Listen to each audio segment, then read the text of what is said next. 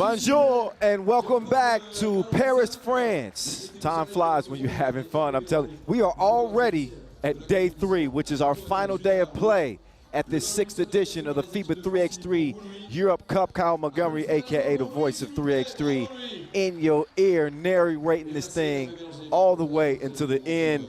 Beautiful weather. We had a little bit of rain day 1, but ever since that point, it has been absolutely magnifique.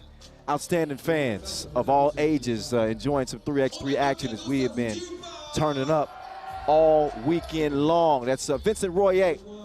He's one of the best MCs in the game right now. Outstanding, funny, keeping the crowd engaged, and it's hard not to be engaged when you're coming. You're balling in a venue like this. Outstanding, iconic structure in the backdrop. That is the Eiffel Tower. Obviously, we're just across the Seine riverbank here at the Trocadero Square. And this is where it's been going down. No day bigger than the one that's right in front of us, because today we will hand out 3 medals per gender.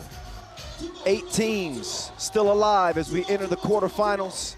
We're gonna see who takes gold, who takes silver, who takes bronze here in the French capital.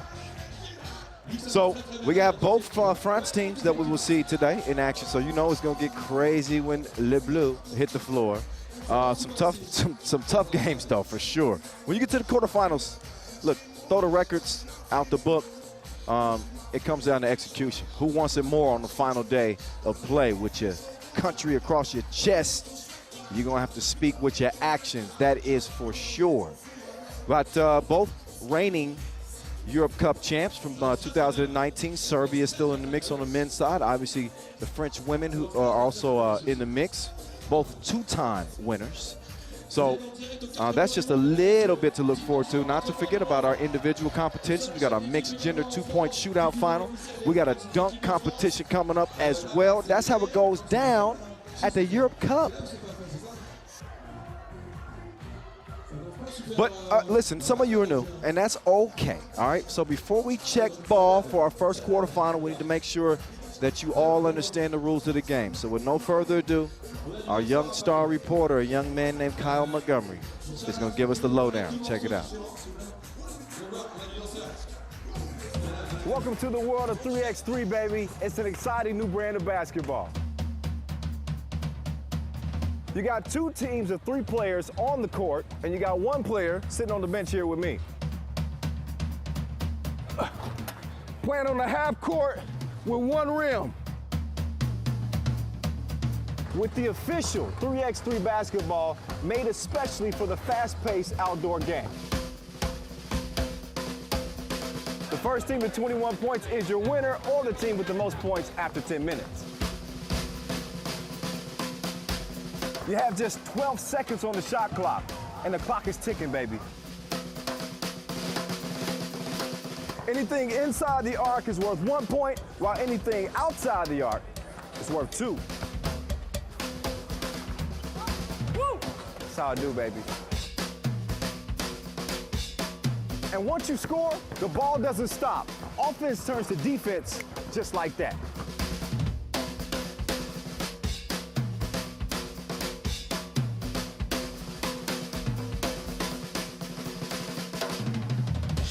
It's a 10-minute sprint.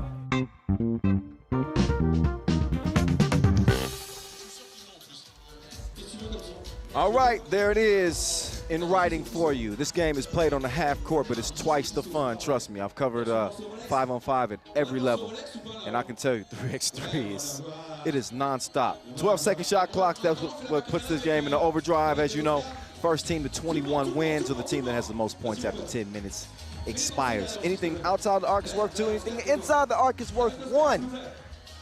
Y'all know the rules by now. What we don't know is who's going to take the medals here today.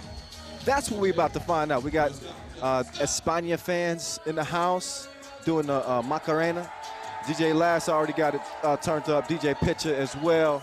They holding it down on the 1s and 2s. And here's what the brackets look like.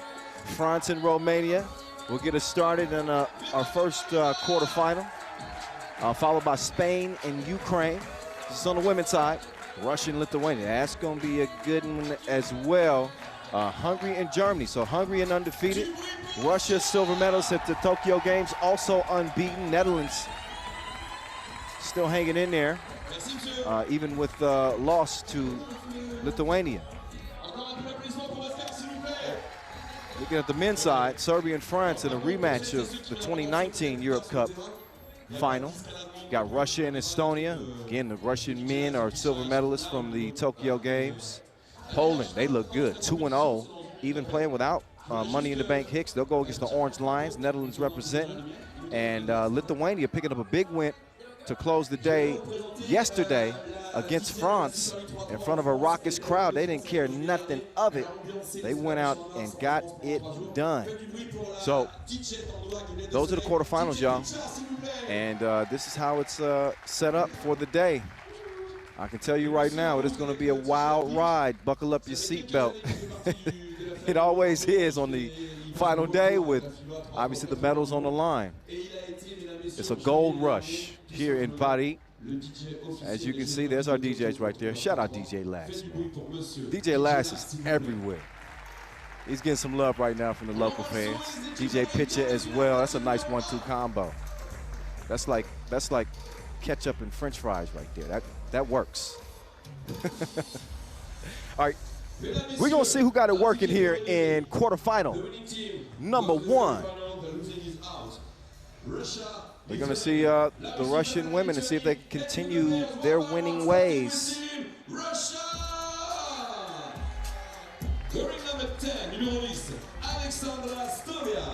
Alexandra Stolia. Numero 16, Egelia Prochina.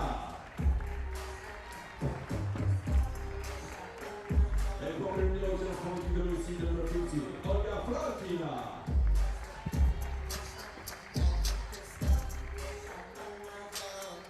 So out they come, featuring 3 of the 4 silver medalists from Tokyo.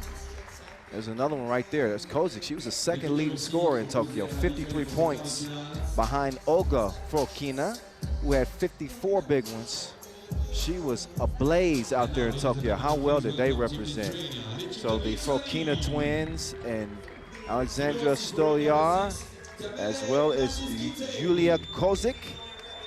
This team is ready. And they've done it before here at the Europe Cup, gold medal at the European Games in 2014, also 2017. So they got a couple of them. I won't mention their World Cup success. Also a bronze at that 2016 European Europe Cup.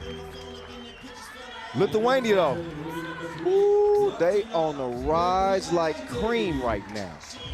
And they got some ballers on this squad. Camille Natsikate, Special K. Also, Martina Petrianate, Livia Sakevichute. And last but not least, Agle Zabatkate.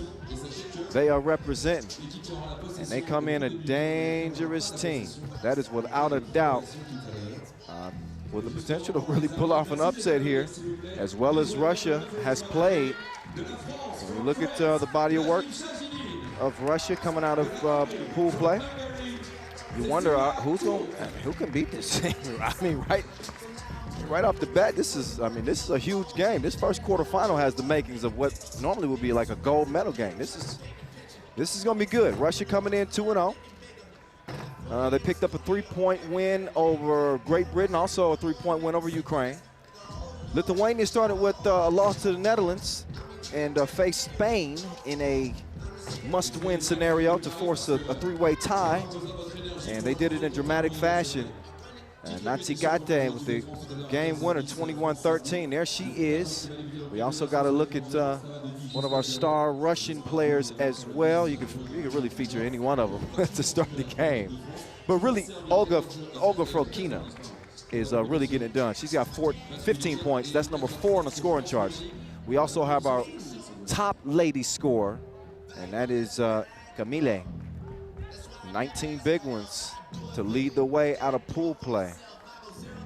So she's tied for the top scorer in both genders division, men and women. It's on now.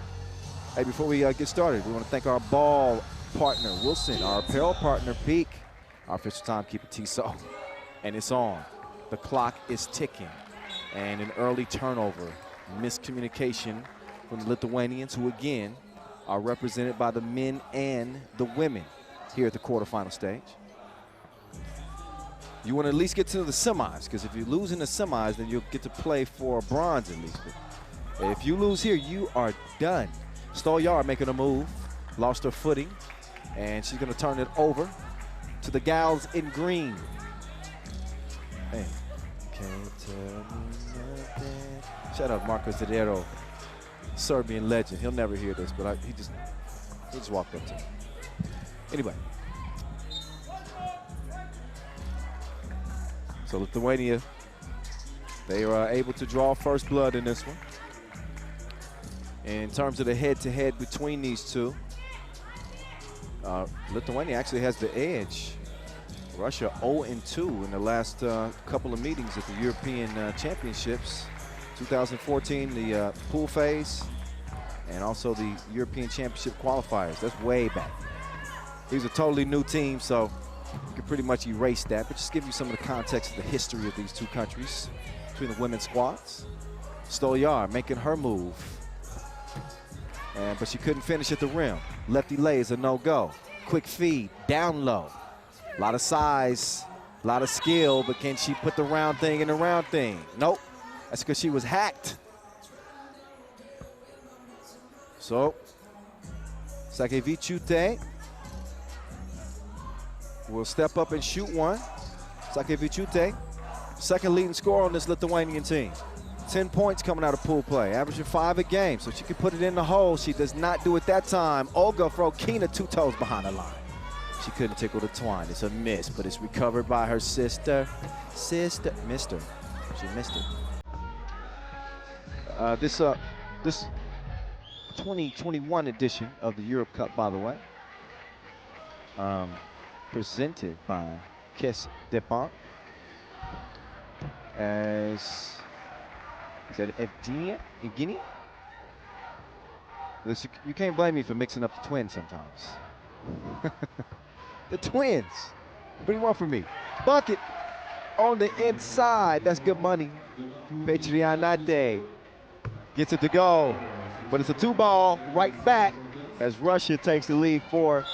Ooh, too much contact. That's a second foul on the Russians, who again did their thing in Tokyo. The only squad that they couldn't top was Team USA, who went on to take gold. They were representing as ROC in the Olympic Games, but they are back to representing Russia. Kozik drive, kick, Stolyar. She's gonna pull the trigger. Can't deliver that time. That's a loose ball, gotta get to it. That ball is quickly released. That's Ikate. Man, she was good like grandma's cookies yesterday. Your grandmas make good cookies? Mine does. I just thought that was a universal thing. I thought grandmas made good cookies. Maybe grandpas too. 1-point contest. Stolyar setting up shop. Oh, nice vision. Kozik cutting, scoring. It's a 2-point difference. Russia in front. I remind you, this is the quarterfinals, so it is win or go home. Single elimination here at this stage. And again, 8 women's teams still standing, 8 men's teams. That's how it goes down. That shot does not go down because there was a hack on the play. So that will send Camille Natsikaite right back up to the charity stripe again, and you see Kozik kind of definitely left her feet. Got caught in a tough spot. So Special K. You know, for a time, my nickname was Special K too. So we share that. I just want to let y'all know. For a short time. Here's another little bit of information about your announcer. My nickname when I was young, it was Kylo. Kylo the Macho Man. Yep, I just said that on live YouTube. Don't make fun of me. 5-4. Oh, nice move. Double deuce. That was my high school number. To the crib. It's a bucket. So Zabat Kaite keeping Lithuania in it, but the Russians, they got an answer like a belligerent teenager. They always got the answers. We're almost 3 minutes in. It's tight, as you would expect. Two of the top teams here. Not a shock. And one of them is Olympic. Off the miss. We got a foul on the inside. Ref Najib says, hold up, wait a minute. And we got a TV timeout. So Russia leading by 1. But they also have 6 fouls. And you know 6 fouls puts you in trouble. No more to give, or they'll be giving Russia 2 free throw attempts. Keep an eye on that. It's going to definitely affect the way they can defend. You can't take some of those risks that you would normally take. So credit Team Russia, credit Lithuania rather, for really putting the pressure on this Russian team. So I don't think they're really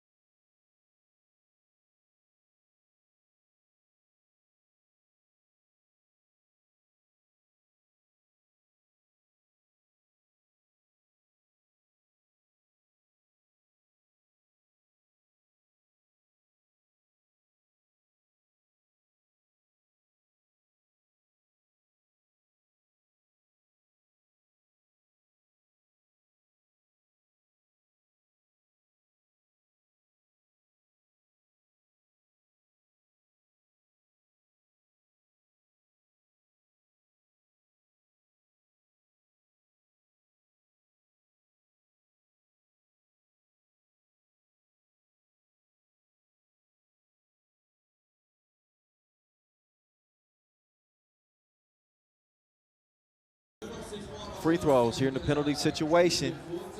And we're not quite at the midway point.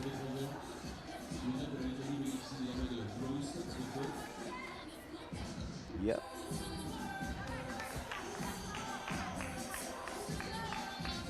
Natsikate again. 19 points to lead everybody out of pool play. She's going to put another drop in the bucket. What an outstanding player she is. Really watched her elevate here in 2021, taking her game to the next level, representing Lithuania in a big way. She's a big problem and a major threat in this first quarterfinals. Lithuania lead this thing by 1. Olga lets it fly. She had the range, but no service. That's the old Kozik couldn't finish it. It's getting physical down there in the paint. Quick repost and a shot attempt is initially missed and it's blocked. She's an unauthorized user. Got to start over late in the shot clock. It's a desperation heat. Well, but Natsikate gets the bucket back. Oh, the betrayal, the deception. 10-9, it stays.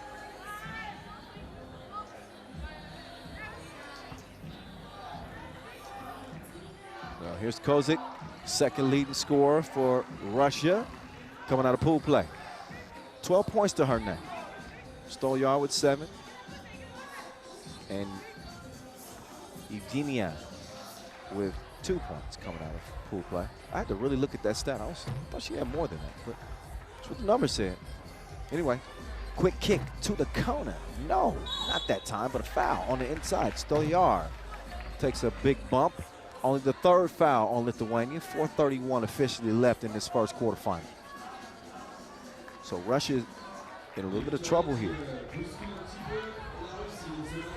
Only trailing by 1, but that foul situation is looming. It's glaring. 2 was released, but it doesn't find its mark. Oh, look at the defense. She will take your cookies. Olga, kick out. Kozik. She was open, but she couldn't close the deal. Another foul, this one on Lithuania, so they picked up a couple of quick ones here. Still 2 more to give. Russia will start the possession, top of the key, fresh shot clock. And here we go. They got a team full of shooters, but you gotta have the ball to shoot it. They turn it over. Can Lithuania make them pay? Not on the 2-piece. Special K, no. But it is rebounded and scored. Put up and in. So, Petrianate. Oh, Special K was down. Checking to make sure there's no blood. 8th foul on Russia. So they, again, they are in a little bit of trouble. You get in some serious trouble when you get into that double penalty territory. 2 free throws and possession once you get up to 10 fouls. Man, y'all should have saw the line to get in this this venue. I was walking in, getting ready to start the day, and I'm looking at the line like, whoa. It's a lot of people gonna pack the house. I don't think they've even let everybody in yet. It's gonna get thick, trust me. The stakes have never been higher. Oh, nice look, that's the vision. Unselfish play, Special K sets up the easy bucket underneath. Lithuania now leading by 3, and they get a turnover. Ball right back to Green. Lithuania is really they really come on the scene and opened a lot of eyes, especially on the men's side. But now we're getting a look at just how dangerous the women are too. They can play this game. With Stolyar, she can play some defense too. She's a 1-woman SWAT team. I think not. 3-point difference. Niskate. It's a miss, but. And they won't retain possession. Out of bounds. And over to Russia. Here we go. Kozik. Stolyar up top. 2-piece. No. Kozik, she said, give me some space. They probably should get Kozik some looks. She's a deadly 2-point shooter from the corner. Told you she shot at 44% from 2 in the Tokyo Games. She was unconscious. Olga Fokina as well. That was some of the best, one of the best shooting displays that I've seen from a duo in a while. They saved their best for the biggest stage, but they did not have any defense for that particular play. As that's an easy score. Can they answer? Not that time. It's a 4-point difference, 13-9. 1 and 3 minutes now. You know this is crunch time. Another close attempt. This time that one is missed.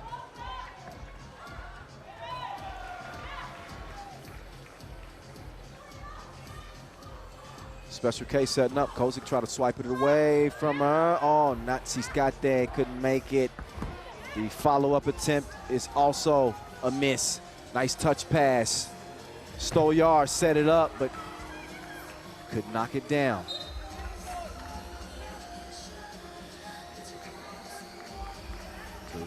Evgenia had a look there. Got to make them count, especially trailing by 4 here. 2 minutes and 15 seconds to play. No time to panic. I remind you all the time, this is 3x3, so that means you got 12-second shot clock. So you do the math. Just because you have a 12-second shot clock doesn't mean you're going to use the entire 12. So we're going to see an abundance of possessions in this final 2:08. So Russia will have the opportunities. And as you know, they are tested. They've been through it all. And they got a silver medal at the first ever Olympic Games that feature 3x3 as proof. What they also have is 8 fouls. Lithuania up to 5. Denias is going crazy.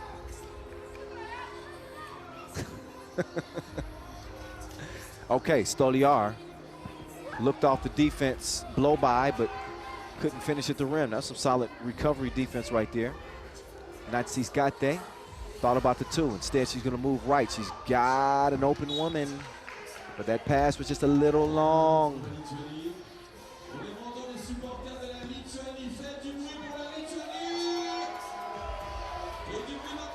Buck 36 officially. Evgenia starts the possession over to Olga. Pass a little long. Stolyar couldn't control it. Natsisgate swings it. They try to get it. Oh, foul. Foul called. Offensive foul.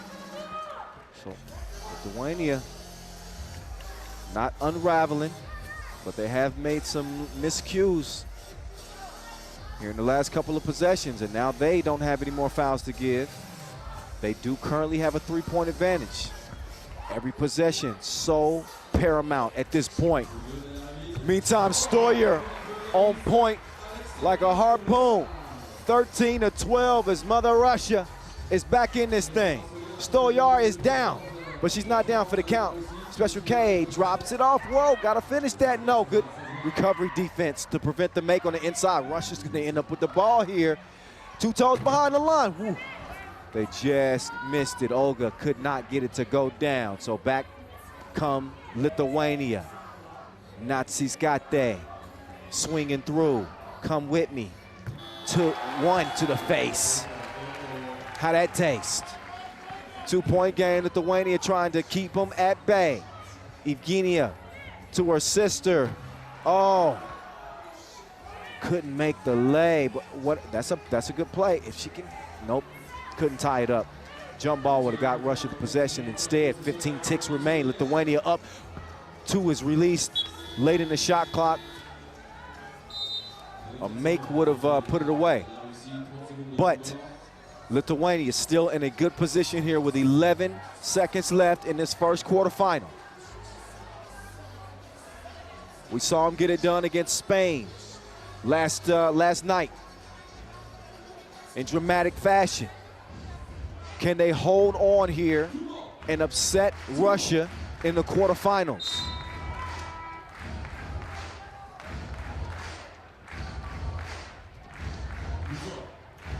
So Kozik will take over.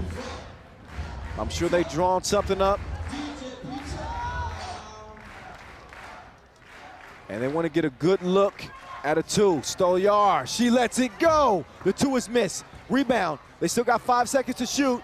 Evgenia, 2-piece. It's a tie game. What a shot.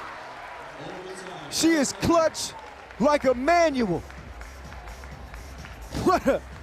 They had to have a 2-ball, and they're able to get it exactly when they need it. Take another look. Bang, bang. That will send it to OT. And it's anybody's game here. First to score 2 points, wins it. Lithuania looked like they might have the game in the bag, but Russia ain't going nowhere. It's a Tissot buzzer beater, and that's another look at it right there. So she's like Tissot. She was right on time. A timely make that sent it to OT. Russia starts with the rock. They want another 2-piece. Step back, hand up. Throws the shot off. Natsiskate, she played hero yesterday. What else does she have left in the bag? We're about to find out.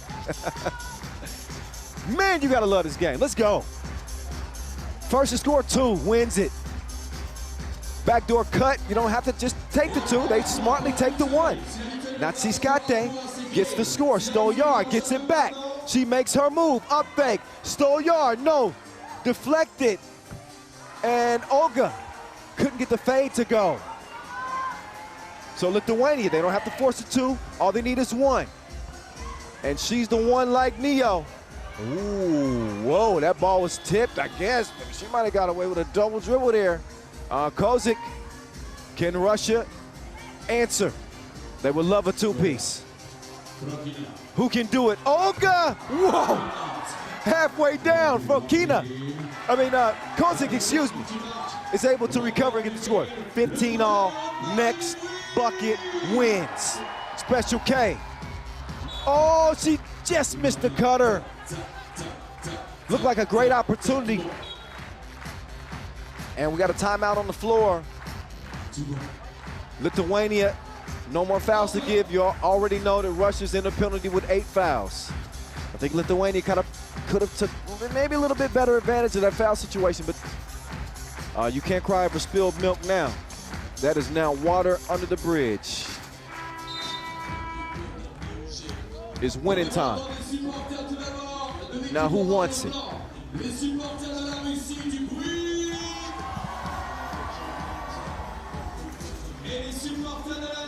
Russia ball.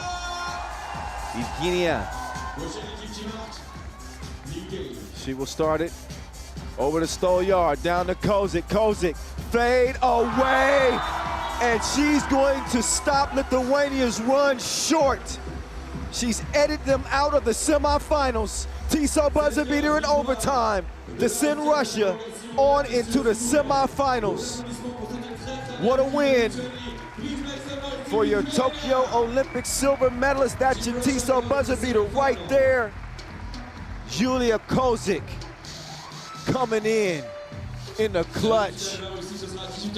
What a shot and what a win for Russia, as Lithuania let that one just slip out of their grasp. They had a 3-point lead with under a minute to play, and they are unable to get it done. Russia pulling out by 1, 16-15. Our first quarterfinal setting the tone for what should be a wild day, a wild final day of play.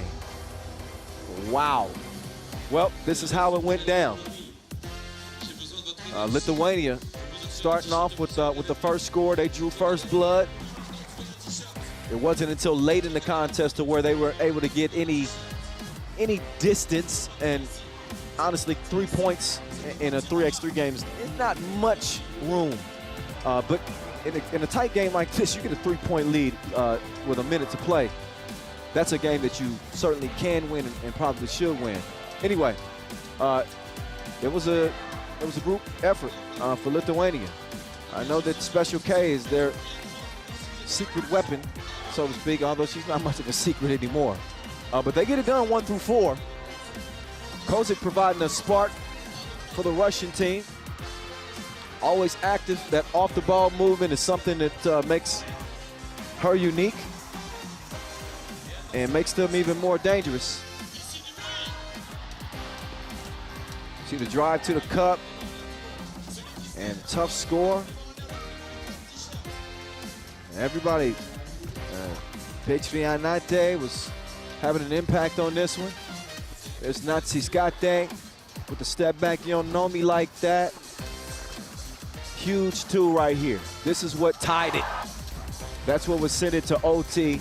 In OT, Lithuania get the first score. Of course, it's Natsiskate. Off the miss. This is the first score from Kozik. And Kozik taking it upon herself to call game. She's had enough of the nonsense. She's ready for the semis, as are her Russian teammates, as they are moving on up to the semis, to a deluxe. Okay, y'all don't know, that's an American show. Forget about it. Forget about it. But feast your eyes on this. Ooh la la. The Eiffel Tower. It is dominating the skyline. We are just across the water. And it is going down in a major way. And it ain't done. We just getting going. Hungary. They come in 2-0. Hungary swept their group. They beat Belgium. And then they pulled off an overtime win over Romania thanks to the magician. Here she comes right now. Poof, Alakazam. That's Dormet Jessie. She's got a long list of game winners. Baglarka Bak, the newest addition to this team, with Alexandra Theodorian, a former world #1. Claudia Pop, one of my favorite explosive guards. It's like she shot out of a cannon, quick.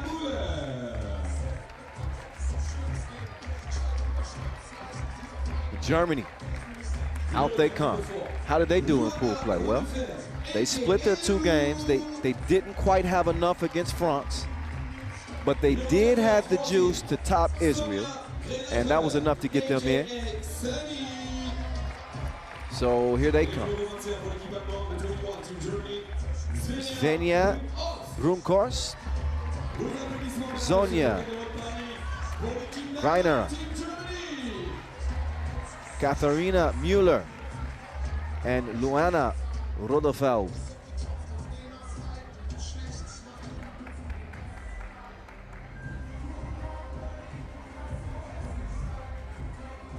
Okay. They're gonna get it warmed up. Theodorian, team captains, doing the coin flip. That'll determine not only who gets possession to start the regulation, but also if it goes to an extended period. Shout out our referees, Alexander, ref 80th. Thank you for the stroke waffles too. Ref 80th is so nice, representing the Netherlands. Stroke waffles are addictive. I think I'll have one. There's Dormet Jessie.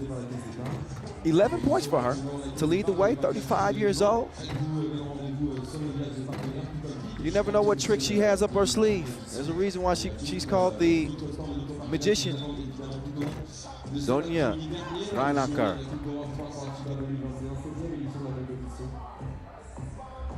She's their top gun.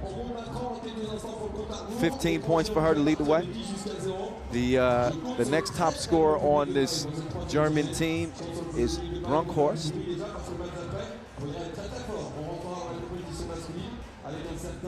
Brunkhorst.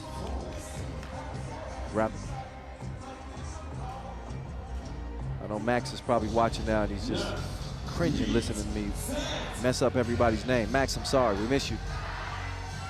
Hope you're enjoying a small break. We'll see how your Germans are doing. We've been nice and safe in the bubble. All right. Claudia Pop trying to sneak it inside. That ball is deflected.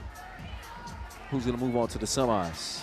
We already know Russia has locked down their spot in an absolute thriller. Thriller. No, okay. Pop. I think not. At least that time. 2 is missed. Brunkhorst. She's left all alone. She can't count it for 2, but it does count on the inside. The Germans are going to strike first. Claudia Pop. She knows a little bit about speed, but she did not finish. Got to her spot. Will she get the rock back? No, she's going to head to the opposite side and let Dora Medjesi go off the Windex. So the bank shot is good. Puts Hungary in front by 1.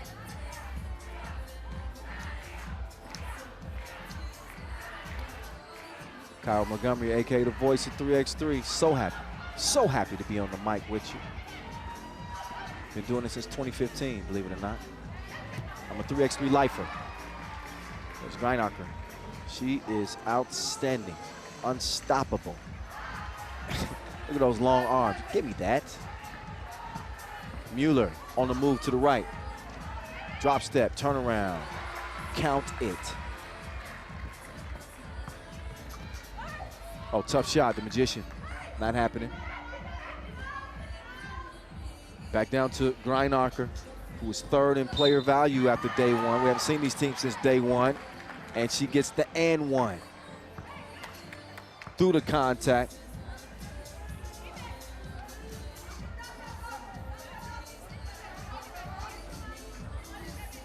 So up she steps.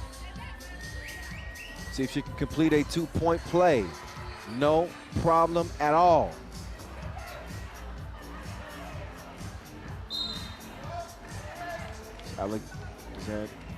The Dorian making her move.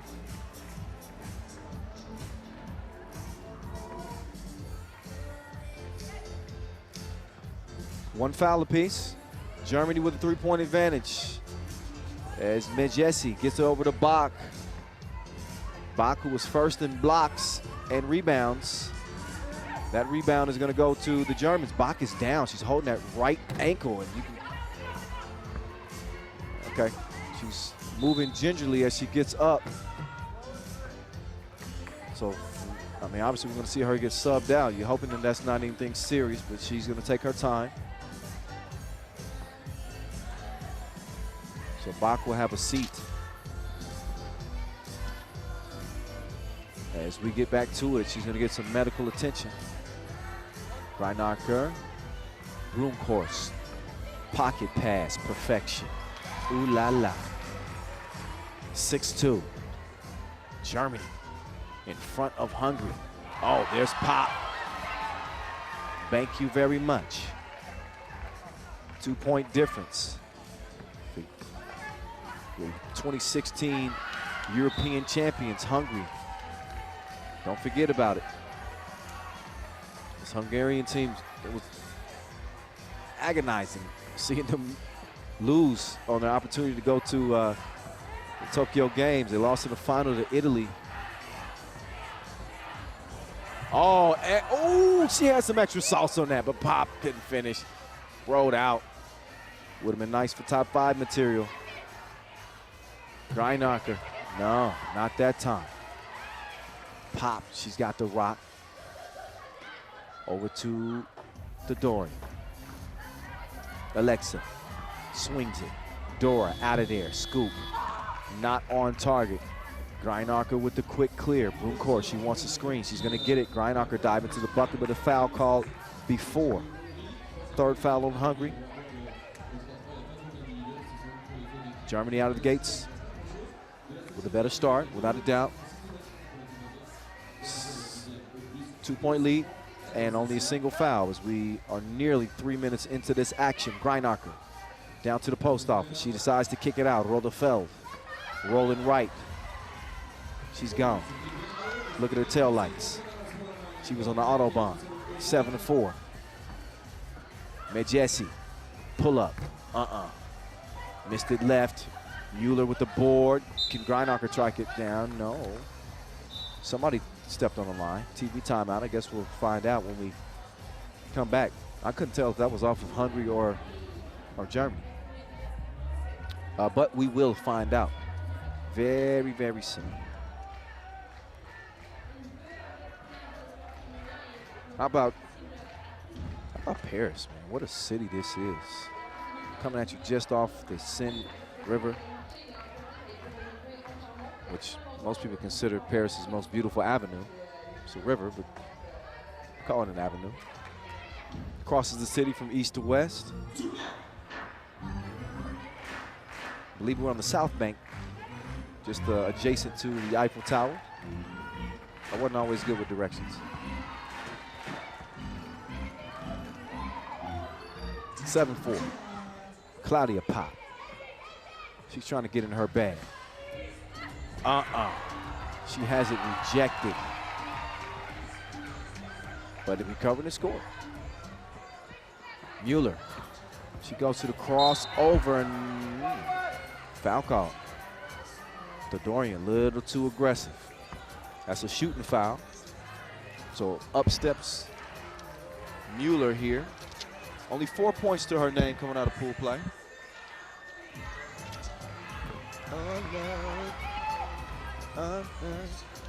Dorian, she's on the move.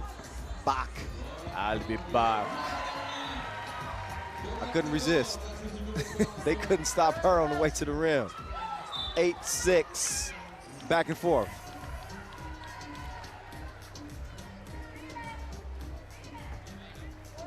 DJ Pitcher. DJ Les. They're responsible for the music that you hear in the background. I know you want to dance. You're probably dancing at home, watching right now, huh? Yeah, pop, pull up. Oh, shooter's touch.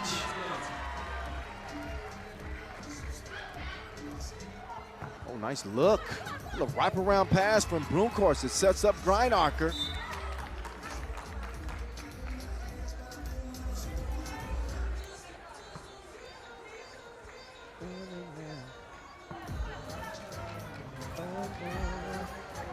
Okay, Pop starts this one off for Hungary. What a feed. Dorian with that pass, you gotta be so precise. Timing has to be perfect. She sets up Medjesi. Now head to the strike to shoot one. She's your 2016 Europe Cup MVP.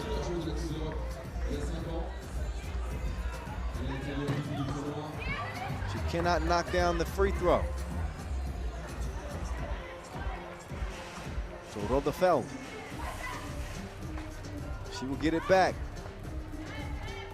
The Germans with a women's series win in Constanta here in 2021.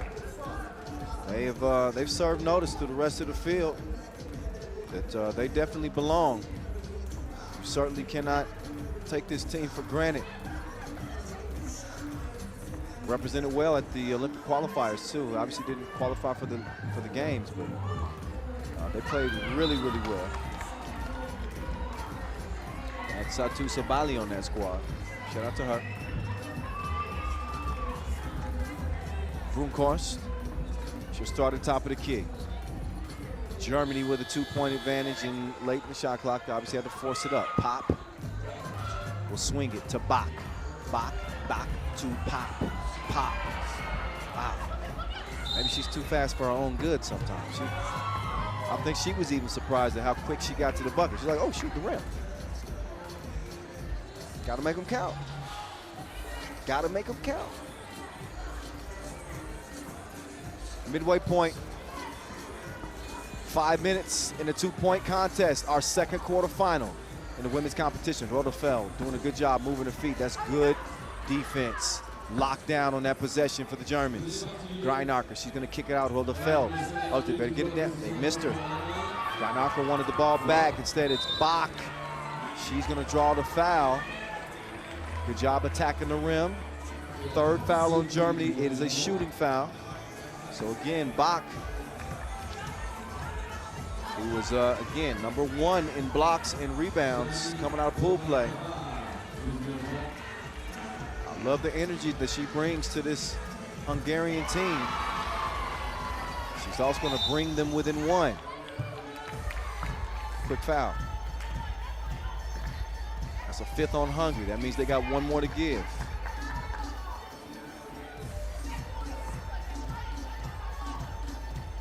Brunkhorst, Mueller. She goes from west to east. But the change of direction didn't lead to a score. So back to the drawing board for them.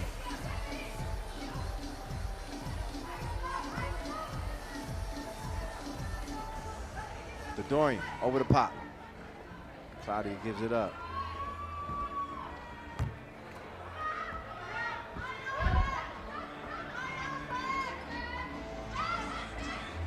Mueller lost her footing for a moment. They got 3 to shoot.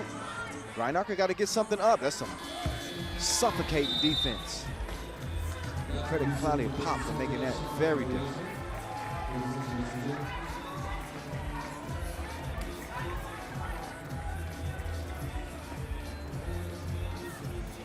So Dia opens up the possession. She wants the ball back. Man, Jesse decides to get it down to Bach. Bach, that's hard to get a bucket down there. That's a tough ask, considering that Greinacher has so much size.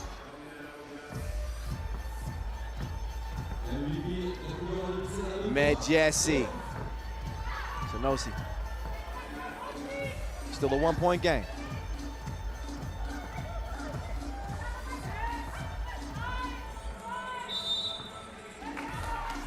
Offensive foul.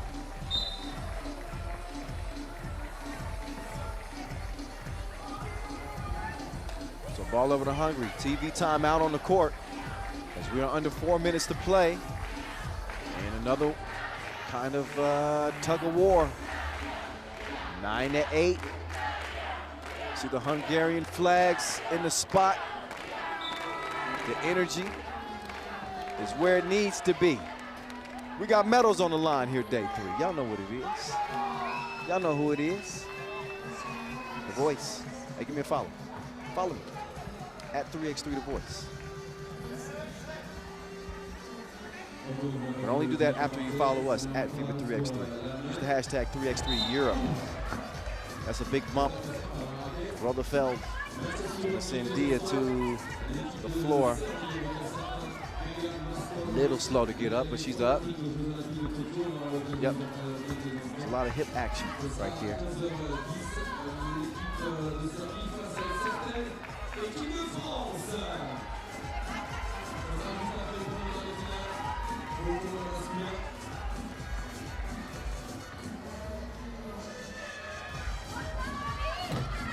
Oh, Dia misses it.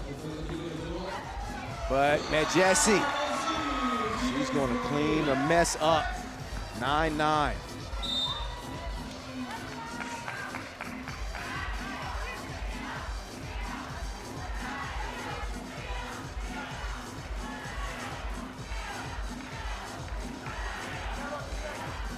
Rutherfeld. Over to Brunkhorst. She's got Greinacher going right down to her favorite place to be. Just missed it point blank range. Some aggressive defenses. She's making it tough out there on Bach. Her length is a problem.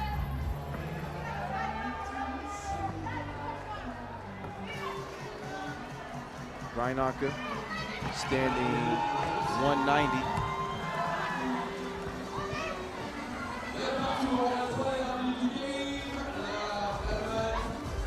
Greinacher. She's going to take the feed, and Greinacher is money. Turn around. Using that length to her full advantage as the Germans lead it by 1. Greinacher. Entry feed. Mueller steps through. Couldn't put the ball through the hoop. Let's see if Alexa has the answer. Right now, she's on lock. She's on punishment. Nowhere to go. Jesse is able to go to the hole, though, and just beat the shot clock. 10-10. Greinacher. Oh, they didn't clear it. They didn't clear it. Otherwise, it would have been an easy bucket.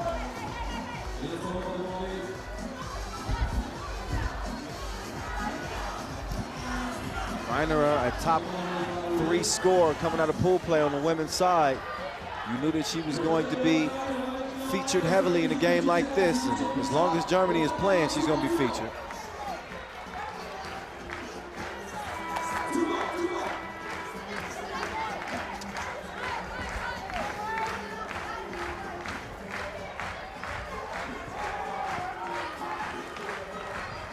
Pop opens it up. Bach goes to Pop. Pop. Oh, sent away. Injected and inspected and rejected. Shot clock violation.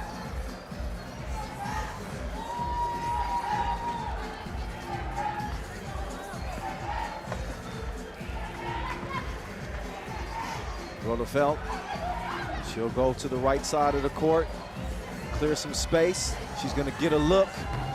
Ooh, couldn't count it. Great hustle though to get the rebound. Brunkhorst, no. Pop snatches the rock away.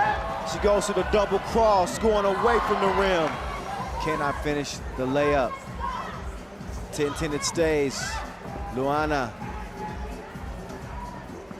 Now Brunkhorst, Greiner, long range, a little bit out of her range. Minute 27 and counting left in this second quarterfinal.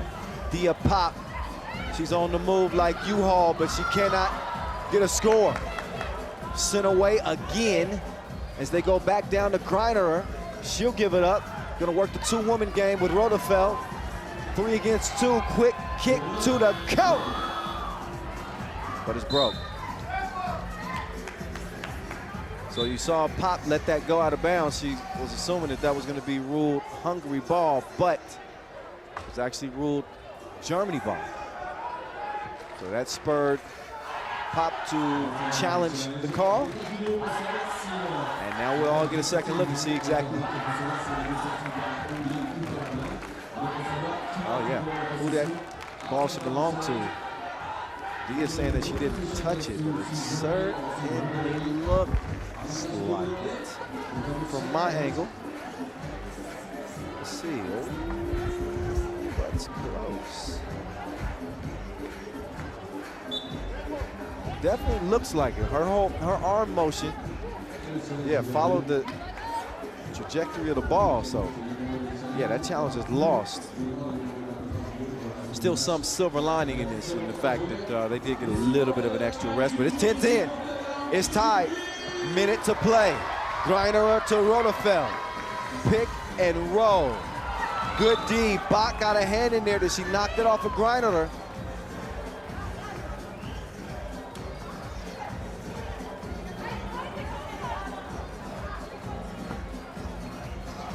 Germany ball. 3.6 to shoot. Mueller fakes right, moves left, working on Dia. Follows the miss, and she takes care of the leftovers. Germany leading by 1. Look at the quick move from Pop, but Greiner rejects it.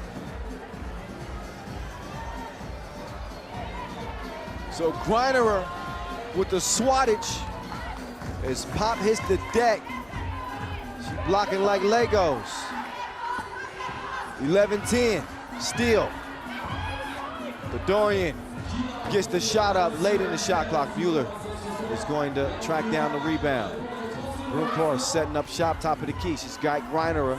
They've been working this pick and roll really well. She's got that big frame. Oh, that's a big miss. It's a big miss. She's saying that she got hit, but I don't know. That looked like a clean layup attempt. That's one that, if you're a fan of Germany, you're hoping it doesn't end up counting them, costing them, rather. Especially when you look at the opposition with a magician like Dora Medjesi. She's just got a knack for knocking down game winners. We're under 10 seconds to play. Hungary will have a shot. Bach stopped at the rim. Greiner, I think it's going to go off of red. That's off of Germany. So defend the 2-point arc at all costs if you're Germany. because that's the only thing that can beat you.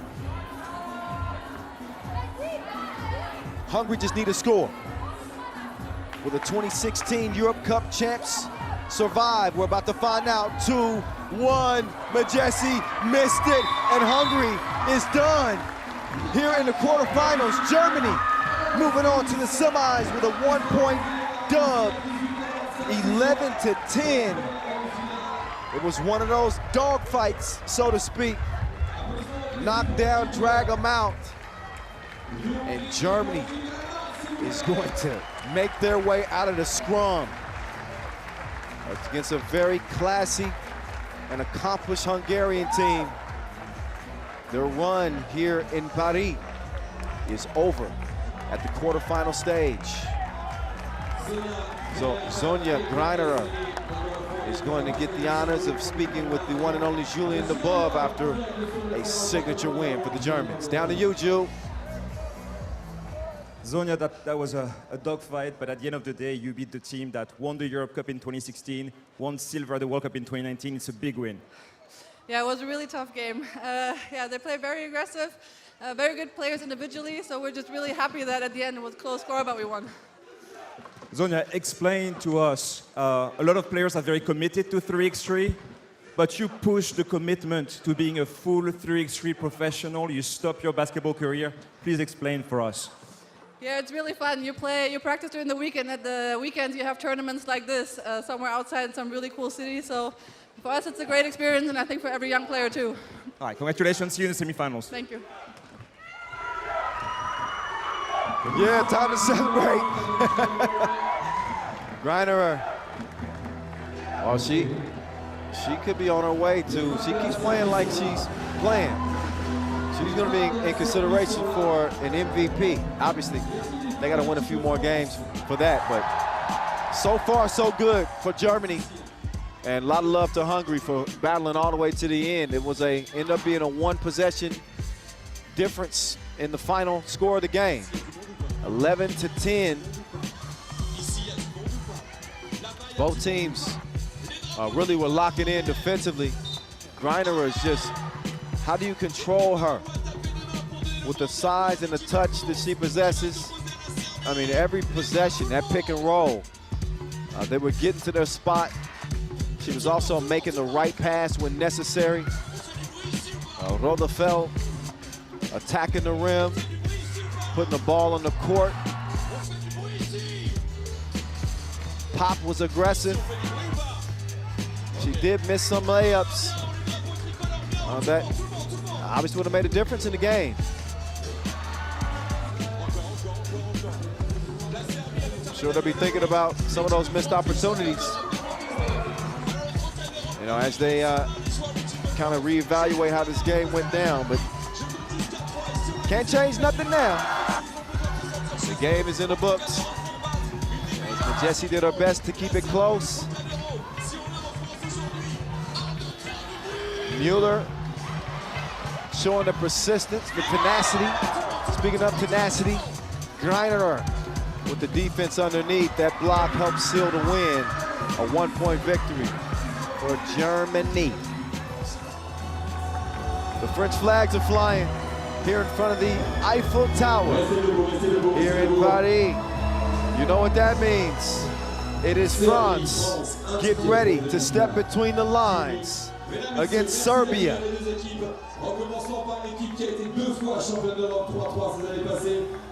So we've seen a couple of women's quarterfinals. The ladies have began the show here day 3. Now we turn it over to the fellas. And that is Miroslav Pajsilic. The emerging young Serbian, 25 years old. He's already got an MVP on the Pro Tour, as does Dejan Majstorovic. Both represent Team UV this year. 3 finals, 2 wins, back-to-back. Pajsilic was MVP of that Debrecen match. He's 26, I'll tell you he was 25. 26 years old, he's still young. Still a bright future. And he's joining some Olympians. And Alexander Radkov, Dejan Majstorovic, the maestro. And the manimal, the maniac himself, Mahelo Vasic. So Vasquez will be manning the interior on the Serbian team, who come in looking strong. But you could say the same of France, because if I told you that the undefeated team between the two would be France, I'd be wrong on both ends. Both come in with a win and a loss. France dropped a close one to Lithuania to close day 2. They did win their first game against Austria. Serbia was lights out in their win over Belgium. That was I guess you could call a signature win for Serbia, even though they probably considered the favorite in that. But Serbia fell flat against Ukraine. Yes, Ukraine beat Serbia. So that's something that France can put in their back pocket. Frank Seguela, got Big Rambo, man in the middle. He's a beast himself too. Matter of fact, Rambo, the leading scorer, he's got 13.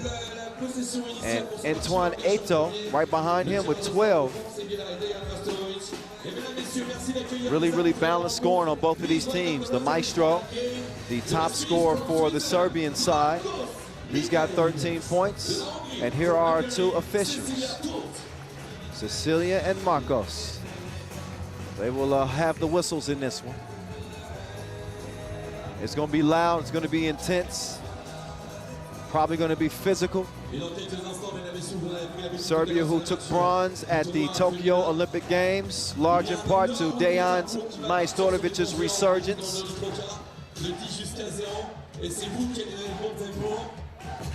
The Maestro, again, the leading scorer on the Serbian side, 13 points.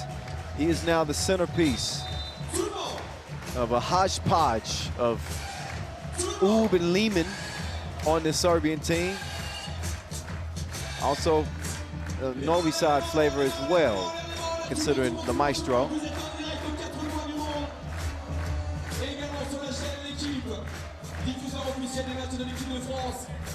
Majstorovic with 4 two-pieces coming out of pool play. Pajšalić is 3rd in key assists.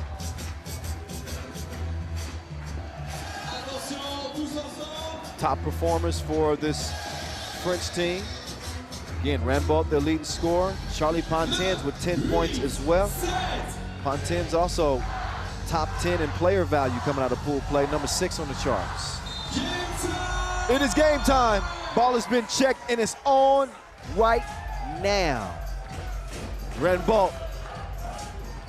This is a wash. This is when an immovable object meets an unstoppable force. Seeing Vasic doing battle on the block. Majstorovic to Radkov, down to the Manimal. He's already feasting, trying to make the French his prey on day 3. Serbia strike first. We'll see what the French response will be. Charlie Pontins, excusez-moi, monsieur. But he got to make the shot.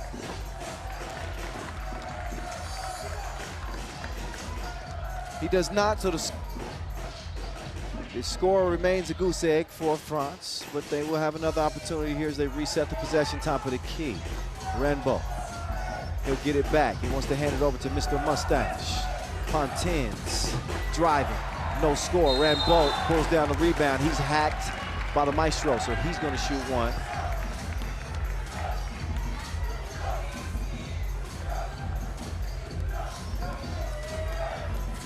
How dominant was he?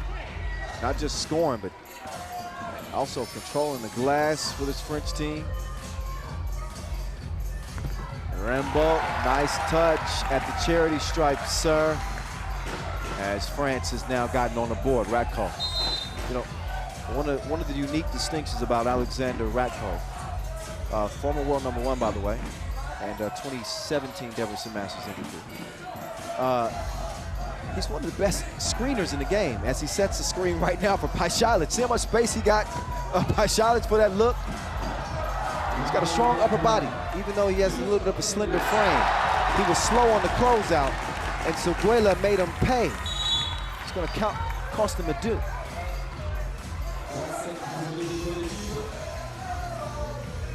So Les Bleus leading by 1.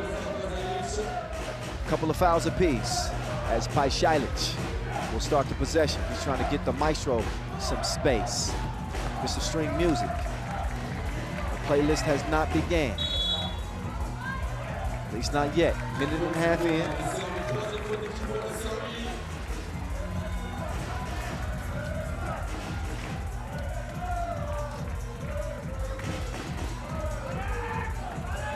And here's Seguela. Up fake, got Ratkov in the air, but he couldn't drop him off, but the ball finds its way back to him. Pontins is held up.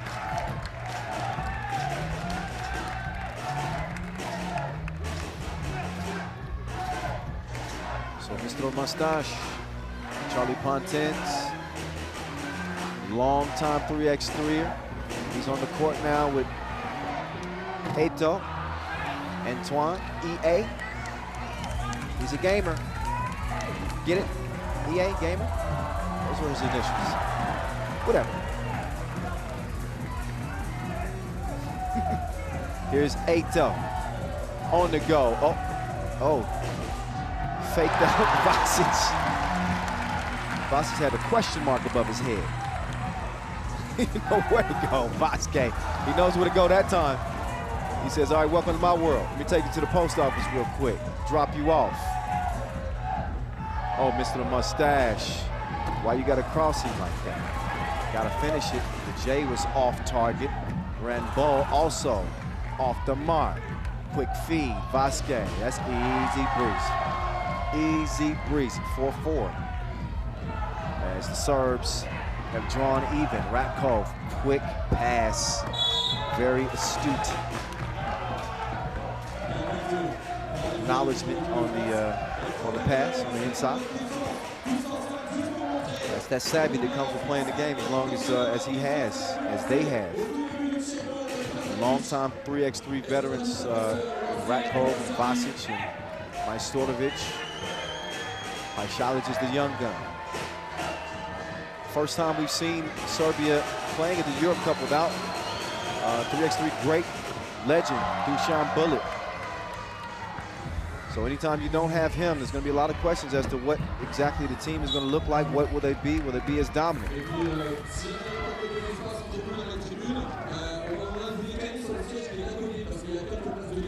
Almost 3 minutes into this game, no team is yet to really put a stamp on this. Still very early.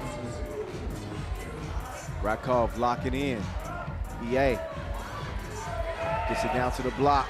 Seguela elevates. That's some good defense. A nice box out from Pajšajlić. Ratkov will get it back to Pajšajlić. He's going to reward him for the defense. And Pajšajlić gives it right back. Couldn't connect them. So here's Eto. Oh, he had a nice pass. Maestro long on the two-piece. So here's Antoine.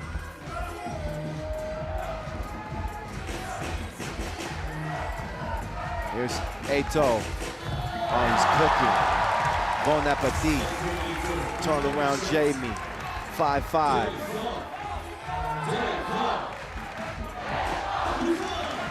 Oh, Pajšajlić with the step back. Tough miss to the left. Eto to Pontins. And a foul. Whistle on the play. TV time out as we're not only under 7 minutes, we're under 6 minutes. So we have some pretty fluid play there. TV timeouts, first dead ball. You get under the 7-minute mark. Also first dead ball under the 4-minute mark. Timeout apiece per team. No coaches. 10-minute sprint. You know the drill by now. It's day 3 of the 6th edition of the Europe Cup here in 2021. Presented by our local sponsor, Caisse d'Epargne. 5-5. France stand up. They represent with the blue, white, and red. Let's see how their team responds. Rambo, it's a no. So France really unable to take advantage of the size advantage. When they catch Paisialic in a mismatch on the block, Paisialic is there's no quitting this young dude. He looks up to the challenge. He invites it. Got a challenge in front of him too. Antoine Eto'o, catch, shoot. It's just one. It's just one. 7-5. Eto'o, he's in his groove with the maestro. He's trying to throw the track off a little bit with a two-piece himself to even things up. Pontins passed up the layup and tried to give it over to Rambo, but it's a turnover. Back over to the Serbians. 5:21 to play in a 7-7 game right now. It's a quarterfinal, our first men's action. See two women's quarterfinals.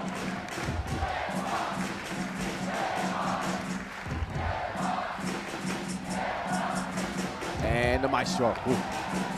Didn't have the stroke that time, but Eto'o has his cookie took. Vasic, can he track it down? Oh, he just kept the toe inside that line. Oh, Rambo is going to get called for a foul. A little bit of a bailout because Maestro was in a tough spot right there. And gave him that little extra bump. Wasn't exactly necessary. Serbia with a foul to give. France with 2 fouls to give. Playing in their own backyard. They don't want to disappoint the local fans, that's for sure. Paisialic took him on a drive, straight to the rack. How you like that? Pontins will give it up. He'll get it back. Mr. Mustache, cash. It's actually €2. 9-8, make that 9-9. Back and forth we go. Over to Eto'o. I like this matchup. This is tasty right here. Eto'o lets it fly, couldn't put it down. Seguela goes down. Got a push too. A 6th foul on Serbia. Oh yeah, they arm wrestling. Vasic is not getting away with that. Oh yeah, yeah, yeah, yeah. Ooh. Oh, nice dime, set up, Seguela with an uncontested lay, set up from Eto'o. Eto'o, no D that time. And Maestro's able to draw the bump. You're looking at your 2-time reigning defending European Cup champions in Serbia. And you're also looking at a rematch of the last edition's gold medal game. France having to settle for silver as the Maestro settles in the free throw stripe and knocks it down. Pontins couldn't put his in from 2 range.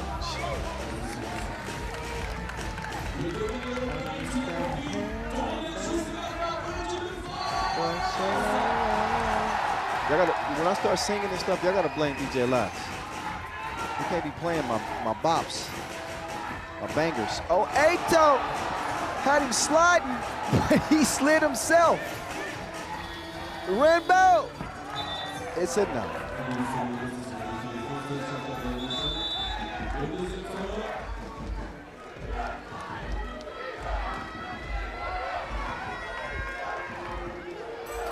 Serbia, in fact, is 6-0 against France.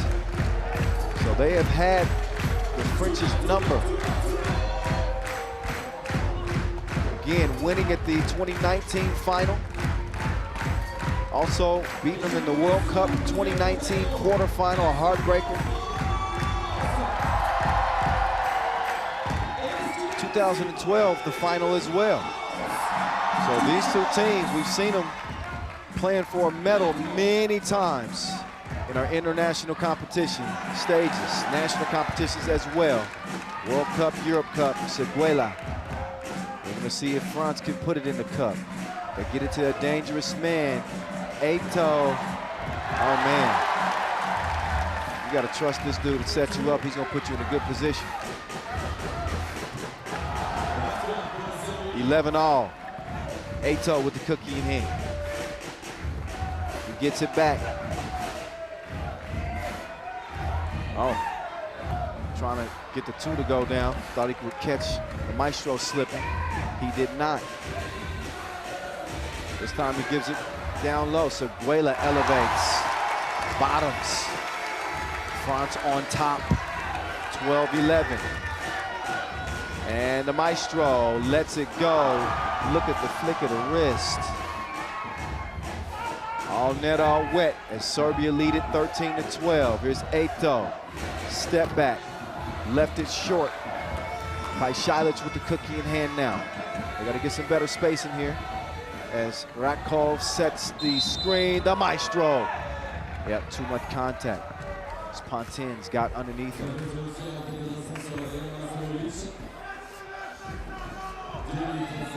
Yeah.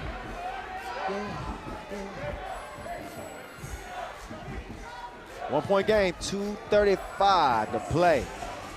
Will this be the day that France finally gets it done against Serbia? Right now, they're looking at a 1 point deficit pending this free throw attempt. These free throw attempts, rather, as the Maestro was behind the 2 point arc. That was a 2 ball he was putting on. We've seen the Maestro really have a resurgence this year. He's got to be proud of what his team has been able to do on the Pro Tour. He's found a new home with Oob, and he's got 2 Masters wins as a result.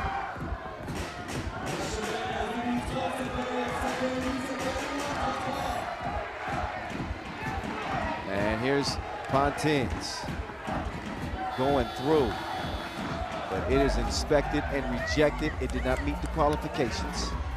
Radkov, drive and kick. The Maestro, one-legged fader. Took a shot, no, he didn't. He was just holding his mouth. He was astonished at how he missed it. He's gonna get a chance to redeem himself. Radkov, he'll get it back. Vasic, nice little pick and slip. Patience pays off. Now Serbia leading by 4. This is typically when they start to seize the moment. Very few teams have the savvy that they have, the composure that they have. They got 2 players down. Well, a player down per team. As France will pick up a 7th foul. That is going to put them in the penalty. So free throws the rest of the way.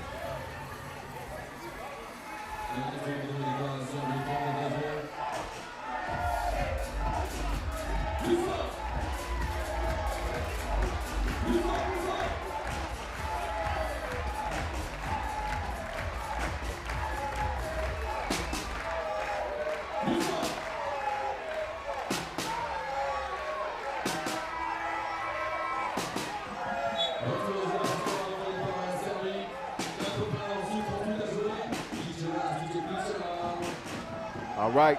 Once again, shout out to our DJs, DJ Lass, DJ Pitcher, and our MC, Vincent Royet. Part of this 3x3 team, production team. It's a collaborative effort.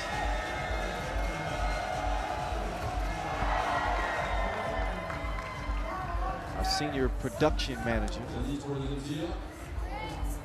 Bogdan Alexei. Shout out to him, he's been working really hard. He's been keeping me on track. So if y'all ever wonder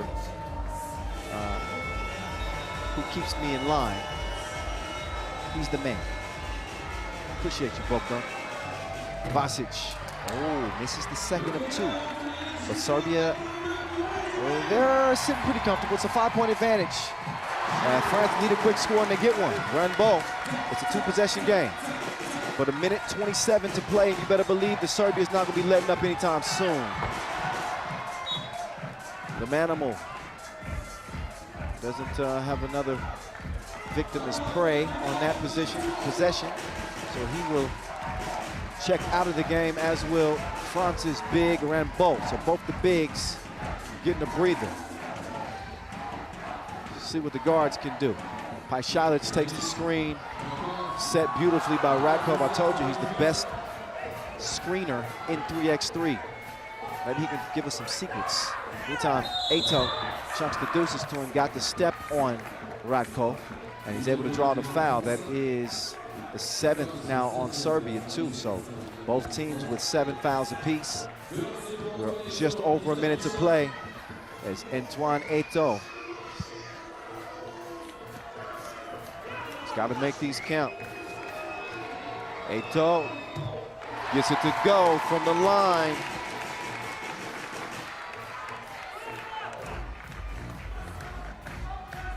Second one, it's a big one. Bottoms. So a 3-point difference here as Le Bleu try to climb back in it, but the Maestro had him lost in the sauce. He's sitting to another zip code with the jab step as Pantins, Mr. Mustache. He says au revoir here in Paris. Game possession for the Serbs. Radkov, pocket pass, no. Vasic couldn't finish it, but he does tip it out. Ato doing jumping jacks out there. Maestro taking his time. He's got 6 to shoot. Ato's in front of him. The Maestro, drop step, fade away. Back rimmed it. Pontins, no hesitation, quick draw McGraw. He misses, but Ato is there to clean up the leftovers. So only a 2-point game. 3 seconds separate the shot clock and game clock, and Maestro smartly uses as much of the time as he can, and he's clutched like a 5-speed Porsche. That is it. That is all. It is over with for France here in the quarterfinals as they let some of the wind, and they take some of the wind out of the sails of the local fans here. 20-17, the final in our first men's quarterfinal. Les Bleus. They've reached the end of the road. It's over with. I had to bring out Boys to Men on them. I was just feeling it. Serbia was certainly feeling it, especially in those last minute and a half. I really think that they took their game to the next level and enabled them to outdistance a very tough French team who now falls to 0-7. 0-7 against the Serbs. So Dejan Majstorovic keeps the good times rolling. He's standing by courtside with Julian Dubov. Let's hear the Maestro's thoughts after a big Serbian win.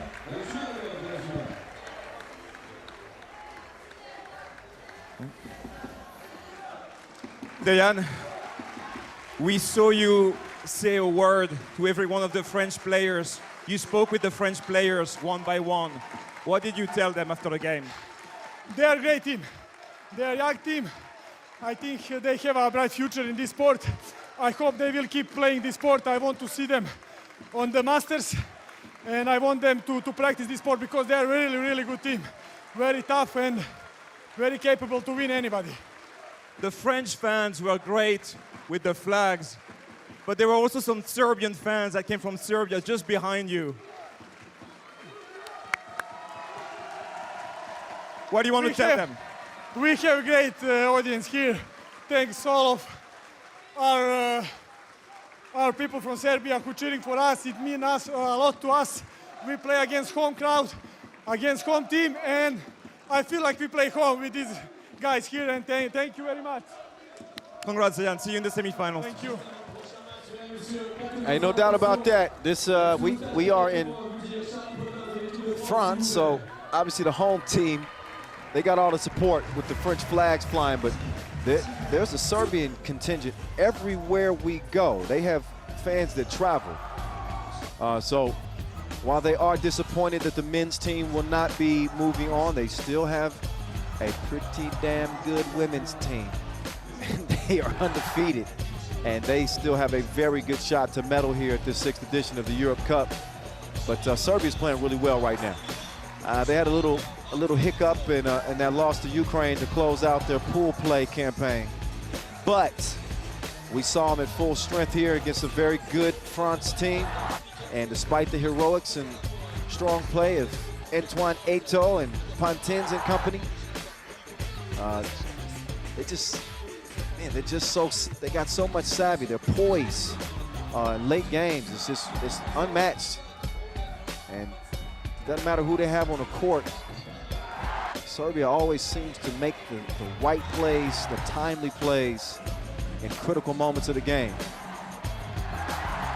But a tight one all the way into the last minute or so, as we saw Dejan Majstorovic help his team pull away. Some strong play on the interior as well from the Manimal. Ato doing a great job setting up Ranbo. But Serbia, a little bit of a case of anything you can do, I can do better. And they were just a step better in this one as they win it 20-17 and secure their spot in the semifinals.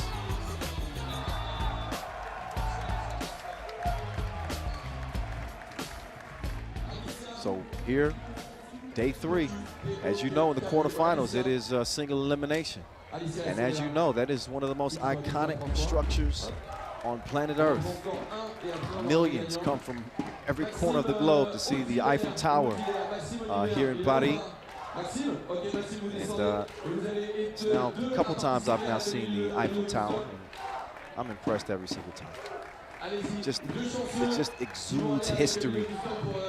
Stands over 1,000 feet tall. It's 324 meters for all my European people, but from our American people watching. So that's about the same height as an 81-story building. It's the tallest structure in Paris. Been standing since the late 19th century. And it's constructed from 1887 to 1889 as the entrance to the 1889 World's Fair. So here it is. And it is dominating the backdrop and dominating this Paris skyline. And providing really one of the most outstanding venues we've had in 3x3. At least in my 6 years covering 3x3, this is right up there.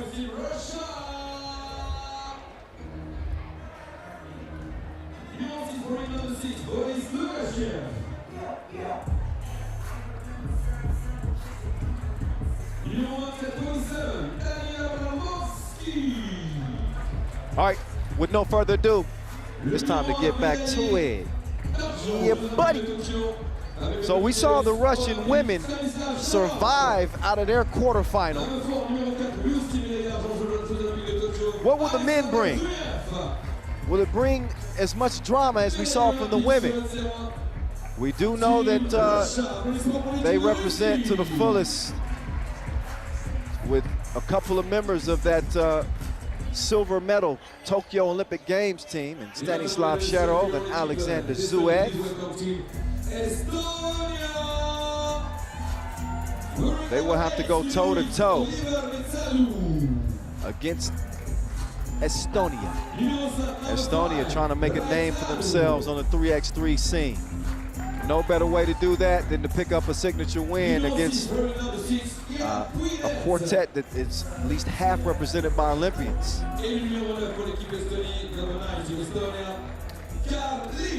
We will see what they have in store. They got plenty of size.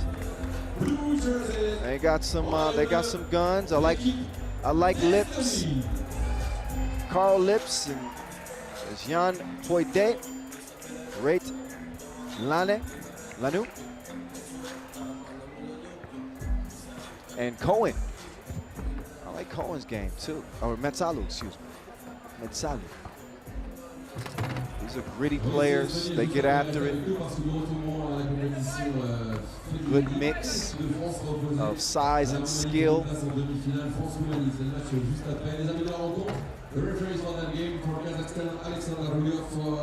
Russia comes in unscathed with wins over Israel and the Netherlands in group play. That's thanks to Alexander Zhuev. He is the second leading scorer on this Russian team. But my guy was going off like a fire alarm at the Olympics. He was ablaze, scoring 54 points. He had 11 against Serbia in the semifinals. Maybe the biggest shock in 3x3 in recent years is they went on to win silver. So the Russian Ruger Gonna see if he's got it all safety early in this one. It would be a major upset if Estonia is able to pull this off. But that's why you play the game, right? You better believe it. In terms of the head-to-head against these two, they are 1-2. That is Russia 1-2 against Estonia. Their one win over Estonia coming way back, 2012 World Championships in the pool phase. Zuev faded. He starts to score for Russia. See if Estonia can answer here. Foul away from the ball. So a quick one on Estonia. They're gonna have to be quick one on Russia, rather. And remember, 7 fouls puts you in the penalty. You want to take your time getting there. Matter of fact, you want to avoid getting there altogether. Poide, he will swing it.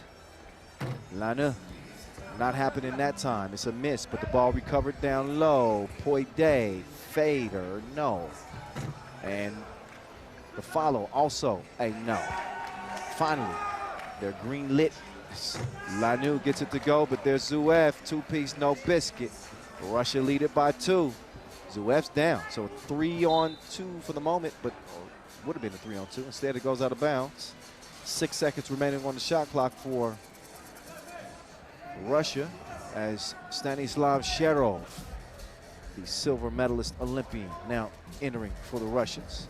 Lovoshev will kick it to Abramovsky. Abramovsky attacking the rack, couldn't get the finish.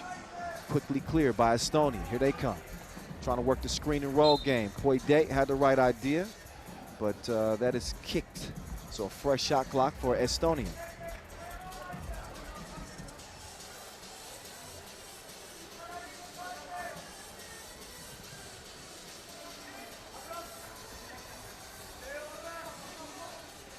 Estonia, they fought Poland to the end, but ended up losing by 2. That was day 1.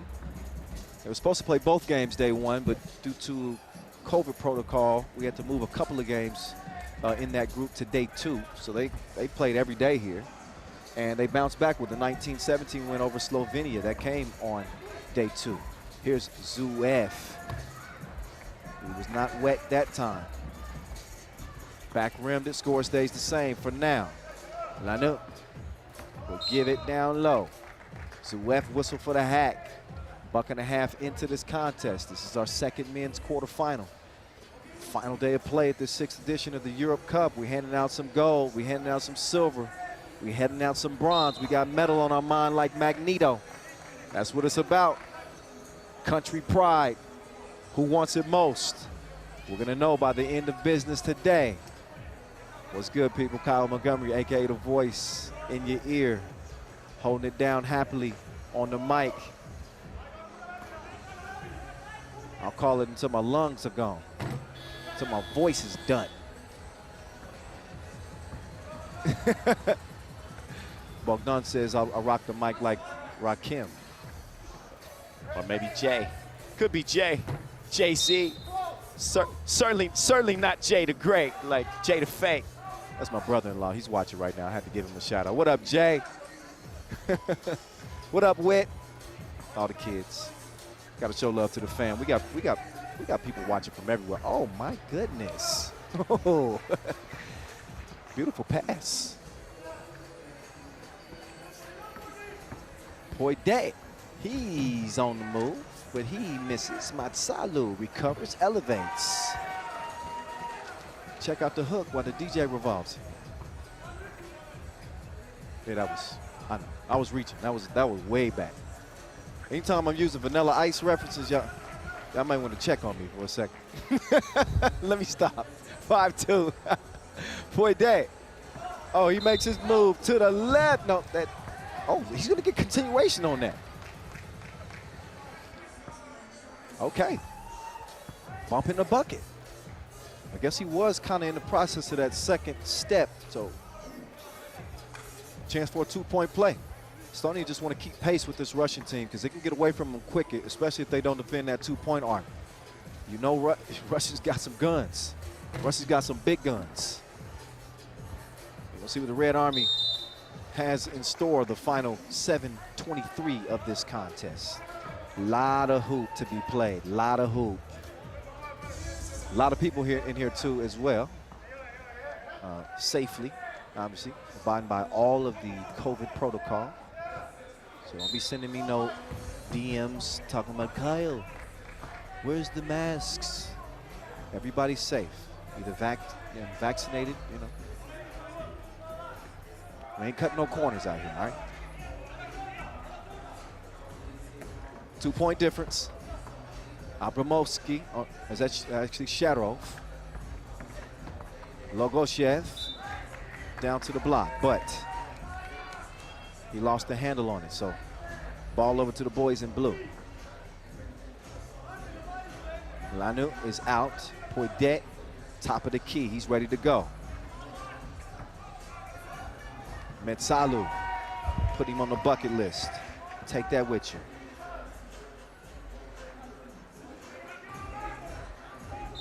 Abramovsky trying to feed it on the inside.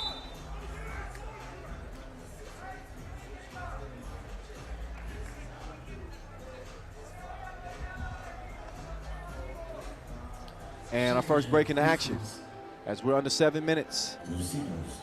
And another close one. It is the quarterfinals. It is single elimination at this point. If you lose in the semis, you will at least have an opportunity to redeem yourself in the bronze medal contest.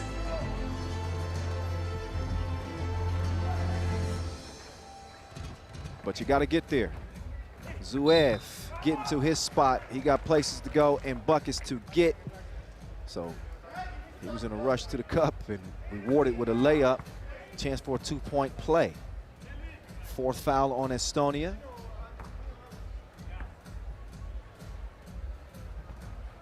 And Zuev knocks it down. Oh, Lanu. Take that with you. Nice scoop. Zuev. He almost hit that. That's not out of his bag, by the way, as Sharov is able to get the easy layup. 8-5 now. And a good find. Oh, yeah. Get your protein game up. Weight room. Carl Lips.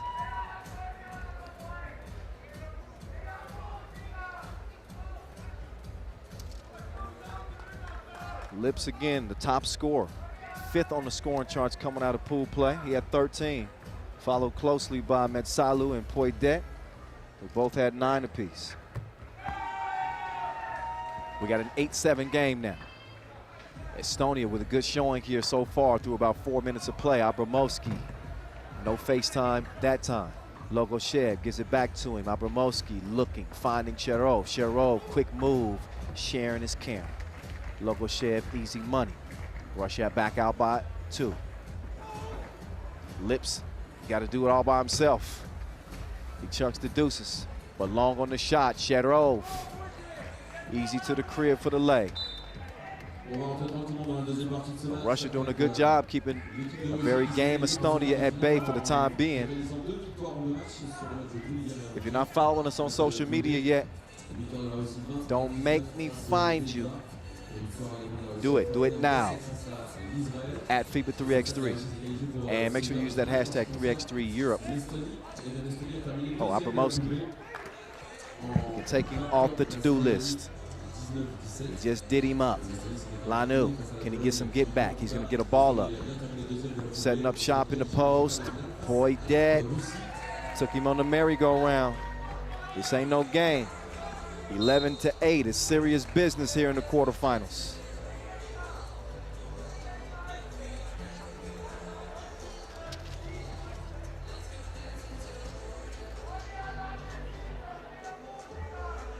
Sharov opens the possession for Russia. He's got Zuev at the top. I knew he was going to swing it back. Zuev, drive it, kick it. Sharov, it's a miss.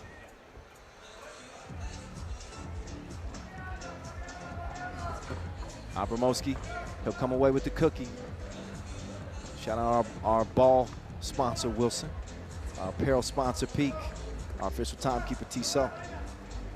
Felt like that might be the right time. The timing a little off on that release. Oh, Zuev. Oh, they double dared him. He couldn't meet the challenge that time. Score stays the same. See if Shero, oh, Shero took a shot. Metsalu couldn't get the score.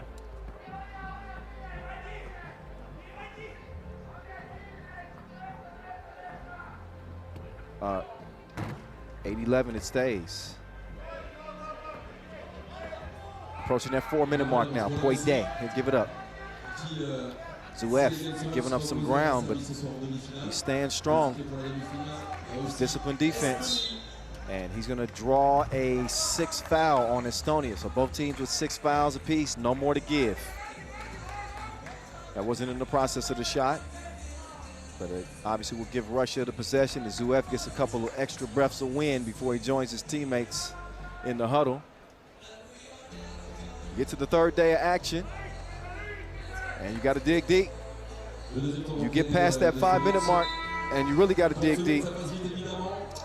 That physical and mental attrition is a real thing in 3x3. It's a reason why we talk to players who play 5-on-5 and they transition to 3x3. They say it's a totally different monster. It's going to push you to the limit. Sherov, Logoshev, he couldn't get to it in time. So a wasted possession for Russia. They'll give it back over to Estonia, who don't need to panic at this point. Plenty of time left in a 10-minute sprint with 12-second shot clocks.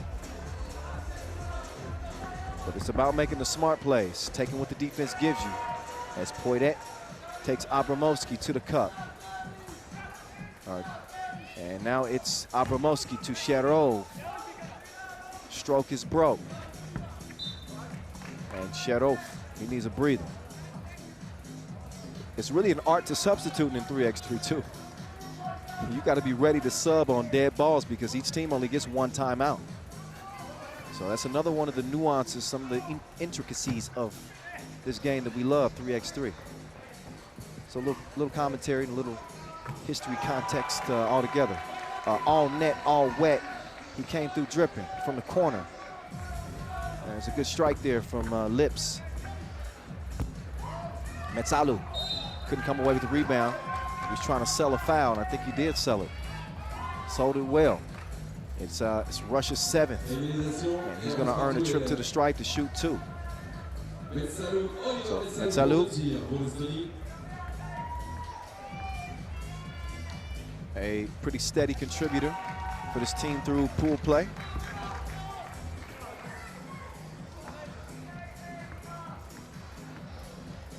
He contributes 2 free throws to their cause. And don't look now, but Estonia is leading this thing 13-11. Oh my goodness! The one-handed punch from Sherov. That dude jumped off a trampoline. Let's see if that ignites Russia as they trail it by 1. But a lot of y'all forgot Sherov is bouncy. He got bounced like the dryer sheets. Yeah, that's an American thing. Look that up. Fabric softener, bounce. Anyway, back to it. 13-12. I felt like that one needed an explanation.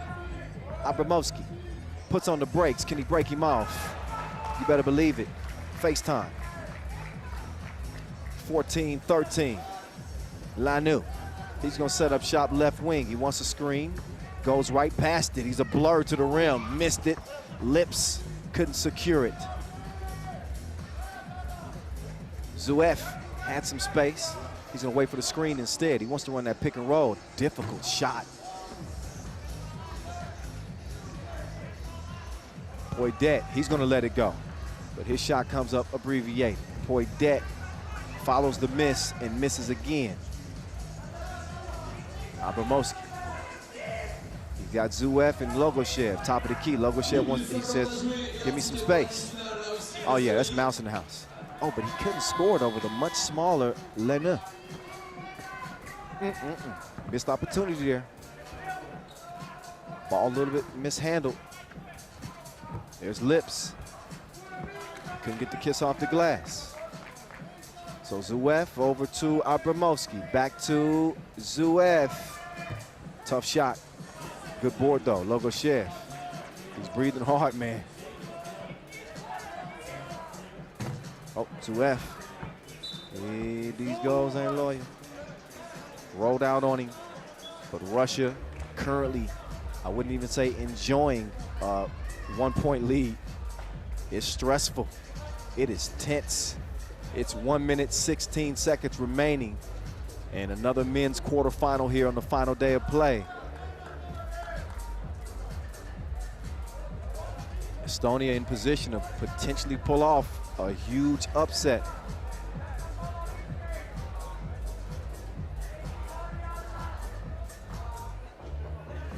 We're gonna see how it plays out.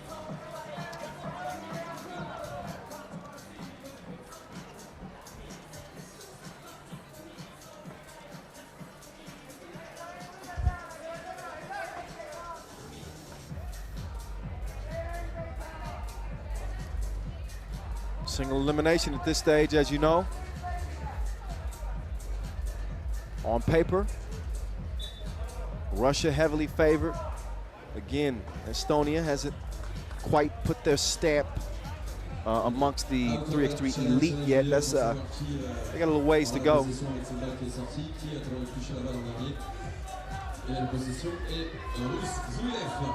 But it's an opportunity for certain.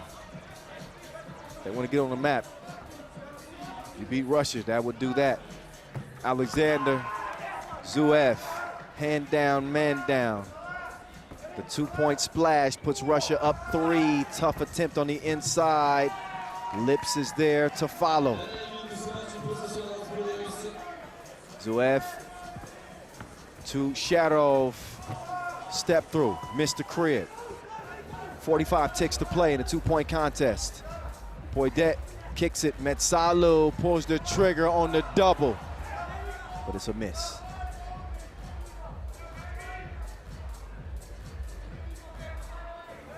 Abramowski taking his time, letting the play develop, and what a pass. Nice bounce pass, entry to the cutting Shadow. I like your cut, G. Him and Abramowski both rocking the buzz cuts. I can't tell them apart sometimes. 17-14.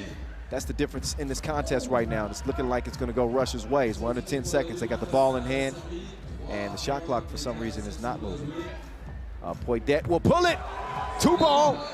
Makes it a 1-point game, but I don't think that they're going to have enough time. 0.6 ticks going to be remaining here, and I think Russia's going to be able to just run this thing out. But Estonia, you look at the final here, and it's one play here or there, and we could be looking at a different outcome.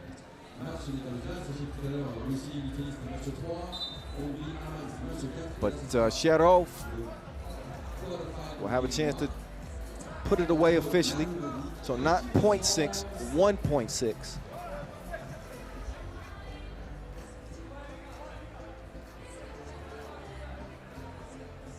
And Zuev just going to hold it.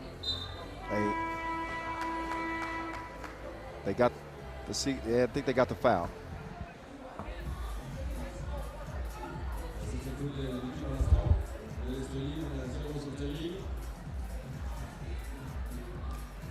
So we'll see exactly how much time ref Yasmina determines.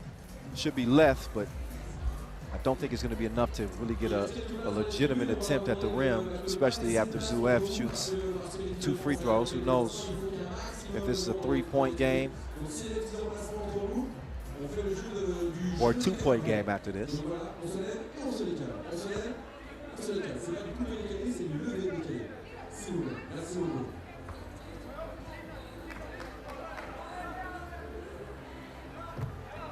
Zuev knocks it down.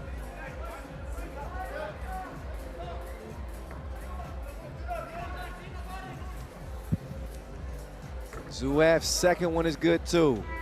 Poidet will pull it, it won't matter.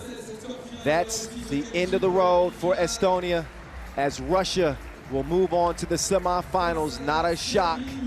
One of the favorites on the men's side. Estonia unable to pull off what would have been a big upset, as for the time being they are upset, but they can hold their hands high because it was a well-played tournament for Estonia. Look out for Estonia. Estonia's on the come up in 3x3. The country's doing a good job developing the game and developing players that are getting better and better and better.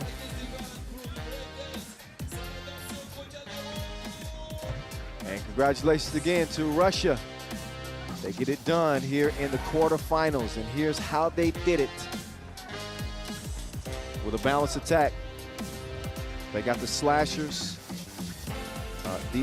one of the best slashers, and from my perspective, Stanislav Shero, he and Abramowski make it really difficult with their off-ball movement.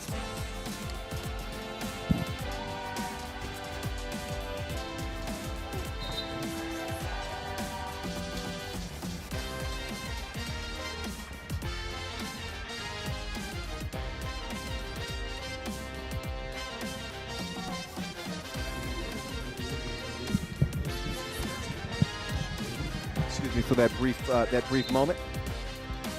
My headset fell off. All right, but you saw the highlights. You saw the game.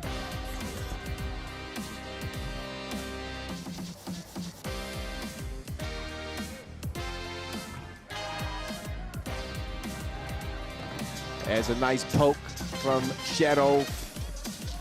They got a little mixtape material when they needed a bucket in the big way. They turned to Alexander Zuev, and he was delivering like the pizza boy.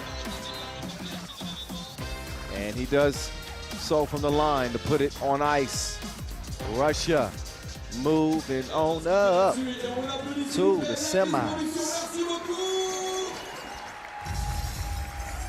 So, merci beaucoup for all of you who are watching the action from here in Paris. We got the Eiffel watching. There's not much here in Paris that the Eiffel Tower hasn't seen. It's overseen this city since the late 19th century. Ok. Il y a une musique qui va partir assez girly, je vous l'accorde, et ça va faire comme ça. Got a couple minutes before we get our next quarterfinal underway. Just so you know, we also have our mixed gender 2-point shootout final that is coming up. But the next quarterfinal will see the French women against Romania. Following that game, we'll see Spain and Ukraine. And then we'll get back to the men's quarterfinals. Poland, Netherlands, Lithuania, Ukraine. And that will wrap up our quarterfinal slate.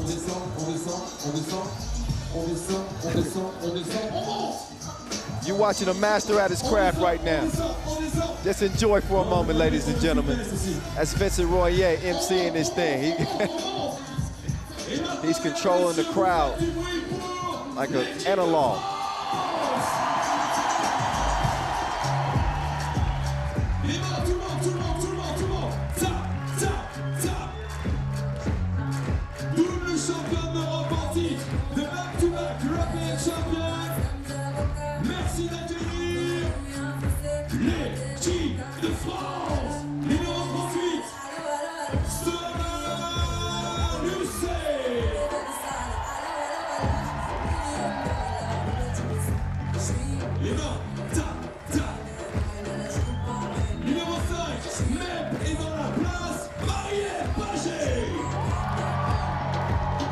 Now it's time to get back to the action after a quick break. France, I think it's safe to say they look like the favorite on the women's side. They come in unbeaten. They come in hitting on all cylinders. And they are led out by maybe the most dynamic guard in the game. Filet Mignon, who's been magnifique. Minya Touré with Laetitia Guapo, Marie-Ève Paget, and Soana Lucet. The same quartet that represented France at the Olympic qualifying tournament that earned them a bid to the Tokyo Olympic Games, where they unfortunately walked away medalists.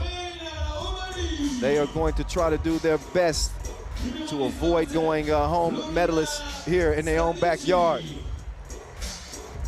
They're tough as they come now. They are tough as they come in the women's competition. And they've had a day of rest too, both of these teams. As Romania will now take the court too, and this is another one of those. You know, on paper, it looks like it's one-sided, but you just never know when you step between those lines, honestly. So we're going to see what this Romanian team will bring with Bianca Fota, Anca Shiposh, Florina Stanici, and Anca Stonescu. There they are. So, how about the bodies of works for these two teams respectively? France with 2 dominant wins in group play. They really look like a team on a mission, as I mentioned. They beat Israel and Germany. Romania come in 1-1, but they could have arguably been 2-0.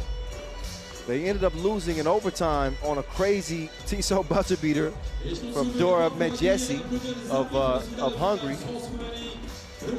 But they were able to beat Belgium. That's the one that got them secured.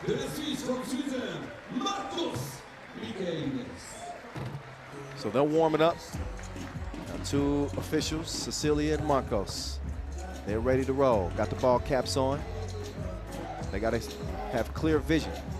They're going to see Minya Touré giving her best shot. Touré, 5th on the scoring charts coming out of group play with 15 points.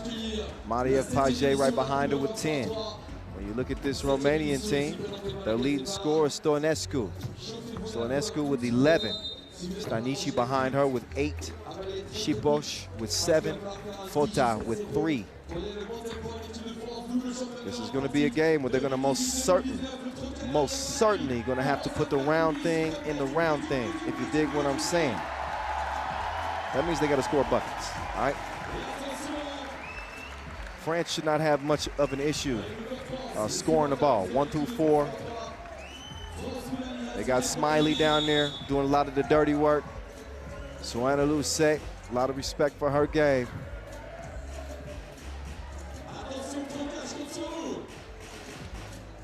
Paget with Stanici in front of her as Romania will start with the rock.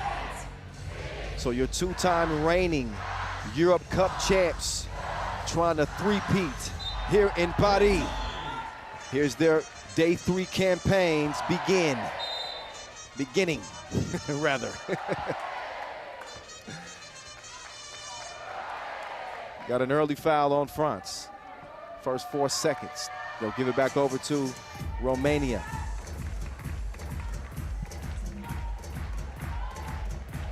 Shout out to all of our Romanian fans watching. They've been a constant in 3x3. As a matter of fact, the Women's Series final, as well as the U23 Nations League final, will be held in Bucharest, familiar 3x3 site, on the 18th and 19th. Touré got to the rim, could not finish it. Stonescu, she's got nowhere to go. She's locked up, but she gets let out. Runner, no man. Touré passed up the shot, gets it down to Smiley. That'll put a frown on their face. Missed layup. She'll get a chance to regroup. Whoa, that ball went high. Stonescu puts it up. Marie-Ève Paget confiscates the cookie. Touré couldn't put it in the hole. A little too strong on the shot, but Paget, no worries. She finishes the leftovers. France strike first. They definitely want to keep their run going here at the Europe Cup after seeing the men lose in the quarterfinals. Tough one for them as they laced them up against Serbia. Dan Mike sort of been showing this team, that men's team, a lot of love, saying stick with it. We want to see them keep playing. They're watching the women right now. Touré snatches the board. Give me that, you take this. Closeout does just enough to prevent the shot from going down, so Touré will swing it. Starts a sequence of some nice ball movement. La Guapa, no. So Leticia couldn't get it to fall. She's gonna have to stay in front of Stonescu. Stonescu testing the waters, moving left, nowhere to go. She gives it up to Stanici. She lost her footing, and she's called for the travel.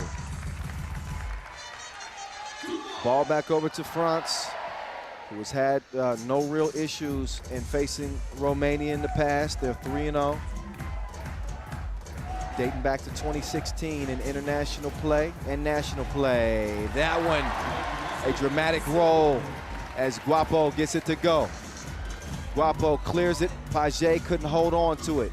Ball back over to blue as Romania's on the attack. Stonescu, she's gonna feed it to the interior. Shiposh, nice shot, 10 feet out, showing the touch. It's soft like terry cloth. 2-point difference as Francis out of the gates quickest. Guapo couldn't get the 2 to go down, so Shiposh will take over left wing, over to Stonescu. Stonescu.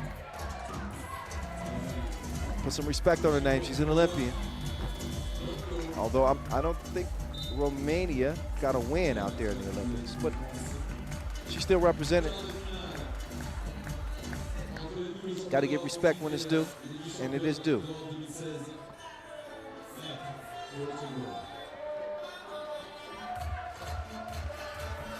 Touré on the block, and she's hard to stop. Touré is going to give France a 4-1 lead momentarily, but again, she's got a chance to get to the hard way.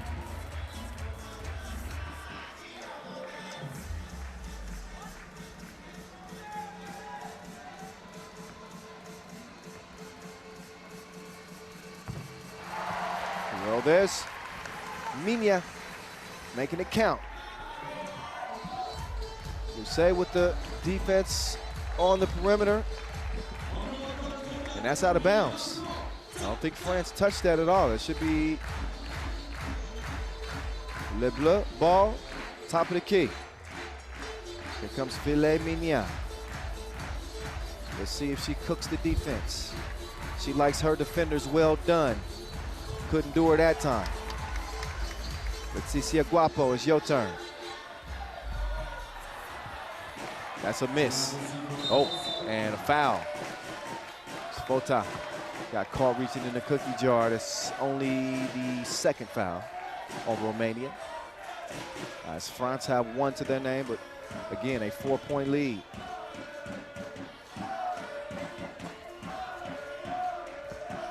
Touré. Oh, to the rack. Too much sauce on that one. So Marie-Ève Paget, she pulls the trigger. She's gonna have to reload after the miss. Good hustle. Paget keeps it alive, but they're at a disadvantage. Looks like a 3-on-2. Shiposh.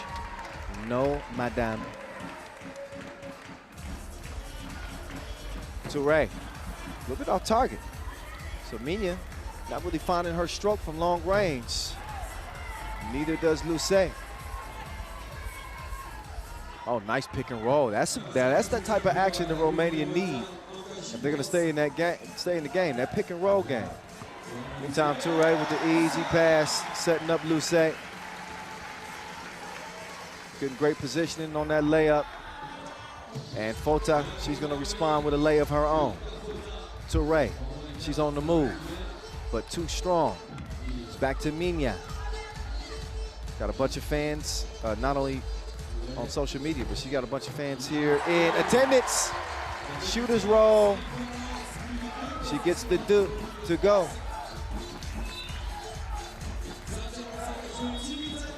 We got a TV timeout. 5:45 left in our third women's quarterfinal. On the other side of the bracket, in our earlier action, give you a little bit of a recap. We saw the men on the men's side, Serbia beat France. We saw Russia top Estonia. On the women's side, Saw Lithuania in a close one as they fell short. Let that game kind of slip out of their hands late.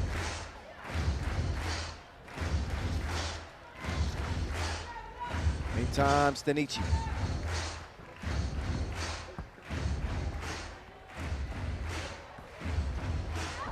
Oh, Toure. She missed the crib. She's been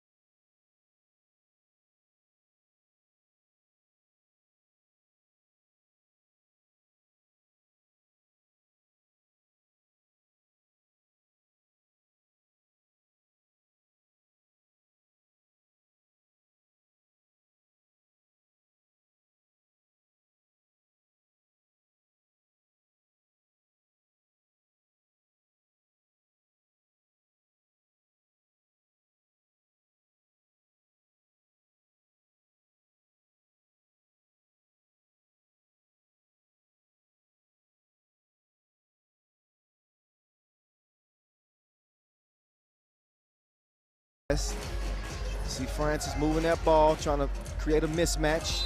They like what they had on the inside with Guapo. She's sent to the ground with a 6th foul on the Romanians, so no more for them to give.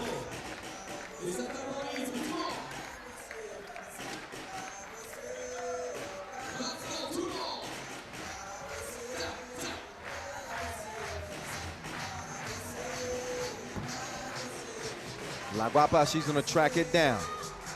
Guapo to Paget. Paget makes her move left to right. Dime time. Oh, she set up Luce, but she couldn't finish the dish. You gotta eat all your food.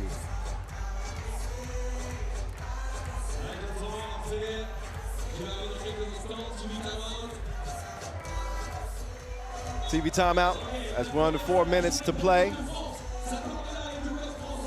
France comfortable for now, but not fully out of reach. Not by a long stretch, but you do wonder if Romania is going to be able to orchestrate some offense. Where they're going to cultivate the points from. So far, only 4 points to their name and 6 fouls. So more fouls than points. That is usually not a formula for success.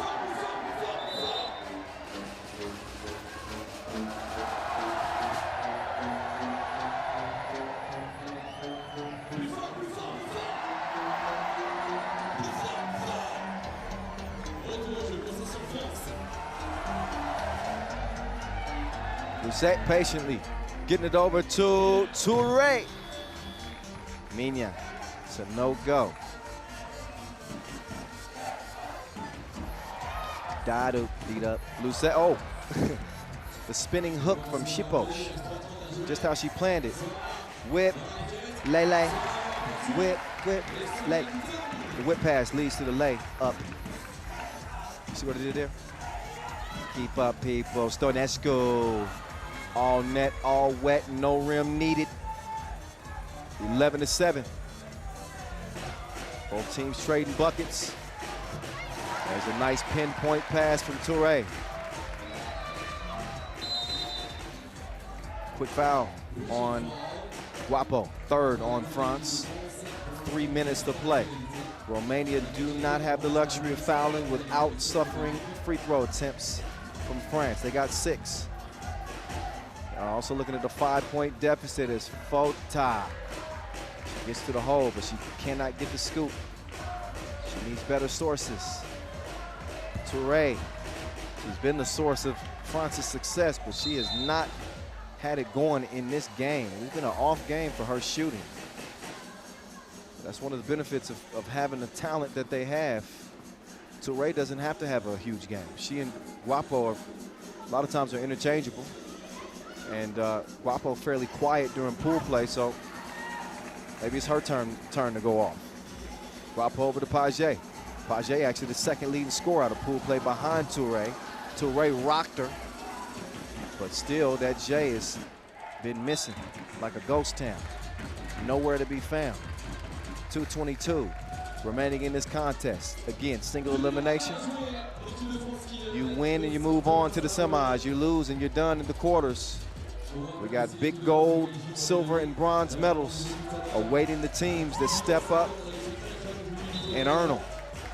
Travel called. Szypos, no argument for her. She said, oh, you got me. You got me. Maria Page will take it out top of the key.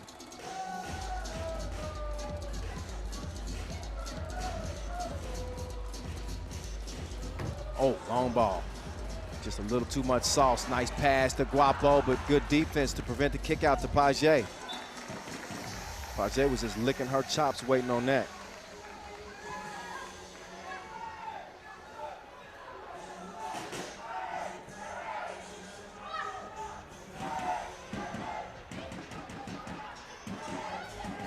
Leticia Guapo. To Touré, mid-range, no. Stanici, she'll give it up. Nice cut, give and go. But Luce says you better go somewhere else. This is my house. I'm the lane lord. Take your stuff and leave. So after the eviction, they'll have 4 seconds to shoot. Stanici, she gets sent back again. I told you the first time. Leave me alone. 12-7. Guapo to the rack. She was looking for the call. Slow on the closeout. Romania can't make them pay. Guapo. Excusez-moi, madame. I'm in a rush to the cup. And the 2 is short. Guapo kicks out. Smiley passed up the shot over to Mignat. Back to Touré. Touré drops the shoulder. Heads to the hole, and she puts it in the goal. France comfortable lead now. It's 14-7, just a minute to play. Stonescu, watch her step through. The French are on their feet, fully ready to applaud their women's team, who are very likely going to be moving on to the next round, the semifinals, with a 6-point advantage. Don't want to count Romania out yet. It ain't over until it's over. But Guapo putting some finishing touches on this thing. And, oh, there's this thievery from Mignat Touré. Touré. That one hangs on the rim. Missed. Szypos, she can't swish it from the corner. So Luce will get the possession going here for France. Filet Mignat. Not that time. French flags are flying as the final 5 seconds will tick off in a 7-point win for France. They got a spot in the semis awaiting, and Romania has a plane ticket awaiting. No medals for the Romanians this time. But the French will be moving on here in front of the Eiffel Tower in the quarterfinals. Was not a perfect game by any stretch. Certainly did not have the type of shooting efficiencies that they normally get from Mina Touré, but it doesn't matter. A win is a win is a win.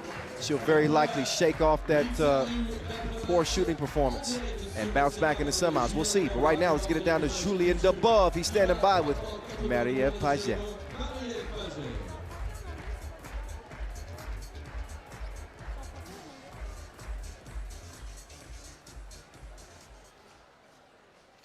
Marie-Ève, it's the third win of the tournament for you. We knew it would be a tough game, but here you are in the semifinals now. Yeah, a quarterfinal is not easy to play because it's always a tough game. It's a lot of pressure because if you lose, it's go home. So we were focused to control their two-point shots. We did a great job, and now we have to rest and be focused for the semifinal. We have a lot of fans here. It's crazy. There's not even enough seats for everyone to sit.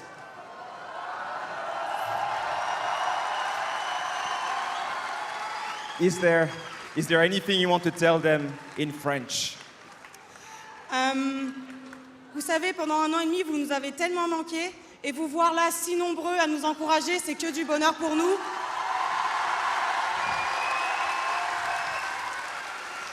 Alors rien que vous entendre, moi j'ai des frissons, alors qu'il fait 30 degrés. Non, peut-être pas, mais bon. En tout cas, on vous attend nombreux pour tout à l'heure. Et encore merci. Faites du bruit, le Trocadéro! Merci Marie-Ève. I still need to brush up on my French, but somebody will surely translate that for me later. I'm sure some very humble words from the very classy Marie-Ève Paget. As yeah, her French team is moving on to the semifinals. Said there's a little pressure when you come into the quarterfinals, even when you're the favored team, because you can't lose. If you lose, your dreams of medaling here at the 6th edition, they come crashing down. They are still dreaming, and they are still playing.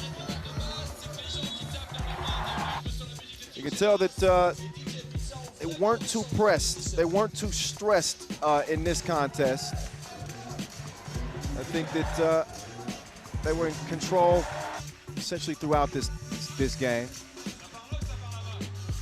Somewhat out of sync in terms of the scoring. And typically, they're a team that's going to get to that 21-point mark. They average about 19.7 points per game, does this French women's team. But sometimes you need a little bit of a shaky win to kind of reignite you. Expect them to come out reloaded for the semifinal. That's for sure. Plenty more quarterfinal action still on deck, my peoples. We get a few last looks of that most recent French win on the women's side. As we'll wrap up the women's quarterfinal action with Spain and Ukraine. And then we'll wrap up the men's quarterfinals with Poland against the Netherlands, as well as Lithuania against Ukraine.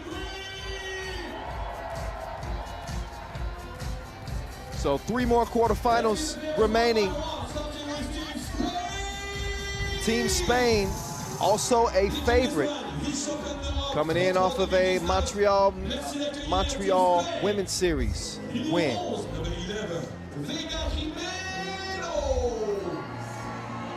And España will take the court first. Vega Jimeno, such a key part of the chemistry that makes this Spain team so potent. Marta Canea, one of the best defenders. She's also, you need the glue players, the players that can do a little bit of it all when needed. Much of the scoring load is on Aitana Cuevas, and none other than the women's top scorer on the women's series. Leader in player value, key assist as well. That is Sandra Iguervide, ladies and gentlemen. You already knew that, though. If you didn't know, you need to watch some more women's series.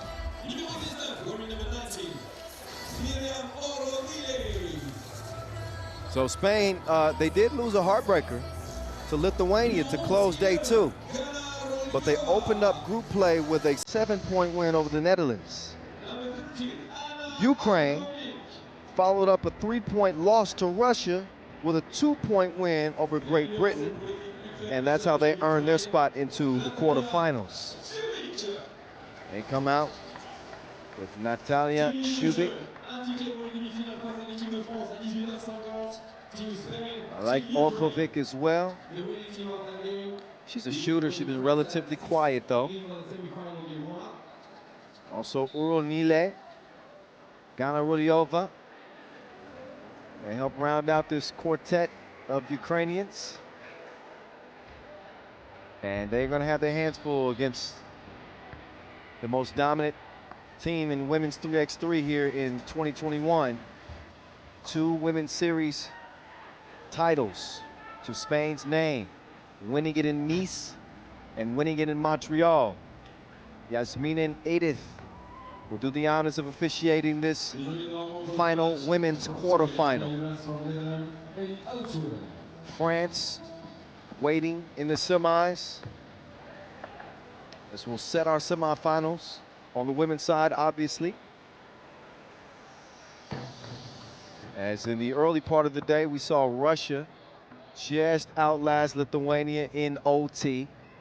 Then a tough win for Germany over Hungary to lock down their spot in the semis. That's going to be a nice matchup between them and Russia.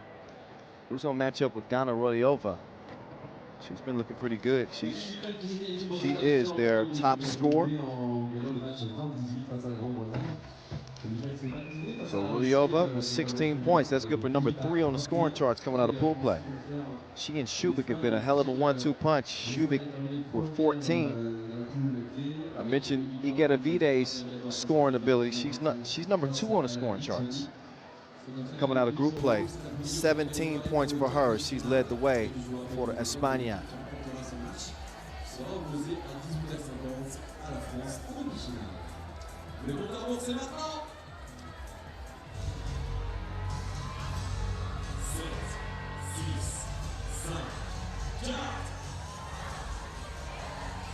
Countdown is on and it's over. Check ball, and that means it's time to play. Anna Rudiova, turn around. Aggressive attack, first possession. They're going right at Spain from the start. See the off-the-ball screen set by Aitana. She then dipped to the bucket. That's beautiful action. Poetry in motion, which you feel like you're watching with this España team sometimes. I would never count out Ukraine. Never count out Ukraine. They got shooters, and they will fight you tooth and nail. So I do think that Spain is a favorite here. But it's always something. It's always an eerie feeling for opponents when they play Ukraine. They're very much Jekyll and Hyde. Sometimes they look like a team that maybe they're overachieving, and then you see them lights out. See them beat some of the best.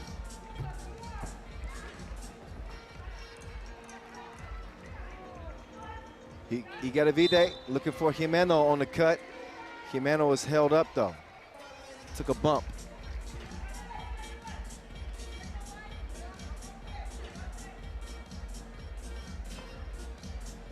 Just scratching the surface here. A little bit of an earlier start here on our final day of play. 16 total games. I think we had 14 yesterday with the additional. But I'm ready for the ride. I hope y'all are too. Hope y'all having fun, by the way. If you are, let us know. Hit us up at FIBA 3x3. Use the hashtag 3x3Europe. Oh, there's Sandra Igeta Vide. She's got the touch. Rudiova. Oh, nice pass.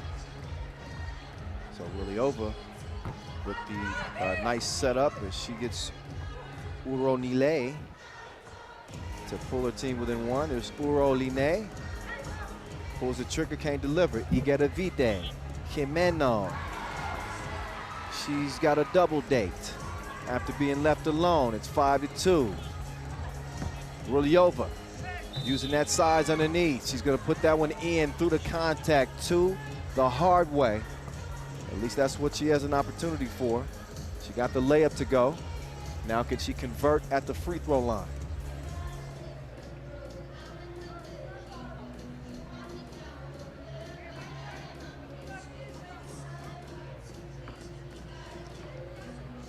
So Gana Ruliova took a silver medal at the 2016 World Championships and also a bronze medal at the FIBA 3x3 World Cup in 2017. She's accomplished.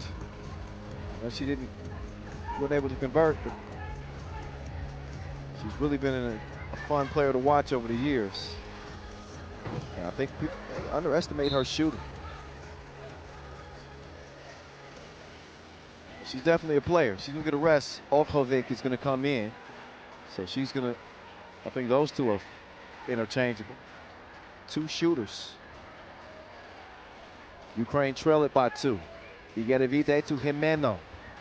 Vega on the move, fading away. Shubik trying to answer. Jimeno couldn't track down the rebound. Olkovic passes it up. Shubik, the young 23-year-old, making noise on the U23 Nations League tour this year. She is unable to get that shot to go, but she's really gotten off to a good start here in 2021. I said a good start. Man, we're already at the end of the year. Can you believe that? We're heading towards the latter. That's wild. That just dawned on me. Anyway, I'm just talking to y'all. We're just having a conversation. Let's talk about that last layup. Ruliova, stronger than Arm and Hammer.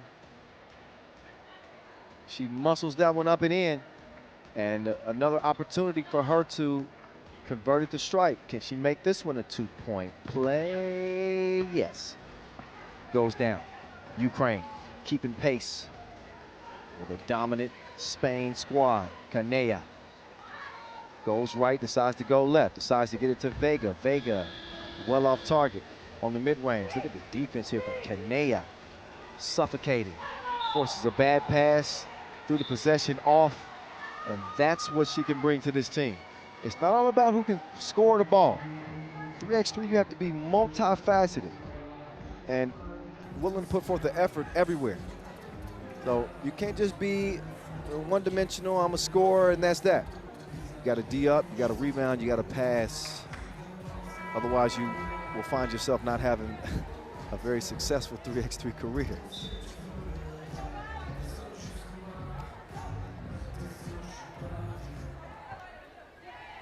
So 7-5 contest as we're just 3 minutes in, you know it. It's a 10-minute sprint, first to 21 wins it. And our last spot in the semis is what's at stake. There's Sandra Igerevide with a little H2O for you, top of the key.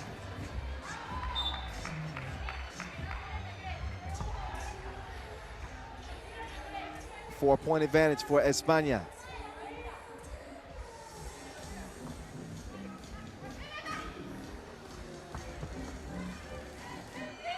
Tough shot on the fader. Jimeno, she'll come down with it. She's fouled though, took a shot to the side of the dome.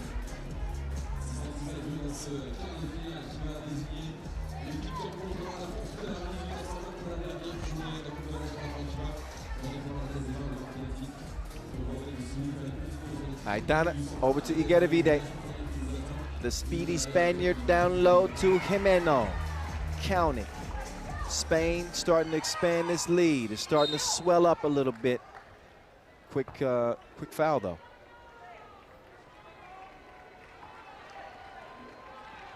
Ukraine will take it up top. 3 fouls on España. They fall asleep defensively. Oh, but layup is missed. Gotta have those.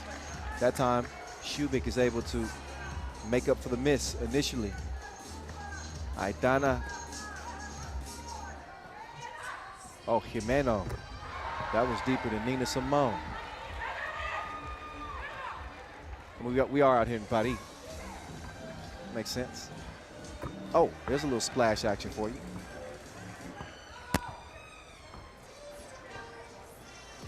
I think that if they can get just a little bit more from Uronile, Ukraine could maybe find themselves back in this game. Spain not doing them any favors though.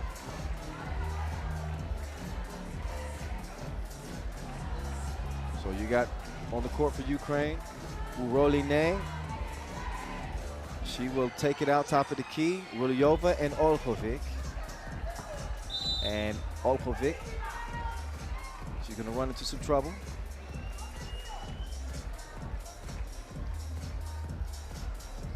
Turnover to España.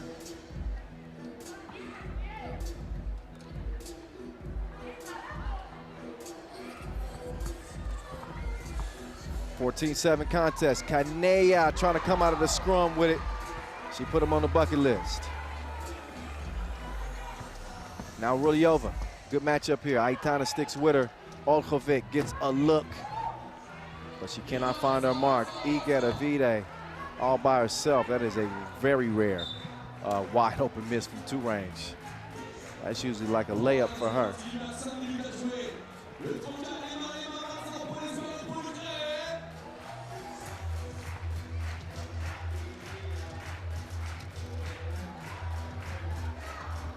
Here's Shubik, kicks it, Olchovic. No. Oh, Igedavide. Watch her, she's crafty, she's shifty, and she's to another gear right now. She left Rulyova beyond country lines. 16-8. Igedavide, she likes that matchup. Jab step, cash it. Oh, Igedavide. Isn't she fun to watch? Special player. Muy bien. 10-point difference.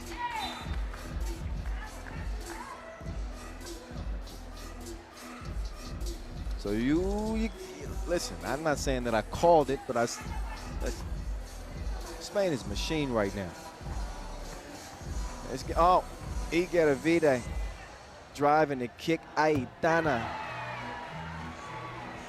19-18. So as good as that French team looks,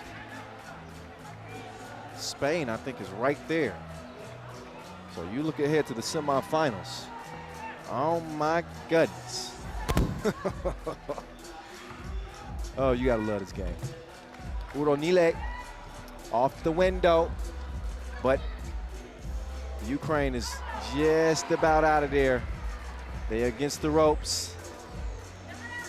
I don't think that they're gonna get any help, even with a smoke signal. Game point, Canella. Hey, yeah, hey, yeah. Bye-bye. It's over with, 22-10. España with a dominant win over Ukraine here in the quarterfinals. The last ladies quarterfinal. The semifinals are set. It is España on into the semis, where we just saw France win in the previous quarterfinal. Oh, this semifinal's gonna be crazy. Still got some unfinished business in the men's competition. So we'll see the final two quarterfinals for them coming up. But right now, let's just enjoy Spain. Let's just enjoy that body of work that they just had and the spectacular effort from Sandra Igedavide. Let's not forget about Marta Canella. She was outstanding, making plays all over the court defensively, getting to the cup, setting up her teammates. She's now set up on the court right now with Julien Debove, who's standing by for the post-game interview. Jules. Marta, we've seen a lot of close games today, but this one, Ukraine didn't even score 10 points, so you must be so happy about your performance today. Yes, we really are, because we knew that Ukraine is a great team, one of the smartest teams on 3-on-3, but we play a very, very good defense. We had the things pretty clear, and well, it was reflected then in the final result. I wanted to ask you what Vega Jimeno had for breakfast, but it is true that with the Spanish team, every game you have different weapons. You know, one game it's Sandra, one game it's Aitana, one game it's you, one game it's Vega. Yeah, that's the most important thing on us, that we are a team, and we really like to share the ball and to be all with a lot of commitment in defense, in offense, and wherever the game needs, we will be there, all of us. All right, congratulations. See you in the semifinals. Thank you so much. Looking forward to seeing them in the semifinals. Spain looking like they are destined for a medal here in Paris.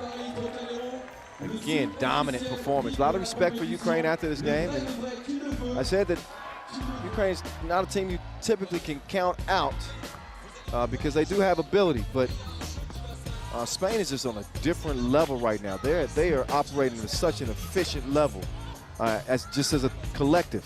Entire team, 1 through 4, everybody's playing good ball.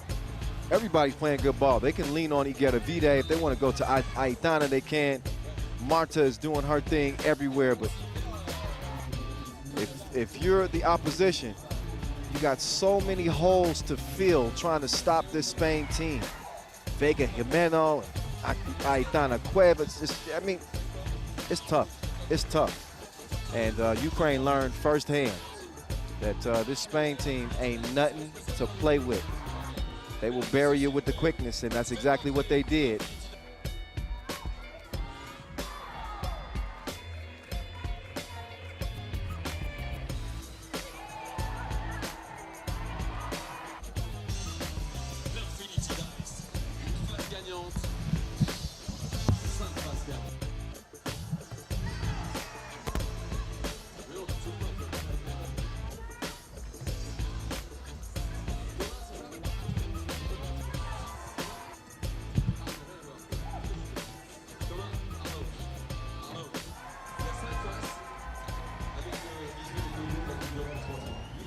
Il y a une face avec le logo FIBA 3x3 2021. Tu vas prendre le dé, l'infini slice, tu vas lancer très très haut. Si tu tombes sur le logo ici, apparemment je vous montre aussi. Si tu tombes sur ce logo là, tu remontes de suite. Si la taille ça va pas, tu vas à la boutique typique pour le changer. En revanche, si tu tombes sur les autres logos, c'est t-shirt dans les 4 tribunes. Alors, on encourage à fond ou pas? On peut pas faire l'inverse. Bah ouais, mon pote, je vais donner 5 chances de gagner. Bah oui, c'est ça. Alors, je vais donner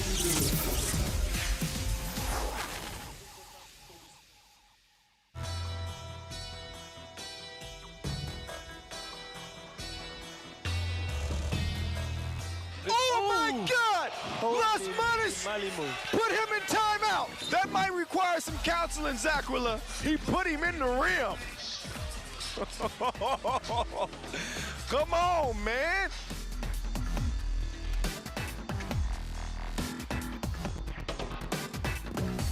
You got your, oh my goodness. Ankles gone. That's so nice, we gotta see it twice.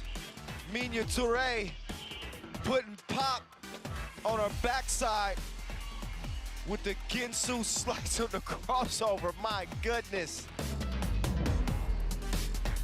Quich, Basque decides to kick. Oh my goodness, that pass was sick. Mr. Robot splashed it. You can't mess up an assist like that.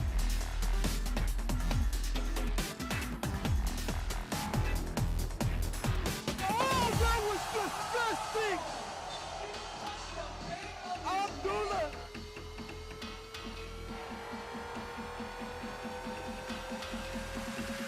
Under 10 seconds to play. Dragovic, one-on-one with Dusan. Dusan gets a hand on it. Dragovic, oh my God! Oh my God! I don't believe what I just saw. Bogdan Dragovic with the fireball of his life. And he beats Novi Sada Wanda in an unbelievable comeback here. win it! Samoon Master! How in the hell did they do it?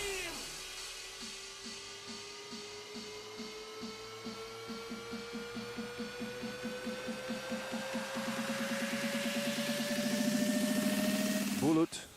Oh my God, what the heck did I just see? Dushan pulling tricks out on him like the court gesture.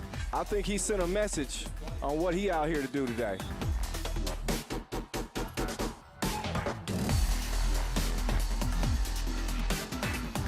Oh, her ankles will never be the same. That was disgusting. Anastasia Shootout. Now Hannah says, let's slow it down a little bit. Oh, no, he didn't. No, he didn't. Oh, stop it, Team USA. Oh, just stop. Through the legs, alley-oop to McKinney.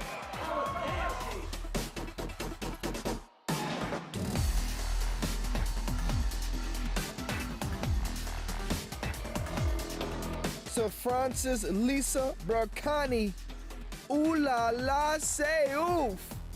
Berkani with a pass prettier than your woman crush Wednesday. She turned her back on the D and lasered the ball through her own legs on target for the easy crib. Don't even try to show me something better than that. Game point. Oh, he brings out the sham. Oh, you can't do that. You cannot do that to another grown man. You cannot. That is unfair. Just killing the competition. Somebody call the coroner's office on Dushan Bullet, because that ain't right. He's done that once before, and nobody in 3x3 pulls that off except the #1 player in the world. Oh my goodness. De La Fuente just got clowned on out here in Amsterdam. How was that?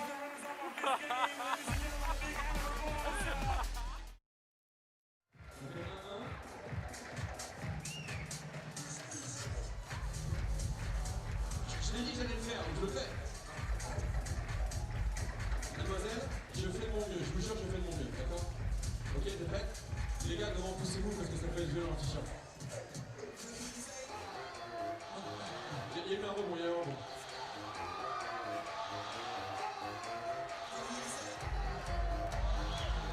Ici ou là-bas?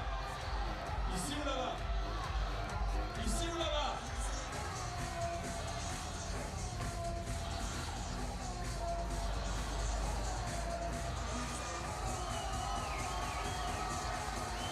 Ah, ça danse bien, ça danse très très bien. Ici ou là? Non mais en fait, je veux voir genre un peu votre clubbing. On peut faire du clubbing un peu DJ avant du son. Je veux voir des gens danser à Paris. Ouais, je veux voir des gens danser.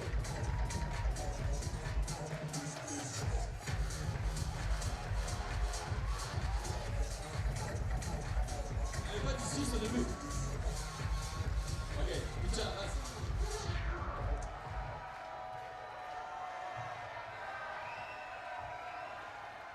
Géographiquement, je suis au milieu des 4 tribunes. Et des 2 6. Je compte jusqu'à 3, mesdames et messieurs. Si vous faites trembler la scène et vous faites bouger le tour Eiffel, je me rapproche de la tribune qui fait le plus de bruit pour lancer 2 t-shirts dans la tribune qui fait le plus de bruit. Trocadéro, Paris, de moi ton énergie. 1, 2, 3, du bruit!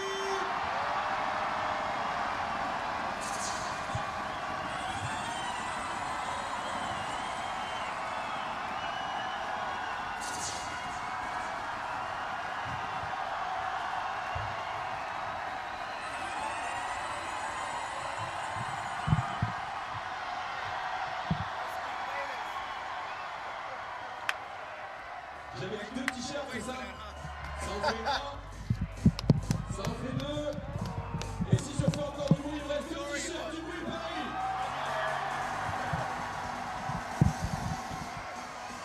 Skip! Skip! You won't tell me the Lakers. Skip! Oh my God. En fait, c'est un travail d'équipe. Si les gens sont assis, c'est que l'équipe elle n'a pas envie de gagner. Si eux ils ont envie de gagner par exemple.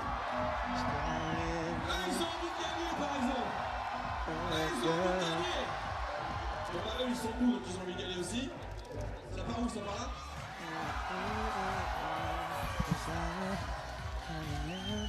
Ça peut partir là ou là-bas.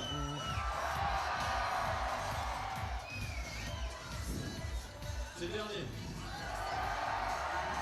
Le tout dernier. Le tout dernier. Le tout dernier. Le bras en l'air, Paris, le bras en l'air, Paris, le bras en l'air.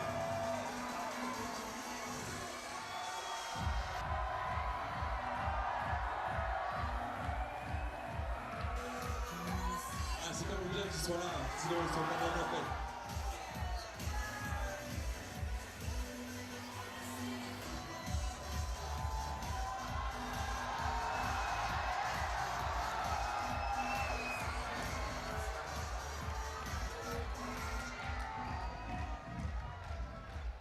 Le ballon Wilson, mesdames et messieurs, officiel, dédicacé par toutes les équipes de France, filles et garçons.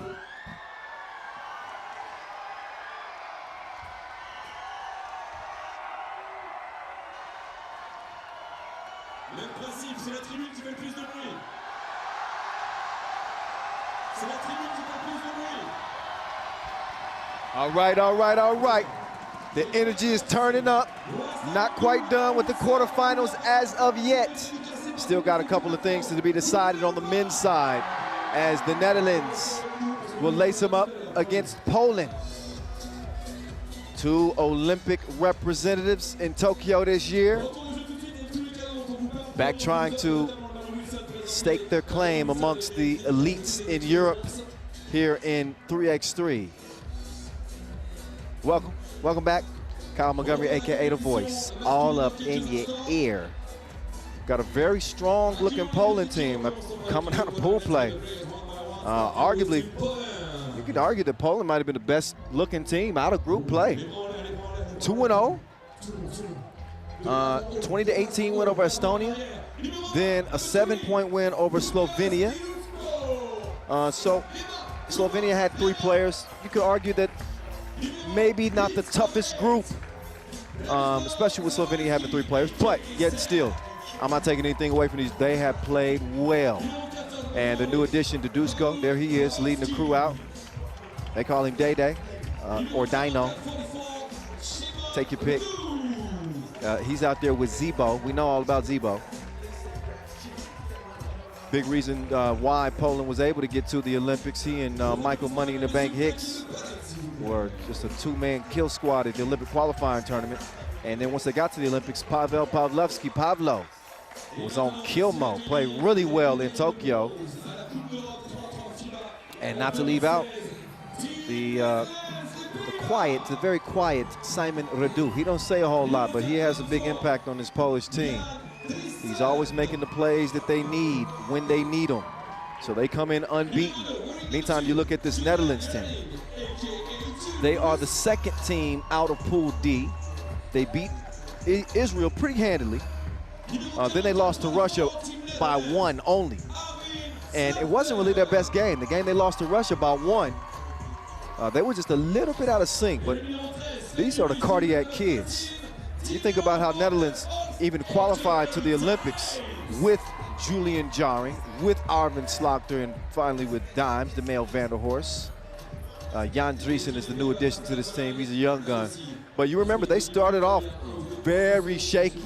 I want to say an 0-2 start in that Olympic qualifying tournament in Graz, and then they just caught fire. They caught fire. Ended up beating the United States, ended up beating France to secure their ticket to Tokyo. And when they got to Tokyo, very nearly medaled, but ended up being a 5th place finish in Tokyo for the Netherlands, but they still represented in a big way. And here they are, yet again, with another opportunity to plant their flag in the sand, so to speak. Ref Najib, Ref Yasmina, shout out to them. They will be our refs for this contest. That's Krzysztof Szlaw. Zamoyski, 34 years old, we call him Zebo. He's the top scorer. He led everybody, 19 big ones for him. A lot of questions as to where the offense would come from without their best scorer and player, Michael Money in the Bank Hicks. Very likely just watching the action from home. There's Dimes. And they did get that offense in part from Zebo. Day was able to chip in some points, and Pavlo's played well as well. Pavlo with 9 points, but again, Dadushko with 12. He's the second leading scorer on this Poland team. Julian Jaring, AKA Juice, and Dimes, they share the scoring lead for the Orange Lions, 12 points apiece. Slaughter with 10, but I think Slaughter could actually give them more. He's their best shooter, and their best scorer too.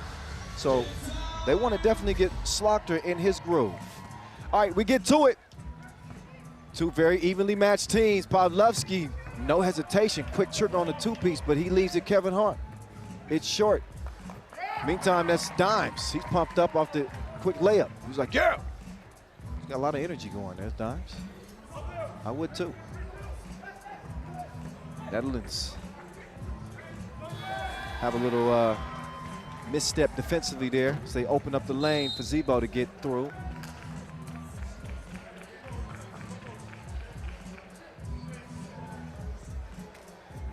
Men's quarterfinals taking over. The women's semifinals are already set. In terms of the men's action so far to this point, we saw Serbia beat France by 3. We saw Russia also beat Estonia to move on. So we have now moved to the other side of the bracket as Zebo gets it down to Day. Maybe he'll make the layup next Friday. All right. Never mind. Dreesen. He couldn't get the drip. Give me that though. Slaughter with the thievery, and then Zebo trying to keep Dreesen from getting position. Cannot do it without fouling, so it's the first foul on the Poles.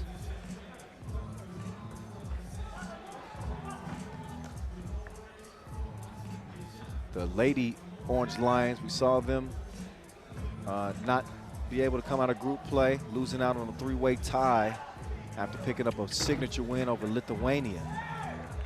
So they're going to be watching and cheering the men's team on. Dimes, he was looking to drop one. Instead, he takes it himself, but he missed it point blank range. Pablo's got the cookie now. He wants to give it over to Simon Radu. Let's see what Simon says. He says, shoot it, Pablo. He does, but it's a brick. Slaughter, he'll get it out to Dimes. Dimes, open like 7-11. Double dip. The lion is roaring. He ain't Simba no more. He's the Lion King. Mufasa, alive and well. That's enough. Nice ball fake. Hook off the glass.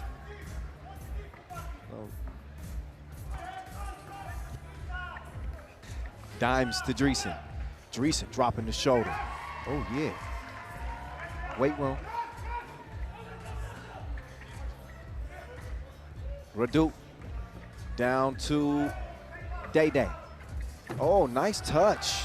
Sneaks past Dimes, and he's able to get the leg up. Oh, but Dimes, he left him like a bad relationship. I'm over this.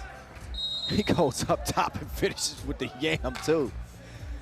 Man, Dimes is, he's different. Look at, I don't know if the team talked to him. He's out here playing with extreme intensity. Look at him, getting up to get down, yelling at everybody. All right, Dimes, 5-3. There's Juice to Vanderhorst. Vanderhorst, nope. Couldn't get that one to go. Zebo goes right, turns left, tries to get the step on Dreesen. Man, that defense is tight. He was stuck to him like a spray tan. 2-point difference is what it stays at. But the male Vanderhorst, the veteran on this Orange Lions team, has keyed their lead here to start this one off, 5-3. Almost 3 minutes in. Juice hands it off to Slaughter. Arvin up top to Juice. Juice couldn't get it himself. He decided to get it out to Dreesen. Dreesen couldn't get it in. But the ball finds its way to Slaughter. He's defended by Reduce. Slaughter gave him the cross. Can he give him some sauce? Nope. Didn't have the right recipe. Zebo trying to get it to Day. Down to the block, and same shot. He loves that little turnaround, soft hook off the glass. That's becoming his signature. Slaughter, contact on the J. So he'll get a chance to shoot one. Again, Slaughter coming out of pool play with 10 points.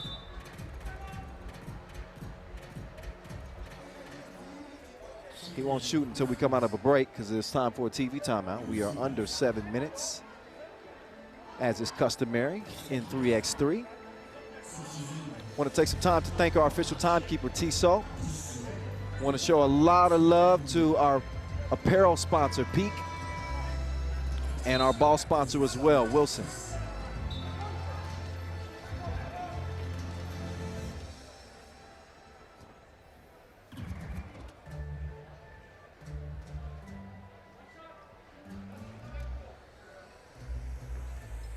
Slaughter. He had the most key assists coming out of pool play. But they need him to be more of a scorer than a distributor. Missed the free throw, and the Netherlands holding on to just a 1-point lead. The Netherlands able to beat Poland in the pool phase at the Olympic Games. There's Dimes again. He is tearing the rim down. Skelda Sports being put to the test. That's good equipment. We appreciate you. Pablo. Oh, fouled on the 2. So Dimes, he's getting his share of iron into his diet here in the early goings of this contest. Got a couple of bang outs, and he's been letting us hear it. See if he can keep it going. Right now, he's going to watch Pavlovsky shoot and miss from the free throw line.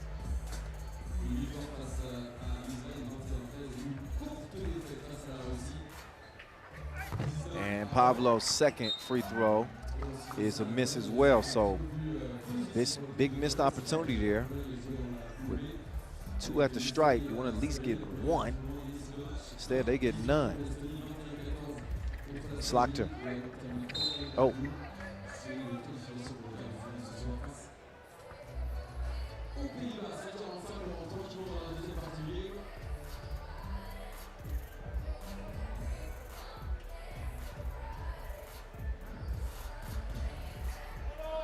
Dimes will give it over to Slaughter.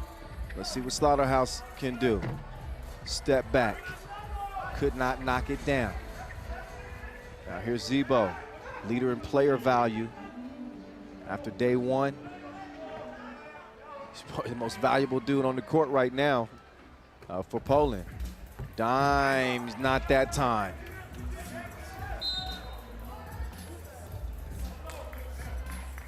Fourth foul on the Netherlands. Poland with a 7th place finish at the Tokyo Games, but both of these countries can certainly be proud to have been represented. You want to leave with a medal, as every team does. 8 teams qualified, men and women. But that was only reserved for 3. Serbia taking the bronze, ROC taking the silver. And the gold going to Latvia on the men's side. For the women, it was ROC, silver. China taking bronze, and they did that against France. And that gold went to Team USA on the women's side. And it's just an Olympic refresher. Wasn't too long ago, it was July. Foul, oh, that was called on Day. Yeah. Dreesen pumped up, did a good job. Could have went either way. So Netherlands leading by 2, looking for some more. Dimes, nowhere to go. He's got 5 to shoot, 3 to shoot now. Dreesen's got to put something up. He forces one up, and he gets it to go. He's tougher than overcooked steak. 8-5. 4:35 remaining in this one.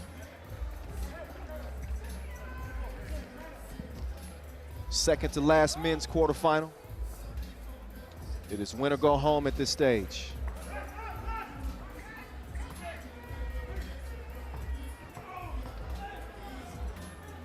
Zebo, the hook, too much protein. Back over to Slaughter. He'll get it over to Dimes. Dimes has been intent on getting his shot. That time he sent back not once but twice. So Zebo at 6'4".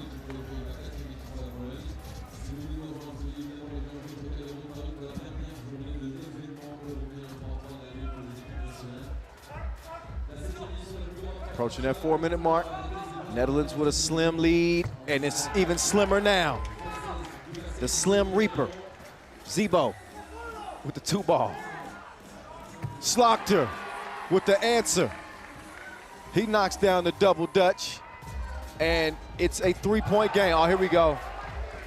Now both teams starting to cook. Deuces are wild. 9-10, steal by Zebo. Zamoyski. Oh, he was waiting for Day-Day to come through. But he was held up. Orange Lions D'ing up. 1-point contest. This one looking like it could be one of those games. Could be decided in the last couple of possessions. Slaughter. Dude's a gunner. I think the Netherlands would love to see him be just a tad more aggressive offensively. I said that he was likely their best scoring option offensively, but Dimes is really taking that upon himself. He's not the regular Dimes. He ain't living up to his nickname. He ain't setting nobody up. He says, give me the ball and move out the way. That time Dimes is held up. You may have noticed those QR codes, by the way, on the back of the Netherlands jerseys. You can, if you scan that, you can be entered for an opportunity to win some Netherlands gear, a Netherlands jersey. So go ahead and scan that QR code. Give it a shot. You know you want some of that gear. I might scan it myself. And it was Day-Day. He was shooting that one like he had a scope. Right on the mark. Dimes, not quite that time. To the right. Here's Radu. He's trying to get his name in this thing, and he makes it rain from 2 range.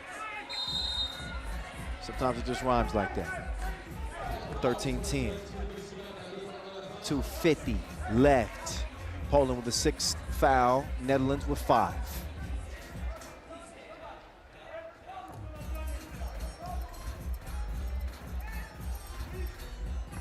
Dimes, Hezzy.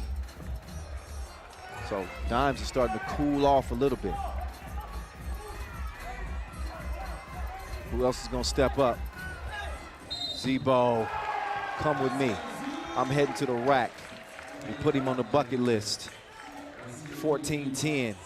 Zamoyski keeping Poland in front by 4.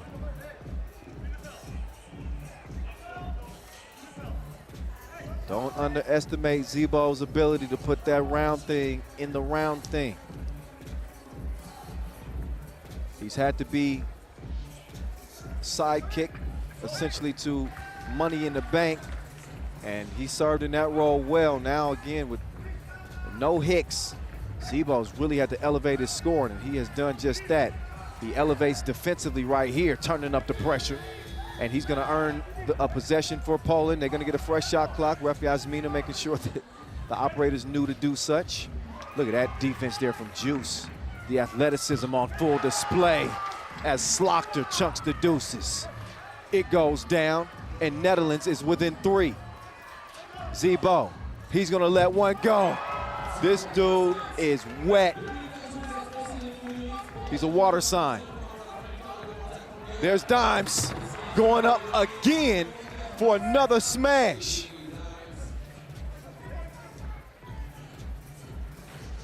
Last time Dimes dunked this much, he was in a pool of water. 17-13.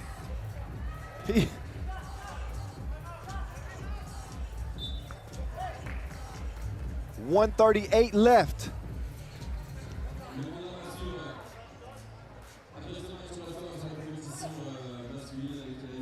Looks like Zebo getting some attention to his elbow as both teams will get a breather. But let's look back at Dime's body of work. Just dunk after dunk, but one ain't enough. You need two. And Zebo gave him the two-piece as the response. Hard to fight twos with ones in a game of 3x3 and a sprint to 21. You have got to have the ability to extend the floor and shoot it effectively. And Poland has just been a little bit better. Most of Dime's scoring has been coming on driving to the cup. He's going to set up juice, yet and still, Netherlands have an opportunity right here. Slaughter with some defense. He tips that one away. Still will leave 7 seconds on the shot clock. 6 fouls apiece, so neither team can foul without free throws being the result. Back to it we go. Zebo. Oh, he broke him off like a Kit Kat. International banking, and Poland leads 18 as a result. Oh, Dimes with a nice step through. But he couldn't finish the Euro step. Zebo, this dude is cooking. You can smell it. It's Polish sausage. 20-14. Give Zebo the ball again. He was hollering for it.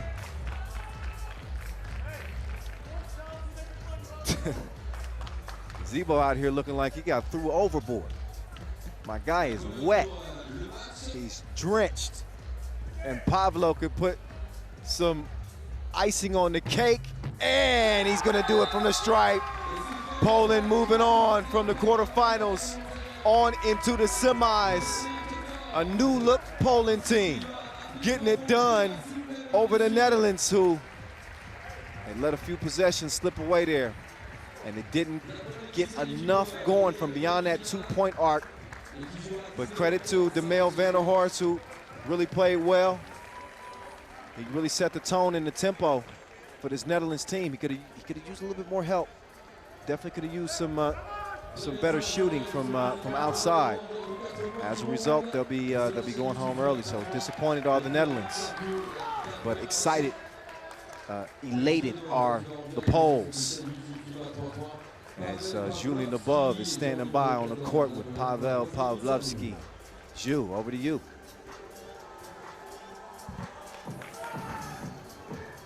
Pavel, there's no need for a big analysis here in this game. It's just Przemysław Jamowski who was completely on fire in this game. Yes, that's right. When Zebo is on fire, whole team play better. Players feel that we have a good guy who can push us to the win. Yeah. After the Olympics, some people were starting to doubt you and doubt the Polish team, but you're here, and now you're in the semifinals of the Europe Cup. Yes, we know that we have to left everything here on the court, and we can win this game. So we are really happy that we did this, and we did a good playing game. It was a good game. Okay, congrats again. 2 more wins, man. 2 more wins. Yes, thank you very much. Thank you, Poland.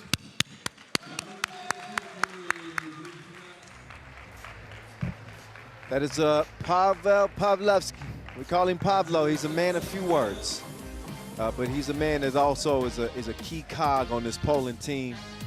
They need his interior play. They need his mid-range J. They need his rebounding. They certainly need his defense. He handled all of those well, and he turned over the scoring to Zebo. Nearly all of the scoring early on was all courtesy of Dimes for the Orange Lions. He was just waiting for somebody to come along with him. He was setting the tone. He was getting the energy going with a couple of bang outs. You could really tell that he was trying to spur them. But again, it's a group effort. Times couldn't do it solo. It was a nice solo act for a minute. But in a sprint to 21, you got to have it all. Slaughter was a little bit slow out of the gates. Dreesen really not counted upon for his scoring, mainly for his defense. And Juice, who was their leading scorer, tied for the leading score, 12 points coming out of pool play, wasn't quite feeling it either. Didn't get a whole lot of opportunities either, but just a little bit out of sync were the Orange Lions. Credit Poland. I said they looked the best coming out of pool play. I'm gonna go ahead and double down on that. I think they are the best looking team on the men's side, right up there with Serbia. And they have yet to lose here in Paris, here in front of the Eiffel Tower. Day 3 here at the 2021 Europe Cup. Kyle Montgomery, AKA The Voice. I'm with you. I ain't going nowhere. I've been here. They're gonna have to escort me out of this place. I'm gonna be calling pickup 3x3 games. As long as I can stay here in Paris and I can continue to look at this Eiffel Tower. I don't want to leave. A lot of love from my Parisians. My Parisans. All my French fans. And all of the countries who are representing out here, again, at this 6th edition. We're staged here at the Trocadero Square. This is where the action is intensifying with just one more men's quarterfinal remaining. After this, it's on to the semis.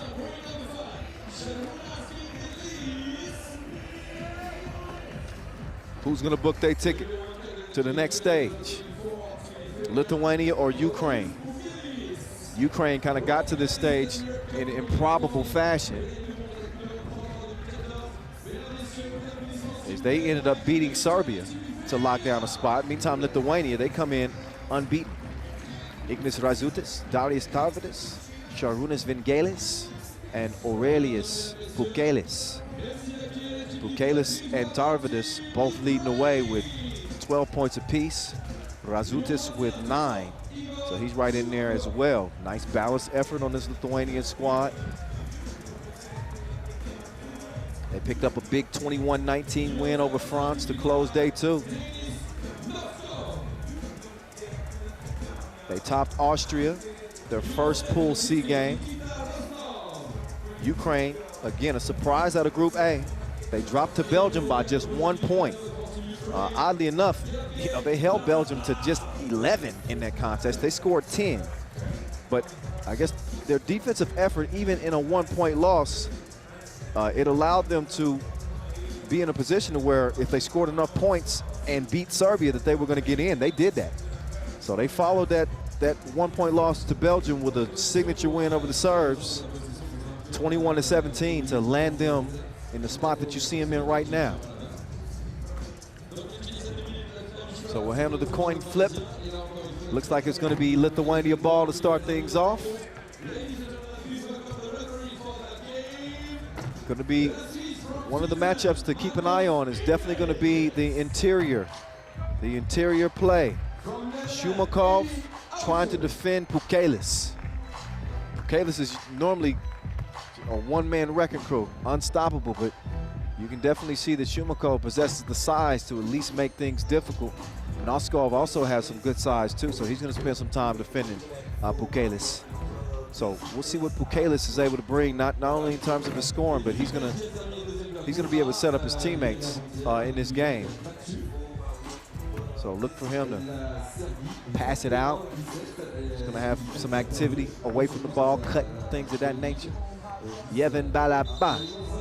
I've enjoyed watching this dude kind of evolve in 3x3. He's 25, but I've seen him play in the youth categories. I think the first time I saw him compete was in Astana, Kazakhstan. I think that was 2016 U18 World Cup there.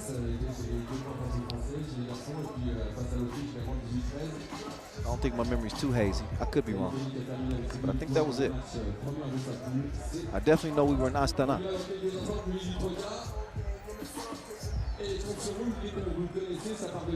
Quarterfinals are over after this.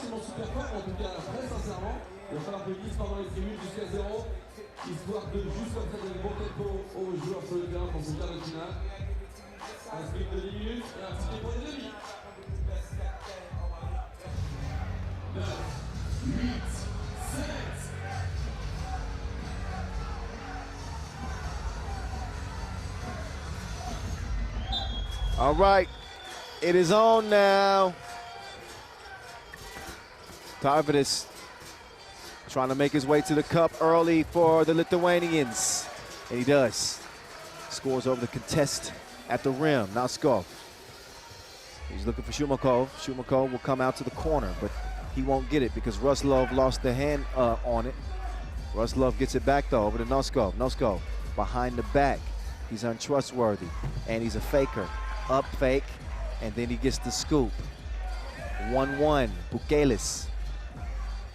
He's gonna dive down to the bucket. No rebound necessary, nor rim. All wet, all net, 3-1. Bukelis, he'll step back in the deep end. The big fella's quite comfy out there. He might drown you though. Shumakov getting D'd up initially by Tarvidis, but the second one, too much contact. Foul call that'll send Shumakov to the line.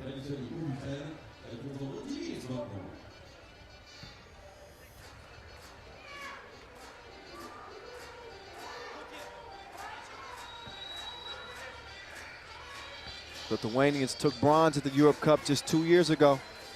They're no strangers to playing on the big stage here. You could call it their coming out party, although I've got to remind you that Lithuania also won the Europe Cup back in 2014, the first ever. Oh, locked and loaded. The twos are dropping. Lithuania blazing out of the gates. Bukelis, he robs his pockets with those long arms. Now let's see what Razukis can hit. That one just hangs on the rim, rolls off. Lithuania only represented by the men now after seeing the women get eliminated after going to overtime. Shumakov, it goes through the foul. So Ukraine showing some life.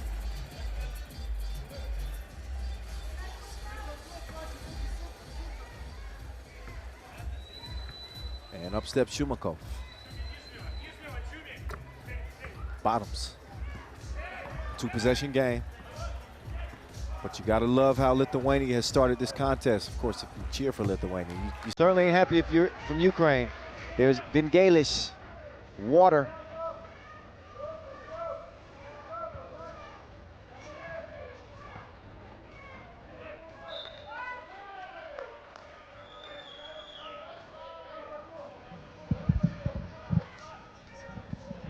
Six-point difference.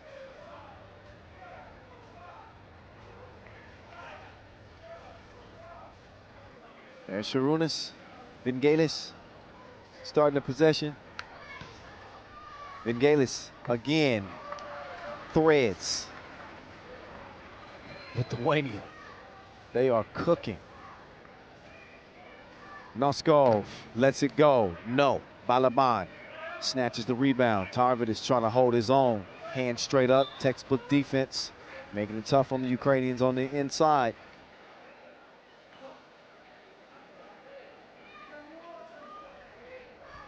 Ukraine does have big guards. And maybe Razukis is maybe he's the weak link defensively. Maybe they decide to attack there. Not a whole lot of weaknesses on this Lithuanian team.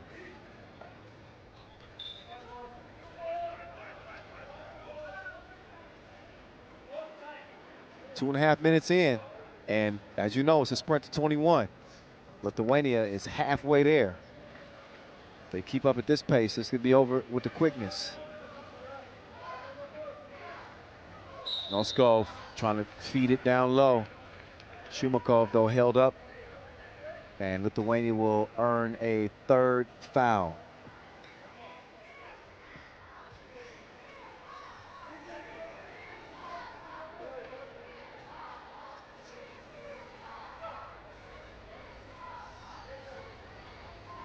Here's Noskov. He's got Shumakov set up. Oh, yeah. That's barbecue chicken. Galis couldn't do nothing about it. Tarvades flex on him. It's a flex zone. Well deserved. Hard fought bucket for him right there. And while Tarvades was not a part of that 2019 bronze medal team, he was a part of that bronze medal team back in 2014. He's no newbie to this 3x3 thing. And obviously, representing on this team, he's one of the best out of Lithuania. They got some players.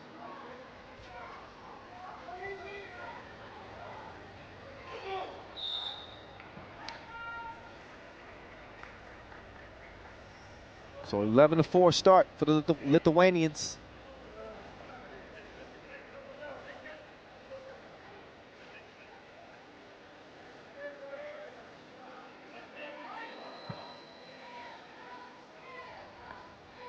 Shumakov will step up and take his time.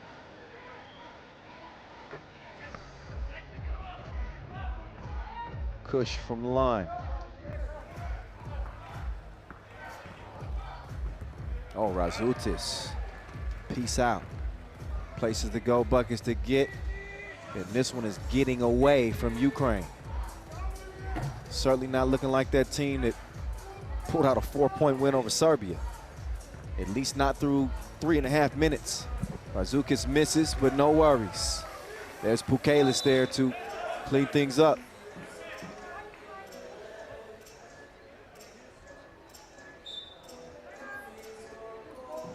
Got a TV timeout. I think there was some confusion as to whose ball that should be. Lithuania, I think, will have the possession. We'll see officially once they get back on the court, but what a start for Lithuania. They want to make quick work of this Ukrainian team.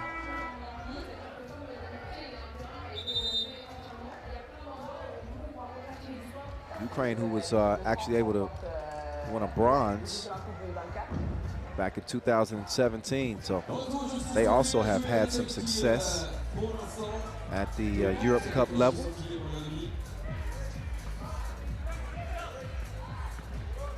Nice move, Ruslov. Nice touch too on the floater.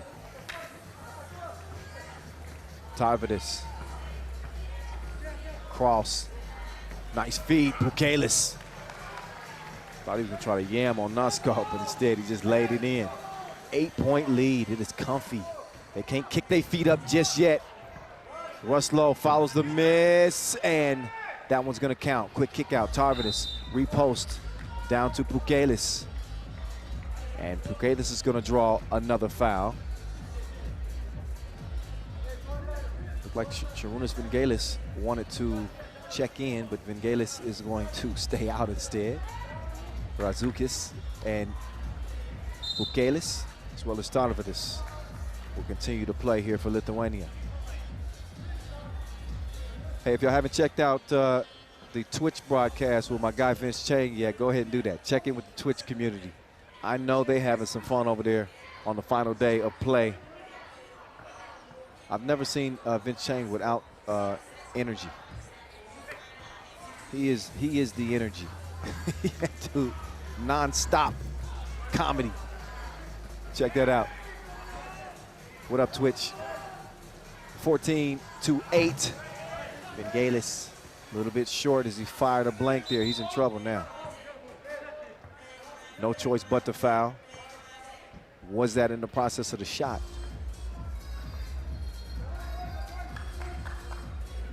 It was not. Fifth foul, nonetheless, on Lithuania. So, also a 6-point lead for them. 5-16 and counting as Ruslov. He got to the rim. He does get the rebound, but he's going to come out of that possession with nothing to his name. Out of bounds off Lithuania, so should be 9 seconds on the shot clock for them to get something up. Plenty of time, no need to rush into this possession, but they do need to get to it. Chumakov, he's got 2 to shoot, the runner. Pukelis with some solid defense. Shot clock violation though, as Lithuania will take back over. Razukis is out, and now Vingelis is in.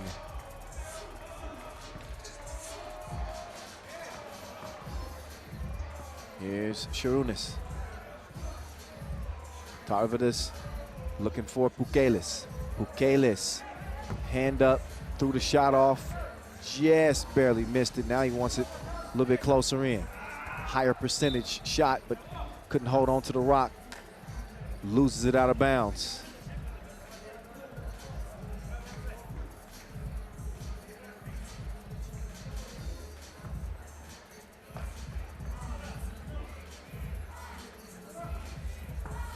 Here's Ruslav trying to pocket pads with Balaban.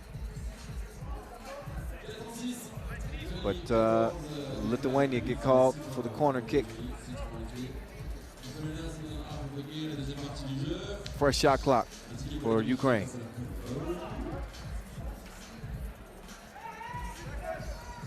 Quick feed down low. Balaban doing his thing. Fade away, but it's sent back to him. Return to sender.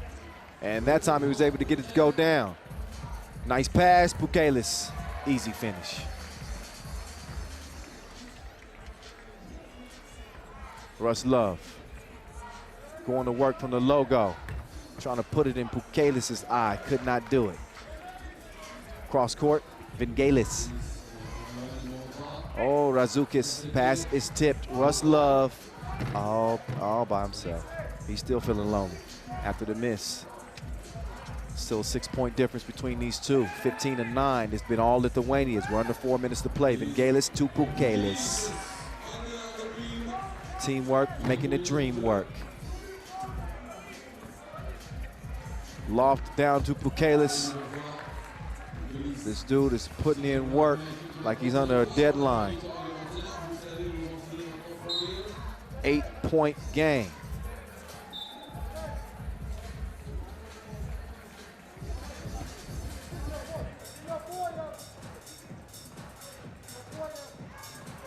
Breaking the action. Gives us all a chance to get a little bit of a breather. Who y'all like? I'm curious to see who y'all, as we, this is the last quarterfinal. I think we can pretty much pencil Lithuania into the semis. But as you look ahead to the semifinals, I'm curious, who do y'all like? Get your picks in now. Don't wait until the tournament's over and then hit me up and say, I knew they were gonna win it. No, I want to hear them right now. Hit me up at 3x3 The Voice. I want to know. I want to see who has a keen eye for talent in 3x3. Who's going to win? Let me know. Only one more quarterfinal. This is it right in front of us. And it is a runaway so far for Lithuania. They're 4 points away from putting this one on ice. Now, obviously, the main show today is about handing out some medals for our team competition, but let us not forget about our mixed gender 2-point shootout final as well. And the dunk competition, that's one of our highlights of the tournament. That's coming up too. Meantime, putting up 2 is Vingelis. And with 2 more, this thing is gonna be over with.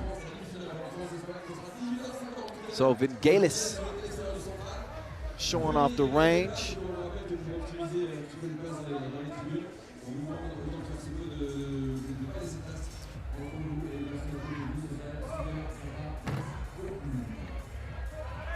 Vingelis, FT dub. Peace out, chunk the deuces, it's over. Lithuania putting a backyard beatdown on Ukraine, 21-9, as they're heading to the semifinals here in Paris. A commanding effort from the very outset for the Lithuanians, as Ukraine, their day here, day 3, ends very quickly. Could not rechannel some of the things they did well in beating Serbia. It just was not evident in this game, non-existent. So there it is. Poland and Lithuania all into the semifinals. And this is where it really starts to tighten up. It won't be single elimination, but because obviously if you lose in the semis, you're still gonna have an opportunity to play for in the bronze medal game. That doesn't give you a license to lose. So Darius Tarvidis, big impact for this team, playing at his second Europe Cup, and he's down on the court with Julien Dubov. Darius, after Ukraine beat Serbia yesterday, we were a little bit nervous for you, but things went pretty well for you in the quarterfinal. Yeah, you know, the quarterfinal first game is always a little bit nervous, but I think we handled good and happy to win. There are not many, but the Lithuanian fans are very, very loud. Shout out to Ignas. Talk about the support you're getting from this guy. Yeah, it's great. Of course, it's always easier to play when you have something behind you. So thank you, guys. Ačiū labai, vyrai. Bye, congrats. See you in the semifinal. See you.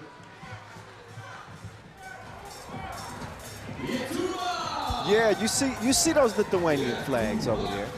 They in here, they representing. They got their own little fan section. And they were screaming from start to finish in this one. They could be proud of that effort from their team. This was dominant. This was a statement like, we are coming. Ukraine is not on the same plane as us, and we about to show it, and that's exactly what they did. Wasn't just a Pukelis show. Talk a lot about his offensive prowess on this Lithuanian team. It wasn't all about the Pukelis show. Vingelis also was putting it in like pockets.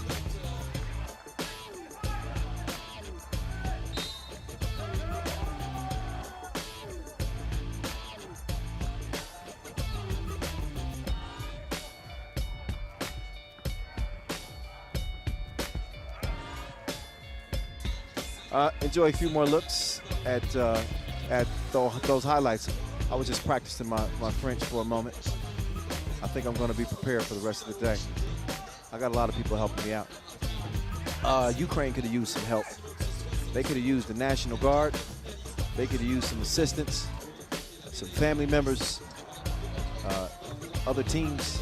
They was in trouble. Only managed 9 points in this game. They had no answers for Lithuania, who was hitting on all cylinders. They got every bucket essentially that they wanted.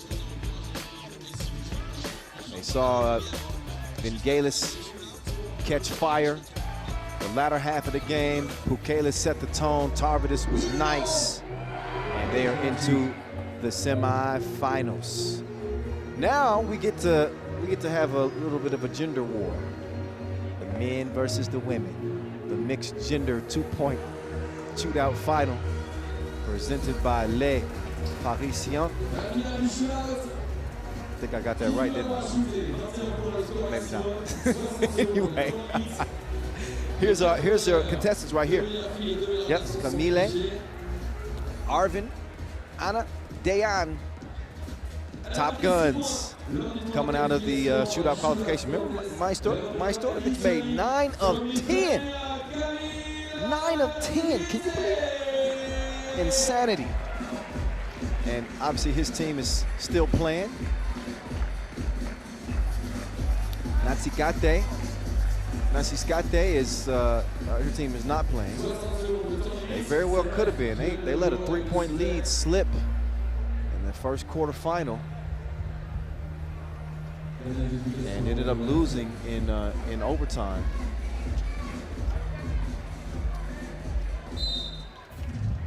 So 5 balls per rack, 1 on each wing and 1 at the top of the key, and you got 3 shots from the money ball spot on the logo. All right, here's Camille. She's got 3 on the first rack and on to the second rack.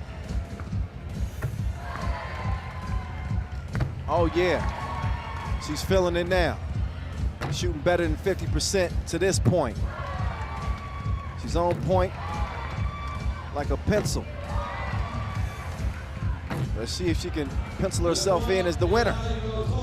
Natsikate now onto the money ball rack. You got to really put some extra oomph into these. She's got 9 right now. She got some time too. Oh, just long on the second one. It's her last 2 ball attempt. Bottoms. 11.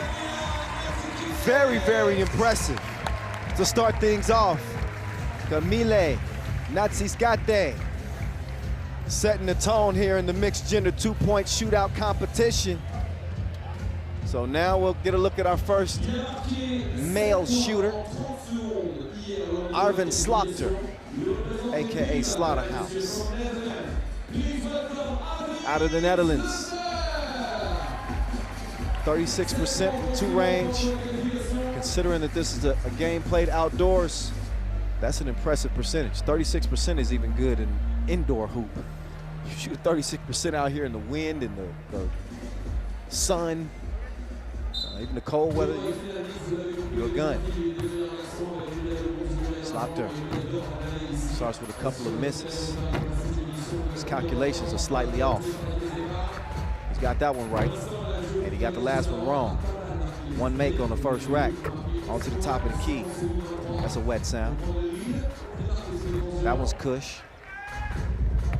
That one's Splapper. And that one's cashed in too. 4 or 5 on that second rack. Now he's getting onto that third rack. He's got racks on racks on racks. He's money right now. Uh-oh, it's right. Vincent Royette. Uh-oh, it's right. Oh yeah. He's in his flow now like Harry Mack. He's got 2 on the money ball rack. Make that 3. Hey! And then he's dancing like an emo. Arvin Slaughter takes the lead with a 15-piece. All 3 money, have we seen that? All 3 money balls? I know the record is 17 on the Pro Tour. Steve Sir, the title holder there, 15. Way to shoot it, Arvin Slaughter, represent for the men. See, this is where I get to take sides. I don't mind. It's us versus them. No, I'm just joking. A lot of love for the ladies. A lot of love for the ladies.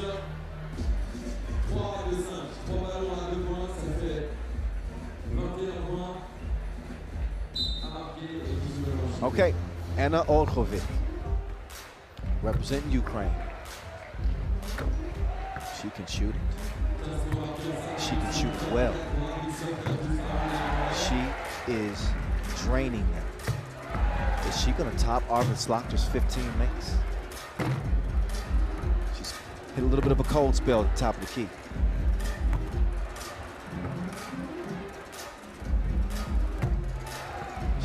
She's starting to regain that touch here on the left wing. Look at the release. Look at the flick of the wrist.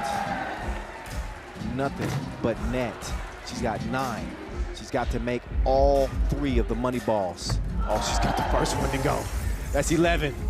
Oh, the second one's gonna miss. And the last shot is a swish. Now, again, this is a medal event. So, we're handing out a gold, a silver, and a bronze out of the 4 competitors. Right now, Arvin Slaughter is looking like he's gonna get the gold. It's looking that way, but I think probably the most potent shooter of the 4 is up last. And we're gonna see if we save the best for last.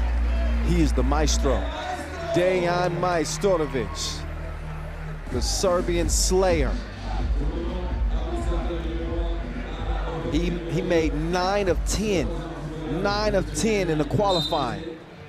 What's he gonna bring to the big show?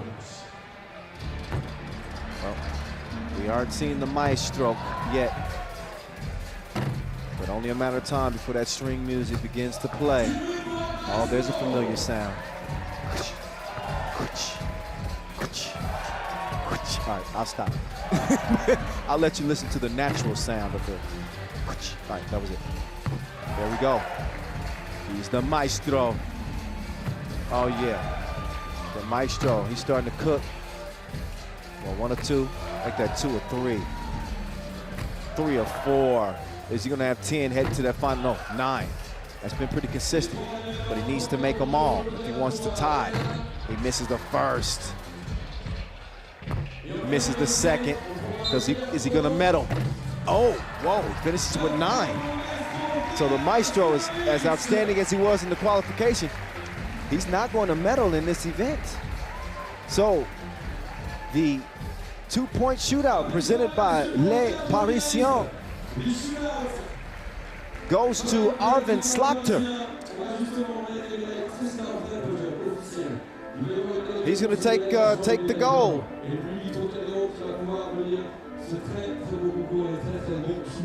And I think that Natsiskate will get second.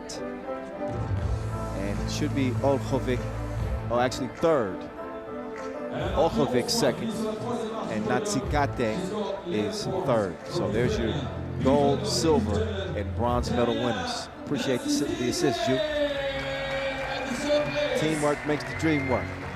Not only on the court, but off. So there you have it. All right. Let's put some medals around some people's necks, shall we? Your bronze, and a big congratulations to Camille Natsiskate out of Lithuania. She is special. Special K. Great effort for her, even though they aren't playing in the semifinals. I think she could be really proud of her body of work here in Paris. Olchovic, you could say the same for her, as Ukraine was also eliminated, but she put on a hell of a shooting display. It really made us think that she could top Arvind Slagter. But it was Slaughterhouse. He was flowing, wasn't he? He gets the win and the gold here in the individual competition. Seeing them shoot lights out like this makes you wonder if they got a few more looks for the Netherlands. Help Dimes out. It might have been a different outcome.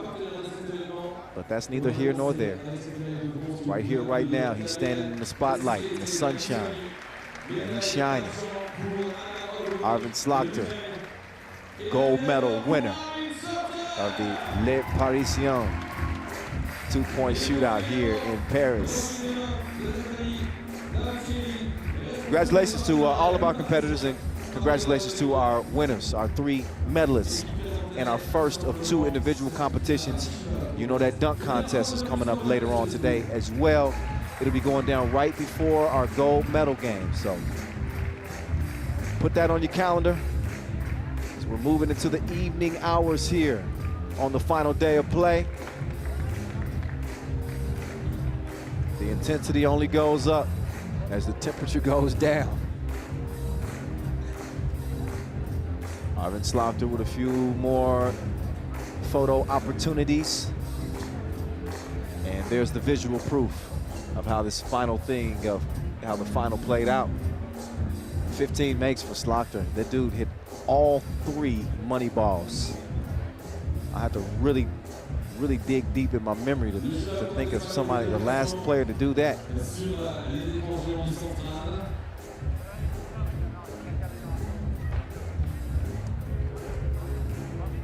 So now that the 2-point shootout final has concluded, that means that we're going to have a brief intermission.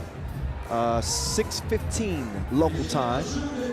We will return to action and get to the semifinals. So y'all stick around. We got about, 20 minutes.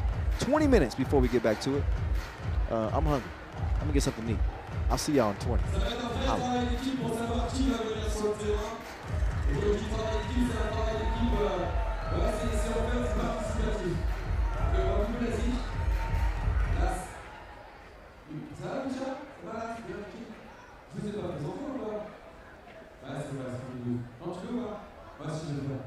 DJ Picha en noir, s'il vous plaît, c'est la DJ de la Super League 3-3 GRDF. En France, à l'année dernière. Et le maillot rouge qui est juste à côté, les gars, c'est Gaillard. Il fait partie de la famille 3-3 World Tour avec la FIBA 4 du monde. Et s'il vous plaît,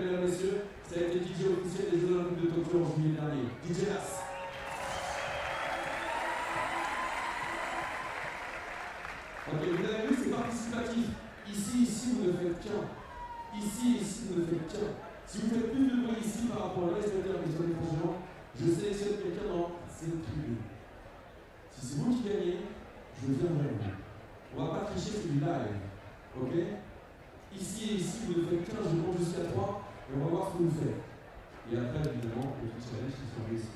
Attention, pas de trop qu'à vous. À 3, tu fais du bruit. C'est un travail d'équipe pour venir shooter ici. 1, 2, 3, bruit.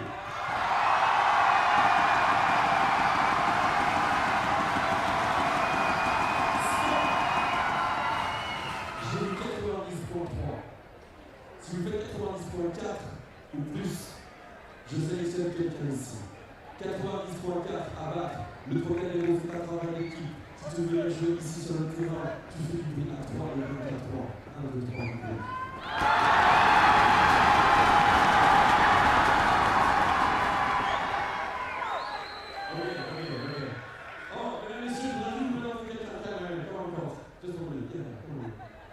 Je viens juste vous présenter quelqu'un. Moi, je fais juste le micro ici. Mais ce monsieur-là, c'est Kyle Montgomery. C'est la voix du 3-3 aux 4 coins du monde. Il a commenté les Jeux Olympiques pour la FIBA.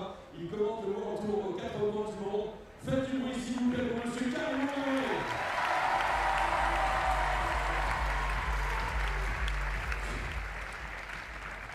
What challenge for you, my man? 2 words in French. Le bête. Un show. Merci beaucoup. Au revoir. Quel Montgomery, la voix du 3-3 au monde! Thank you. Thank you so much, man. Donc, alors, attendez, on était à 90 là, 96, mais ils n'ont pas bien compris en fait. Ils n'ont pas vu 87. On va leur donner une chance. Ok. Non, mais. Vous ne faites pas où? Si vous êtes meilleur, vous allez battre sur le deuxième round. C'est fou. Ici, vous avez vu ou pas? 87 là. Ici, on est une équipe. Je pars tout bas, je monte jusqu'à 3. Vous faites tomber les tribunes, vous tapez des tribunes, vous tapez des mains, 1, 2, 3, du bruit.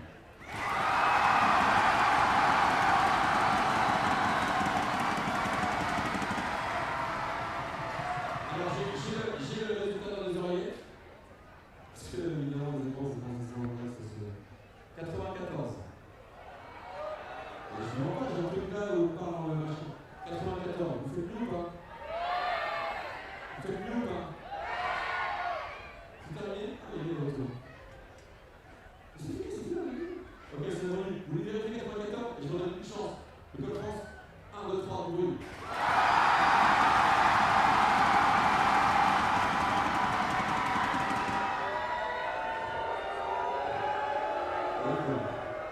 J'ai vu 91-8. Attendez, il faut 91-8. 91-8. Je vais juste faire 92 et je viens vers vous. Je vais juste me lever parce que ça risque de faire un petit peu de vague jusqu'à la scène. Je veux même pas regarder ce qui va passer derrière moi. Il faut faire juste 92 Paris. 1, 2, 3, du bruit.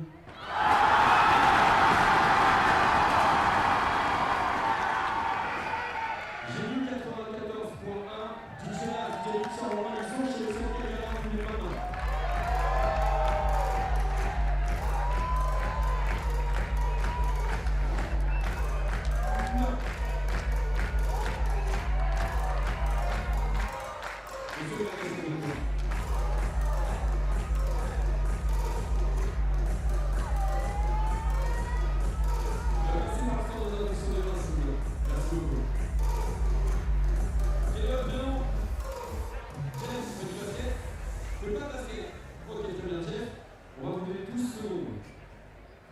Pour réaliser un palier à l'extérieur de la ligne.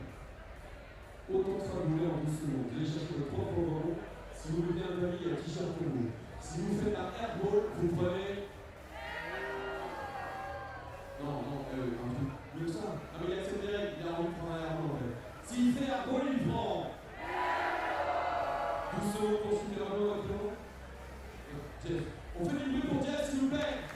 Attention, 12 secondes de position pour shooter Jeff. 3, 2, 1, c'est parti. Ouais, je joue pas basket, moi. Non, je joue pas basket, j'ai juste un petit shoot. Il reste Jeff. 3 secondes.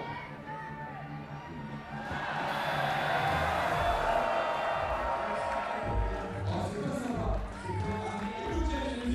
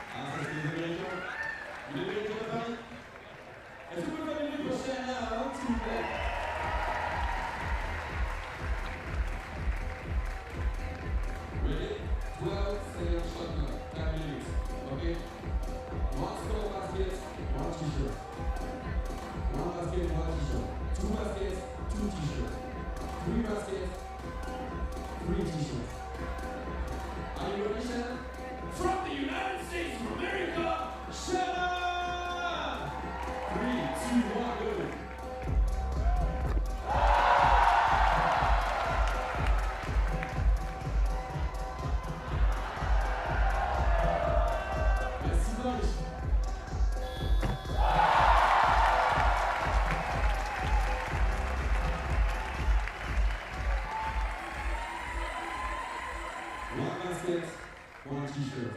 2 baskets, 2 t-shirts. Faites du bruit pour Shootout, s'il vous plaît, Pasteur, USA! Qui veut jouer? Qui veut jouer?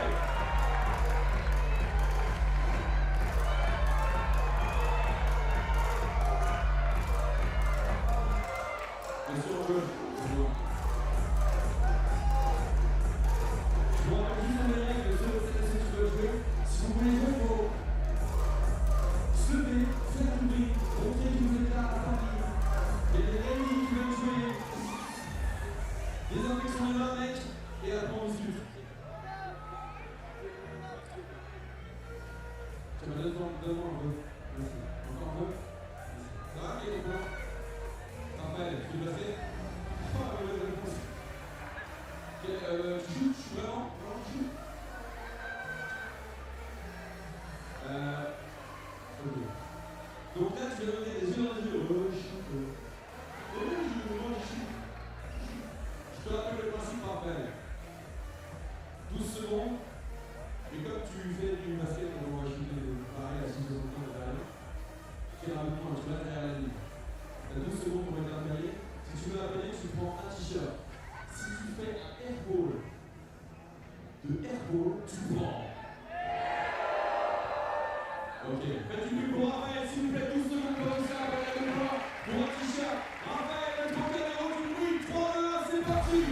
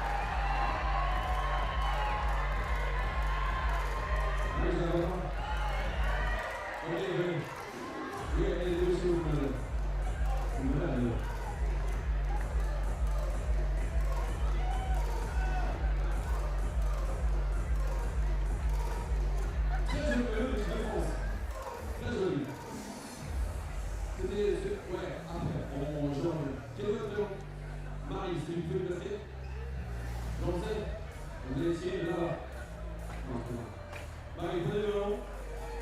Vous faites du basket, Marie. Même principe parce que un tel exceptionnel, shoot exceptionnel, pas impossible, mais pas loin.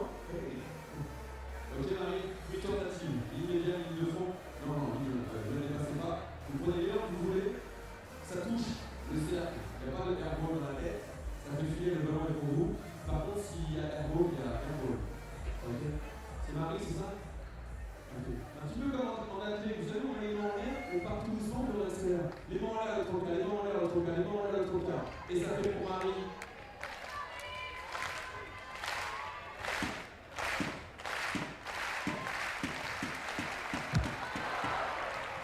Marie, vous allez voir l'hypermanion qui est là-bas, en rouge, je vais vous donner un petit cadeau.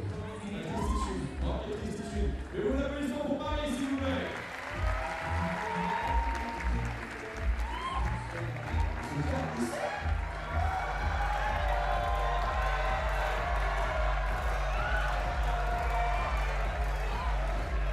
Je sais que vous avez une là, mais où?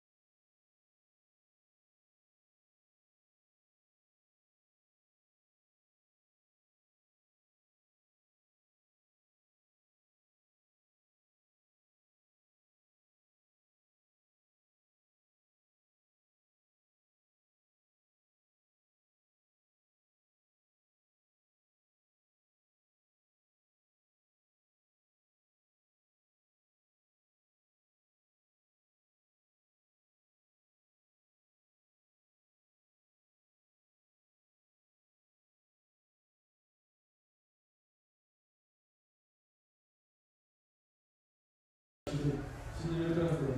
Et le plafond. Attends, bonjour le gars. Regarde le plafond. Regarde, et là, avec la famille, tu sais, t'as bip. Tu peux le casser ou pas? Un peu. Oui, non, le tata, c'est pas le raison. Le tata est complexe. Alors, vu que. Non, je vais pas parce que. Vu que vous êtes un peu du genre. Oh, je suis pas chez moi. C'est la zone rouge qu'il faut pas dépasser. Ouais, je t'ai dit, moi, mais c'est moi qui décide. Alter, c'est ça? C'est soit un ballon seul, soit un airball qui va faire directement à l'épaule. Vous acceptez la règle? Ok, si vous acceptez la règle, il n'y a pas de problème. Et là, vous faire un truc genre. Alter, vous êtes prêts ou pas? Pardon? Skip! Skip, you gonna tell me? This is very Shannon Sharp. But I make it look a lot better than Shannon does. Les mains pour la pierre, s'il vous plaît, tout le monde. Ta.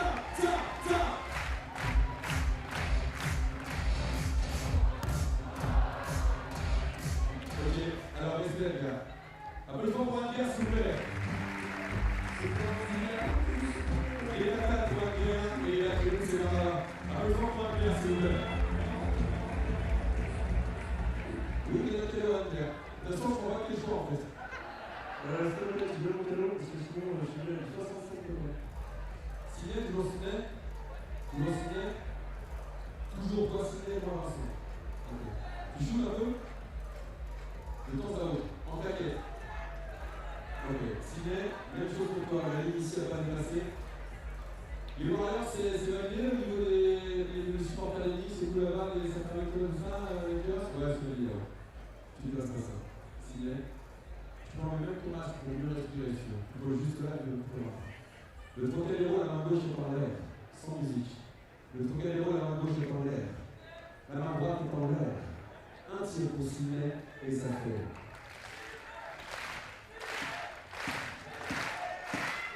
Merci.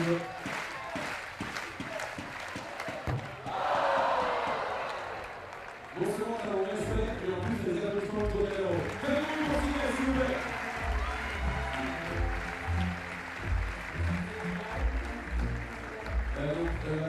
Donc là, vous savez qu'on est mariés ou pas?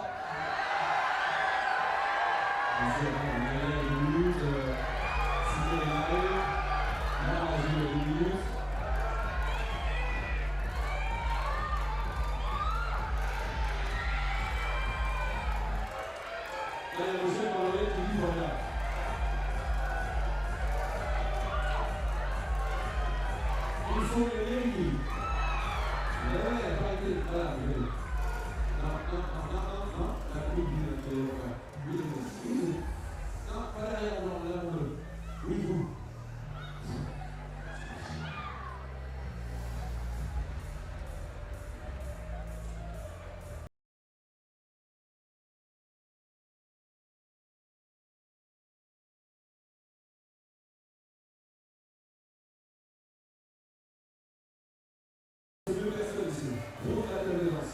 Si les danseurs, il y a un très bon cadeau à gagner aussi, le t-shirt officiel big de l'événement. Il y a des danseurs à Paris ou pas? Il y a des danseurs à Paris ou pas? Bonjour. Bonjour, quel est votre nom? Déborah, vous pouvez passer? Pas du tout? Venez là, Déborah. Et là, pourquoi changer la règle? On va faire un jeu de bras, on va partir de là, et je vais compter jusqu'à 3, et tant que le public fera du bruit, vous allez reculer. C'est le public qui décide.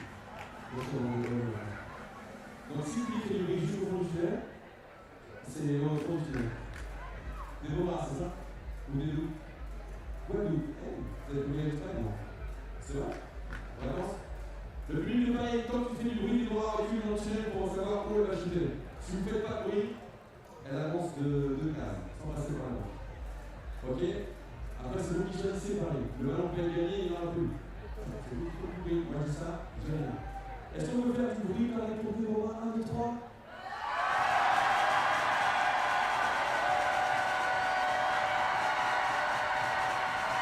Merci.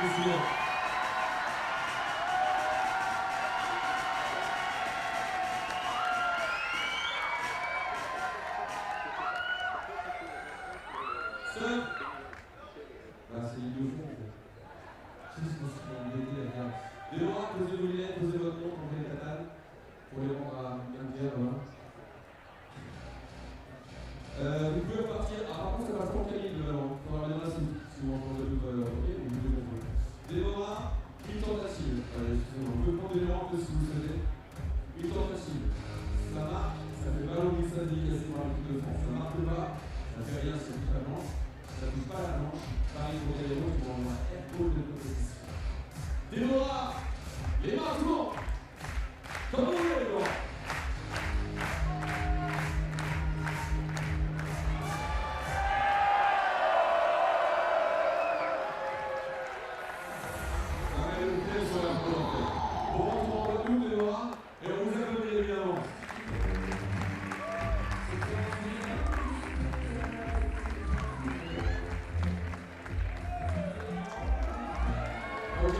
Il faut 2 danseurs, battle de danse, il y a un vrai t-shirt à gagner. Le élément, là on va danser un peu. Qui danse un peu à Paris? Ah mais il faut une vraie danseur apparemment. Il faut une vraie danseur. On a dit une vraie danseuse. Il faut une danseuse pour commencer. Qui danse? Il faut une lady. Non mais je une vraie lady qui danse. Personne danse? Moi je dis une lady.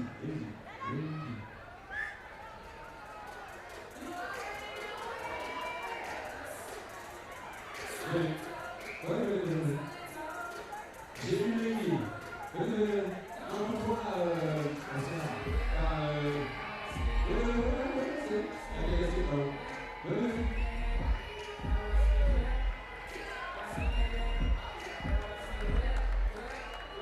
quand je dis danse, ça s'est tout de suite. Venez, mademoiselle. N'ayez pas peur, on est en famille, on est entre nous. Tout va bien se passer. Passe par des instructions de danse, s'il te plaît.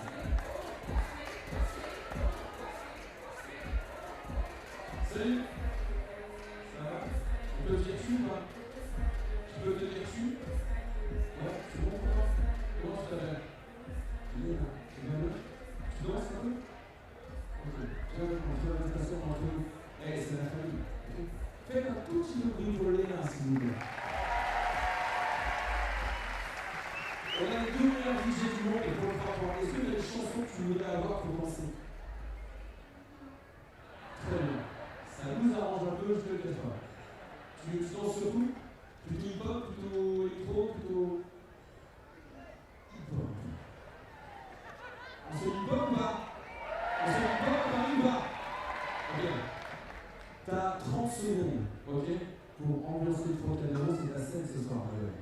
Ok? Le public il est pour toi. T'es prêt, là? Je vais aller là-bas, t'inquiète, je suis pas loin si tu prends un panneau. Vous êtes prêts? J'ai mis à peu près les années de tout. Très bien. Check.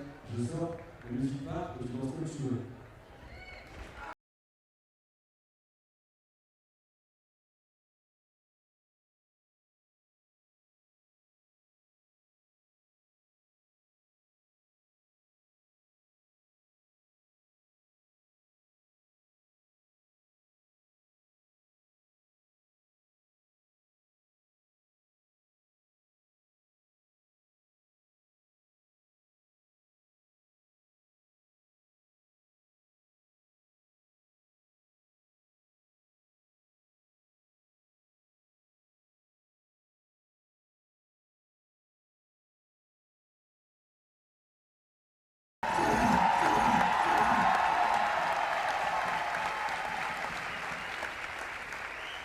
Tu vas bien?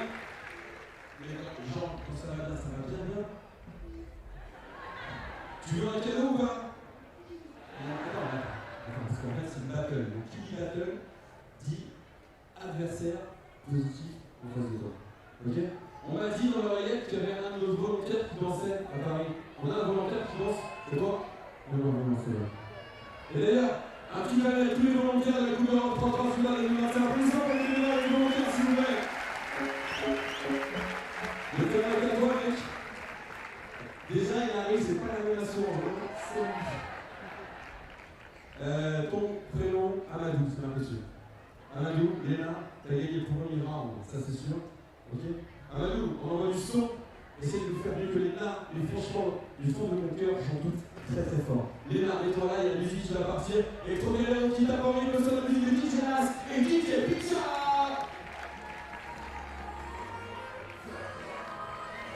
Les mains.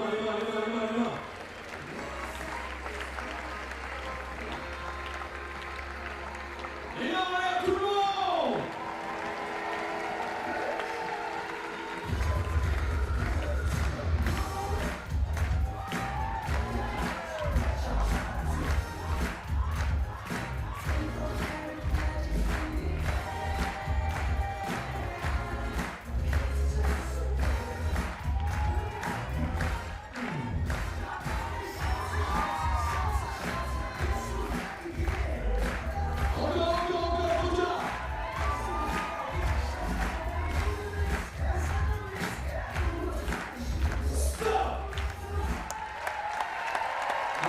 Ici, Léna, princesse. C'est pas moi qui l'ai décidé, c'est pas monsieur l'envoyé qui parle, c'est le public qui l'a décidé. Amadou, tu vas commencer comme ça, quand je te le dirai, et le public va t'applaudir. Léna, juste après, tu feras la même chose. Et c'est le public de Paris, toi qui a décidé qui est le gars de la battle de danse, ici à Paris. Faites du bruit s'il vous plaît, et Amadou, tu vas commencer pour Amadou. Et maintenant, c'est vous qui choisissez si c'est elle qui gagne. Faites du bruit maintenant pour Léna.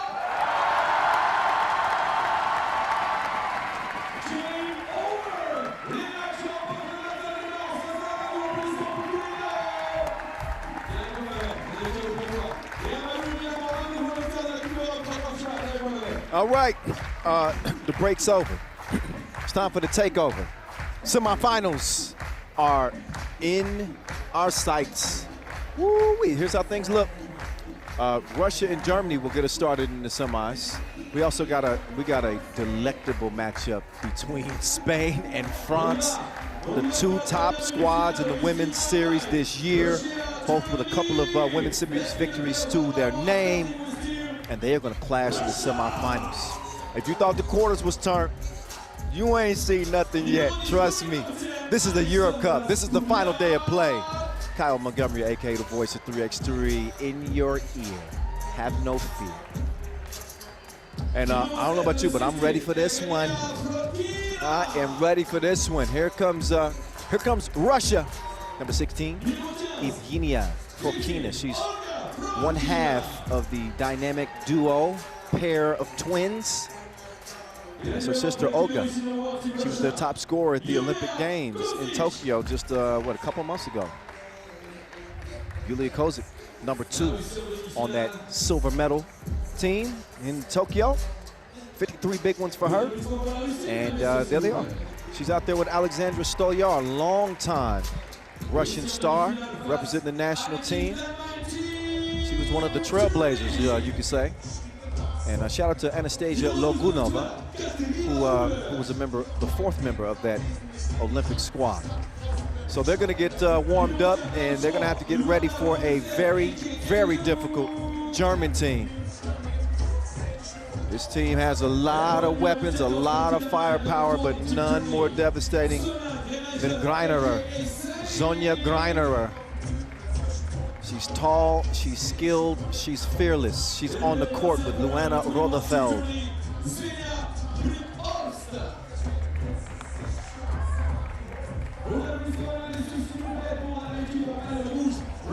And Brukhorst is the last of the four to take the court in red. Katharina Müller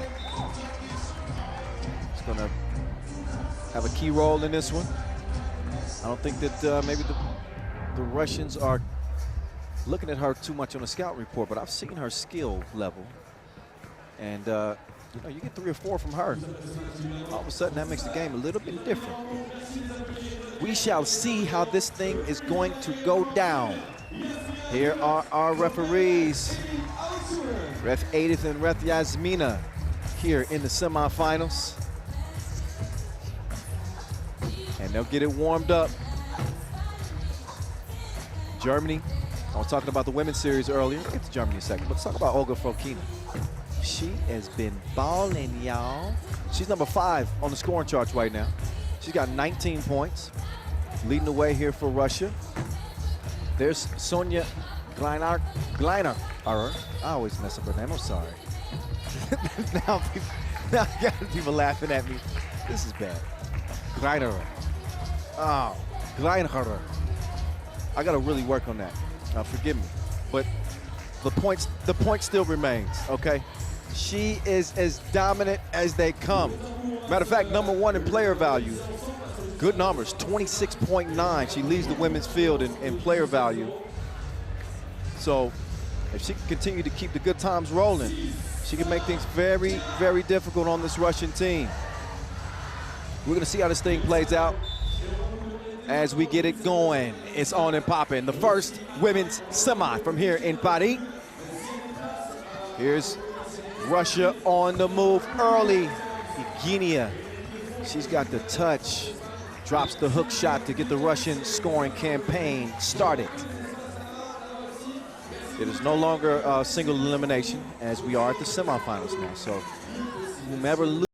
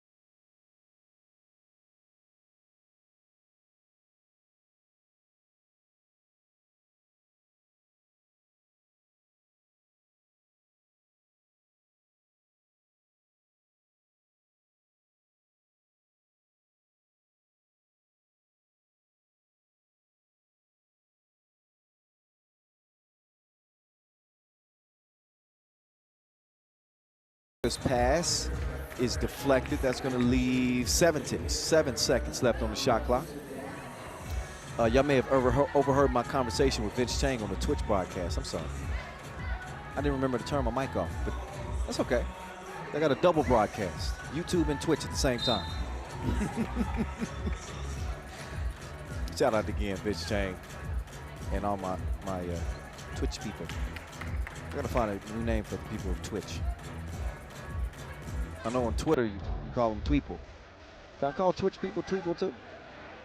Oh, 4-2. Oh, I was gonna say nice, but stole a yard. You don't see her miss those very often. But after the bunny was blown, that's a nice setup. Look at the recovery defense from Kozik. Getting down to the ground. But the possession didn't change, so I believe that the shot, was it a shot clock violation? It was. At least that's what the signal was. Russia ball. Olga lets it fly to your eye. Russia leading by 4. Brunkhorst, she's gonna move right. Playing a little 3-woman weave. 2-woman weave. So Mueller was able to draw the contact. Foul apiece. Just at the tip of the iceberg of this contest. Not even 3 minutes in. Russia was able to come back late, took it to overtime against Lithuania, and pulled out a tough win in that game. They were up against the ropes. It was looking like the Lithuanians, they just were gonna come out of that thing with a win. Was not the case. Meantime, Germany was able to just outlast Hungary in a tight contest. And they rode Greiner to a win.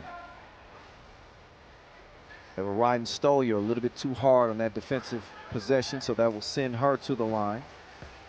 Stolyer, as accomplished as she is, I gave her an MVP, and she did actually win that MVP, but she was a member of the gold medal 2014 Europe Cup team, also a gold medal World Cup team in 2017 and Europe Cup in 2017. That MVP went to Anastasia Logunov, but Stolyer, she was a valuable player in helping them get that done. Shout out DJ Lass, DJ Pitcher, MC Vincent Royer, all a part of the media team, bringing you this outstanding production from this unbelievably picturesque city of Paris. Packed house, standing room only, sitting room only, shoulder to shoulder. It's tight. Everybody wants to see how this thing plays out the rest of the day, and we will all get the conclusion. We play on. Kozik. Here's Julia making her move. She didn't have the grip. Rollefeld, she thought about it. Rollefeld now to the paint. Oh, she got hated on. But that's okay. She got friends. What about your friends? Will they stay? Mueller. She gives Russia a 7-3. I mean, gets Germany within 4. It is a 7-3 game. She plays for Germany. She's gonna set the screen. Greiner. Splash. 7-4. Kozik. 2-ball corner pocket. No. Rollefeld, 2-on-1 advantage. She's going to drop it off, and nearly an and one, but it's not going to go down. It's going to instead send Zonia Greiner to the line.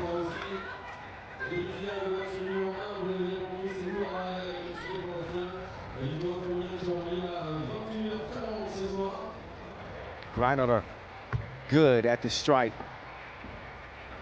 How fun has she been to watch here in Paris so far? Will we continue to see her on the court? Kozik saw her in front. She liked her chances, so she took it to the rack. And Kozik is going to draw the foul that will send her up to the free throw line. Maybe a little bit of an unsung hero, this Julia Kozik. 5th in scoring, Tokyo, and we got a 2-point game right now. Germany ain't going nowhere. They almost tied it, but look, the grind never stops. Greiner. 1-point contest. Oh, Mueller almost swiped that one away. Stolyar. Reiner to clear it with Brunkhorst. Mueller waiting on the wing. Reiner is going right. Is it the right decision? Nope. Great defense. Stolyar holding her own. Now she's going to get a rest. Rotherfeld is now in, so they don't have Greiner on the floor. So they won't have that interior presence. So that'll open up the door for not only Russia to probably drive a little bit more, but they're going to feel more confident in the chance of getting those offensive rebounds too without having that towering Greiner down here snatching the boards. So right now it's a 1-point game. We are at the midway point, approaching at least. Rotherfeld is going to swing it. Brunkhorst doing the same. Mueller gets a good look, but she was shooting on a 7 feet goal. I believe the regulation is 10. 1-point game, it stays. That ball bulleted to the inside where Rotherfeld will finish things off.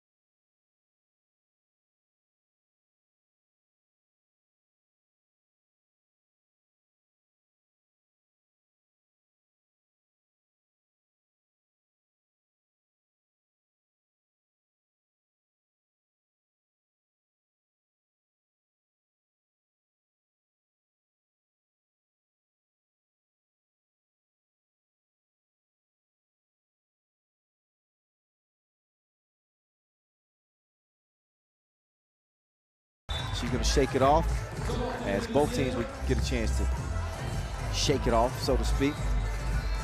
They'll regroup, catch a breath.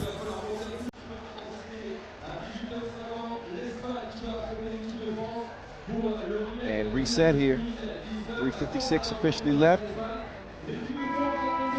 Close game. What would you expect? It is the semifinals, isn't it? Everybody's coming to ball.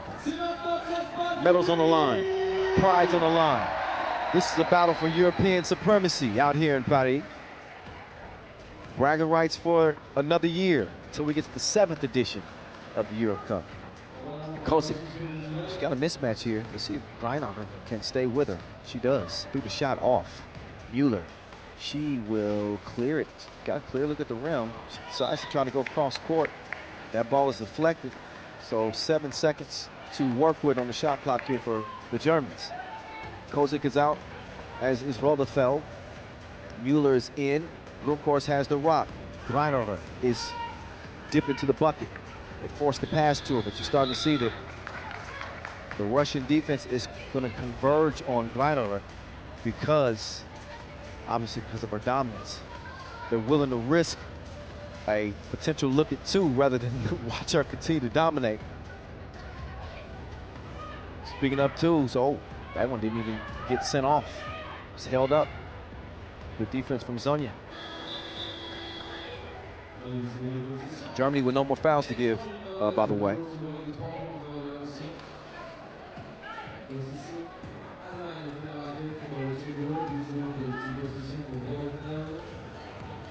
So here comes Luana Rotherfeld and her German contingent. She fakes right, goes left. Little handoff. Mueller coming around the mountain when she comes.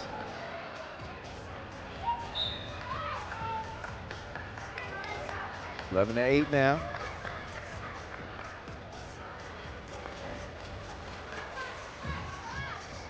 You got to show this German team really a lot of love. I mentioned the women's series win in Constanta, but all 4 of these players have stopped their 5-on-5 career to focus on 3x3.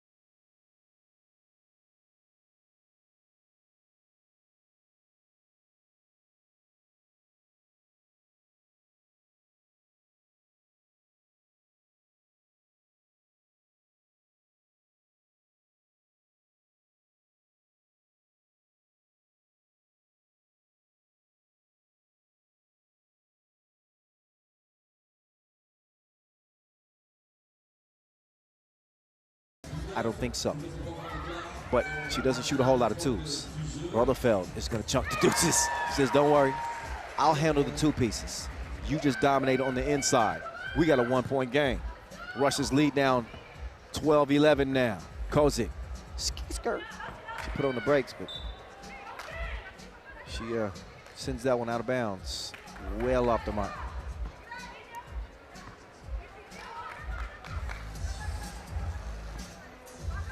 Mueller swings it. Mueller, the leader in key assists coming into this contest. Actually, Brunkhorst, excuse me. Mueller, she could have used some assistance on that possession. Nowhere to go with it. She's defended well. Great timing on the block. Still going to be out of bounds off of Russia. But it won't leave very much time. 0.8. Rutherfeld easily blocked, and now here come Russia again. We're under a minute now. And Stolyar chunking at the top of the key. Maybe not the best shot. Maybe not the best shot idea. Because Russia, they don't have to panic. It's a 1-point game. But they are by no means safe. And it's a 1 foul closer to being in a penalty too. So no more to give for Russia. Germany is already in the penalty. So we continue. Down low, good swipe from behind. Eugenia. So the only thing you can do with a big that's dominant, really the success with the defense begins before she even gets the ball. It starts with a denial, making it difficult for her to establish position. And then once she gets it, you got to keep that pressure up.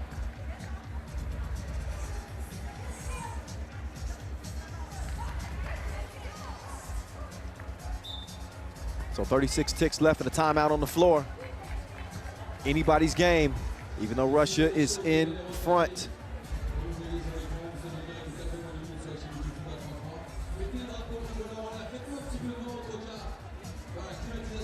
Both of these teams in close contest in the quarterfinals.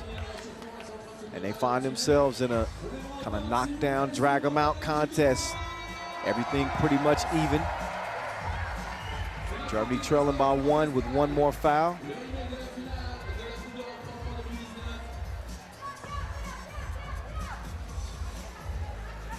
Look for Russia to be on attack mode here. Kozik, you can tell she was thinking about that too. She didn't want to settle for it. Still with time in the shot clock. Instead, she steps through, but it's a wild shot. Greiner gets it over to Rodefeld. She's going to get a screen. Sonia sets it. Rodefeld couldn't get it to her. She kicks it to the corner instead. It is deflected. Got to get a shot up quickly. They do, and Greiner gets the score. It's even.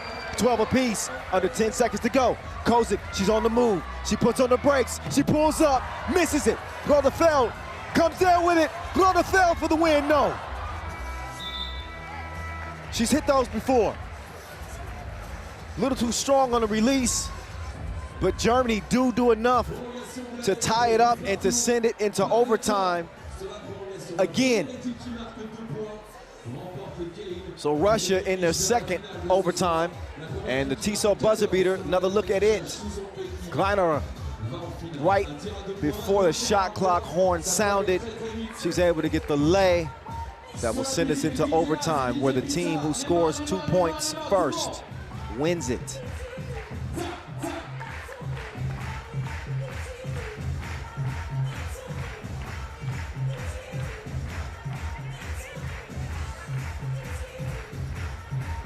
So here's Germany starting with it in OT.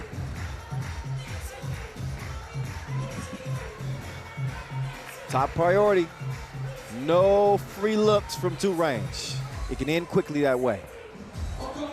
Bronkhorst pass is almost too long. Greiner is good money underneath there. She is on a kill streak right now. We're gonna see if Russia is able to respawn. It may not be a respawn. If Germany get 1 more score, be a big upset here in the semis. Rodefeld, Bronkhorst, leader in key assists. She needs 1 more key assist, and that one is a Tissot buzzer beater. And Germany pull off a big win, a shocker, over Russia in OT. Another look at your Tissot buzzer beater.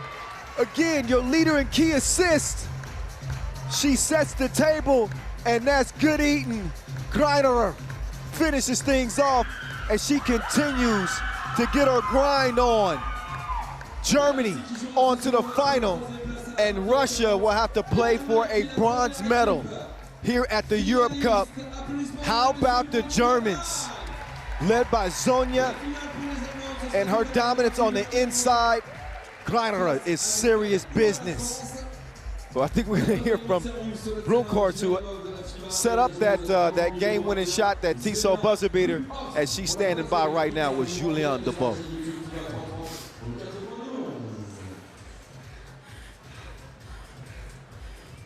Svenja, just like that, you beat the Olympic silver medalist. This is crazy.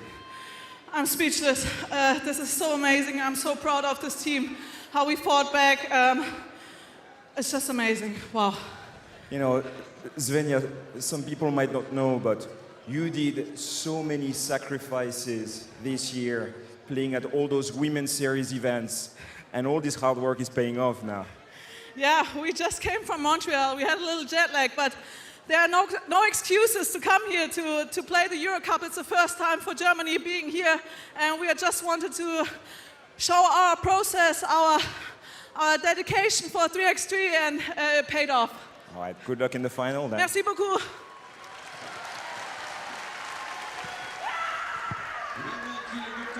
What a win. What a win.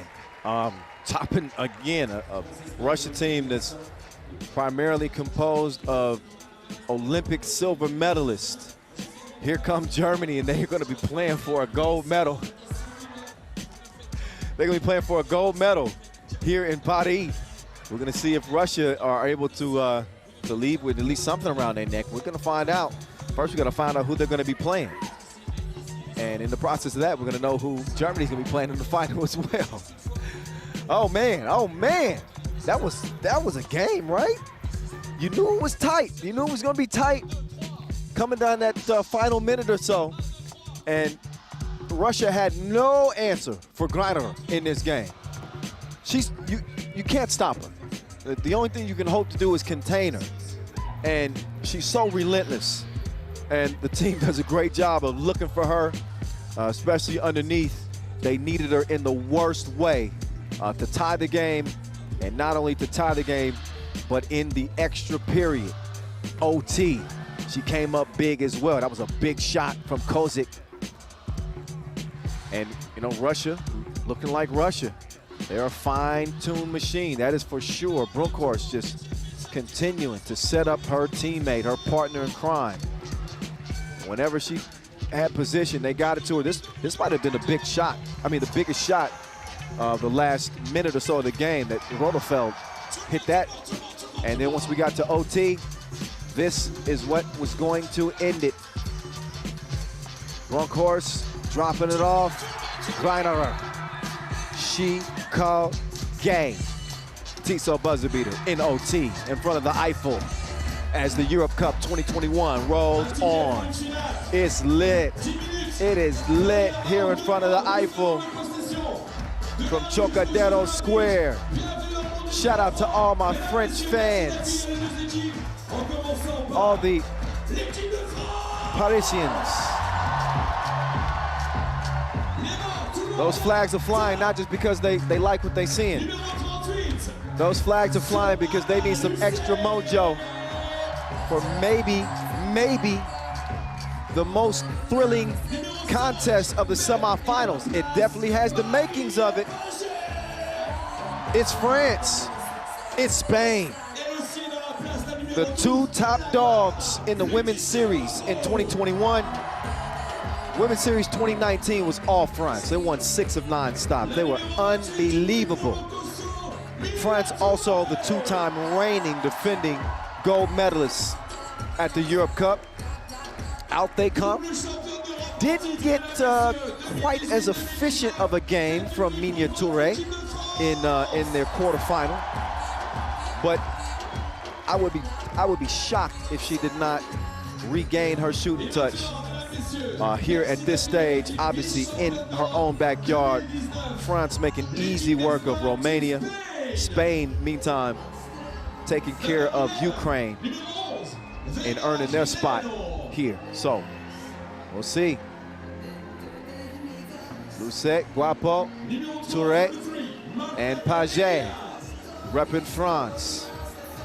Meantime, representing Spain, it is Marta Canella, Aitana Cueva. As these two teams will meet here in 2021 for the 3rd time.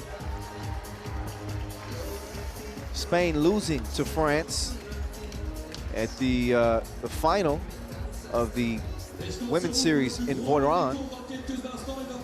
Actually, that was Pool A play and in the final. So they lost to them both times. Not to mention the 2019 Europe Cup final. That was the last edition of the Europe Cup. So you're looking at your gold and silver medalists from the last edition. And right now you're looking at our 2 officials, Alexander and Yasmina. So just sit back. I'm just gonna tell you, sit back and enjoy this one. We about to see more stars than the Mike Tyson opponent. They are out as the sun begins to go down. That is filet mignon. She's number 3 on the scoring charts. She was number 3 on the scoring charts. She and Igedavide, 2 and 3. Igedavide in that 2 spot that's coming after the quarterfinals. Some things have changed, obviously. Greinarer for Germany's moved up, as has Fokina of Russia, but point is, she's right up there. She's balling. Spain's getting it done in a variety of ways. In terms of player value, Igedavide, number 3, Jimeno right behind her, 21.7. That's how we measure players' total impact.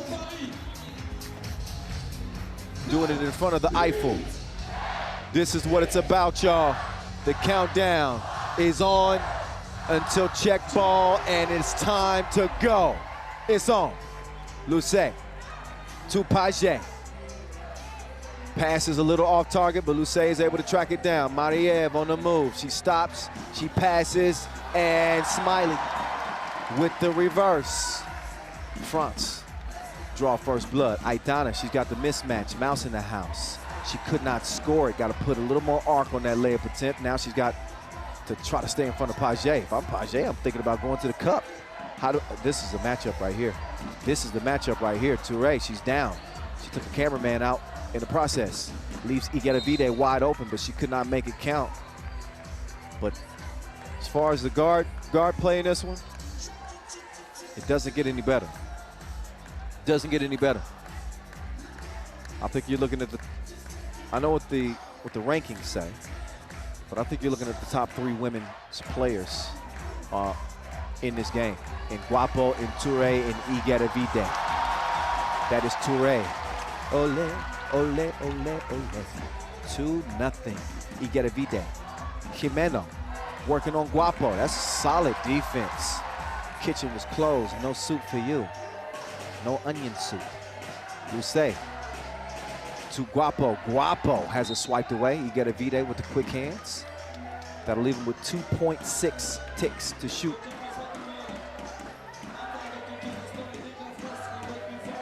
That tonight's gonna be a good night. Filet mignon. Ooh la la. So 3-0 France right out of the gates. Aitana, drop step game. So Spain is on the board. Here's Guapo making the move left. Oh, she put her on suspension. See what I did there? Nice spin move from Guapo as France respond.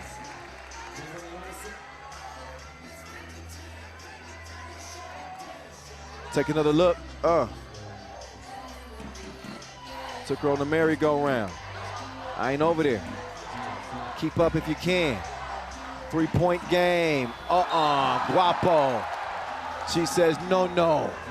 But she is called for the foul.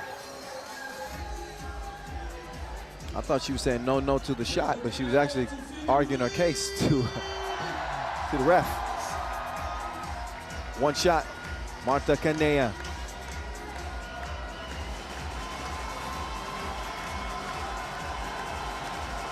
And Canea gets it to go down. Lucet changing direction. She got to get it cleared. She does with Paget, who sets her feet and sets her sights on the rim. It touches no iron, only nylon, as it's 6-2. Jimeno, big advantage down there. Got to make those count every time. And she scores over Mariev Paget. Paget will hand it off. Lucet off of the deep end. Just a little bit off the mark. Aitana, she'll get it back. Same situation. So this is very likely going to be España's strategy going forward. Whenever they can get Paget in a mismatch down low, they're going to try to exploit it. She's a tenacious defender, but she just was not vertically blessed in that way to where she can really defend the big. There they go. They caught her in a switch again. And here comes Aitana. Oh, she missed it. She's going to get another opportunity, and she scores this time over Lucet. Lucet late on the help, so now Guapo getting to the baseline. She turns her back to kick it out. Lucet trying to move, but she runs into some contact. as Spain will pick up a second foul. It's the semifinals. Germany is into the final. We're about to find out who's going to move on to beat them. I mean, to meet them. Oh, Hezi, which way did she go? Toure to the crib, 7-4.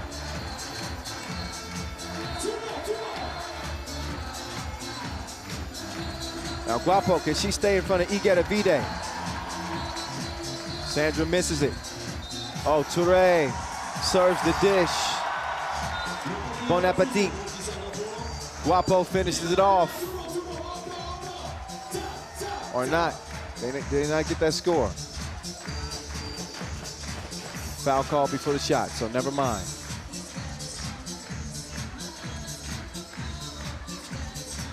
Here's Guapo. Little Hezi herself. Oh, you fancy, huh? No look, reverse.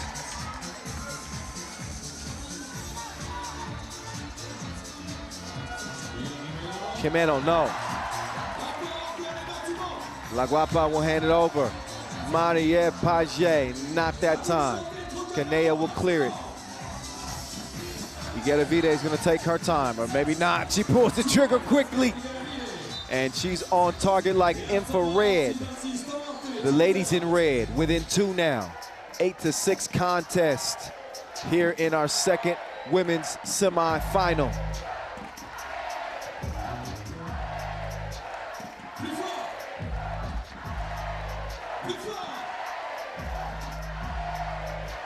Spain nearly made it to the Olympic Games. Saw them in Austria at the Olympic qualifying tournament. They ended up losing their opportunity by falling to Japan. So gut-wrenching loss for them, but they have obviously been able to recover, seeing the success that they've had in the women's series. If they're not runners-up, then a lot of times they're winning it. They were runners-up in 2019 here at the Europe Cup and 2017. Here's Toure. She got Igedavide in front of her. She couldn't drop her off.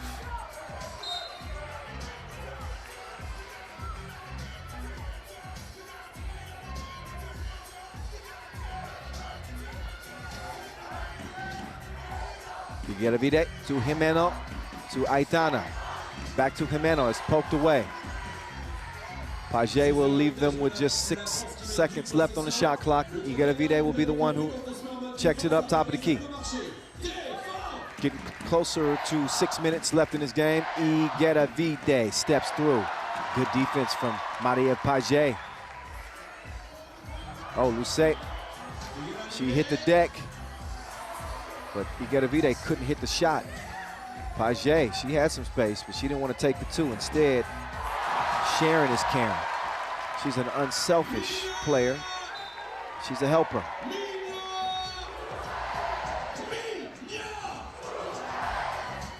Emilia Toure. She got the crowd behind her. And right now, Spain's in her rear view, but only by 3 points. Can they close in? Jimeno to Kanea. Aitana. Not the same type of advantage against Toure as she would have against Page. They didn't get her to the rock anyway. Kanea is able to draw a foul.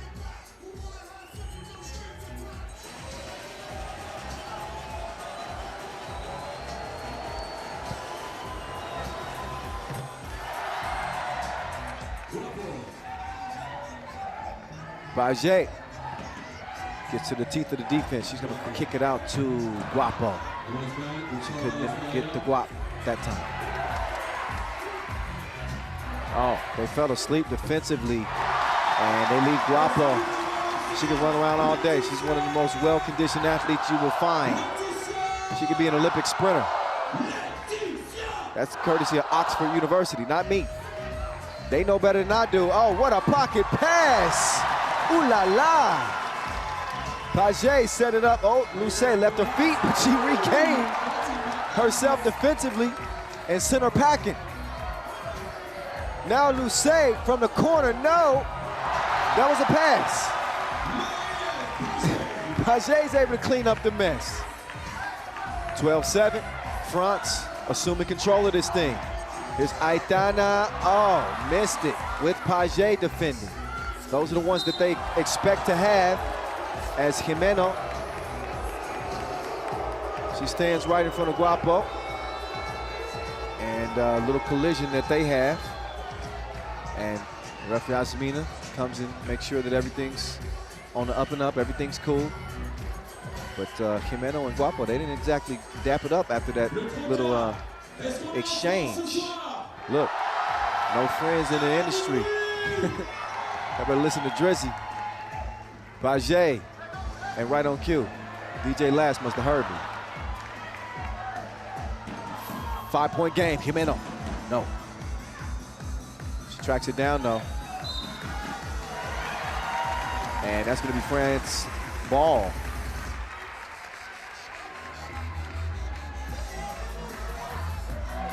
Tough to make anything happen on that baseline. Either get called for the out of bounds or foul, offensive. Touré trickles that ball down to Lucette. Couldn't get it to go, but there's Guapo.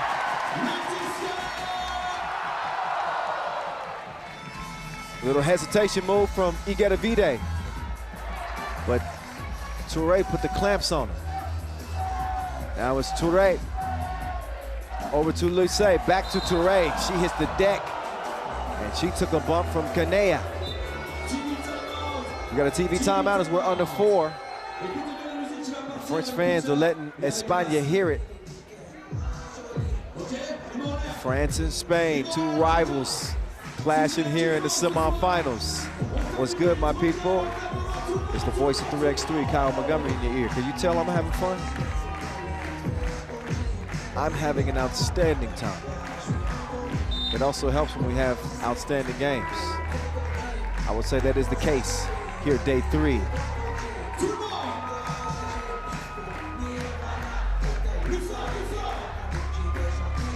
Six-point difference. France. Lucette. Dime time. Not quite.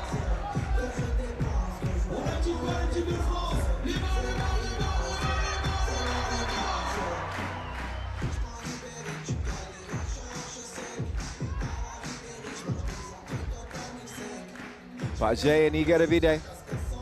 They're going to try to get Paget in the switch, and they do. Jimeno put it on the bucket list.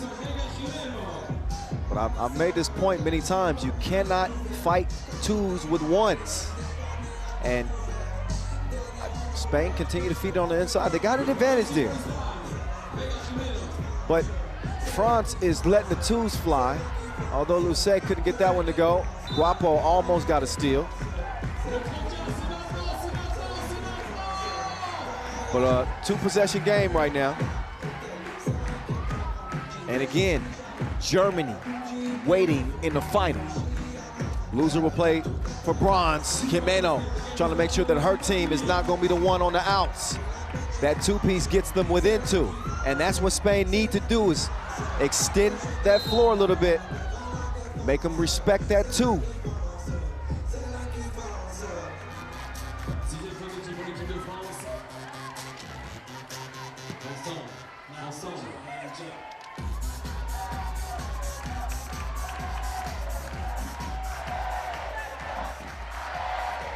So again, your 2 top teams on the women's series, and there's your top player on the women's series. Igedavide drops it like it's hot. It's 13 all, just like that. Lucette thought about it. Thought about the drive, but it's stolen. Quickly fed down low to Aitana.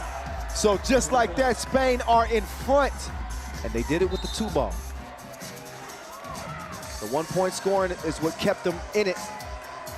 The 2 ball is what put them in front. So with 2:26 to play, France in a little bit of a drought, as they've seen the Spaniards now jump out in front by just a step. It might be Touré time.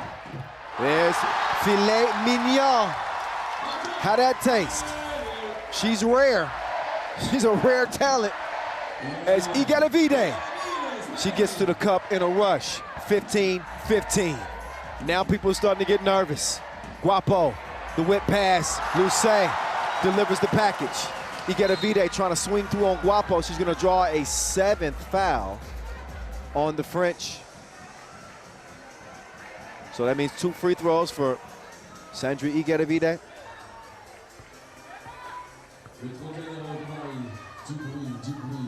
Just led Spain to a silver medal 2 years ago. She was on the team of the tournament. It's already been an incredibly successful 2021 for Igatavide in Spain, but they are eyeing their first Europe Cup crown.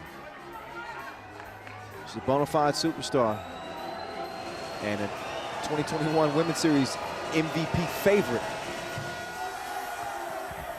And she's got España in front by 1. Touré to Guapo. Guapo lets it go. Jimeno snatches the rebound. Igatavide. Oh, they had her, but they missed her. Canea, she's gonna take it herself. Guapo with the defense. Canea gets the shot up, but the defense was on lock mode. Nowhere to go. That's that quarantine defense. Here's Touré. She said, oh. Off the misses, Igatavide. We got under a minute and a half to play. Igatavide, 2 kisses on the wrist, swish. This woman is absolutely deadly. Absolutely deadly. Sandra Igatavide has Spain in front by 3, but España do pick up a 7th foul, and Touré can trim into it at the line right here.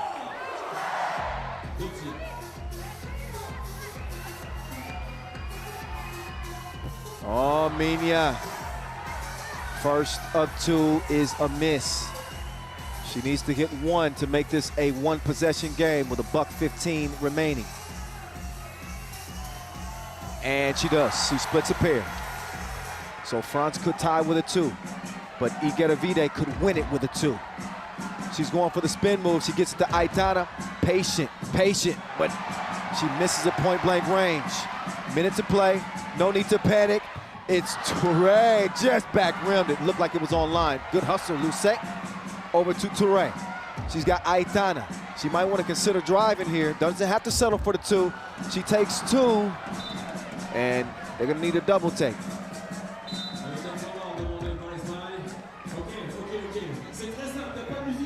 So it'll be Spain ball after a timeout on the floor, and again, only a 1-possession game. This will decide it. Who goes on to play Germany for a gold medal here in Paris, and who has to settle for playing for a bronze against Russia?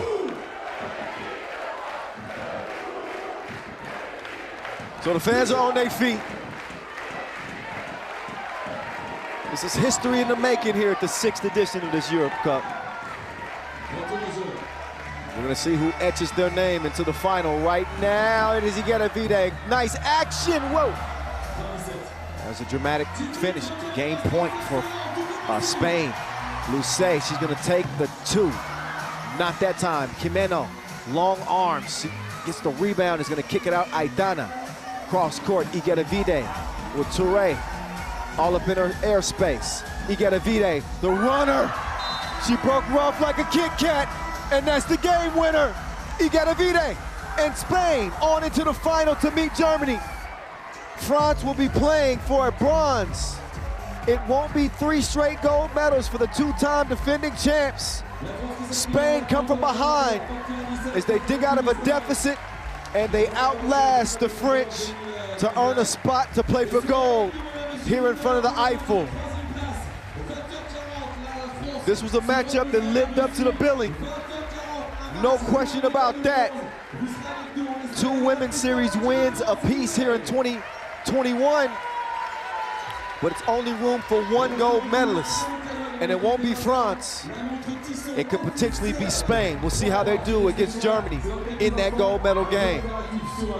But a special performance from a very special player, Sandra Igatavide. This has been her year as she stands by with Julianne Debove.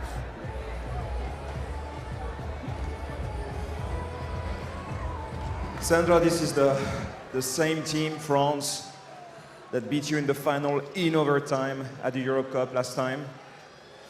How does it feel to be on the winning side this time? We knew it was going to be a tough game.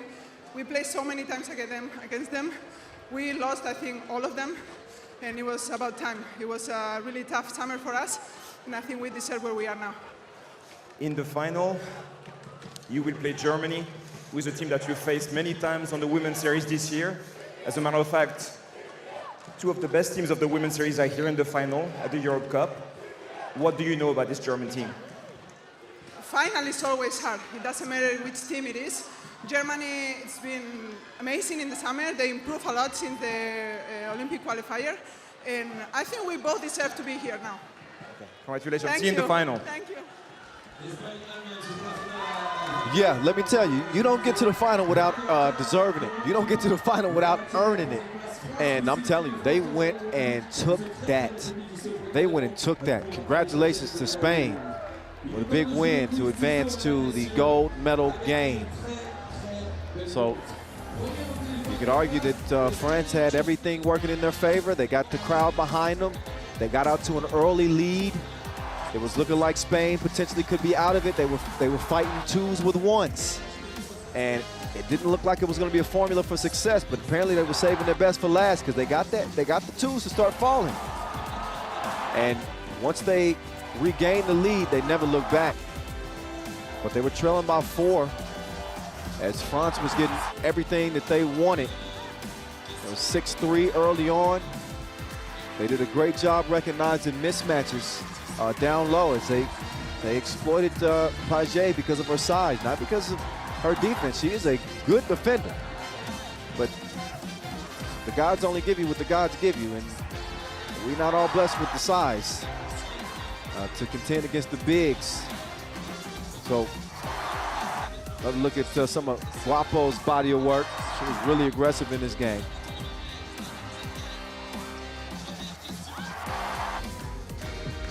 And Aitana recognizing, again, that mismatch with the much smaller Page. But this is when France looked like they were going to be on the way to a win. It was 13-8. That made it a 2-possession game, but then Jimeno, no hesitation. Quick draw McGraw, the 2-piece, and then it was all even. 13-13. And then they could go back to their 1-point scoring tangent. Of course, Touré answered with a double dip, only to see it answered by Igedavide. She's always got the answers. She's a cheat sheet. She's got the runner here. That ended up being the game winner as España lift their hands in the air in triumph as they finally get a little revenge over France, who beat them in the final of the last edition. Spain and Germany, they'll play for gold. France and Russia will play for bronze. 2 more women's games left.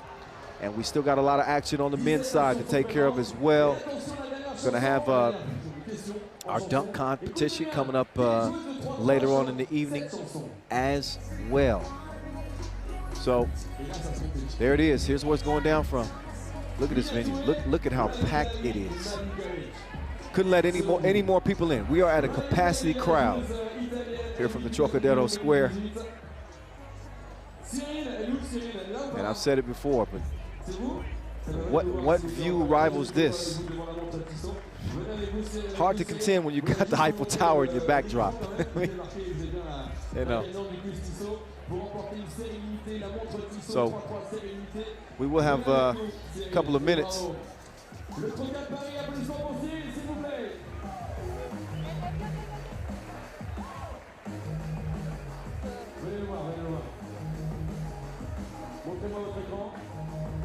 Félicitations, vous avez remporté le quiz. Vous serez contacté dans quelques instants. Et bon, on n'attend pas quelques instants pour vous contacter. Mettez-vous juste là, Cyril, posez votre téléphone. Et on a... Tu peux prendre la photo Ouais, vas-y, prends la photo. Mettez-vous juste là, devant, et vous regardez. Ouais, c'est juste ici pour la photo officielle. Vous remportez la montre Tissot spéciale 3x3 stérilité. Applaudissements pour Cyril, s'il vous plaît. La montre Tissot, elle est là. Elle est vraiment pour vous. C'est de la part de Tissot, première FIBA. Bravo à vous.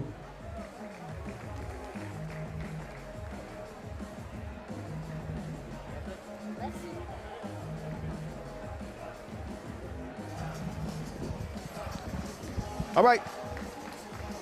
They say it's time to go. So I say let's go. I'm ready. I'm ready for the men to take the court now. We see the final set and the bronze medal game set for the ladies. And now we will find out how the men's tournament is going to play out. And out come your two-time defending Europe Cup champs, Serbia. Obviously, they qualified as the reigning champs. 2018 saw them do it in Bucharest. At that time, it was the only gold medal they were missing. So they snatched that up, and then they snatched another one in 2019 in Debrecen.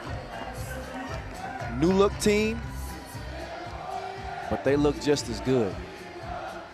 3 Olympians, led by Dejan Majstorovic. Have loved to see his reemergence as he's turned back the clock. He's joined by Alexander Radkov, Mahalo Vasic, and Miroslav Pajsilic. Only loss that the Serbian men suffered was a pool play loss to Ukraine.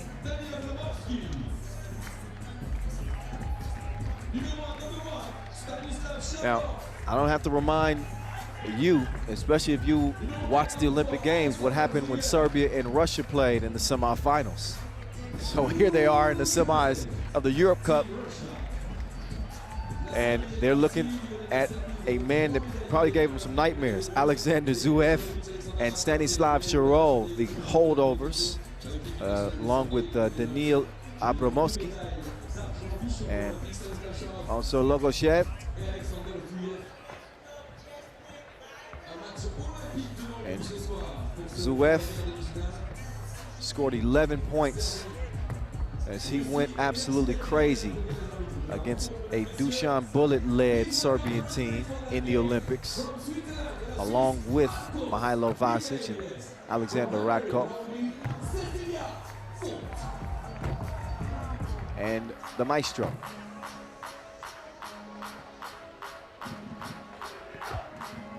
So we'll see if Russia can repeat what they were able to do in Tokyo.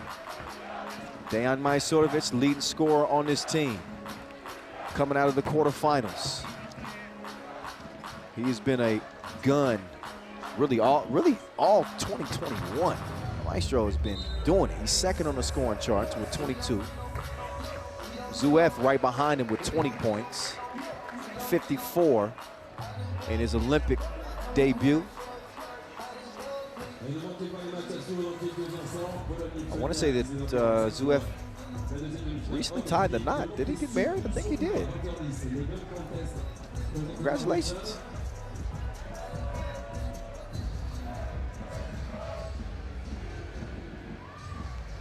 Got to confirm that, but I think so. Well, it's time to get this one going. It's up to the men now.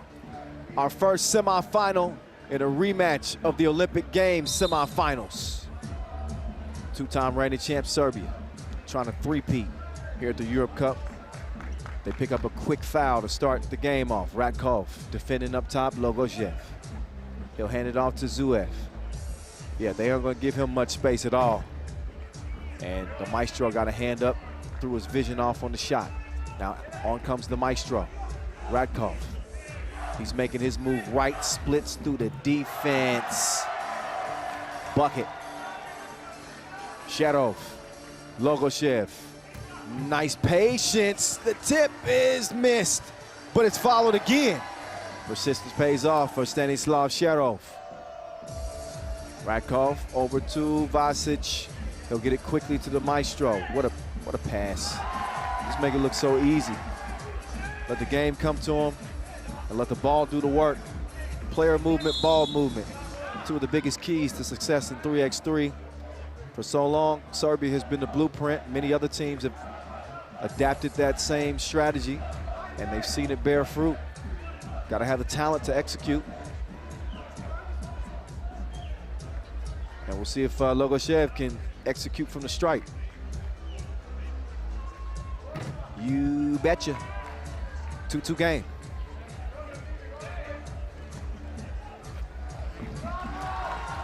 But Serbia answered back quickly. Zuev, offensive foul call on Russia.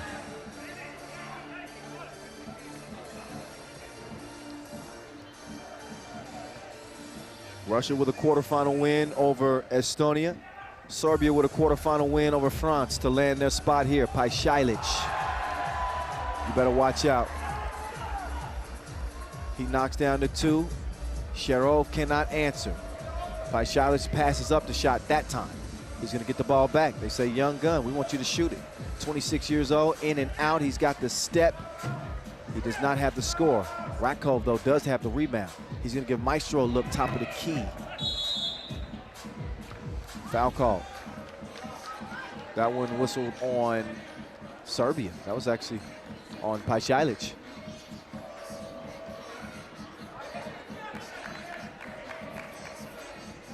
It was a 10-point blowout.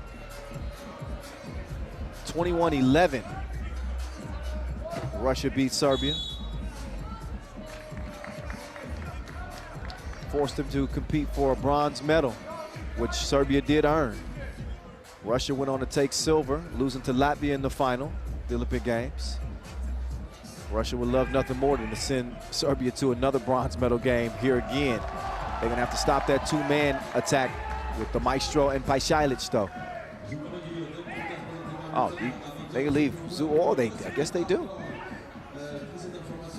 He's got a double take, and he counts it that time. The deuce is good, 2-point game. Vasic making his move. The Manimal, no. Good D from Logoshev. He's got the size to really make things difficult on Vasic. Vasic usually feasts and he gets a mismatch. He's got the ball in his hand now. He's gonna get it over to the Maestro, and Dejan couldn't score. Through the defense of Zuev. Abramovsky, quick step, trying to move on the Maestro, but look at the Maestro. Using those long arms to get in there, disrupt the drive. Out of bounds, could have, did that go off of Abramovsky? I think it did. White ball. So really good defensive play there from the Maestro. As Radkov takes over, he and his Lehman teammate, Vasic. There's an oop star right in front of you. Pajsilic tied up as Sharov. He says, yeah, that was me. I'd rather hack him than give him a free bucket. Pajsilic, your 2021 Debrecen Masters MVP.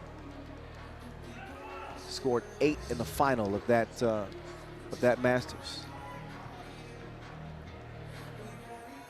In beating Latvia.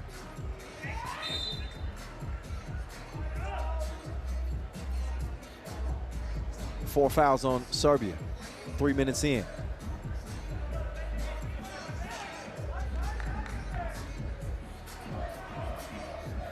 Nice pass, look at Sharov. Had the hang time, but he couldn't finish at the rim. Sharov keeping Vasic away from the post. He's forcing the possession to go down between Radkov and the Maestro. And another good box out. So strong defensive possession there from Sharov. Sometimes that's all it takes, is preventing Serbia from getting in their comfort zone, setting up their offense in the way that they want to do it. So some of that comes down to being the aggressor. It's almost like when you're guarding a dude that's got a jumper, or a woman who's got a jumper and is also quick. As a defender, you want to put the pressure on them. Don't let them get comfortable and attack you. You attack. So I think that's what we're seeing so far. Zuev, trigger's pulled, but he fires a blank. Sharov cannot save it. Just over 3 minutes in. This is the clash of the Titans, y'all. It's going down in a major way here from Paris. Abramovsky making his move. Good defense from the Maestro there. Quick feed down low. Vasic, smart play. He didn't want to get called for three in the key, so he left the paint temporarily, and then he goes back to work like it's Monday morning. We still enjoying the weekend. 7-4. Abramovsky, it's a pull-up. It's also broke. Maestro trying to break him off. Couldn't hit him with the two-piece, so Zuev, he'll go to work with the Maestro defender. He's gonna take the screen from Logoshev. He's gonna stop short, and for now he's capping.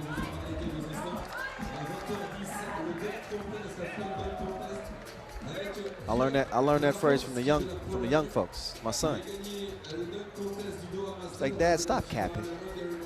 What is that? No cap, all facts. He's the truth. Miroslav Pajsilic. Bottoms, 9-4. Sherov, he's official. Somebody get him a whistle. Drains the two. He's a real baller out here, keeping Russia in this contest, 9-6. You gotta know this one means a lot to the Serbs. Logoshev starts it with a block, but Ratkov sticks with it and sticks the layup. Out to a 4-point lead. Ratkov with maybe a fatigue foul. It's the 5th on Serbia. But they hold on to a 4-point advantage right now as we get a little bit closer to that midway point. 10-minute sprint, 5:20 officially left. Abramovsky will hand it off. Zuev over to Sherov. He looks the defense off, but he couldn't splash on Vasquez. Instead, the Manimal over to the Maestro. Oh, he just got that layup up in time. Past the streaking Sherov. Abramovsky, he takes a bump, and that'll be 6 on Serbia, so that means no more to give.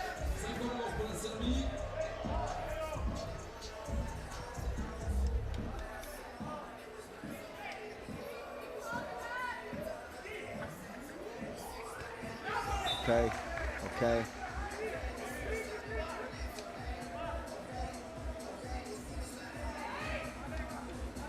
Zuev moves it right. Oh, Logoshev trying his hand from deep. He said, my bad. I thought the 2-point arc was the semicircle on the inside.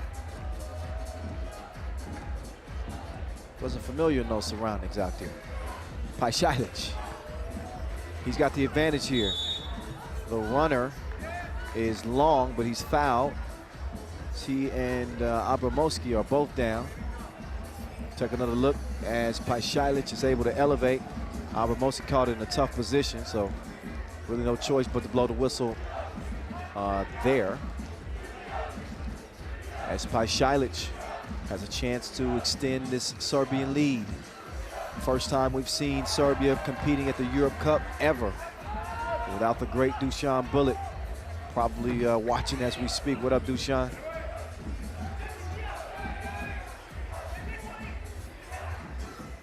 Pajsilic misses, couldn't get the board either. Sherov will come out with it. He's gonna have Zuev on the other side. Instead he goes to Logoshev, who's got the Maestro down low. Maestro swiping in there. He says that went off of Russia. Ref Marcos and Ref Cecilia are gonna have a discussion about it. They're gonna say white ball. So Maestro didn't have to challenge. At first he wanted to, but they make the decision to award the possession to the Serbs.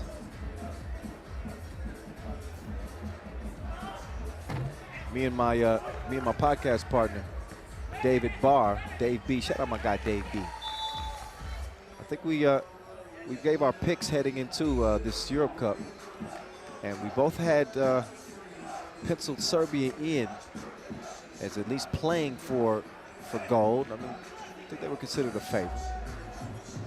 I think that was the same thought process with the Olympic Games too. And we see how that played out. In this one, they're in the driver's seat, 12-7, 5-point lead. And they're gonna get a look and see who this ball should belong to. Because that wasn't. Did he get beyond that 2-point arc? I don't know. I don't think so.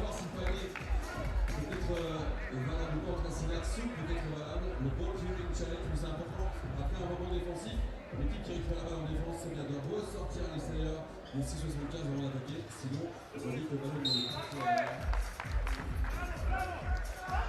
So that was not clear. le ballon n'est pas jouable. Good call. Si il marque sorti.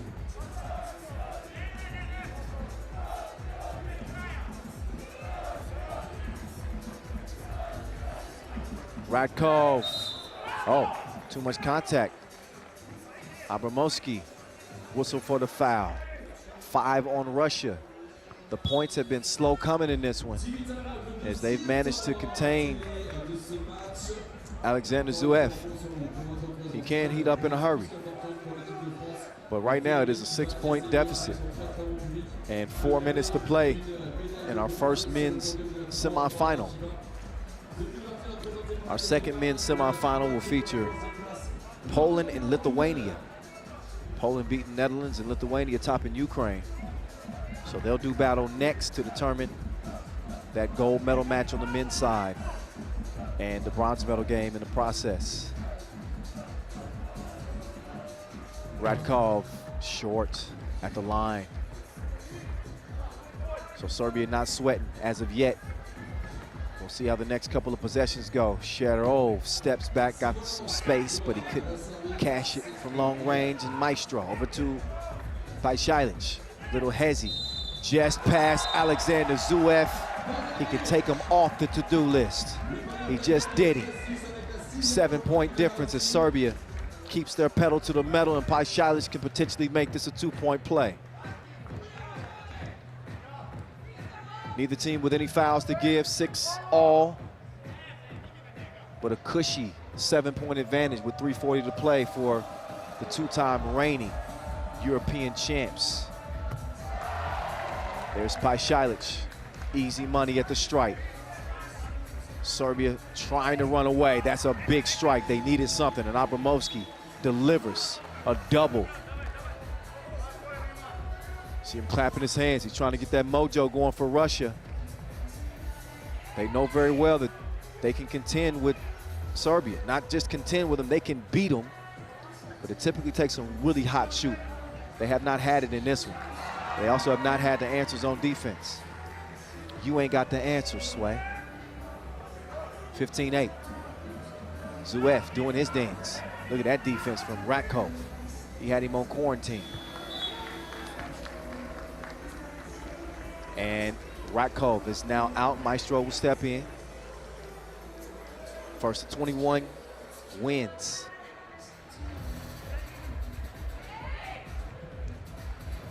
Pajsilic, not that time, but the rebound goes to the Maestro. They'll reset with a fresh shot clock. Vasquez playing with his, for a long time, rival, Lehman and Novi Sad. Those two teams have battled it out on the Pro Tour for years and years and years. And now they have to combine their talents and with a common goal, as they did for the Olympic Games. Step back, too much. Radkov lost it. Vasquez elevates, easy score. So Serbia's doubled the scoring efforts of Russia. But how about Shadarov attacking the rack? They're gonna need a whole lot more than that. Offensive foul called on Majstorovic. It is a 7th, but it's an offensive foul, so you won't see any free throws.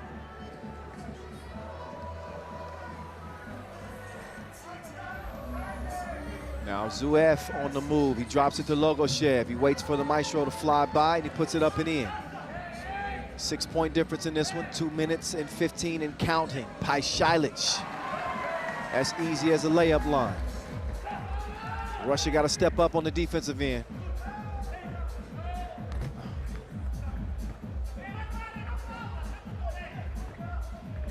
(7-10). Logoshev, count it.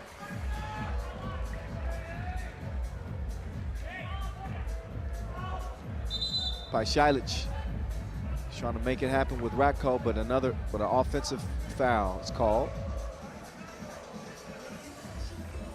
Abramowski looks like he's hurt a little bit. So get some medical attention quickly. Looks like he's gonna be okay though.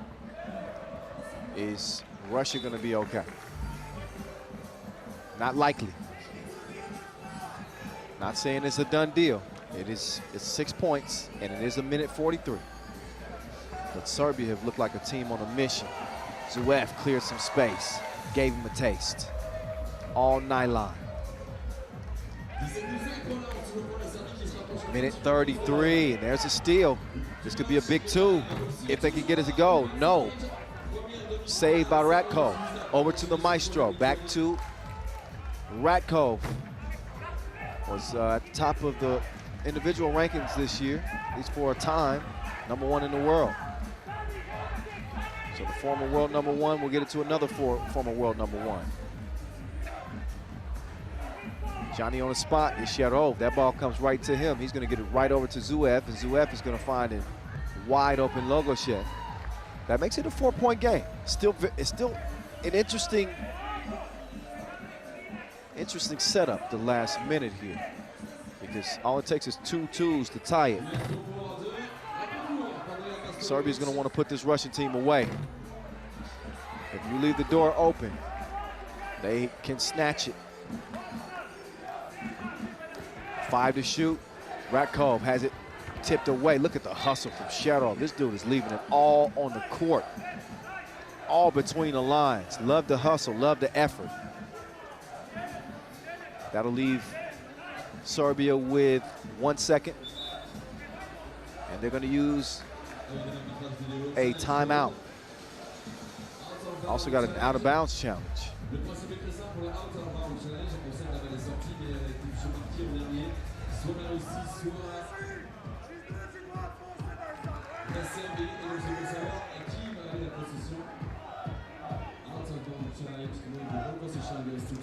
Get a look at it yourself.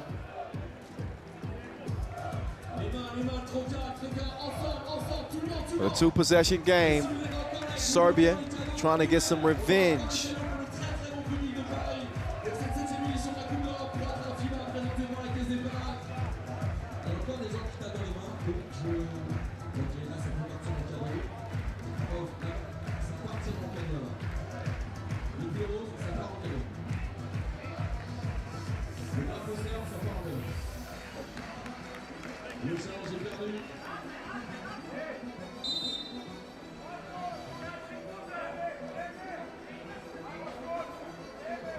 So the challenge is lost. That call is going to stand. That did go off of Sharov. So it'll be Serbia ball indeed.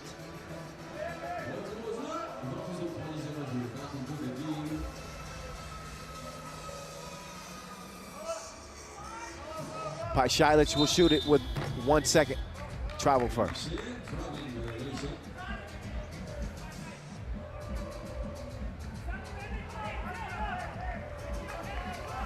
You got to get a look at 2 here. If you're Russia, capable shooters 1 through 3, but that defense was just locked down. You see the passion from Vasic.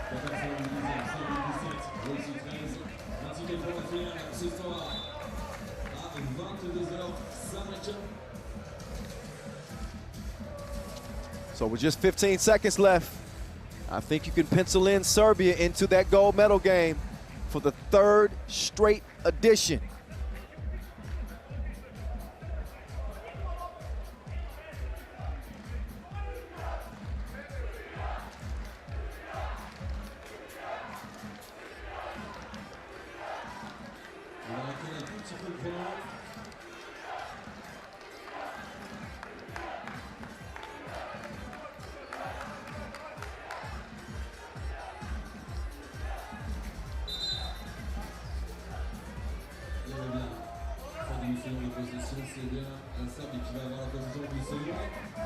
Pashailic just looking to run the clock down here. They're going to add another score from the maestro, and that's going to seal this one up. Revenge is a dish best served cold, and Serbia was cold-blooded killers in this one. 18-13. Serbia, your 2-time reigning European champs, will play for yet another gold medal, this time in Paris for the first time. Russia will have to play for a bronze this time. Serbia get that revenge that they had hoped for. And we'll see them again playing for gold. But before we see them play, we got to hear how they feel after such a big win, getting that revenge. Mihailo Vasic was a member of that Olympic team, and he's standing by with Julian Dubov right now. Let's hear what he got to say.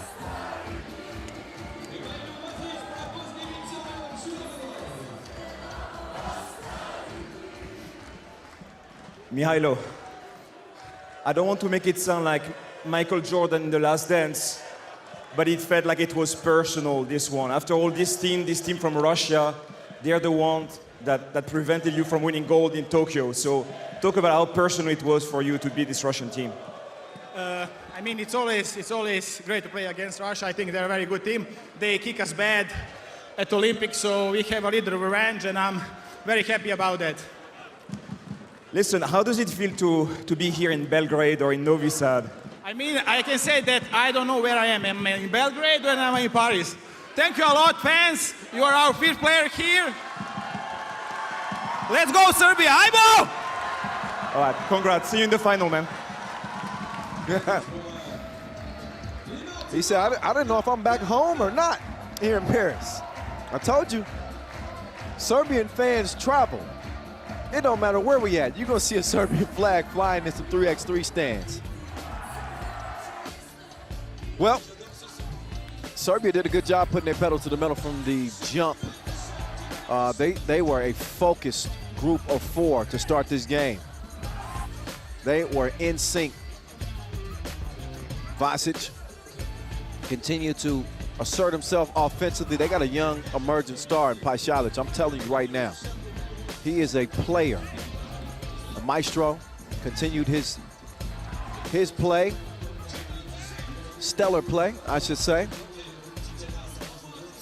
And the good thing for him is he doesn't have to score all the points. He got Pajsalic helping out. Rakov and Vasic will always have an imprint on the game. Game seems to come so easy to them.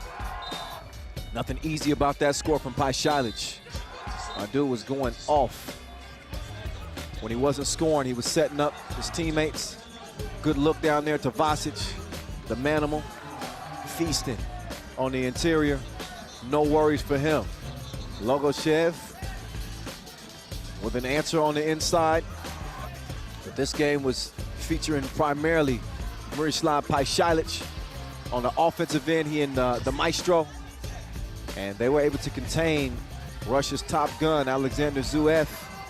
So once we got under a minute to play and you see a defensive stand like that from Mihailo Vasic, putting the clamps down, locking them up, you knew that this one was going to be over with. And it was. Serbian win. They got the first spot in the gold medal game. Excuse me. Lost my voice there. Now we get Poland and Lithuania. This will decide the men's final. With the Eiffel watching closely. Just across the Seine River is where we're at. We're gonna see who wants to smoke.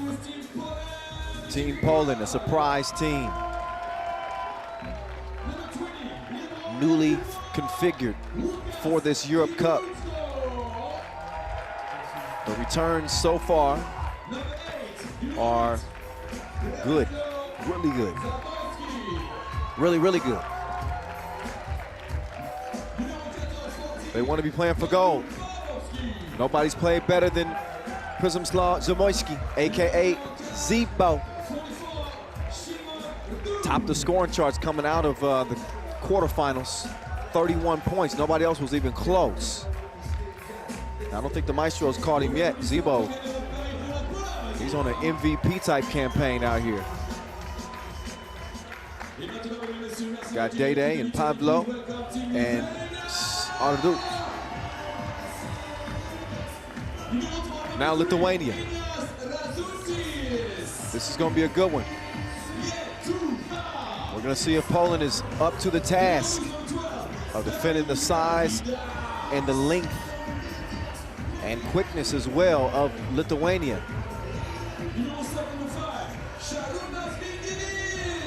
Versatility is on full display with this Lithuanian team. Darius Tarvidis and Šarūnas Vingelis.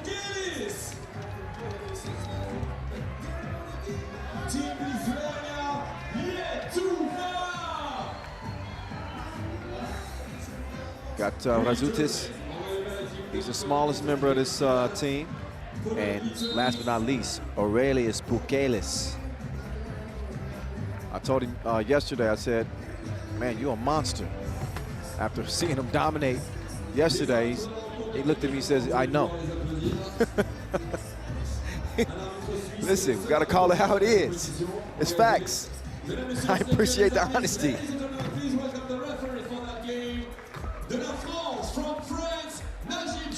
Najib and Marcos officiating this one.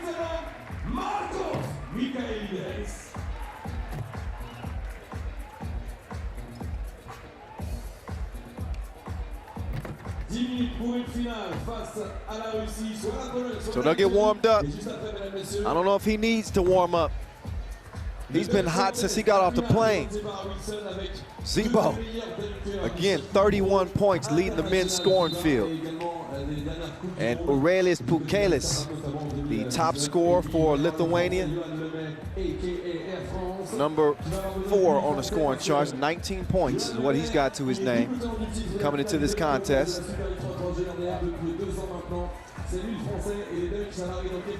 Pukelis also second in rebounds. Kind of expected. I don't know if we have anybody in the competition as big as he is. So Pavlo will draw that assignment. He and Radu primarily will probably try to check Pukelis. They're going to start on the left elbow. Hand it off to Zamoyski. Pavlo, he's on the block. Zebo, this dude is still cooking. Chef Zebo, looking like Chef Curry out there in long range. He's Steph wet. 2-0 Poland. As Zebo will take the rock from Pavlo. This time, instead of putting a 2 up, he's able to draw the foul on the interior.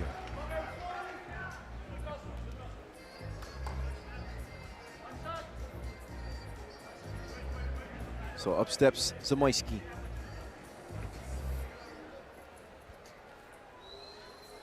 I think he's going to have a place on the team in the tournament one way or the other. He has been outstanding on his Poland team.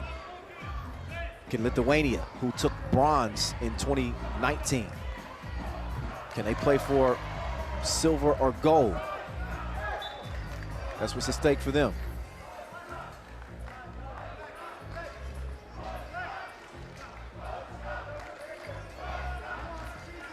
Poland has never medaled at the Europe Cup. Pavlo dipping his shoulder on Tarvidis, but he also shuffled his feet. That'll be a violation.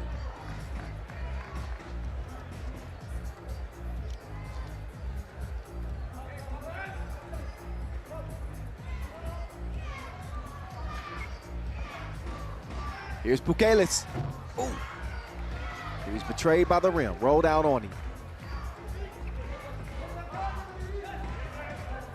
Day takes the rock and he puts the cookie in the cup. Strong finish and a strong debut for him on this Poland team. Playing in place of Michael Hicks. 2-point difference. Here early, Poland.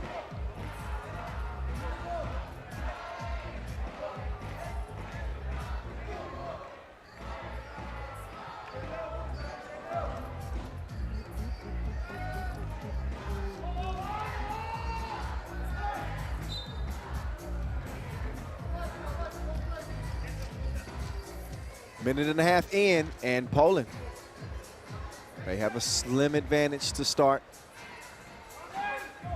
Story of this game is going to be written as we go. But the first few pages, it has been Poland. A little bit quicker out of the gates, thanks to Zebo. The block, Razutis. Who knew he could get up that high? I need to see that one again. The chase down.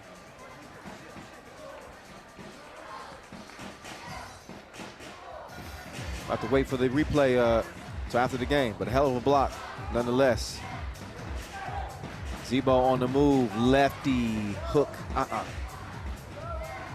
Tarvidis over to Vingelis, back to Tarvidis. Tough shot, Tarvidis miss. But a foul called after the miss, first on Poland. So Zebo, he'll get a rest. And this is where you wonder where that Poland offense is going to come from. Pawlowski has shown flashes that he can get it done. Speaking of flashes, I like your cut, G. Rzutis quick, found him on the cut to the rim. Redu.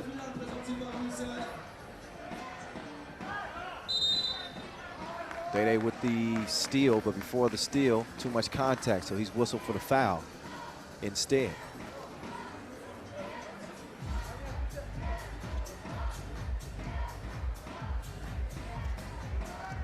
On comes Vingelis. Rzutis to Vingelis. Vingelis pull up. Too much sauce on it. Zebo back in the game, and he's active. Step back. Not that time. Rolled off the rim. He's got to defend Vingelis now. He's going to get it down quickly to Bukelis. And this is what Lithuania do so well, is finding their big man. 3-3 game. Pablo with the cross. Double cross. He got Bukelis all off balance, but he couldn't splash on him. Bukelis has it cleared. Fresh shot clock for the guys in green. And Bukelis, an unstoppable force. Travel called on Redu. TV timeout, 1 to 7 minutes to play. Doesn't look like this one has the makings of a high scorer. Both these teams can lock up defensively. Execution. Execution when you're looking at two fairly evenly matched teams. Both teams have played really well. Both teams' strengths are a little bit different. Got the strength on the interior of this Lithuanian team, and it's been the play of Zebo that's really keyed Poland. So they haven't lost a game yet here in Paris.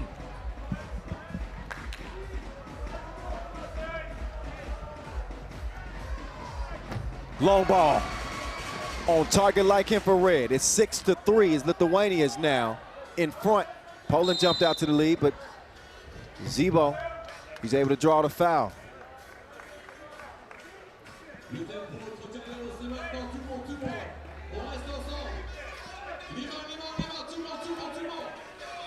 Three fouls on Lithuania, 2 on Poland. Zebo going back to work. Pablo, quick move. Has it tipped away. Bukelis locking in. Pablo from way out. Ball over the green. Tarvidis steps through. Loses his bearings for a moment. Bukelis. He'll hand it off. Tarvidis left, right, back, left. Pulls the trigger from long range. It's broke. But a whistle. In a fourth foul now on Lithuania, so that means 2 to give as we approach that 6-minute mark. And again, just scratching the surface in this one.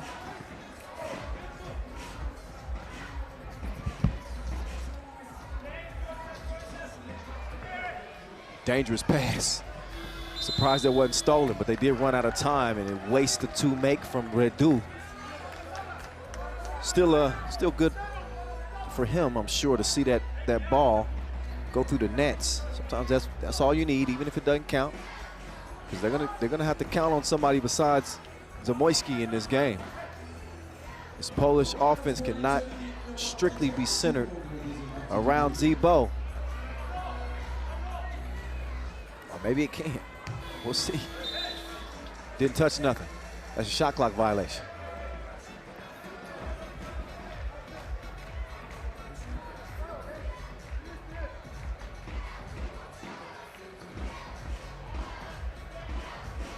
Bukelis starting things off from the left elbow. He and Tarvidis, they're going to work. Darius with the step back. Oh, bad pass. Radu snuffed it out. Now it's Dino.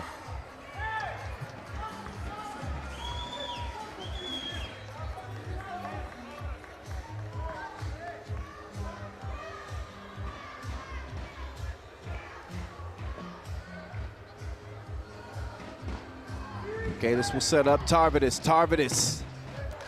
High arc on the shot, but it's a miss still. Zamoyski, pull up. Nope.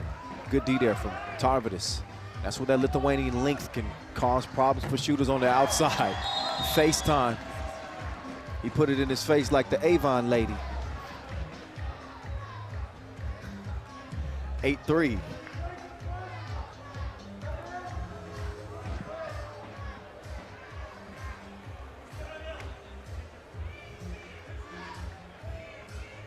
Now it's Zebo. That one looked like it was online. Another miss. Lithuania leading by 5 as the Polish offense has been slow coming. He says, come get some of that. Razukis. Two-piece. Pavlo. Nothing on the inside. Dede couldn't come out with it either. Now he might be in some trouble as Tarvidis is on the attack. Razukis. He will shoot and he will miss to the left. Spot in the gold medal game is what's at stake. Serbia waiting in the wings. Russia waiting to see who they will play for a bronze medal. Zebo, no hesitation, as that was deeper than spoken word. 10-5.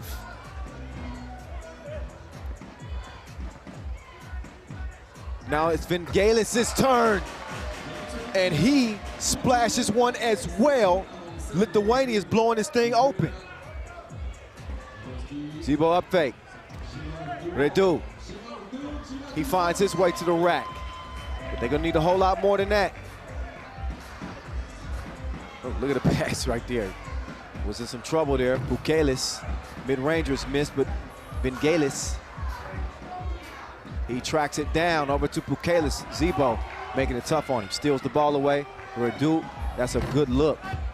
Just wasn't a good looking result. Pavlo dribbled it off his foot. He's got 8 to work with. Step back, is that a two-piece? That it is. Double down from the corner, and it's a 4-point game. They fall asleep on Bukelis. He's gonna get an easy lay. Just over 3 to play. Zebo has had the hot hand to this point, but that one just evades him.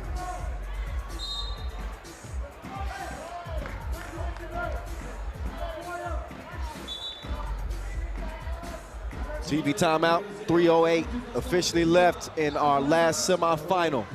Poland, Lithuania. So Poland has strung together a couple of possessions that has kind of given them a little bit of a spark. Lithuania seem to be running away with this after a bit and still have a nice lead, but it is not insurmountable. That is for sure. 5-point game, and you still got Zebo locked and loaded, ready to shoot.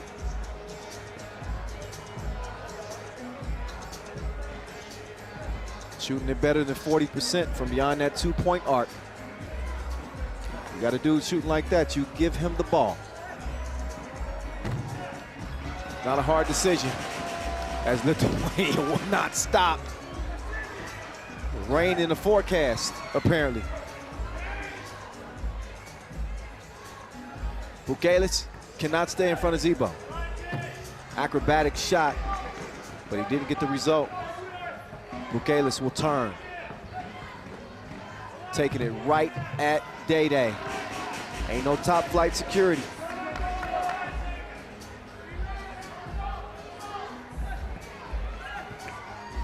Zebo, no. Tarvidis turned him away. And another foul on Poland, just the 4th. Lithuania with 5, but they have a 16-8 lead.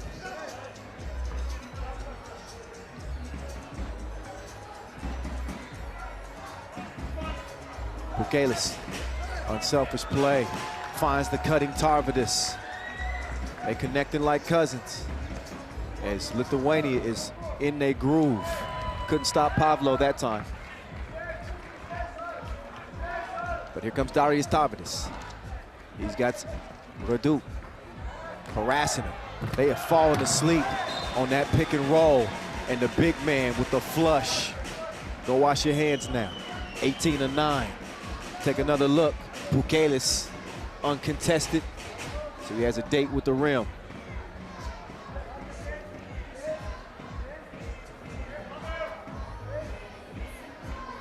Pavlo finally shoots a 2 that wasn't completely contested, still didn't work out for him. Minute 44 remaining in what has turned out to be a blowout.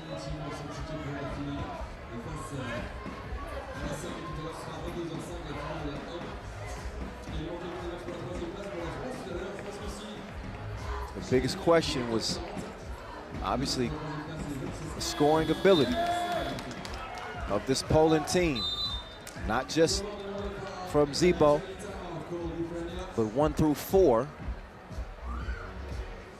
and they haven't had it in this game.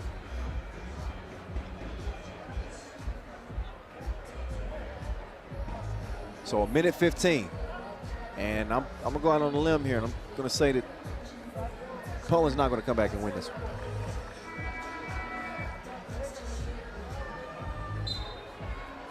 It would take a miracle, down 9 with a minute 15 to play. And again, normally who they would lean on in these times would be Money in the Bank. Zibo has been money, but they've needed a lot more deposits than what they got right now. Just 9 to Poland's name as Lithuania is within a possession. Zamoyski, nope. Lithuania can end it here. They've been shooting a 2 like crazy. That was a miss though. Zibo wants the screen. He's got Pukelis in front of him. Day, oh, rolled off the rim on him. Officially under 1 minute. Pukelis drive, kicks it, Tarvidis. He can win it right here. Darius didn't do it. But he's wide open again. They didn't get it to him. Now he'll get another chance. Look, oh, that looked like it was right on too. Instead, Zibo, he'll shoot one. Flat on the release. Pukelis will track down the rebound over to Tarvidis again. Got to have a short memory in 3x3 because you're likely gonna get another open look even if you missed a couple. You see players that become a little bit hesitant once they miss 2, they want to pass it. You get a look, you got to pull the trigger. 19-9, it won't matter anyway. The rest of this game is just a formality. It's 10 seconds remaining in this game. And Lithuania, as those final 5 seconds are going to tick off, the Lithuanians will be playing for a gold medal here in Paris. It won't be a bronze this year. They are guaranteed a better placing here in 2021, no matter what, and Poland isn't done. They still can compete for a bronze medal. So it'll come down between Poland and Russia for that bronze. It'll come back down between Lithuania and Serbia for that gold medal here in Paris, 6th edition. So 2 women's games, 2 men's games, a final and a bronze medal contest, as well as the dunk competition still on the slate as we head down the final stretch of the final day.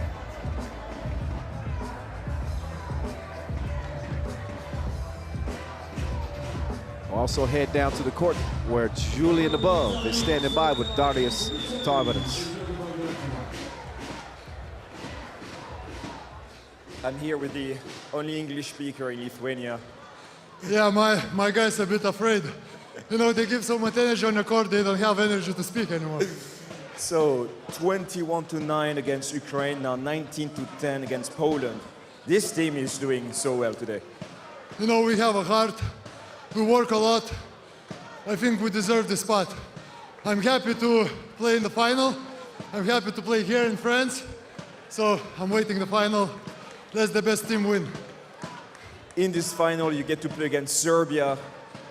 You know, it's a team that you know very, very well, but they've got a different team here. What have you seen so far from Serbia? They're not unbeatable. They lost against Ukraine on the first day. So what have you seen so far from Serbia? Like I said, they are a great team. It's going to be an honor to play with them in a final, and let the best team win. All right, we're looking forward, man. Take care. Thank you. So, another Darius Tarvidis post-game interview, which obviously means another Lithuanian win. A W that will send them into the gold medal game. Wow, what a performance. You heard Julian DeBug. They followed up a blowout win that's over Ukraine with a blowout win over Poland in the semifinals. Poland's about to be well represented in the slam dunk competition presented by EC Paris. Dunking legends going at it. We'll get to them in a bit, but you can look back at that body of work from Lithuania. Razutis got in on the action. He's contributing how the team needs him to contribute. And they leave the heavy lifting up to Bukelis and Tarvidis for the most part. Sharunas Vangelis too. And again, this isn't a top-heavy team, so to speak. A team that relies on, you know, one score or even two scores. It's such a luxury to have three dudes that can put the ball in the bucket, or four dudes that can put the ball in the bucket. Bukelis, as dominant as they come. They got the shooting on the outside, the slashing of Tarvidis. Razutis doing his thing as well. It's just, they look good. That final is going to be something special to watch. Lithuania and Serbia, y'all bet not miss it. Poland and Russia in the bronze medal game for the men as well. Y'all bet not miss it. France and Russia will, on the women's side, will play for bronze. And how about that win that Spain picked up? Wow. They could potentially get it done. We'll see. We'll see. It has been as good. Oh, forget that. Better than expected. Better than expected. But it's coming down to the wire. We're going to decide it when it's all said and done. And not to leave out, obviously, Germany in that gold medal game as well. Germany and Spain on the women's side. France and Russia for bronze.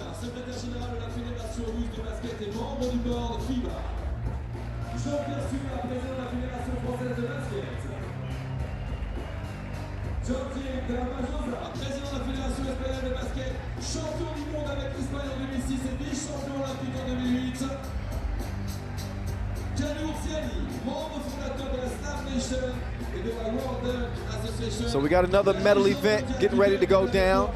Here's how the men's competition looks. You see Poland and Russia in the bronze medal game, both of them losing in the semis. Poland, the most recent team to take an L. And Serbia and Lithuania, the two top dogs gunning for gold.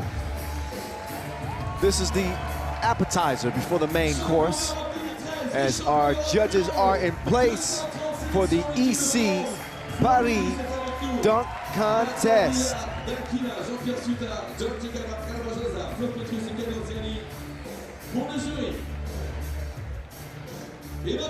There's our esteemed panel of judges. They got their deck of cards ready. And we will have a gold, silver, and bronze at stake here as well. Johan Lemay representing for France. Peter Grabo-Grabowski out of Poland. This dude hasn't lost a dunk competition in a year, and he just topped Vadim Miller-Podobchenko on the Pro Tour. So he's literally flying high. And there he is right there.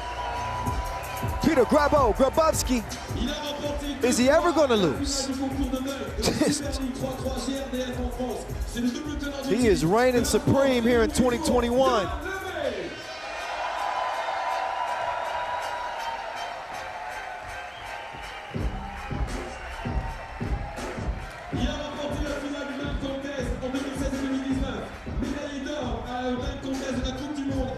And Johan Air France Lemay. I've seen him before too. The dude got some major hops, major.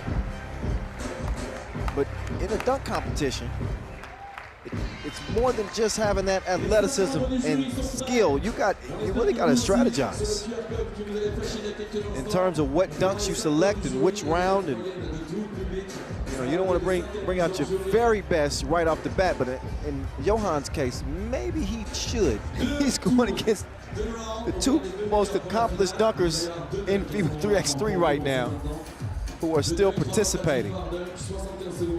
Shout out to Dmitry Smooth Kravenko as well, who's also represented Ukraine to the fullest. He and Militon over the years.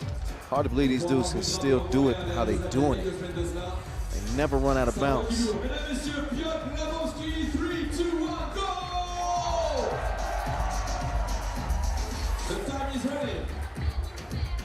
So the first dunk, Grabo, and he's gonna enlist a volunteer.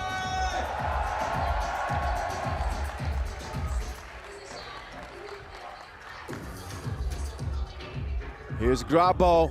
Oh! He got as high as the Eiffel on that. Through the legs, over the peak participant. Take another look if you don't believe me. Clears him with ease and then tucks it between his knees. How you love that? We about to find out. He gets 110, a few nines in there. So you take out the lowest and the highest score, and that's how you determine what his tally will be on that first dunk.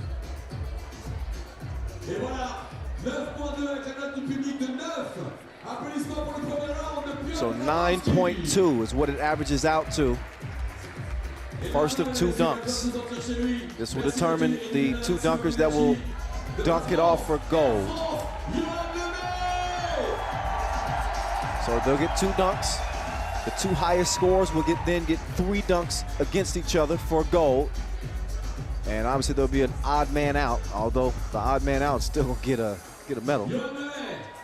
So it's a win-win situation in the dunk competition out here in Paris. You will not be going away empty-handed. All right, let's see what the Frenchman can bring.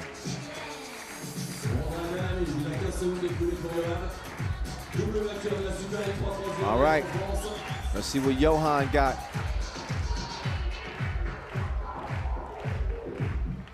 Oh, yeah, okay. He's going to the Scorpion. All right.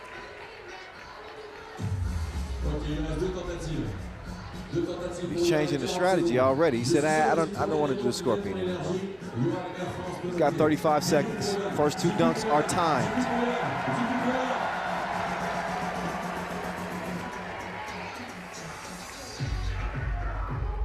Oh, Johan with some power on that finish. And that goes into that strategy I was talking about. He said instead of trying the more difficult Scorpion dunk, he just gave us some elevation and some power that could light up a city. Huh! Big one-handed punch right there. Okay. He said, look, I'm here to win. I got nothing but respect for y'all. But I'm here to win this. We in my backyard. At least that's what I think he's thinking. It's Miller time. It is Miller time. Vadim Miller, Podobchenko, out of Ukraine. 3, 2, 1, go! C'est parti pour les 75 secondes.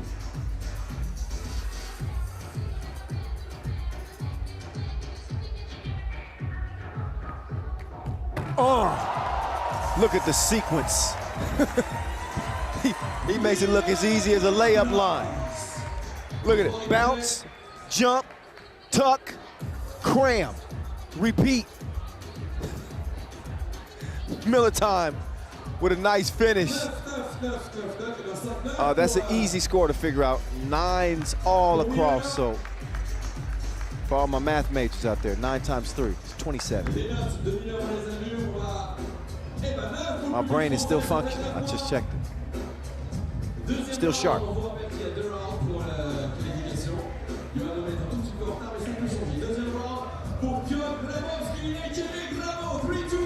Here comes Grabo again, his second dunk. He wants this to secure his spot to compete for gold. So expect him to bring something filthy.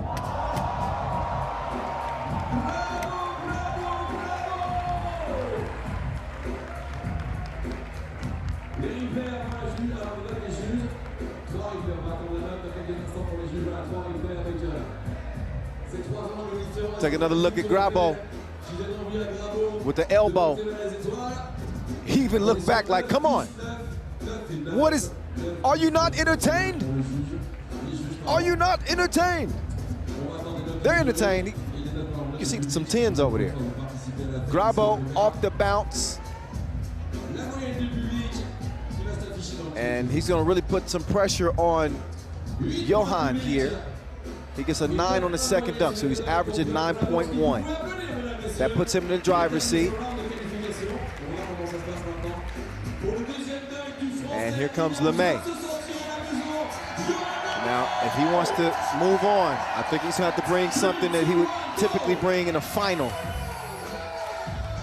Let's see right here. Okay.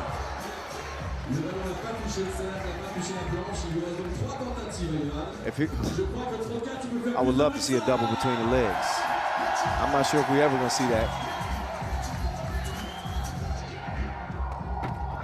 But I do like the idea. He's just trying to go 360 through the legs, but full extension.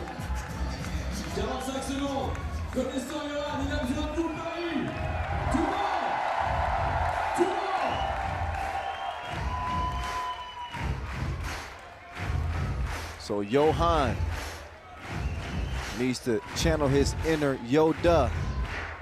Take us up to space one time.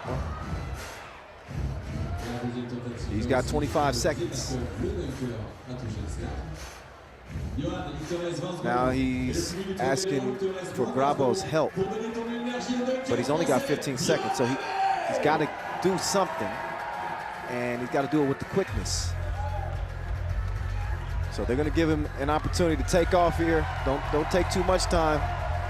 Here he is on the takeoff. I think he kind of rushed it, and he's going to finish over Grabo. Grabo got an extra buzz cut. Take another look. He does clear him. Grabo gets out of the way. He just got posterized voluntarily.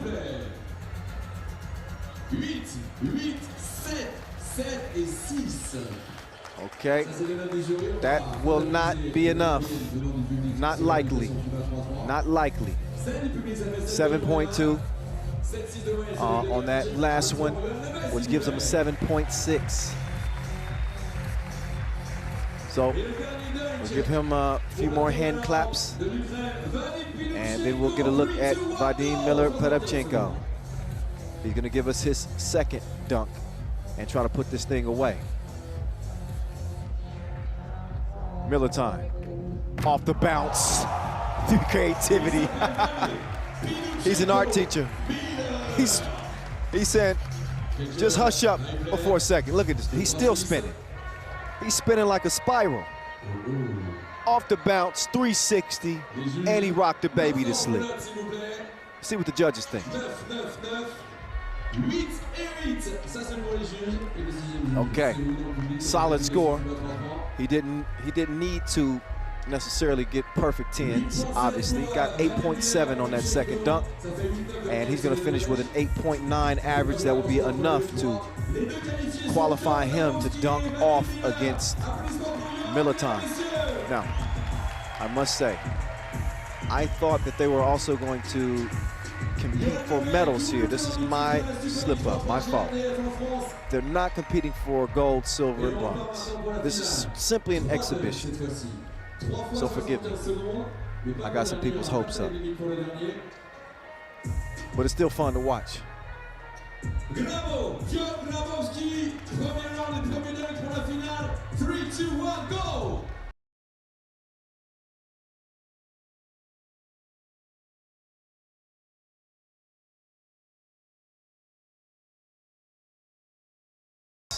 To pull the dunk off. Avec Cameroun, Zerli, légende mondiale du dunk. Ça a été le tout.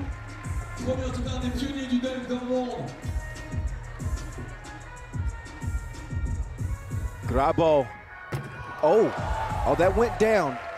He wants to dunk it again, but they're going to give him a chance.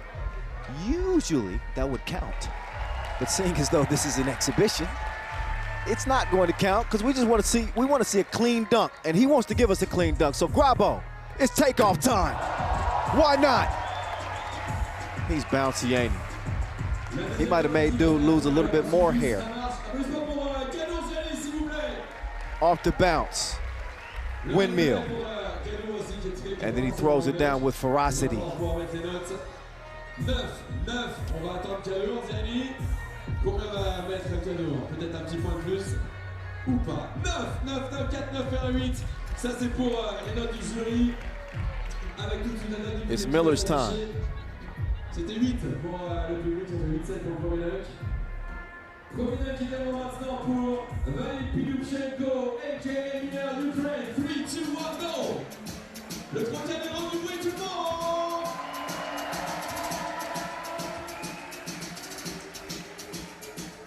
Miller's turn. Whoa. I think he's trying to go under both legs.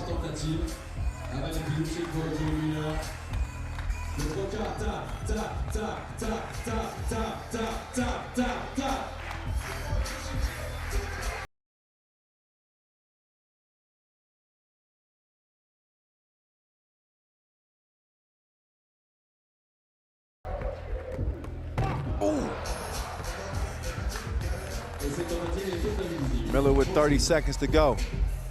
He might start to re-strategize here. He hasn't even, thought he's gonna take his shirt off. He's gonna take his time. He's got 14 seconds to go.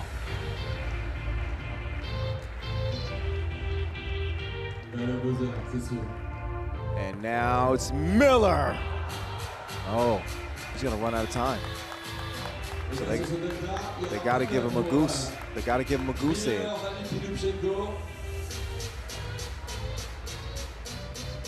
You can scan that QR code, by the way, and you can vote yourself.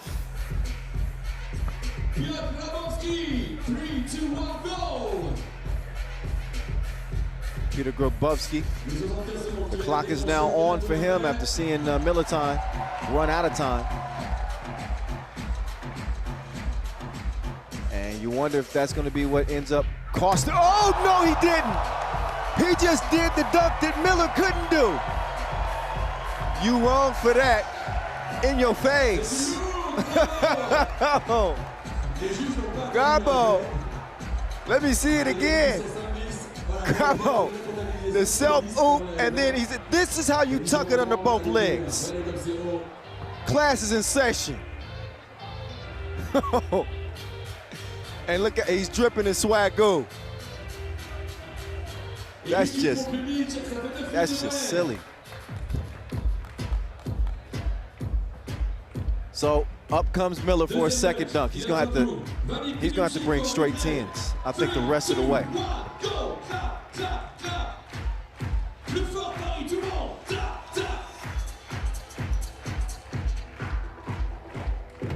Miller, got caught up on the rim on the scorpion dunk attempt. That's such a hard dunk to complete.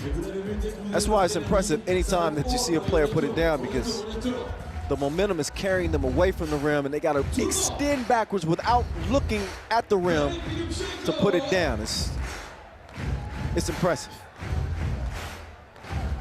But he's got Grabo going at his neck.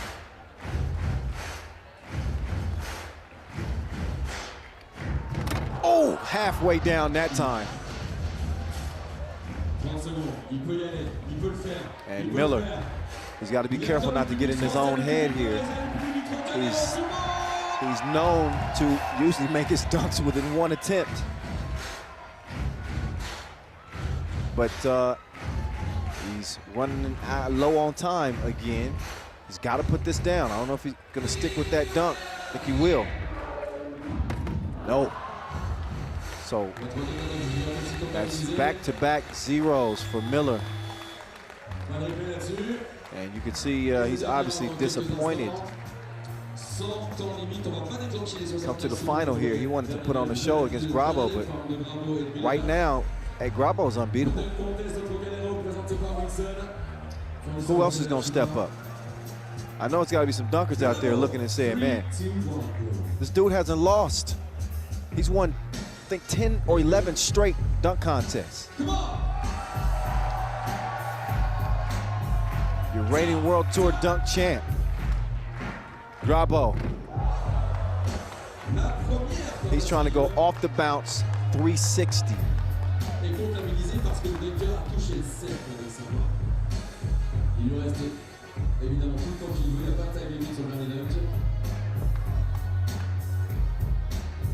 Et quel ancien qui encourage. Bravo. Et tout le public du Trocadéro qui fait pareil. Tout le monde. Grabo. It's your show, untimed on the last dunk. That dude's hops are just dumb. I'm talking about FIBA dunk, Keenan and Kale dunk. You are not supposed to be able to do the stuff that this dude does. The inverse through the legs into the reverse. Oh, man. Peter Grabo-Grabowski, he's special. He is special. 10s across the board, no dispute. That's the way that you put an exclamation point on a dunk competition. Final dunk for Miller, as he can at least end his dunk campaign here in the final with on a high note.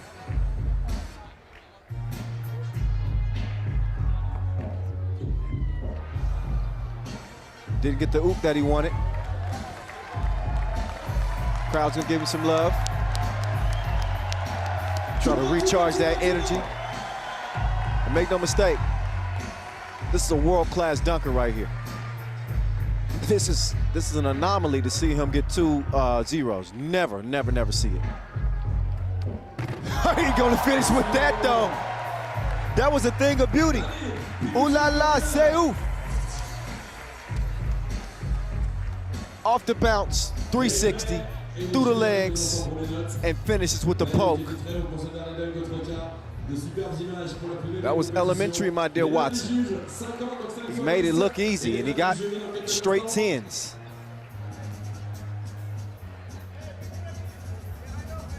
So it is going to be Peter Grabo-Grabowski who's going to get the win. I think, is he going to give us a bonus dunk? You only get 3. Oh, he's just trying to give it. Let me do it one more time. He's trying to give us something new.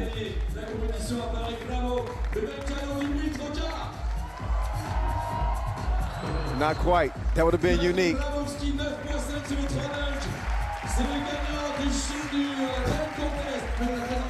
So that's okay. We don't get the bonus dunk. He did plenty of good work to get the win. Another dominant dunk performance for Peter Grabo-Grabowski. He's gonna get some love from the dunk judges. They certainly gave him plenty of love, and it was well-deserved. Peter Grabo-Grabowski, he wins the dunk contest here at the 2021 Europe Cup, presented by Wilson. No medals. This is an exhibition competition, so I believe he will still get some hardware. Nice plaque right there, nice. But no medal, my bad. I'm ready to give out medals so bad, I'm just handing them out to everybody. You get a medal, you get a medal, you get a medal. Un grand merci à notre jury, Nathalie Galkina, secrétaire général de la Fédération Rouge de Basket et membre du board FIBA, Jean-Pierre Shootout, président de la Fédération Française de Basket, Giancarlo Garbajosa, président de la Fédération Espagnole de Basket, champion du monde avec l'Espagne 2006 et vice-champion d'Afrique en 2008, Flo Petrus et Cano Ziani, membre et fondateur de la Slam Nation et de la World Dunk Association, légende mondiale du dunk et en plus une légende française. Applaudissements pour les membres du jury, mesdames, messieurs, et pour bravo!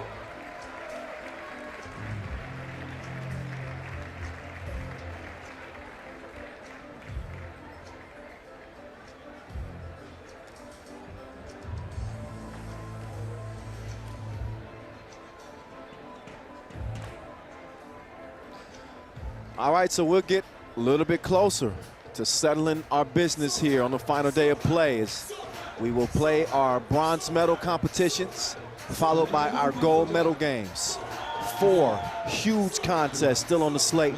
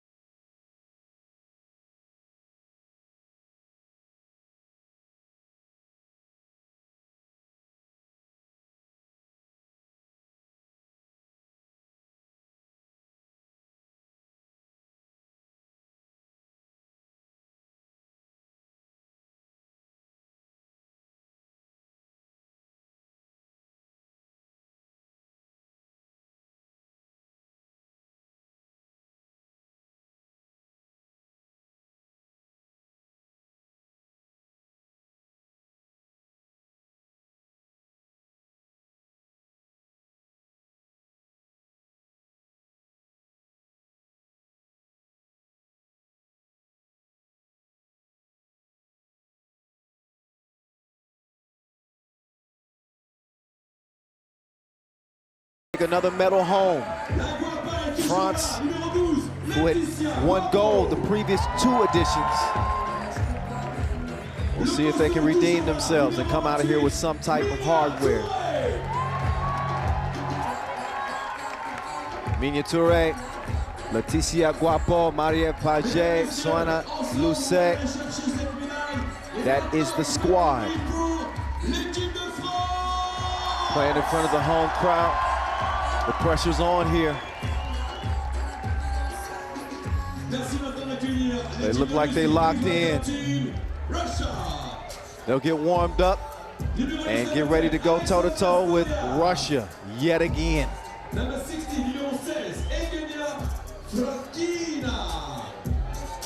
Out comes Alexandra Stoliar, Evgenia and Olga Frokina,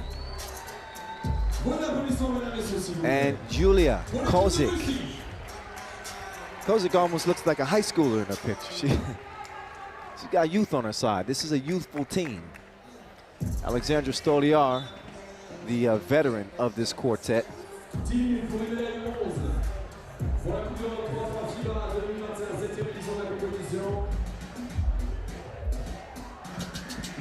Coin flips going down. And we'll see if this one even reaches overtime.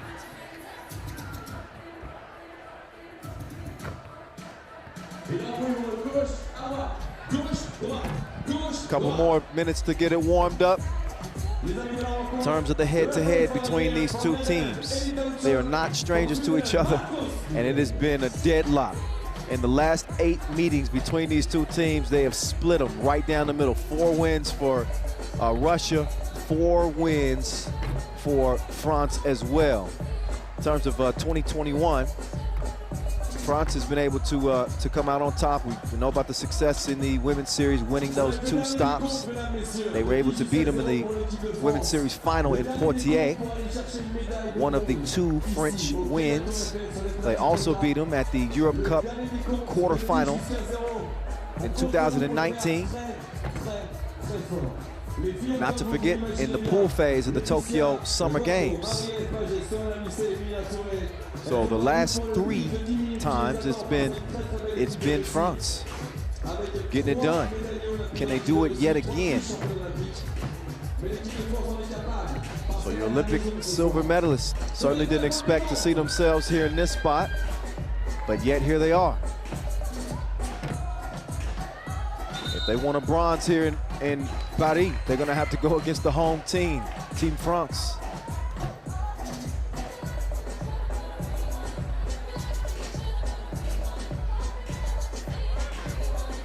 The backcourt of this French team, very difficult to contain. But you got some good size at guard. Obviously with the Frokina twins, they make things difficult. I think this was a wash, talent-wise. Who wants it more and who executes better? Didn't quite get that first pass in, thanks to some solid interior defense. Touré extending those arms. That'll leave him with 5 to shoot now. And it's Touré again, playing thief. She got away with the ball. She rocked her and drew a foul on the way. So Touré trying to be assertive and aggressive at the very outset of this contest.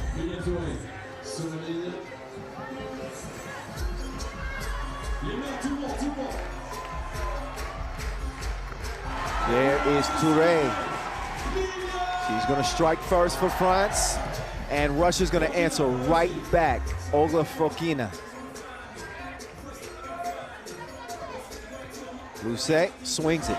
Guapo, quick move to the left, and she couldn't finish on the right side of the rim. Kozik drops it down low, fade away. It's a bucket. Lucet, no, gotta use that left hand. Kozik swiped it away. I don't think she cleared it though. That was not cleared, and that's not gonna count. Ref ate it all over it, and she makes the call on the baseline. I saw it from up here. I know she saw it.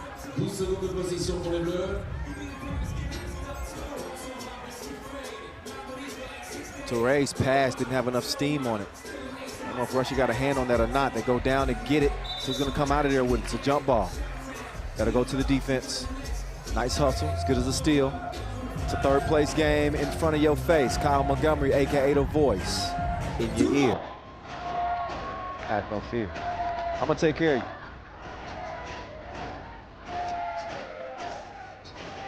La Guapa to Luce. Guapo, kind of a wild shot. Stolyar's gonna come away with it. Swings it, calls it. Oh, that's an aired pass. What's your display?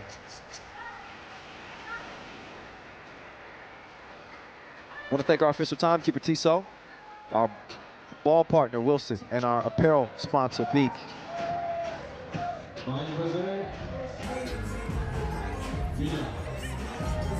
Toure giving her own Tour Eiffel.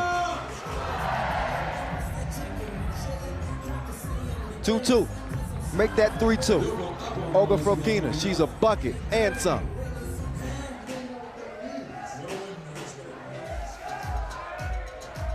Toure rattled off the rim. Toure not shooting her best here, day 3. Paget will get it back over to Filet Mignon. Mariev gets to that right side of the rim. She probably should have stayed on the left side. Use that rim as an extra defender. No, not defender, but it blocks the defender from blocking you. There's Toure. 4-4. Stolyar. Eugenia passes tip, but it gets back to her. Did they get it up in time? No, they didn't. Shot clock violation.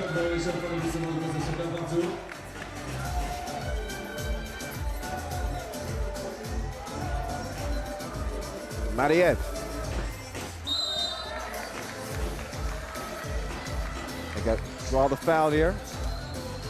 A couple of fouls on Russia. And a 4-4 tie for bronze. So Anna Lucet patiently starting the possession. Mariev's gonna use the screen. Nice entry pass, and Lucet, easy money.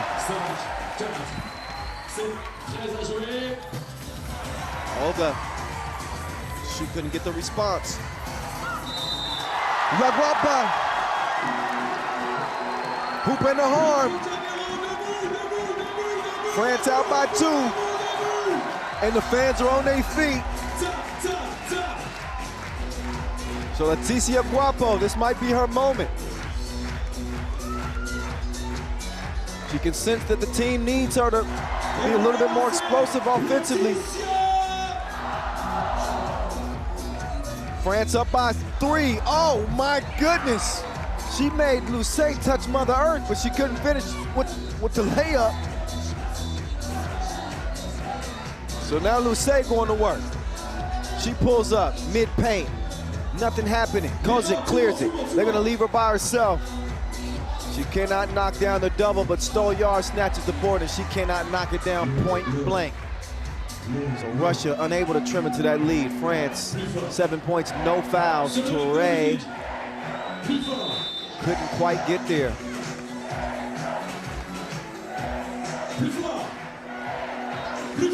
So timeout, TV timeout that is.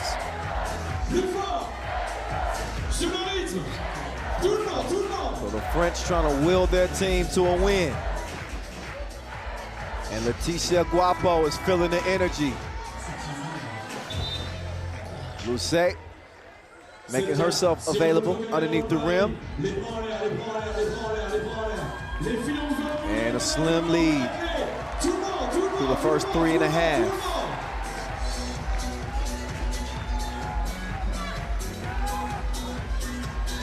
Kozik just the deuces, but not enough sauce on that one.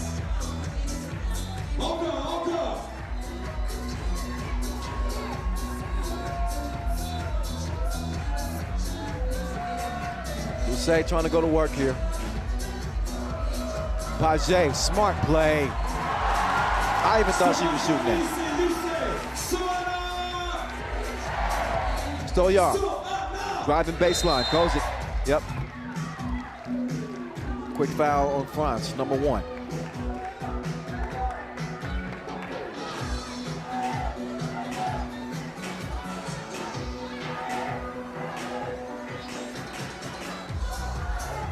Stolyar being harassed by Touré.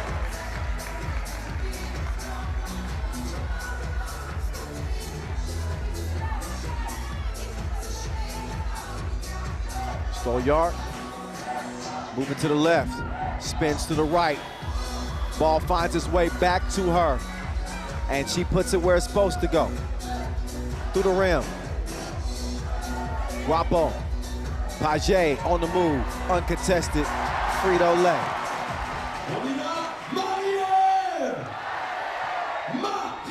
Kozik, what a dime piece. Got to finish those, missed. Evgenia couldn't get it to go down. So Minya will swing it. Guapo will hand it off. Paget, it's her world. She's got 3 to shoot. Halfway down. But these girls ain't loyal. No, they ain't. 4-point game. Evgenia, nowhere to go. It certainly ain't to the rack. Touré. So Touré's locking in defensively. And that jumper is slowly but surely seeming like it's coming back.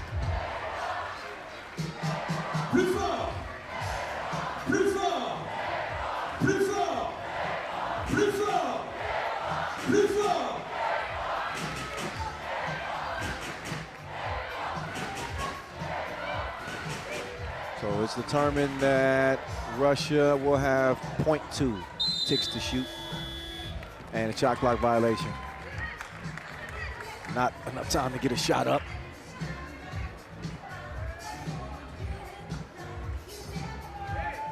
So Guapo and Rousset will come on the attack. Look at that. Little drama before that drop through.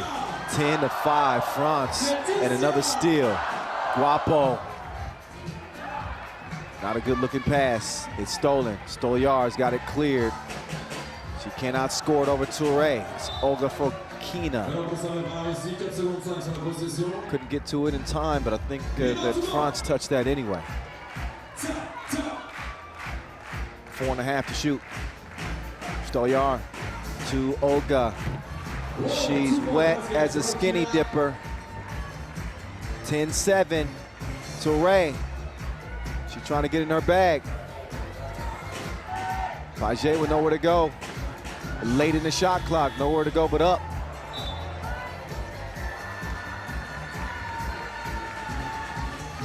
So Russia still hanging in here. It's a 7-10 game. Again, who that may have gone off of. It's Dean France Ball.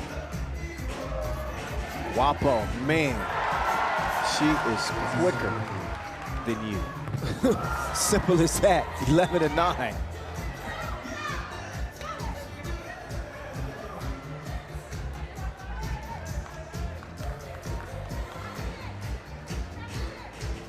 Good game between two really, really good teams.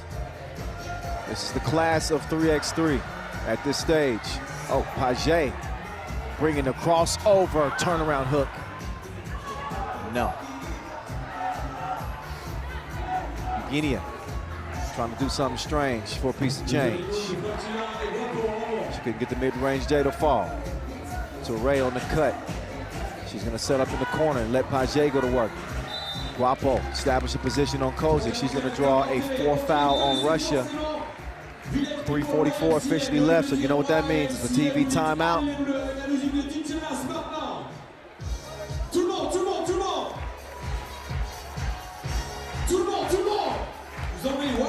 It's been all France between these two in the last 3 meetings. The recent history would indicate that this would be a France win. But you can throw history out of the window. right here, right now. 2021 Europe Cup from Paris.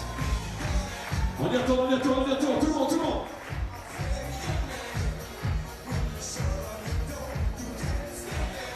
Good idea. Nice pocket pass and sets up Lucé for the easy score. Fadeaway made even tougher from Touré's defense. And technical is called. They're called on Russia.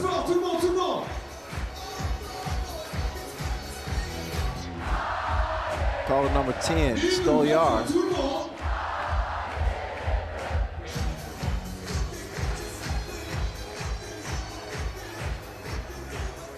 So Minya Touré will take the free throw attempt.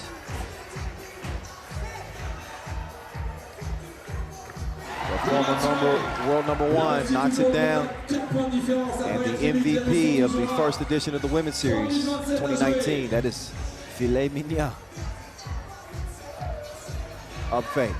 She's got Stolyar trying to disrupt her vision. She says, now you see me, now you don't. Au revoir.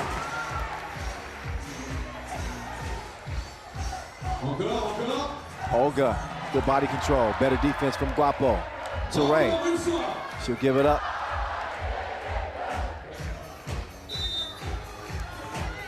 That one on the floor.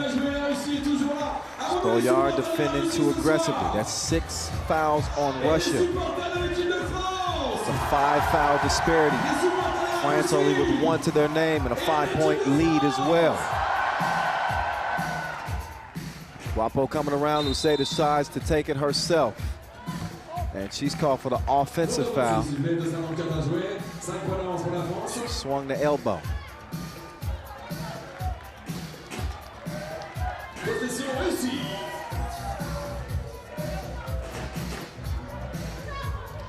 Nice pass to the cutting Frokina. Olga getting it done. Guapo getting to the cup, but she comes up empty. Foul. Third on France. That is a shooting foul in the process. So here comes Olga Frokina.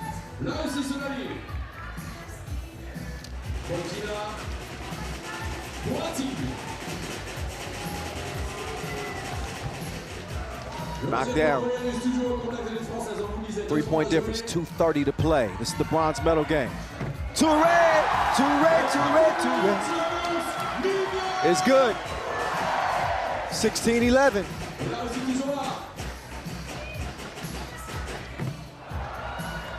Russia keep responding though. They will not go away quietly. Lucé, quick move. But didn't finish it at the rim. Kozik just off target, Lucé. She'll get it out to Touré.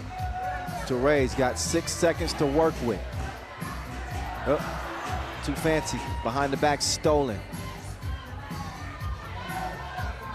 Fade away from Olga to the right of her mark. So it stays a 4-point game. Touré puts her foot down, attacks the rim, misses the shot, and out of bounds over to Russia. And I believe that France is signaling for a timeout. They want one here with 1:37 to go.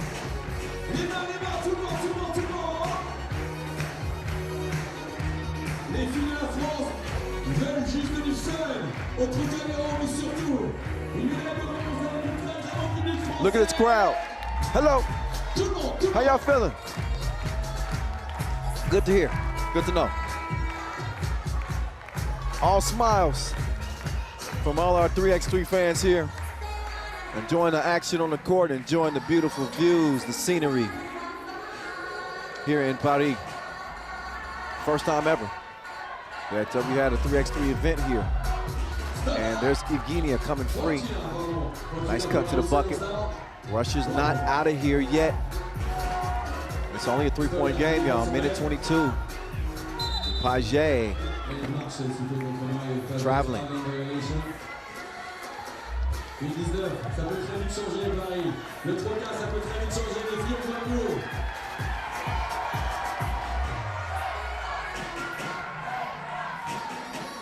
Down low they go. Quick hands from Touré. She pokes it away.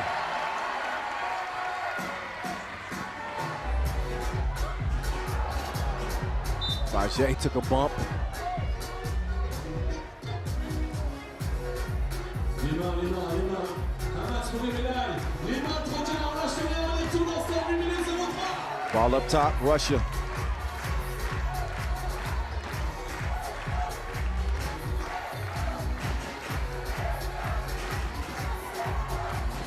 Kozik's pass, defended well. Lucette, she's saying that she's arguing that that may be off Russia.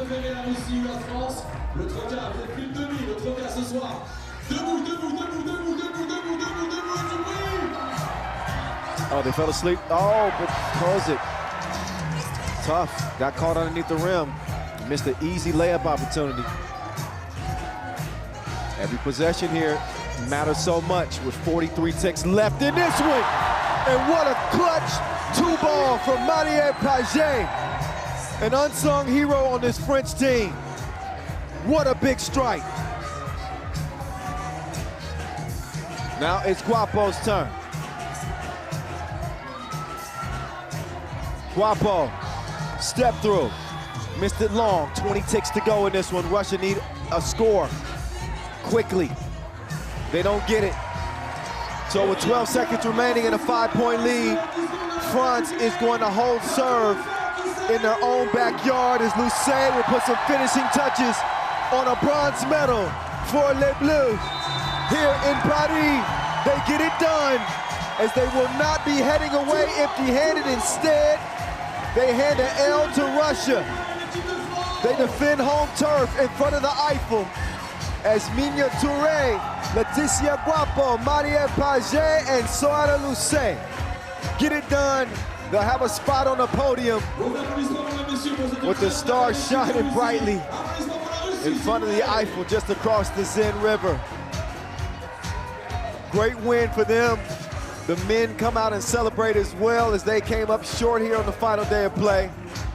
But the ladies represented. They stood up and they got it done. Wasn't always pretty. There was some struggle shooting, especially with Minya Touré. But she was able to make some timely buckets. Marie Pagé, the glue that holds this quartet together. Really, really special player. And a really, really special moment as France will medal yet again here at the Europe Cup. And you know, it's a little bit harder when you're playing at home.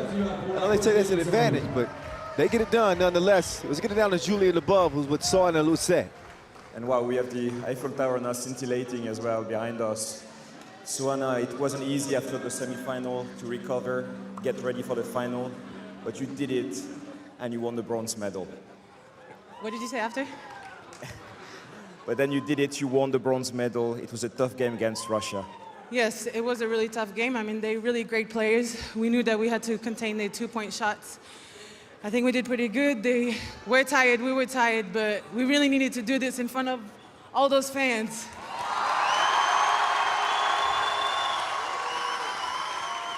These fans have been amazing all weekend. What do you want to tell them now? Please come back, please come back. Last thing, I know that a lot of people are watching us from New Caledonia as well. What do you want to say to the people back on the islands? I had so much support from back home, and I'm really, really happy that I could bring the bronze for them, and I hope that I can inspire the youngsters, and they can imagine to play in front of the Eiffel Tower. Congratulations again. Thank you. Iconic. Iconic. Absolutely. You heard Soana. I call her Smiley. She got a great smile, number one, and she's always smiling. And to get it done here with all of these French fans in Paris for the first time in front of the Eiffel, it was destined. Let's look back at how destiny manifested itself in our bronze medal contest, AKA the third place game. back and forth as both teams were trading blows. A little extra sauce from filet mignon. Olga Frokina was getting her bag early. I talked about some of the shooting struggles from Mia Touré, but that's not to say that she wasn't getting some of them to go down. She got that two-piece to fall, and Luce with an outstanding game, setting screens and slipping to the bucket. Great awareness from Paget to feed her on the inside. Paget plays with so much heart, even herself. They understood how important it was to pull out a win here in front of the home fans. And this was a Russia team that was as tough as they come. And for goodness sakes, they won a silver medal at the Olympic Games. That speaks for itself. But France let their play do the talking in this one. Filet mignon, slicing past the defense, and then stepping beyond that two-point arc. Had you some of that. So 5-point lead late. Russia would not go away quietly. But this was a huge, huge two-piece from Maria Paget, and that is what put the finishing touches on a dazzling performance, with the Eiffel Tower, of course, sparkling in the background. Great win. Congratulations to Team France, your bronze medalists here at this 2021 edition of the Europe Cup, presented by Caisse d'Epargne. Still got the gold medal game for the ladies. So Spain and Germany, of course, they're gonna get either a gold or a silver. But Spain's tired of settling for silver. They want gold. We'll see if they get it.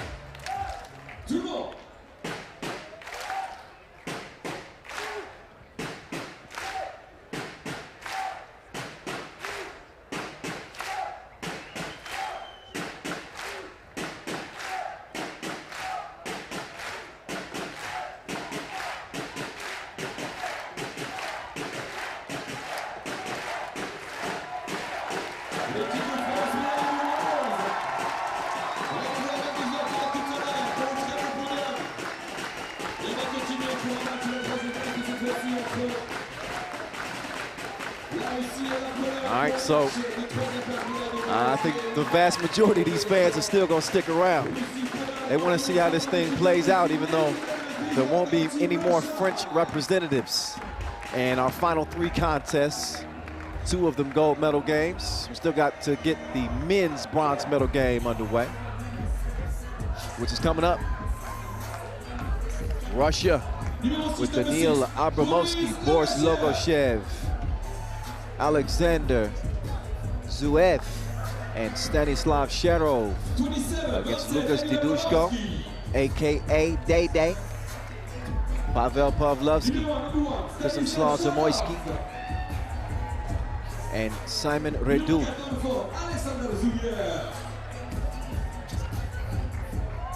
Out come the Russians first. They just watched the ladies team come up empty-handed. Now the Russian men, it's up to them if they want to take some hardware home and really stake claim to being amongst Europe's finest teams. This is a battle of European supremacy.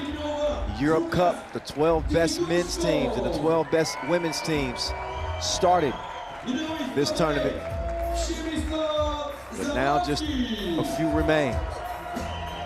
2 for the women and 4 for the men. Only 3 spots on the podium. Poland trying to get it done with a new looking squad here at the Europe Cup. And again, there they are. Zebo, rocking number 8 for Poland. This dude has been in his bag throughout this tournament. Top scorer. I mean, he certainly put forth his best effort. And Poland hadn't suffered a loss until that semifinal loss. Up until that point, they were rolling, but just couldn't match the strength and the size of Lithuania. And Russia, meantime, suffering defeat to a very motivated Serbian team who wanted to get revenge after getting blown out in the Olympic Games semifinal stage. So they'll get warmed up, and Alexander Zuev, they can use another one of his lights out shooting performances. The Serbians put the clamps on him. They knew very well what his capabilities are, what he can do to you, so they took him out of the game. Zebo ran out of gas against Lithuania as well. They did a good job containing him. It's really the reinforcement, so to speak, that Poland has to have step up here. Zamoyski looks like he could be in for a game. He's having one of his best tournaments, putting the ball in the bucket. But he's got to get that support. 1 through 4, gotta have it. All right, we got this one underway. This is the bronze medal game on the men's side. Zebo takes a bump. Logoshev didn't move his feet quite quickly enough. And again, Poland has never took home a medal here at the Europe Cup.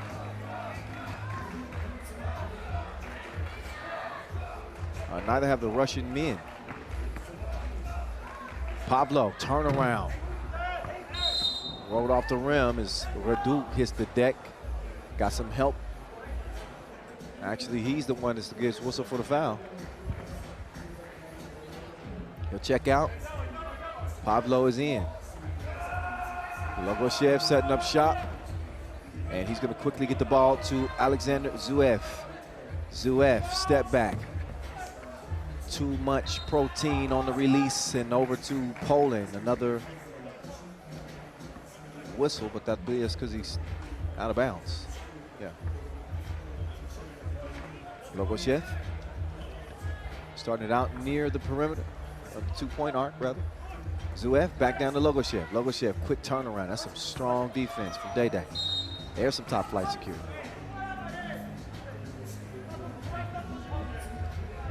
Couple of possessions per team so far, only 40 seconds in, still no score.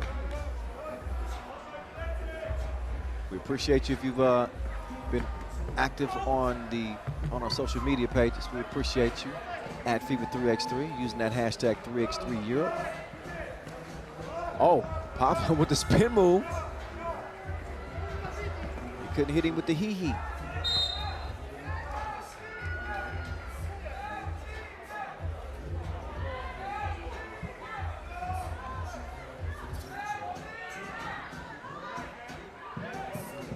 Abramowski will open this thing up for the Russians. We got Zebo off the ground. Great look to find the cutting shadow. Gotta always keep those eyes up, looking for that off the ball movement.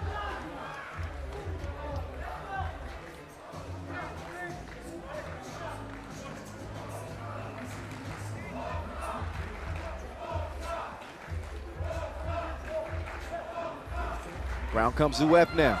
Going to the baseline, tied up. He gets called for the travel. Day-Day with some more lockdown defense.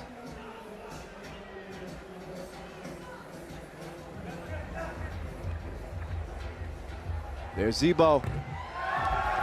So Day-Day and Craig putting on the show. Zamoyski. That's the way you want to start your scoring campaign, with a 2-ball.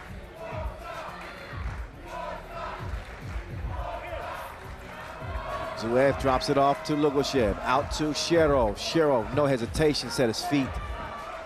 Didn't have the right sight set on the rim. Pavlovsky will clear it and give it over to Zebo. Zebo will give it right back. Oh, Pablo couldn't elevate the score past Shero. Shero quickly clears it, turns around, heading to the rack. It's tipped out of bounds with 8 seconds remaining on the shot clock.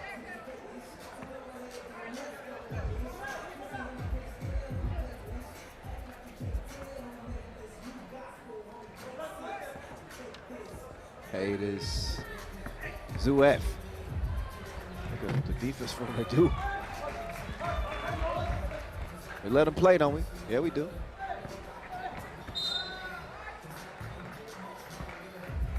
That foul on the floor before the shot.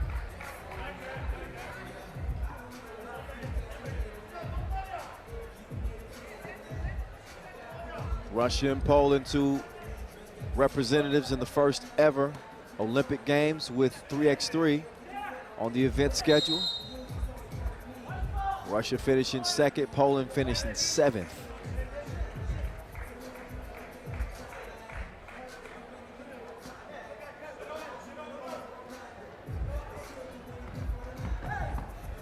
Look at that move right there. Zebo to the hole. Poland out front by a step. Logoshev, man, he's strong. He's a bruiser. You might need some bubble wrap down there. Now, here's Pavlo trying to do some bruising. Not that time. Logoshev. Sherov. Way out there.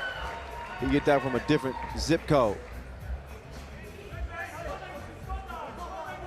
5-3. Zebo, a couple steps in. Front rimmed it. Sherov, no. Tipped over to Pavlo. And he blew the crib. Abramowski on the attack. Zebo, no choice but to foul. He's out of position. So Poland now with more fouls than points. Scoring was an issue for them in the semifinal.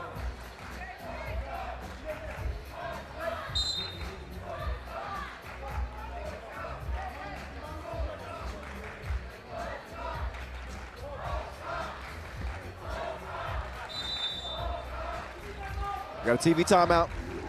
First dead ball under 7 minutes. And the first break.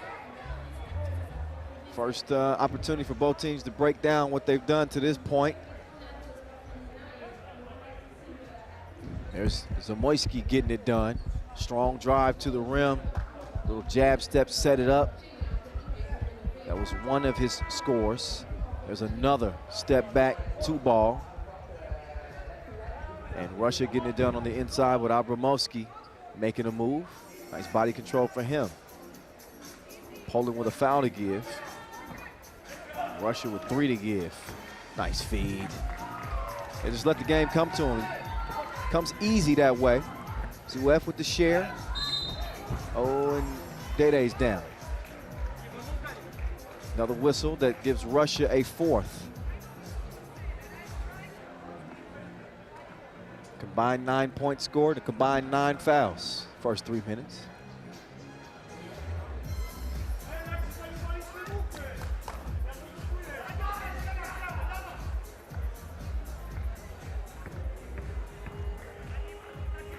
Dede. It's Cash.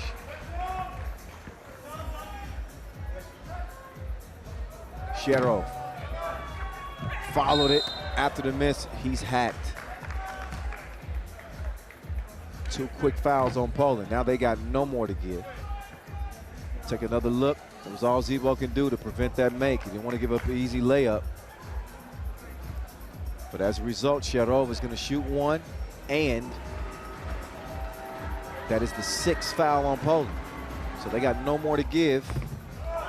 And he gives his team a 3-point advantage, does Sherov. What do they do? Zebo.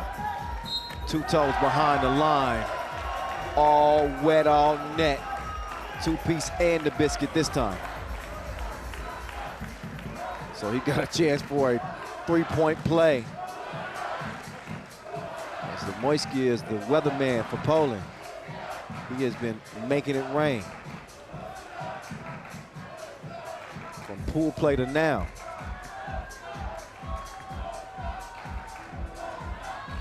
And Zebo gets it to go. 7 all. Poland right back in this thing. Sherov straight through the defense. Got the look that he wanted. They will get another opportunity as Russia tracks down the rebound. Sherov, Zuev, he's got him going left. Zebo moving, quick hands. Robbed his pockets. But he couldn't put that one in the hole. Just barely off target. So can't not break the tie.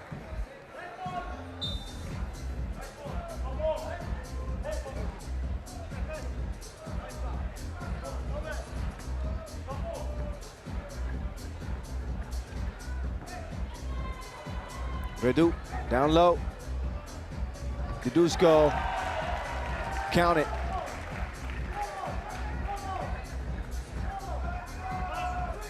There's Abramowski. Elevating off the glass. Red foul. That's on Poland. And a 7 for them, so that means 2 free throws upcoming. As Boris Logoshev will step up. We've seen him represent Moscow Inanomo in 6 World Tour games in 2021.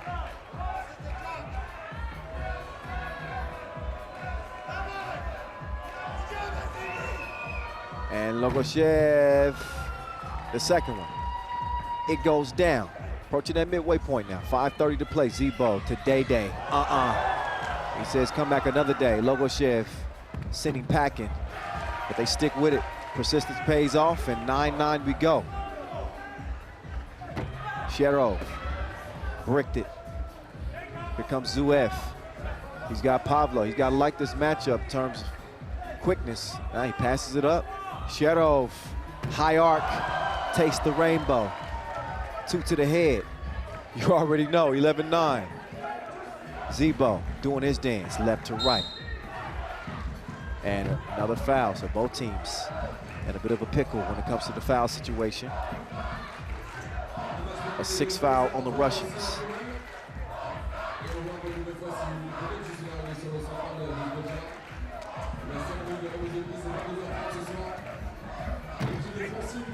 Rebound goes to Zuev. Shot abbreviated. Zebo. Oh, whoa, plenty of contact here. Misses the layup. Here comes Abramowski to drive in the kick. Sherov. He's able to get in there and get it to go down. Pavlo to Zebo. Zebo with a clear lane for takeoff. And he gets the easy lay. 12-10 game, Poland trailing by 2.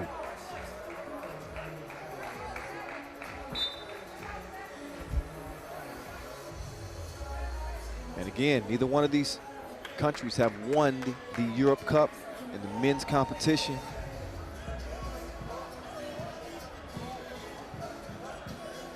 It's first time for everything. Somebody's got to get one right here, right now. And we're going to find out in the next 4 minutes and 20 seconds.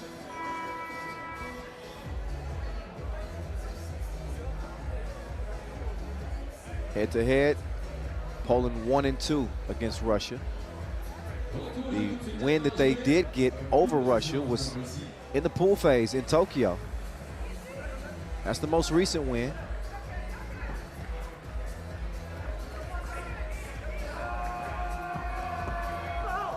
Strong drive, Abramowski getting to a spot and goes up through the contact. And you really got to credit the Russian Federation and the way that they've really grown this team. These are players that we've seen come up through the U23 ranks. They threw them out there on the Pro Tour and kind of let them take their bumps and bruises, and believing that they were going to be better and get better. And they certainly did, got better and better and better. And they got a silver medal to prove that.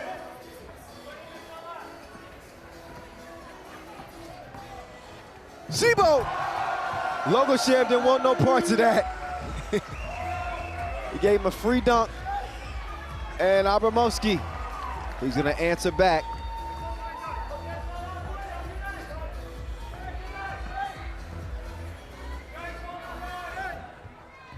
There's Pavlo. He patiently puts one up and in. Sherov will come around. heads it off to Abramowski. Abramowski, nope, wild shot, but it's recovered and cleaned up by Logoshev. He's been making his presence felt on that offensive glass, defending and making the easy ones count. And Russia's got a 4-point advantage because of that. Pavlo, contested shot, still splashed him in the face. Stanislav Sherov, too long.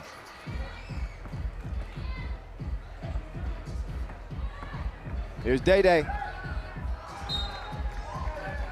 Got to the rim, but it's going to be out of bounds. 3.7 ticks left for them to get a shot up. We're under 3 minutes to play in this game. Russia just 5 points away from reaching that 21-point mark. Poland hot on their heels, though. 3-point difference is nothing in 3x3.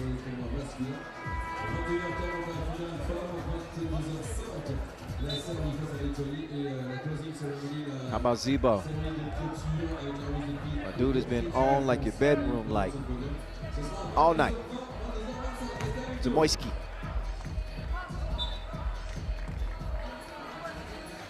After the miss, Russia will get another shot at it, so they want to expand that lead.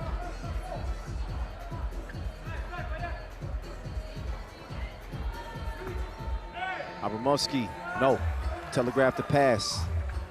Radu snuffed it out.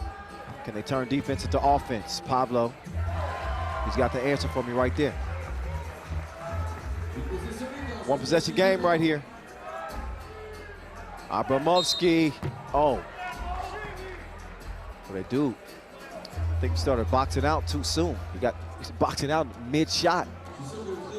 That's gonna get you whistled for the foul every time. Seen Abramowski on the World Tour as well, playing with Gagarin. He's got 4 international caps. Was not a member of that Olympic team, but he has won gold at the U23 World Championships. And it speaks to, again, the young talent in Russia. They've been doing a good job of keeping that collective together for the most part.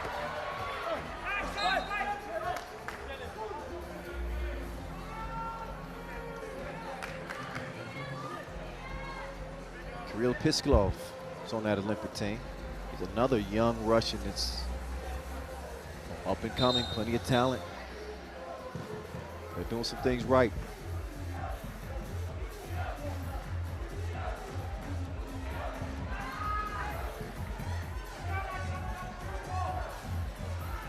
(18-14). It might be Zebo time. It certainly ain't time to turn the ball over.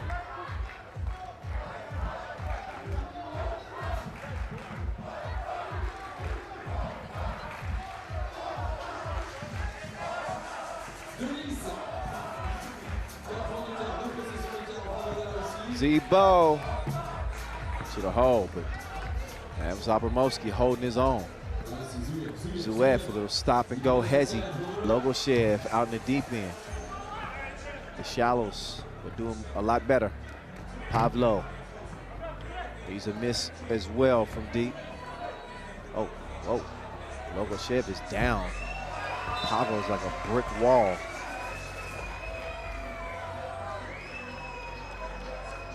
Logoshev is still down.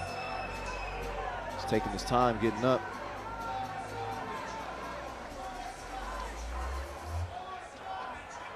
So, yep, Pablo, the man of steel, the lady of steel.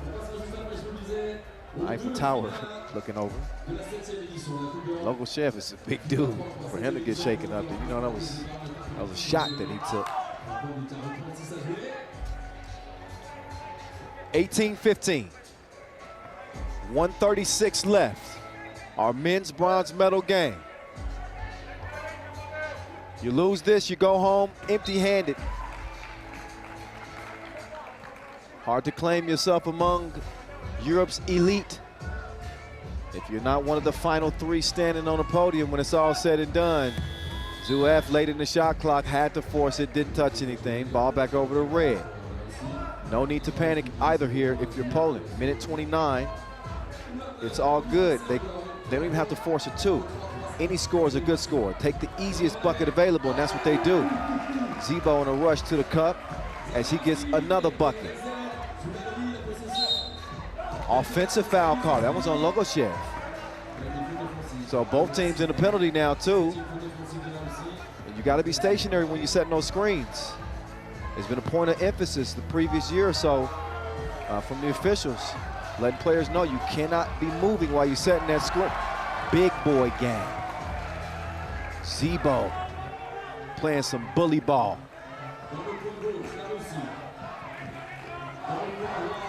Abramowski, long ball, too long. Rebound though, goes to Logoshev. Apparently he is okay. Abramowski, he's got Zuev, 1 point contest. Abramowski had the step, but he lost the step. Lost his footing, he's down. And the ball turned over to Poland. Yep, maybe had a little slick spot there. And just lost his footing. Zebo's a man on a mission. Oh, wow. What a heads-up play there from Sharov to get down and tie that up.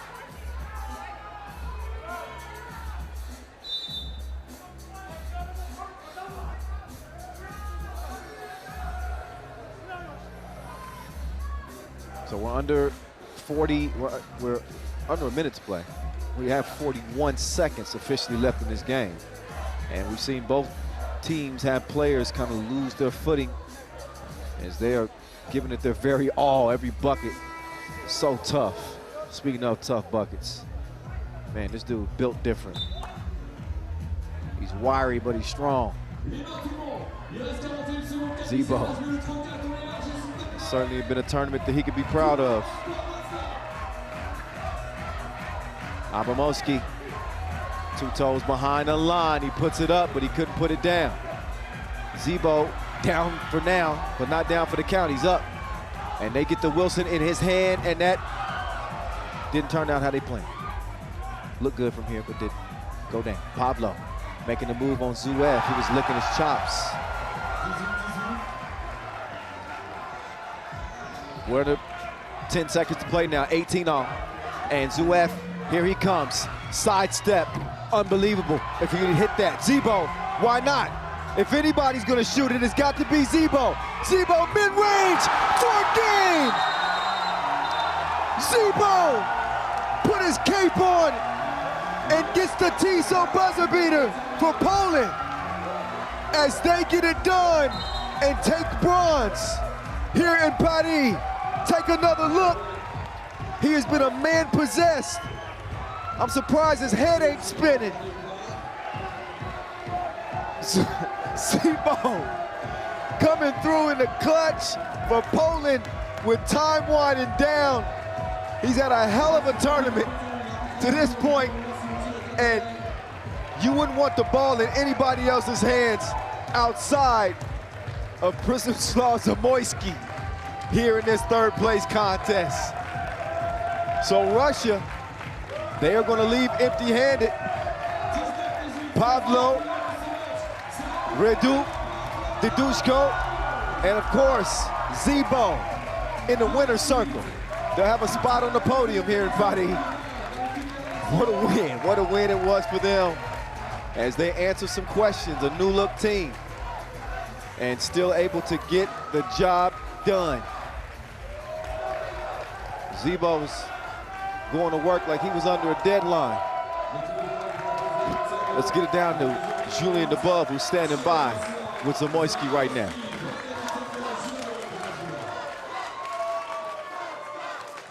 Zebo, you know that this square is called Warsaw Square, by the way. For real.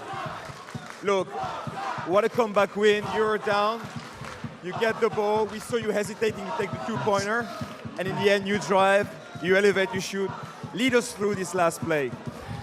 I know it's just a matter of character, of heart, and of our flag. It's white colors with the red, with the stains of blood. we're fighting to have every last possession, and we show this tonight.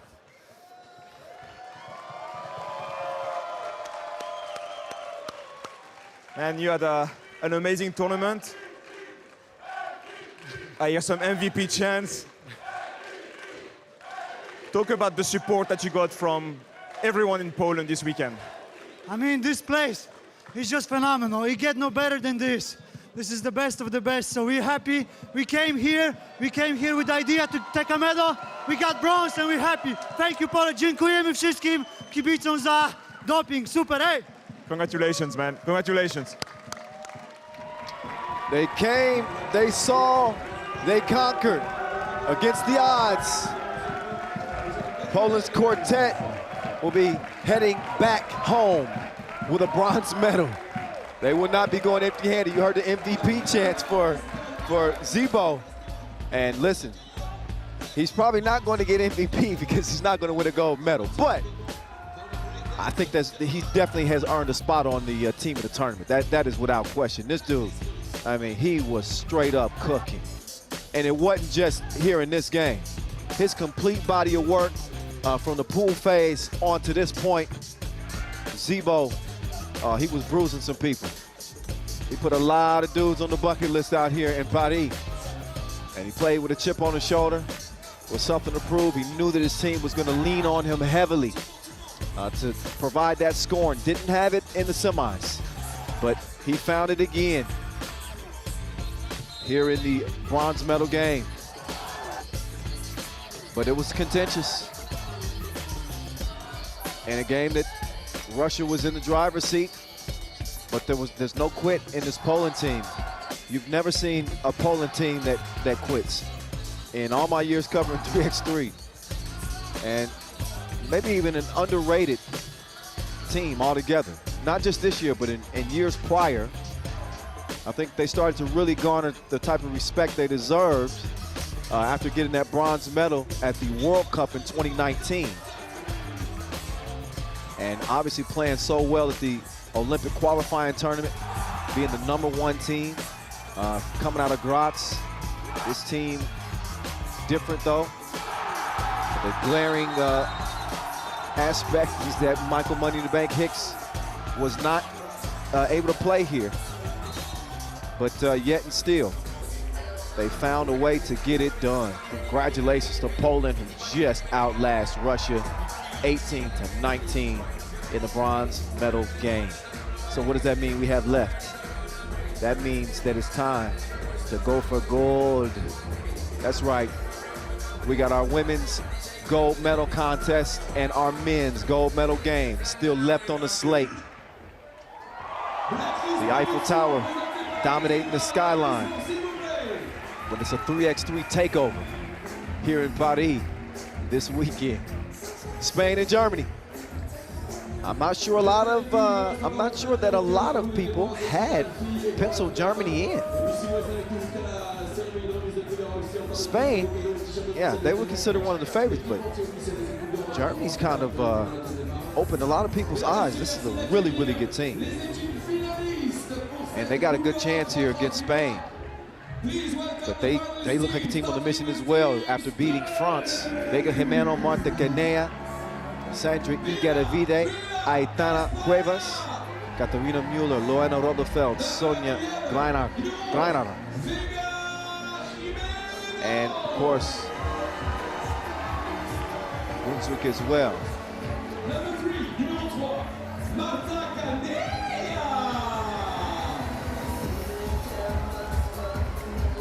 So this is for gold. Neither team will be going home empty-handed. But Spain, they've been runners-up before. In fact, the last edition, they were runners-up. 2017, they were runners-up. They want their spot on the top, and they want it right now. It has been their year. On the women's series, they've got Sandra Igaravide on an MVP-type campaign, and they are absolutely rolling.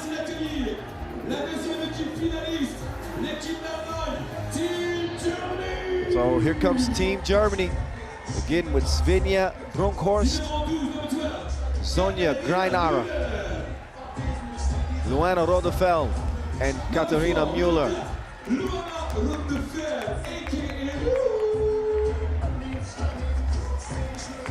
Germany's best finish at a Europe Cup, in case you were wondering, 13th in 2019. They competed in the 2018 version. They finished 17th in that one.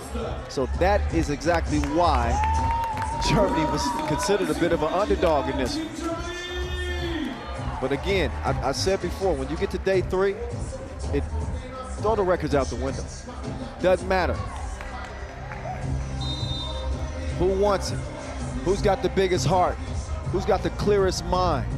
Who can battle through the mental and the physical attrition after they've been playing here for 3 days?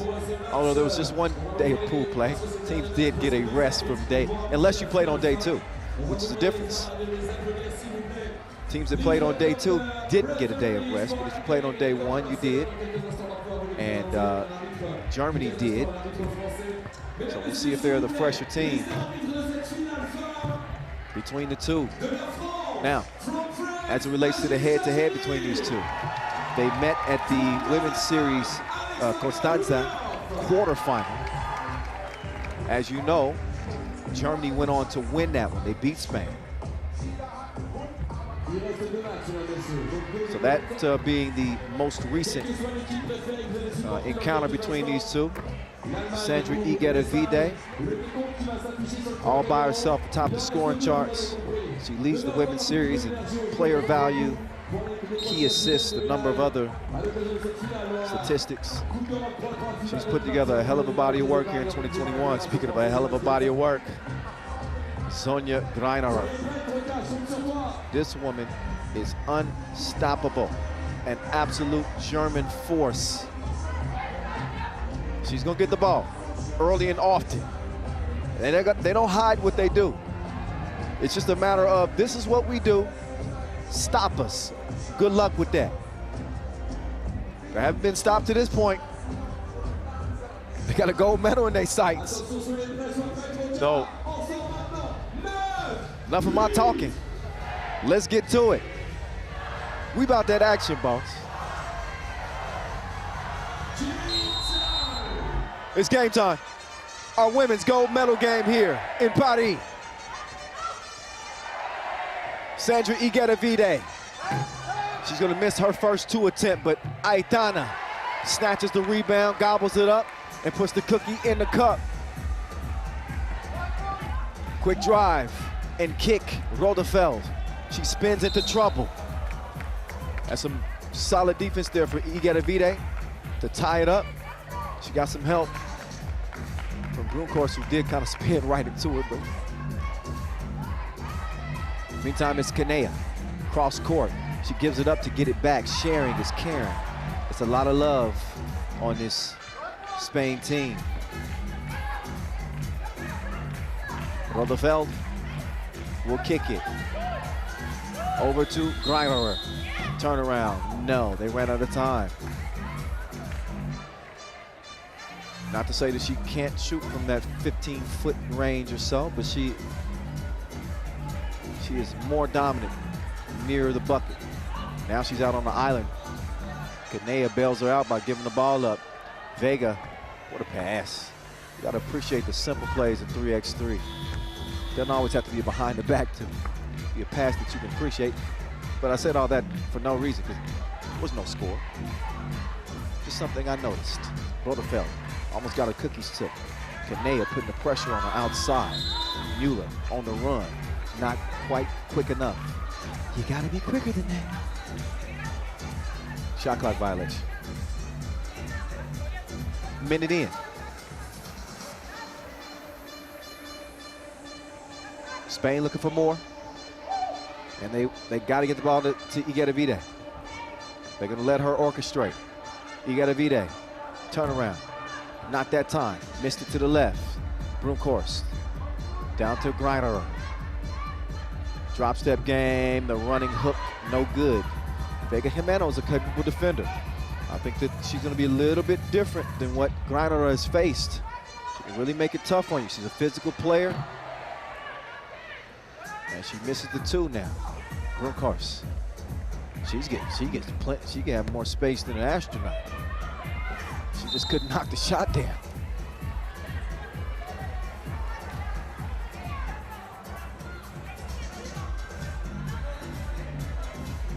Two minutes in and only 2 points scored, both of them by Spain.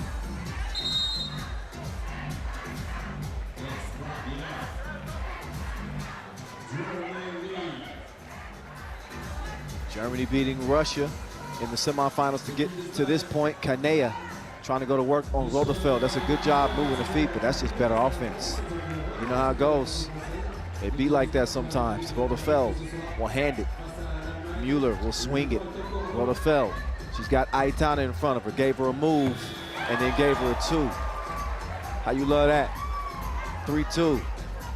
Spain in front still, but Germany is on the board. Aitana, she likes that. Rodefeld in a tough spot. Aitana so good in her ability to utilize that size. She got great feet, great hands, outstanding touch on the inside. A lot of praise to go around when you get to this level. Each team, so much talent. Oh, look at that. Get it up out of here. But Kanea sticks with it. Rodefeld passes up the 2. She says, we want a higher percentage attempt. Kanea had something to say about that. She said, girl, bye. You've been on the scouting report for a day now. 3 fouls on Germany, none on Spain. España lead it 4-2.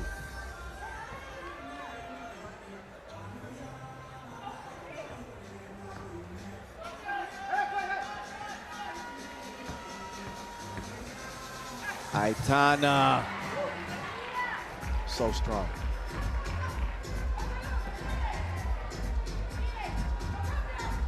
Now Rodefeld. She had Aitana, but she couldn't cash it in. And then Kanea, she will clear it for España. They got to get it to the speedy Spaniard. Vamos. Adios, but she didn't finish at the rim. That is a rare layup miss by Igedevide. TV timeout though. In our final women's action, this is the gold medal game, in case you didn't know. Kyle Montgomery, AKA The Voice, here with you. Here in front of the Eiffel Tower. Here in this awe-inspiring city of Paris, France, for the 6th edition of the Europe Cup. Fresh off the Olympics, this is where the next Olympic Games will take place in 2024.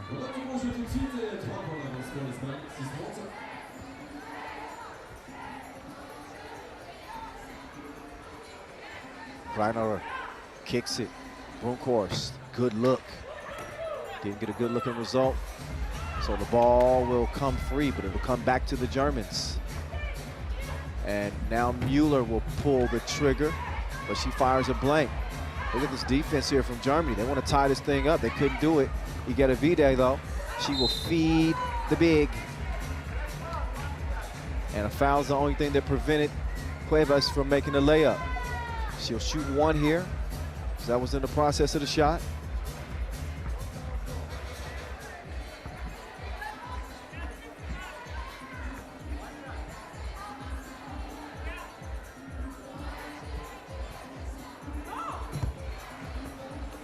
Tough release there from Aitana. She knew that that was a miss when she let it go.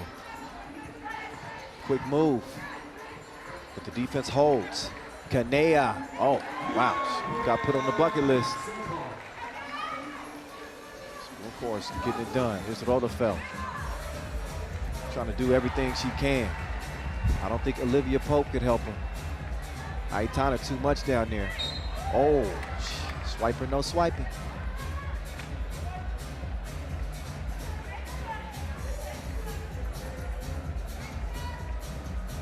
Two fouls on Spain. 4 on Germany. 3-point advantage for the Spaniards. Brunkhorst moving right. She's got Rodefeld on the baseline. She wanted the rock, she didn't get it. Instead, Brunkhorst said, I'm gonna take it by myself. And she's balling. 2-point contest.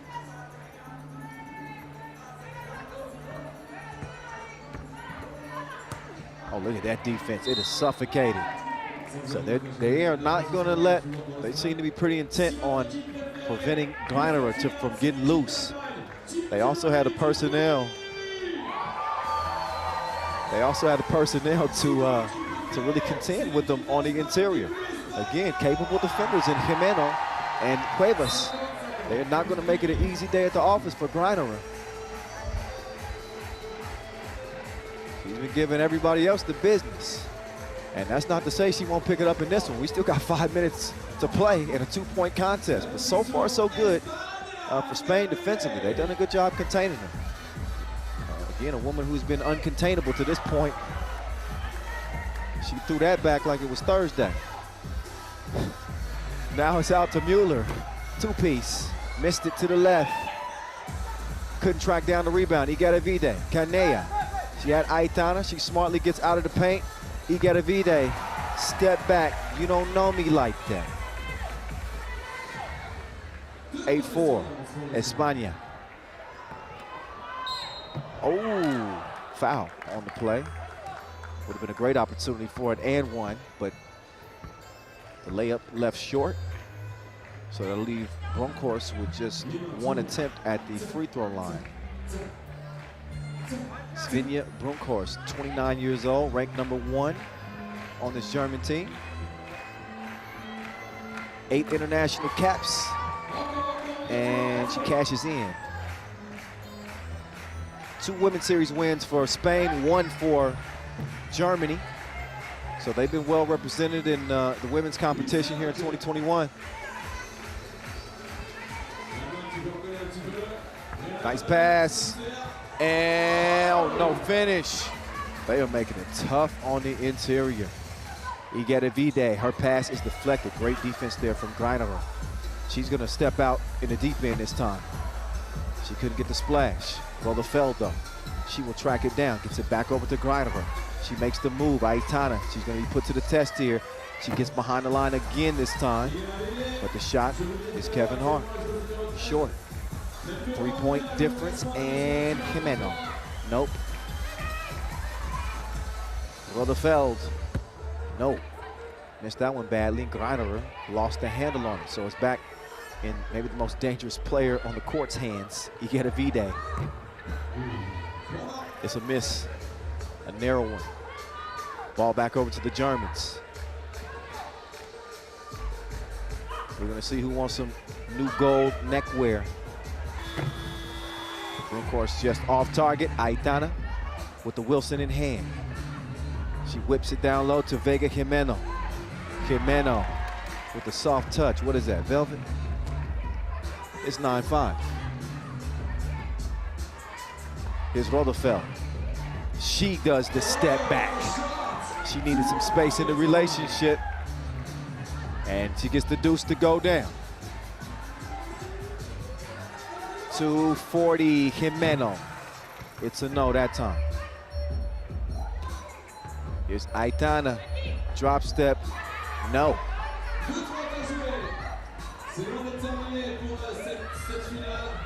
Gleinerer, also a no. Igaravide to Jimeno. She chucks the deuces. Es muy bien.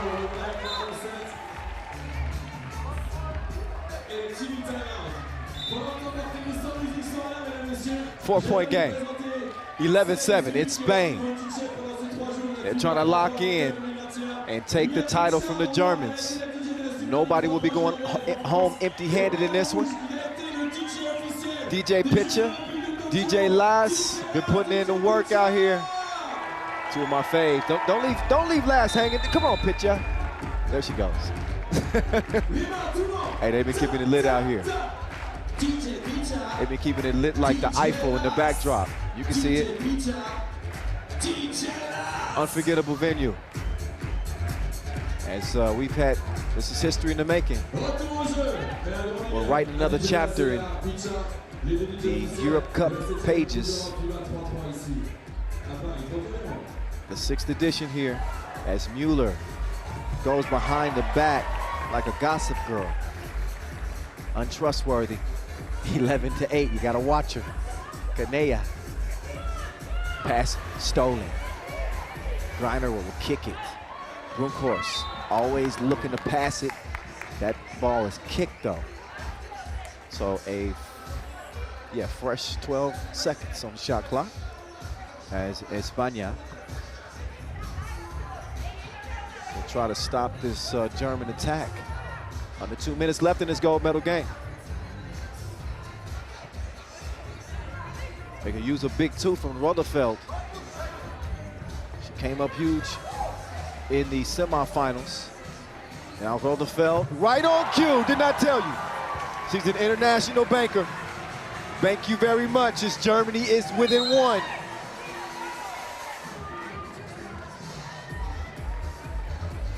Seven foul on Germany though, so that'll put Spain on the line for 2. And Sandra Igueravide will do the honors.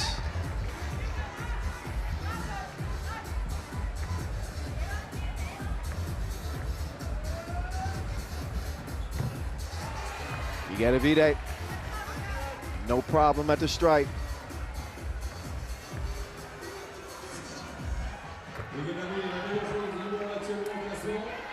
So clean trip to the stripe makes it a 3-point difference. Igueravide in trouble, she gets whistled for the foul, but Spain's done a really good job playing not only strong defense, but clean defense. So they've only got 4 fouls. That gives them 2 fouls to give here with 1 minute and 26 seconds remaining.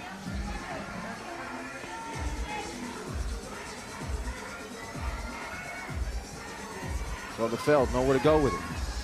Trying to get it to Greiner, she does. Good defense there from Aitana. Told her to talk to the hand. Now they get it down to Aitana. Good vision to kick it out to Kanea. She's locked and loaded. She's gonna have to reload after a misfire.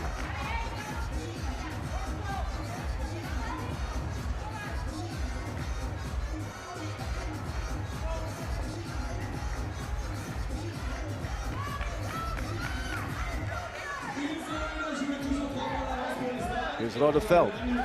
Greiner wants it on the block. Her against Jimeno. She's gonna hand it off, clear some space for Rotherfeld to get her a look at 2. Doesn't knock it down. Kanea, she'll clear it by herself. Igueravide. Dime time. Jimeno delivers the package. Brunkhorst steps beyond the line. She shoots a 2. Smart play. She gets the double dip. But they fall asleep, and Jimeno, she had great position. It was either going to be an easy layup. They had to foul. Rather that than an easy score. So Jimeno is going to have to earn these from the line.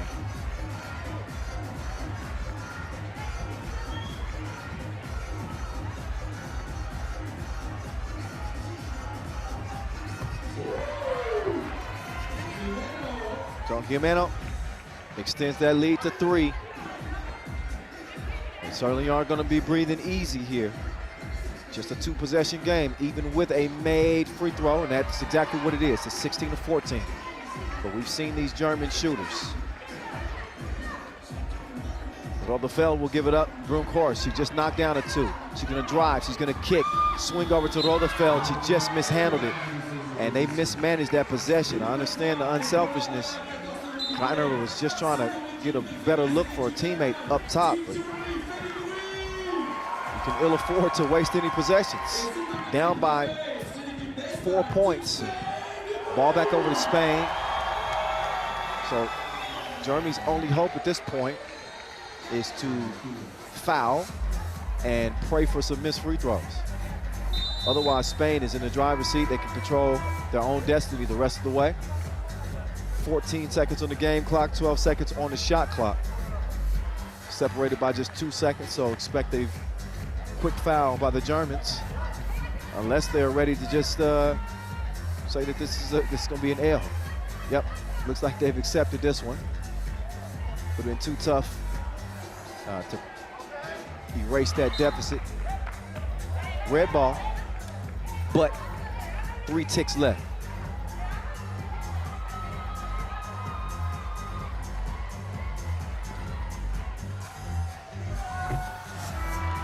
That's it, that's all.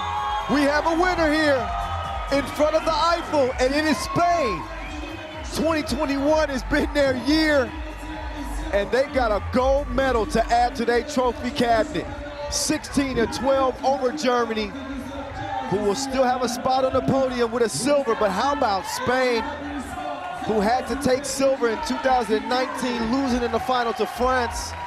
They get revenge against the French in the semis, come to the final, and they get it done over Germany. So congratulations. What a run, what a body of work for España. They were unbelievable. And they are having a banner year. Despite missing out on the Tokyo Olympic Games, this is a good way to bounce back. So here they are. They stand alone. I told you heading into this is a battle for European supremacy. And nobody stands above Spain now. Silver medals in 2017 and 2019. And now we get to hear from a Spanish gold medalist for the first time ever. Sandra Iguelavide now with Julien Debord. Sandra, yeah, they might be right, yeah? Sandra, this is your time. This is your time. Yes, I am. You are a European champion. Yes, we are speechless. We've been waiting for this for too long. 2 years ago, we almost got it. This year, this summer, it was really tough for us. And as I said, I think we deserve it. We discussed it last week. I don't want to make you cry again. Yeah. But, you know, just in April, after the after you didn't qualify for the Olympics, you could have given up on 3x3, but you came back, played every Women's Series event, and now you're here. We will never quit. This is the game that we love, and we're going to keep playing because it's where we enjoy most. Oh, I'll let you celebrate with the others. Thank you so much. They got love for the game, and we got love for them. Here in the City of Lights, it's Team Spain getting their shine on here in the gold medal game. Let's look at how it went down. They had the pedal to the metal from the very outset of this game. They were focused like bifocals, locked in. Tough shots taken and tough shots made. Luana Rodefeld, baller alert. She never backs down. She came to play too. Little bit of a sluggish start for Germany. And Spain kind of sensed it. They seized the moment, and they really did an outstanding job defensively, slowing down Greinerer. That's Vega Jimeno, that's Aitana Cuevas, with that size that can neutralize some of that dominance that we saw from Greinerer. Big two ball from Rodefeld. Beautiful behind the back from Mueller with a little extra sauce. And she finished with the jelly. Rodefeld, man, she made some really, really tough shots in this game. Only a 3-point difference late in the contest. That made it 4. Brunkhorst with the awareness to step back and hit the 2. That made it a 1-possession game, but Spain made the timely plays down the stretch. They are all smiles right now. 2 wins in the Women's Series, and now they can call themselves European champions for the first time in 3x3 history. 16-12, the final, as they will stand on the podium with Germany as well as France, homestanding Les Bleus, who got it done in the 3rd place game. So it's only a place for one more game on the schedule. That's the men's gold medal game. Serbia in a familiar spot. We've seen them in the gold medal game the previous 2 editions. They came out with golds both times. This is not the same team. It's the first time we've ever seen a Serbian team at the Europe Cup without Dusan Bulic, but they do have Boris and Miroslav Pajsilovic, Dejan Majstorovic, Alexander Ratko, and Mihailo Vasic. Just ignore that. That ain't Lithuania. That's Poland. I can tell you who Lithuania is, though. Oh, man. Occasionally we get some bugs in the system. Don't worry about that. We'll get you introduced to Serbia first, and then we'll get you introduced to Lithuania with Aurelius Pukelis and Šarūnas Vingelis and that whole quartet over there. Darius Tarvidis. This is Serbia, though, right here, right now. There they are. This is a well-balanced team right here. They got an absolute killer in Pajsilic, and you have the veteran savvy of Dejan Majstorovic, as well as Vasic and Ratkov. You can see the chemistry really developing as we go. Now here comes Lithuania. Ignas Razutis. He will lead the crew out. He's going to be joined by Darius Tarvidis, playing in his second Europe Cup. He knows what a bronze medal feels like, as he got it done in 2014. But they don't know what gold tastes like. Team Lithuania, Last but not least, it's Aurelius Pukelis, who will join his other three teammates. He's a big problem. And we're going to see if Serbia can solve it. If there's anybody that can, typically it is Serbia. But Lithuania, our team on the rise, they were able to take that bronze again in that 2019 edition. They watched Serbia take gold, but they're sick of settling for second and third. What Ricky Bobby say? If you ain't first, you're last. I guess I'm the only one taking life advice from Ricky Bobby. Oh, we just having some fun. Y'all loosen up. Kyle Montgomery, aka the voice in your ear. That's Dejan Majstorovic, the maestro in your vision.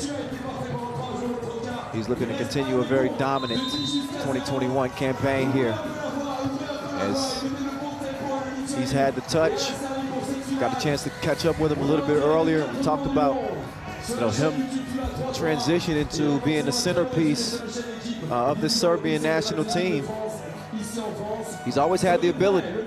It just wasn't a part of their system for him to really be featured. Somebody that has the ball in their hands a lot, really a lot, mainly catch and shoot. Dusan Bulut did a lot of the ball handling. He was the catalyst, the orchestrator. But now it's a new look Serbia, and the maestro is the man in the middle, the spoon that stirs the drink. They turn it over to start things off. Quick feed to the big man. He gets up to get down. Pukelis smashing like two potatoes. And Vasic will try to answer. His kiss off the glass is a miss. Pukelis will kick it out. Quick hands from Ratkov. He's going to check out. They're going to get a little bit more offense into the game. No, Ratkov will stay. Majstorovic will check out. Pajsilic is in, the young 26-year-old. Already an MVP on the Pro Tour and a two-time World Tour Masters champion. Majstorovic as well, as he's rejoined UB. Well, not rejoined, he's joined UB after the Serbian split up of Novi Sad. Darius Tarvidis with the step back. Not only did he get space, plenty of space between the ball and the rim after the air ball. Pajsilic lost his footing and he missed the shot. And now Pajsilic might be in trouble here. SOS, please. No choice but to foul. He volunteers himself. Lithuania does such a good job of getting you in switches, finding the mismatch and exploiting it. No shortage of firepower on this team.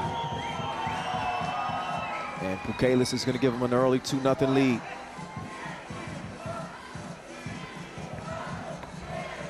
There's the manimal. He woke up in beast mode. And he'll have a chance at a 2-point play.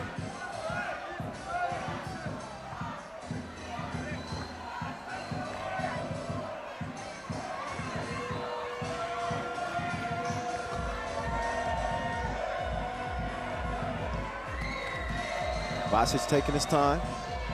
Looking like Giannis Antetokounmpo up there. Give him a 10-second count. 2-2. Tarvidis. Oh, Hezi. Oh, he needs something. It's now in Serbia's hands. And now the cookie's in the cup. Razutis. Vingelis back to Razutis. They share it like a good meme. That's teamwork. 3-3. Ratkov, step back, hand up. Tarvidis with a good defense. So Darius will now give it up. Sharunas thought about it.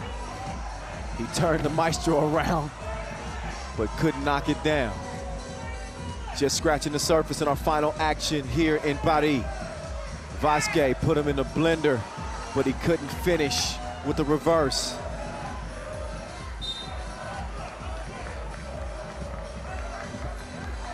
Three game.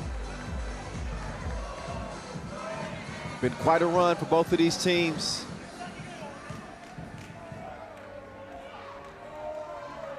Serbia getting revenge on Russia. Lithuania beating up on Poland in the semifinals. Bukelis lost his footing. Pulled the trick on the shot, but it's a miss.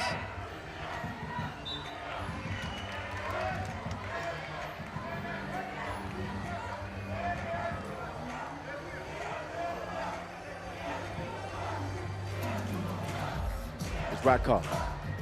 Moving right, decides better of it, hands it off to Paishalic. Paishalic. He leaves it short, gets the ball back. This dude is relentless. Just continue to attack the rim. He doesn't get the score. Ratkov trying to prevent Bukelis from getting positioning on him. And he then is whistled for the foul.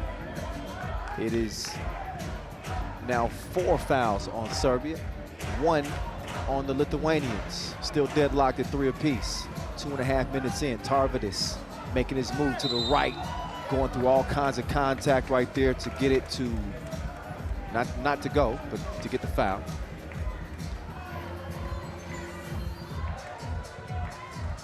Take another look, Tarvidis just getting bullied all the way to the rim. He's a bruiser himself though, so he ain't no stranger to contact. He ain't scared. Free throw though, it betrays him. Paishalic trying to break this tie, trying to break off Vingelis, and he could not do it. Quick turnaround. Razutis, he shoots it. It's a miss though. Vasquez, great positioning on Vingelis down there. And Vingelis no choice but to fouls. Lithuania only picks up a 2nd foul. Serbia, not necessarily in an unfamiliar position. We see them getting in foul trouble early fairly often. They got 5 right now. And a little extracurricular activities up at the top of the key. TV timeout, 3-3 game, 3 minutes in. Our gold medal contest here in the French capital, just across the Seine River, as we have the Eiffel Tower overlooking all of the action. So it's been all Vasic for Serbia so far. When you think of a dominant big in this game, you really think of Bukelis as being the guy. Still early, still scratching the surface, but Vasic on a personal 3-0 run. That's a good sign for Serbia because Maestro hadn't even got it going yet. Typically he does. Ratkov, no sir.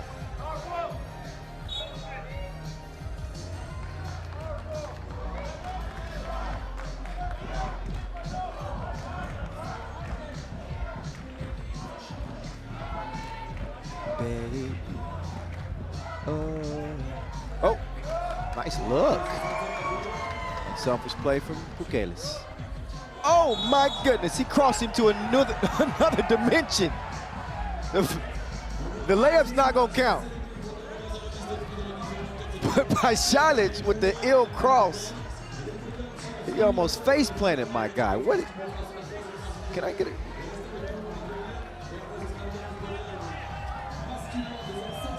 It's enough to send them to the line at least. And Serbia is going to get another score outside of Vasic. Pajsilic will put the Serbs out by 1. Look at that cut. Leads to the score. Pinpoint pass. Vasic trying to set up shop down low yet again. Both of these teams with nice fan sections here amongst the French fans. There's a Lithuanian contingent right courtside, and you see those Serbian flags flying high as well behind the goal. They're looking at the maestro. No string music yet. Pukelis going to the spin move. The battle of the bigs, the big boys going toe-to-toe. Vasquez held his own that time. Radkov now. He cleared it, and he's clear past Razutis. Put him in the rear view. Razutis trying to give him something back. Takes the 2, but he couldn't make it. Maestro, Radkov, behind the back setup. So a 2-point advantage for Serbia. They do pick up a 6th foul. Get another look at that last pass.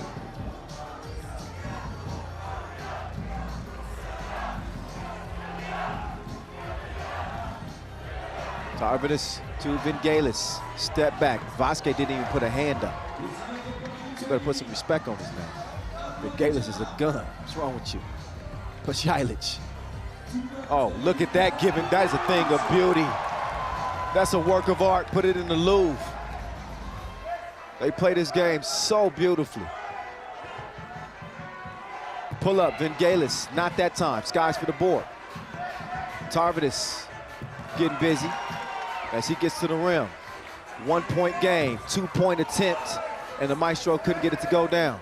So the Maestro still not getting the string music going yet. He's the one that normally sets the mood. But it's been Vasic and Pajsilic in this one. Oh, he likes that. I think he might have bailed Pukelis out though. I think as a guard, you got to drive. In that matchup, you got to go to the hole. He ain't listening to me. He's chucking the deuces. And now he's in trouble because the Lithuanians make the smart play. They recognize the mismatch, and that's baby food down there. No problem for Pukelis. And so even things up at 8 apiece. Pajsilic is going to get a rest.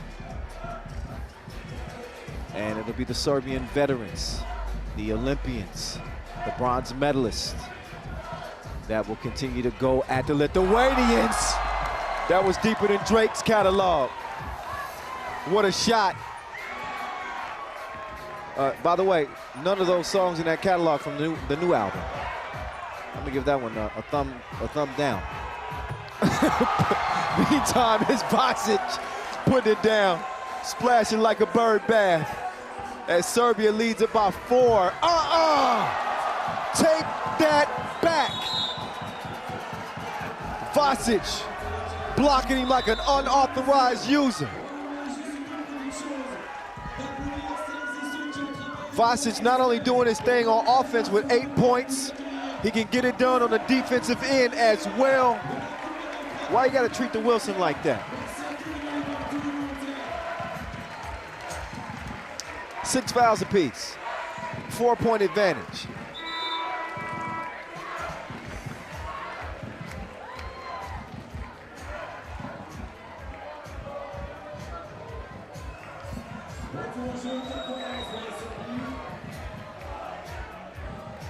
Under 4 to play here, Radkov will inbound for Serbia.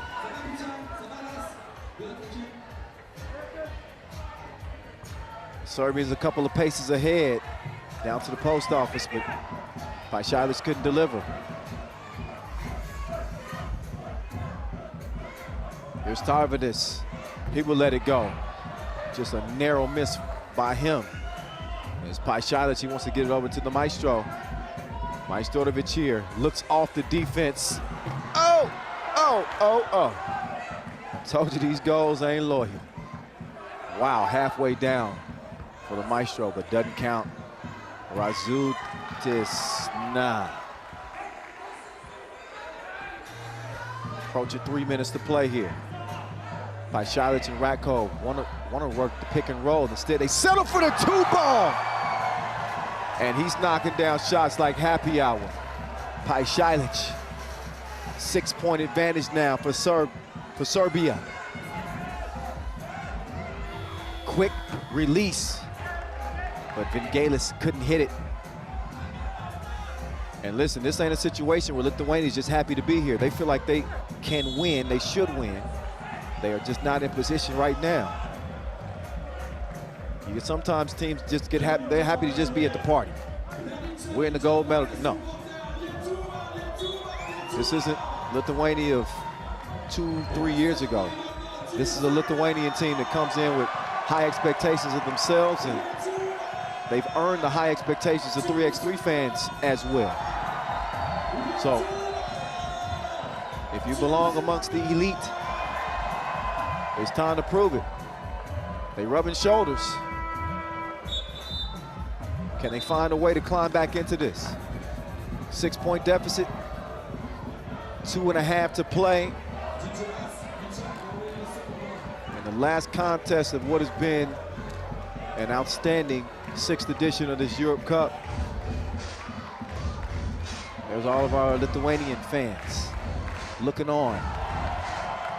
And they had to watch Radko knock down his first of 2. Should have mentioned it. That was Lithuania's 7th foul. So you know that puts them in a penalty. And Radko puts the round thing in the round thing.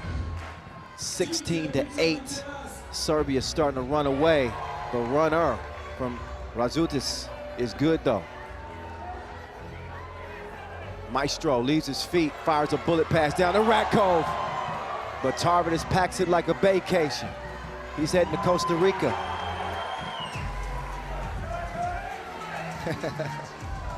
(16-10).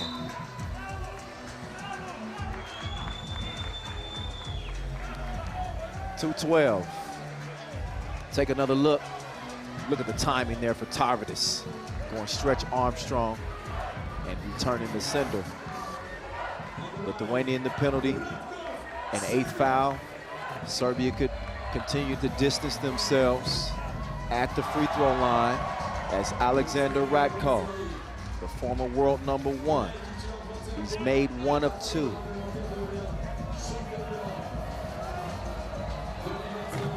He cannot make it a clean trip to the stripe, but it is a nice lead for the Serbians. 17-10, Tarvidis to the rack.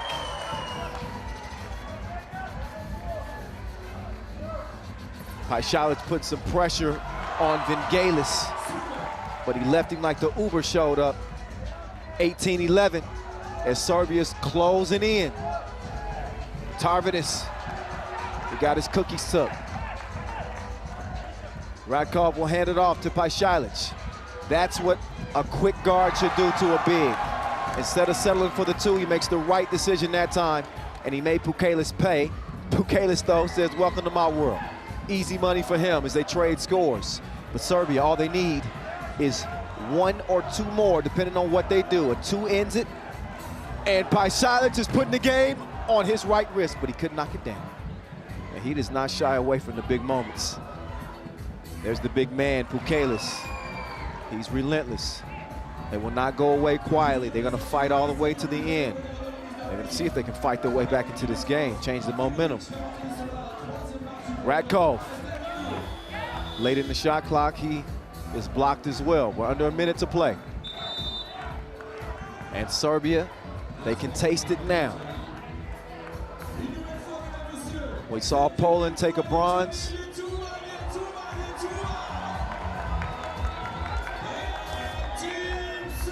And you talk about a two-man wrecking crew on the Serbian team. It has been a Paishalic-Vasic show. Majstorovic has not had to do a lot of scoring with a young talent that he has in Paishalic and an extremely dominant Mihailo Vasic.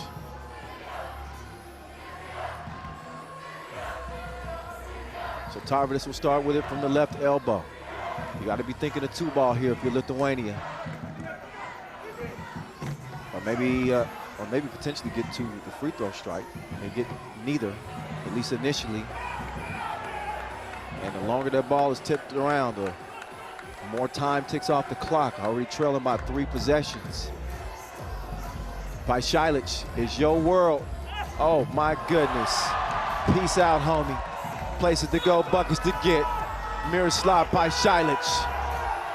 He's going over to the Serbian fan section, trying to get him to turn up one time. 25 ticks to go in his game point.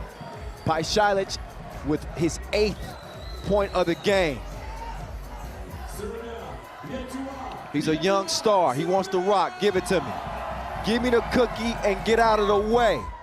Miroslav Pajsic rolls off the rim. 10 seconds remain though. It won't matter. It's gonna be a Serbian goal. 3-peat. And 2 seconds remain, and that is your game. Nearly. We just want to hear the final horn. Make it official. There it is, the final horn of this 2021 edition of the Europe Cup in Paris. And it is a familiar champion, Serbia. For the 3rd time in a row, they take gold, even with a brand new team. They got a new emerging star in Miroslav Pajsic. Obviously, the veterans did what they do. Ratko, Vasquez, and the maestro. Vasic with 8 points in that contest. Ratko chipping in with 4, and they get another gold medal. They're gonna run out of room in their trophy cabinet. Serbia, all they do is win.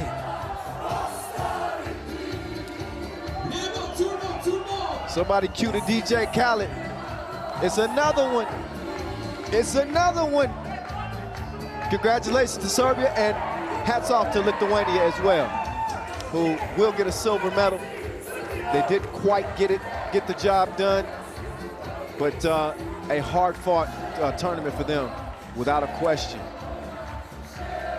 But the post-game interview is reserved for the winners, and we're going to hear from whichever Serbian player decides to step up and talk with Julian Duboev. He's going to be the maestro. So Dejan Majstorovic. We're going to let him get set up with Zhu and hear what he has to say. What a year it has been for the maestro. As we get it over to Zhu.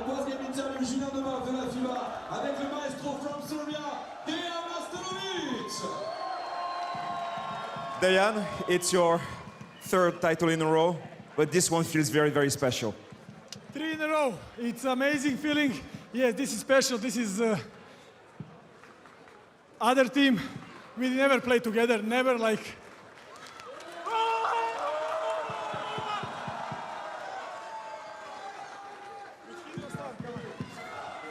We never play together. It's amazing. We know that we, with defense, gonna win the tournament. We didn't, any game, we didn't came to 21, so it was amazing journey with these guys.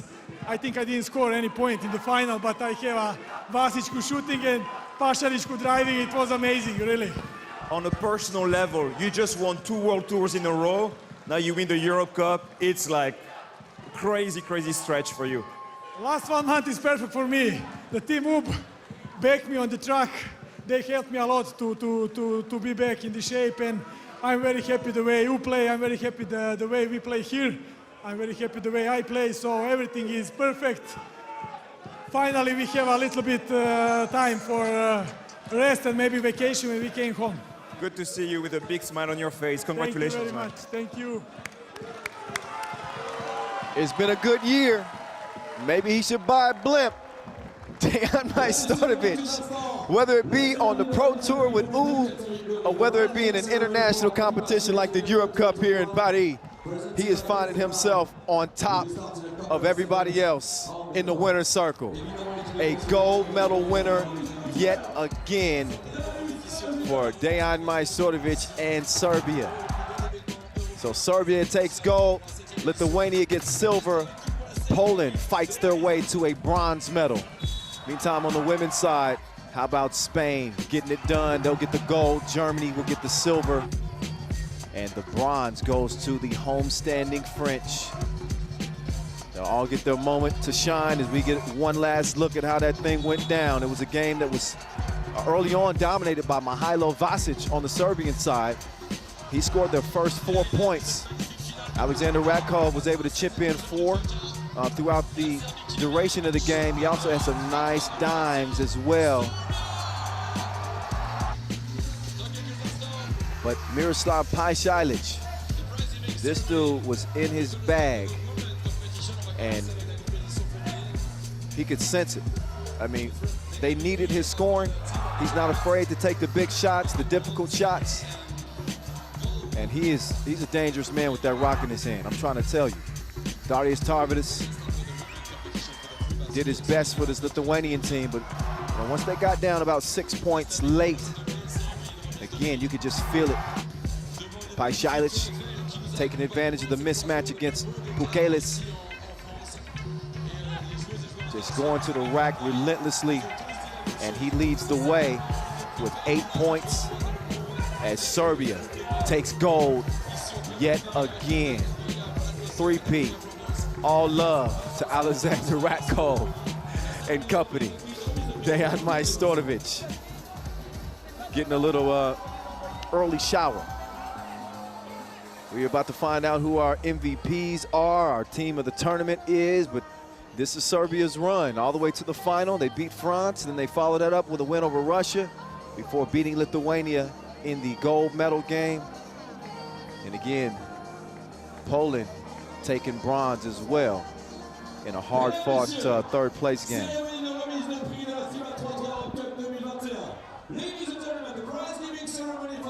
So now it's time for the prize ceremony here at this 6th edition of the Europe Cup.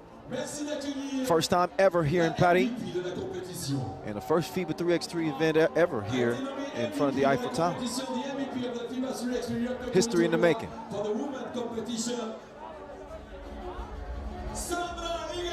So no surprise for the women's competition, it is Sandra Igedavide.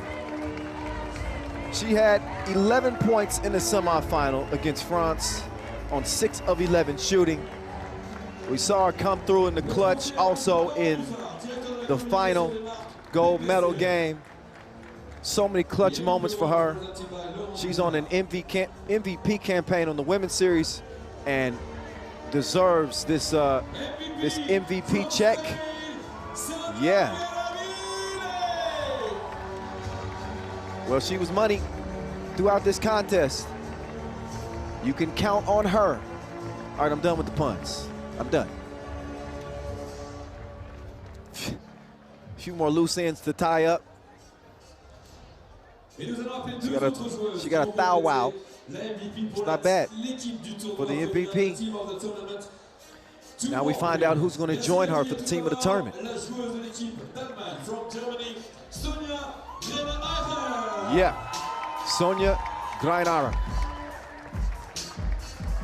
She was an absolute beast. And I mean that affectionately.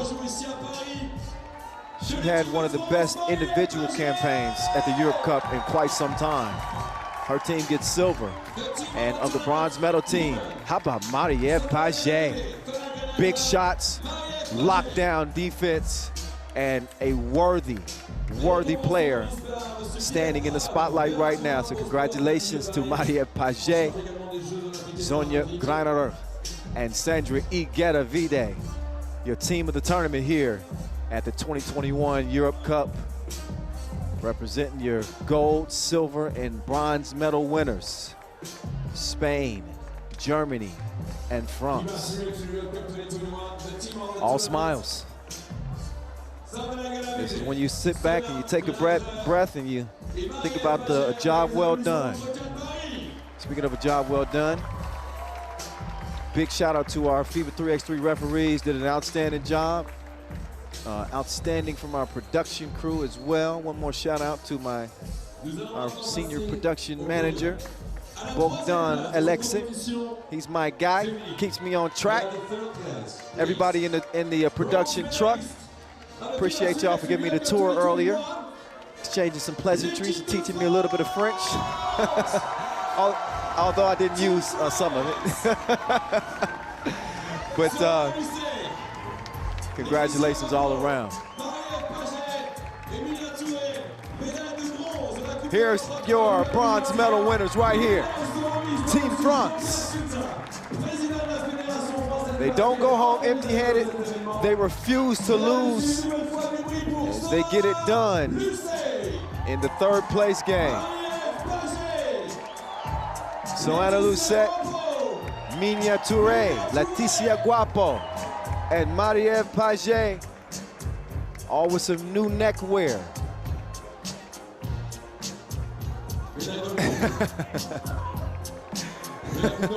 Like, make sure you got me now. What a team, what a team, what a team.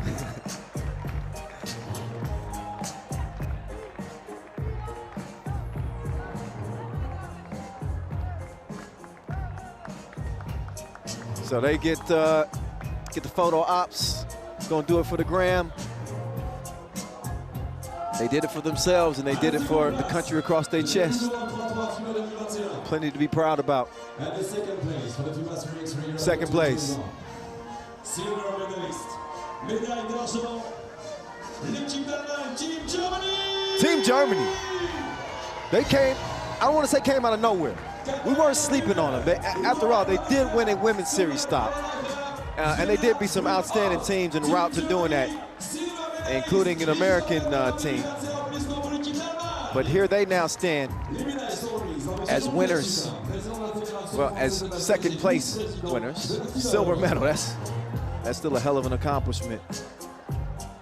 This German team, they came out and they really, I think, if served notice that they are to be taken seriously at all times. A 10th place finish at the Olympic qualifying tournament. They definitely raised some eyebrows then. And if they weren't on the map for you before, they better dang well be right now. Silver medals around their neck for their efforts. And now it's just time to pose and smile. The hard work's been done. So Katharina Müller, Luana Rodefeld, Sonja Greiner, and Svenja Brunkhorst, congratulations, silver medal winners. But there could only be one. There could only be one. And that one consists of 4 representing Spain.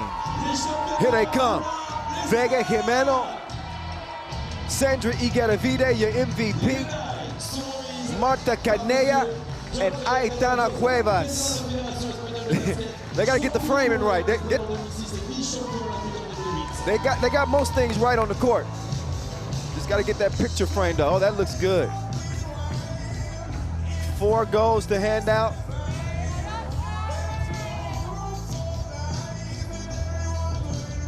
And celebration time.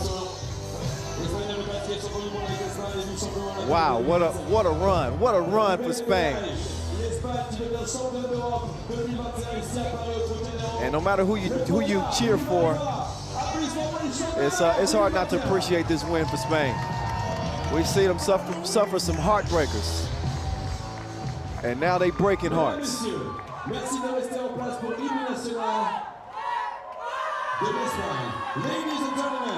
Congratulations to Spain, your 2021 gold medals at the Europe Cup here in Paris. And now it's time to play their national anthem.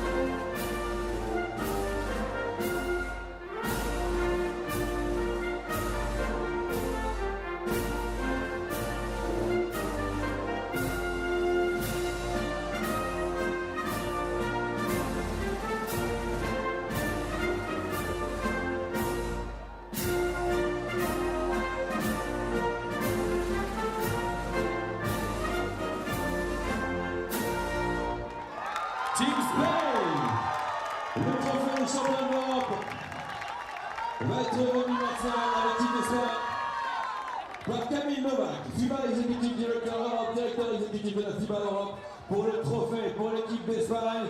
Vos applaudissements, mesdames et messieurs, pour l'Espagne, championne d'Europe 3x3 2021 à Paris. Le trophée est remis par Camille Novak. So one more look at your 2021 Europe Cup gold medalists. It is España standing in the spotlight. They shining right now.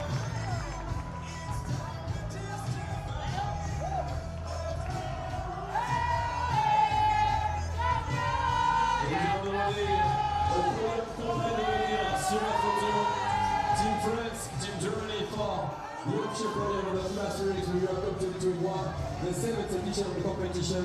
Mesdames et messieurs, une nouvelle fois, c'est là-dessus qu'on va se quitter pour la compétition féminine. Attention, vous avez devant vous les 3 meilleures équipes européennes à Paris, l'Espagne. And there are your 3 podium squads.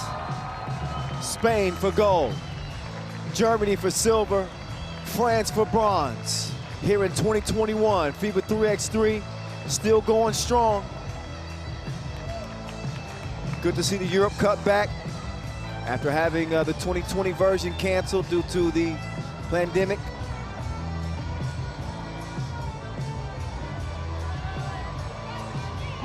But we return with a bang from an iconic venue. This is how you bring the Europe Cup back. FIBA 3x3 Europe Cup 2021, the men's competition. A été élu MVP de la FIBA 3x3 Europe Cup 2021 à Paris. The MVP of the FIBA 3x3 Europe Cup 2021 in Paris, Trocadero. From Serbia.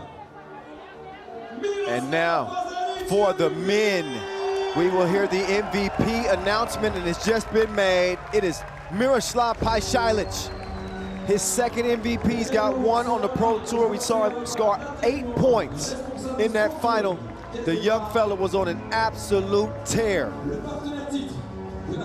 He's got $1,000 to his name for the MVP run. And he's about to have a gold medal around his neck for his efforts. But he really keyed the success of Serbia.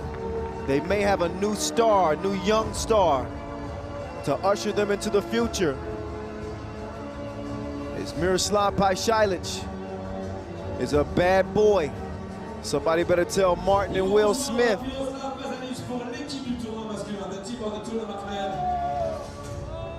From Lithuania, Joining him on the team of the tournament, representing Lithuania, who took silver, it is Aurelijus Pukelis, the monster in the middle for Lithuania.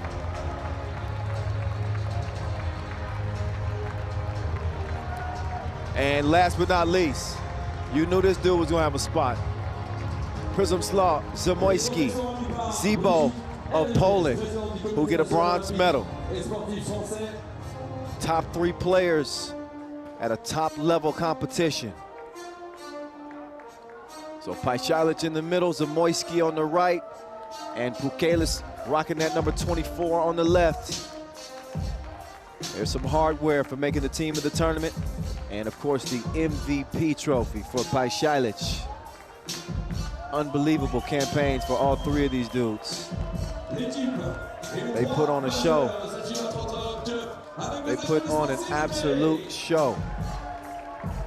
Congratulations. Zibo, Pajsilic, and Pukelis.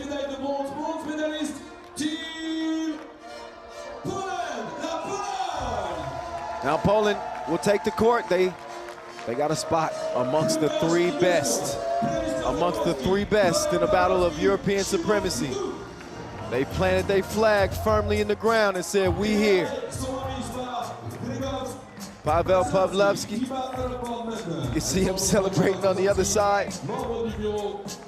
Dedushko, Zamoyski, and Simon Radu, bronze medalists. Big smiles. And kind of changes the mood for this Poland nation after coming up short in the Olympic Games. They rebound in a big way and prove that they ain't going nowhere. They're still going to compete amongst the very best. And they are going to go home with a bronze medal. Plenty to be proud about. Congratulations, fellas. Congratulations, Zebo. À la deuxième place de cette FIBA 3x3 octobre 2021 avec la second place. Médaille d'argent, female médailliste. Mesdames, Messieurs, merci d'accueillir Team Lithuania, Lithuania. Next up is Team Lithuania. They took bronze in 2019. They take it a step further in 2021. They go from bronze to silver. Maybe the next time they upgrade to gold. We will see at the next edition of the Europe Cup, but for this one, it's a silver medal. And a lot to be proud about with this Lithuanian team. Very, very, very, very talented team.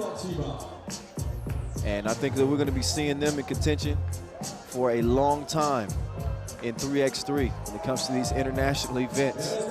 As long as they can keep their core together and keep growing the talent in Lithuania, they're going to be in good shape. Trust and believe. So it's the silver for the guys in green. There's Lithuania getting their spot in the spotlight. Yeah, there we go.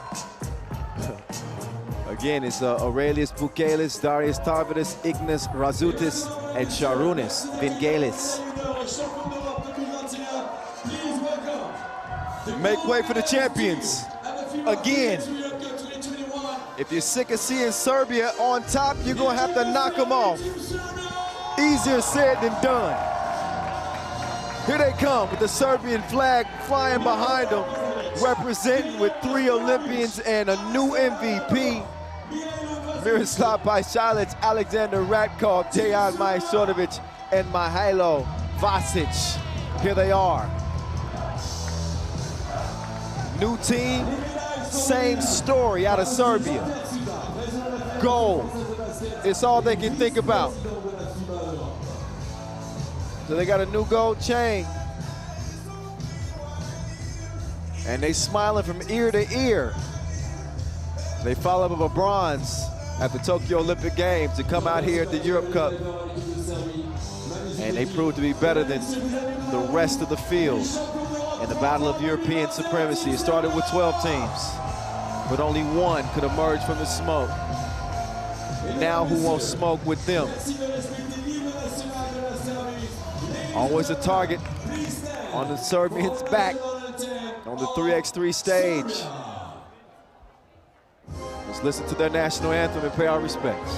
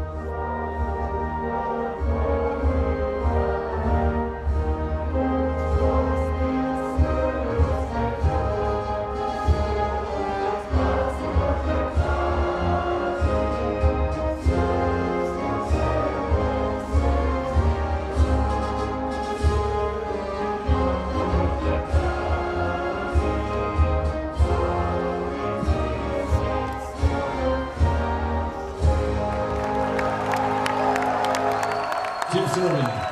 Le trophée pour l'équipe de Serbie est remis par M. Kevin Novak, FIBA Executive Director Europe. Le trophée pour l'équipe de Serbie, avec des applaudissements du Trocadéro de Paris. So Serbia, they will get the hardware.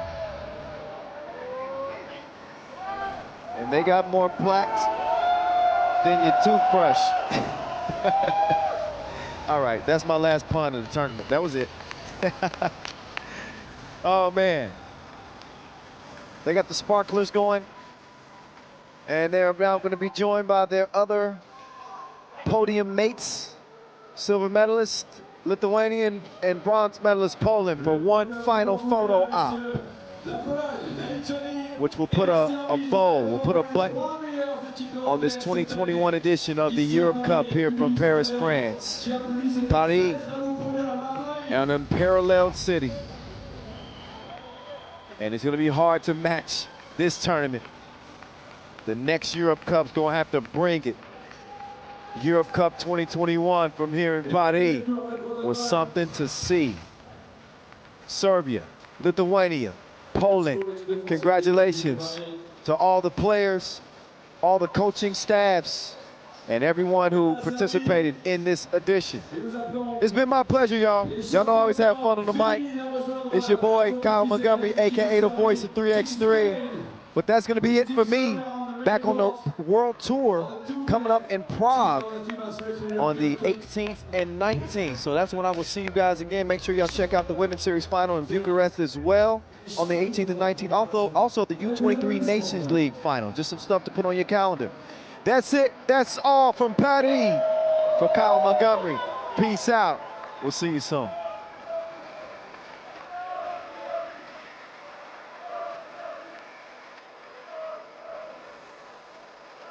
FIBA 3x3, Europe Cup 2021 in Paris.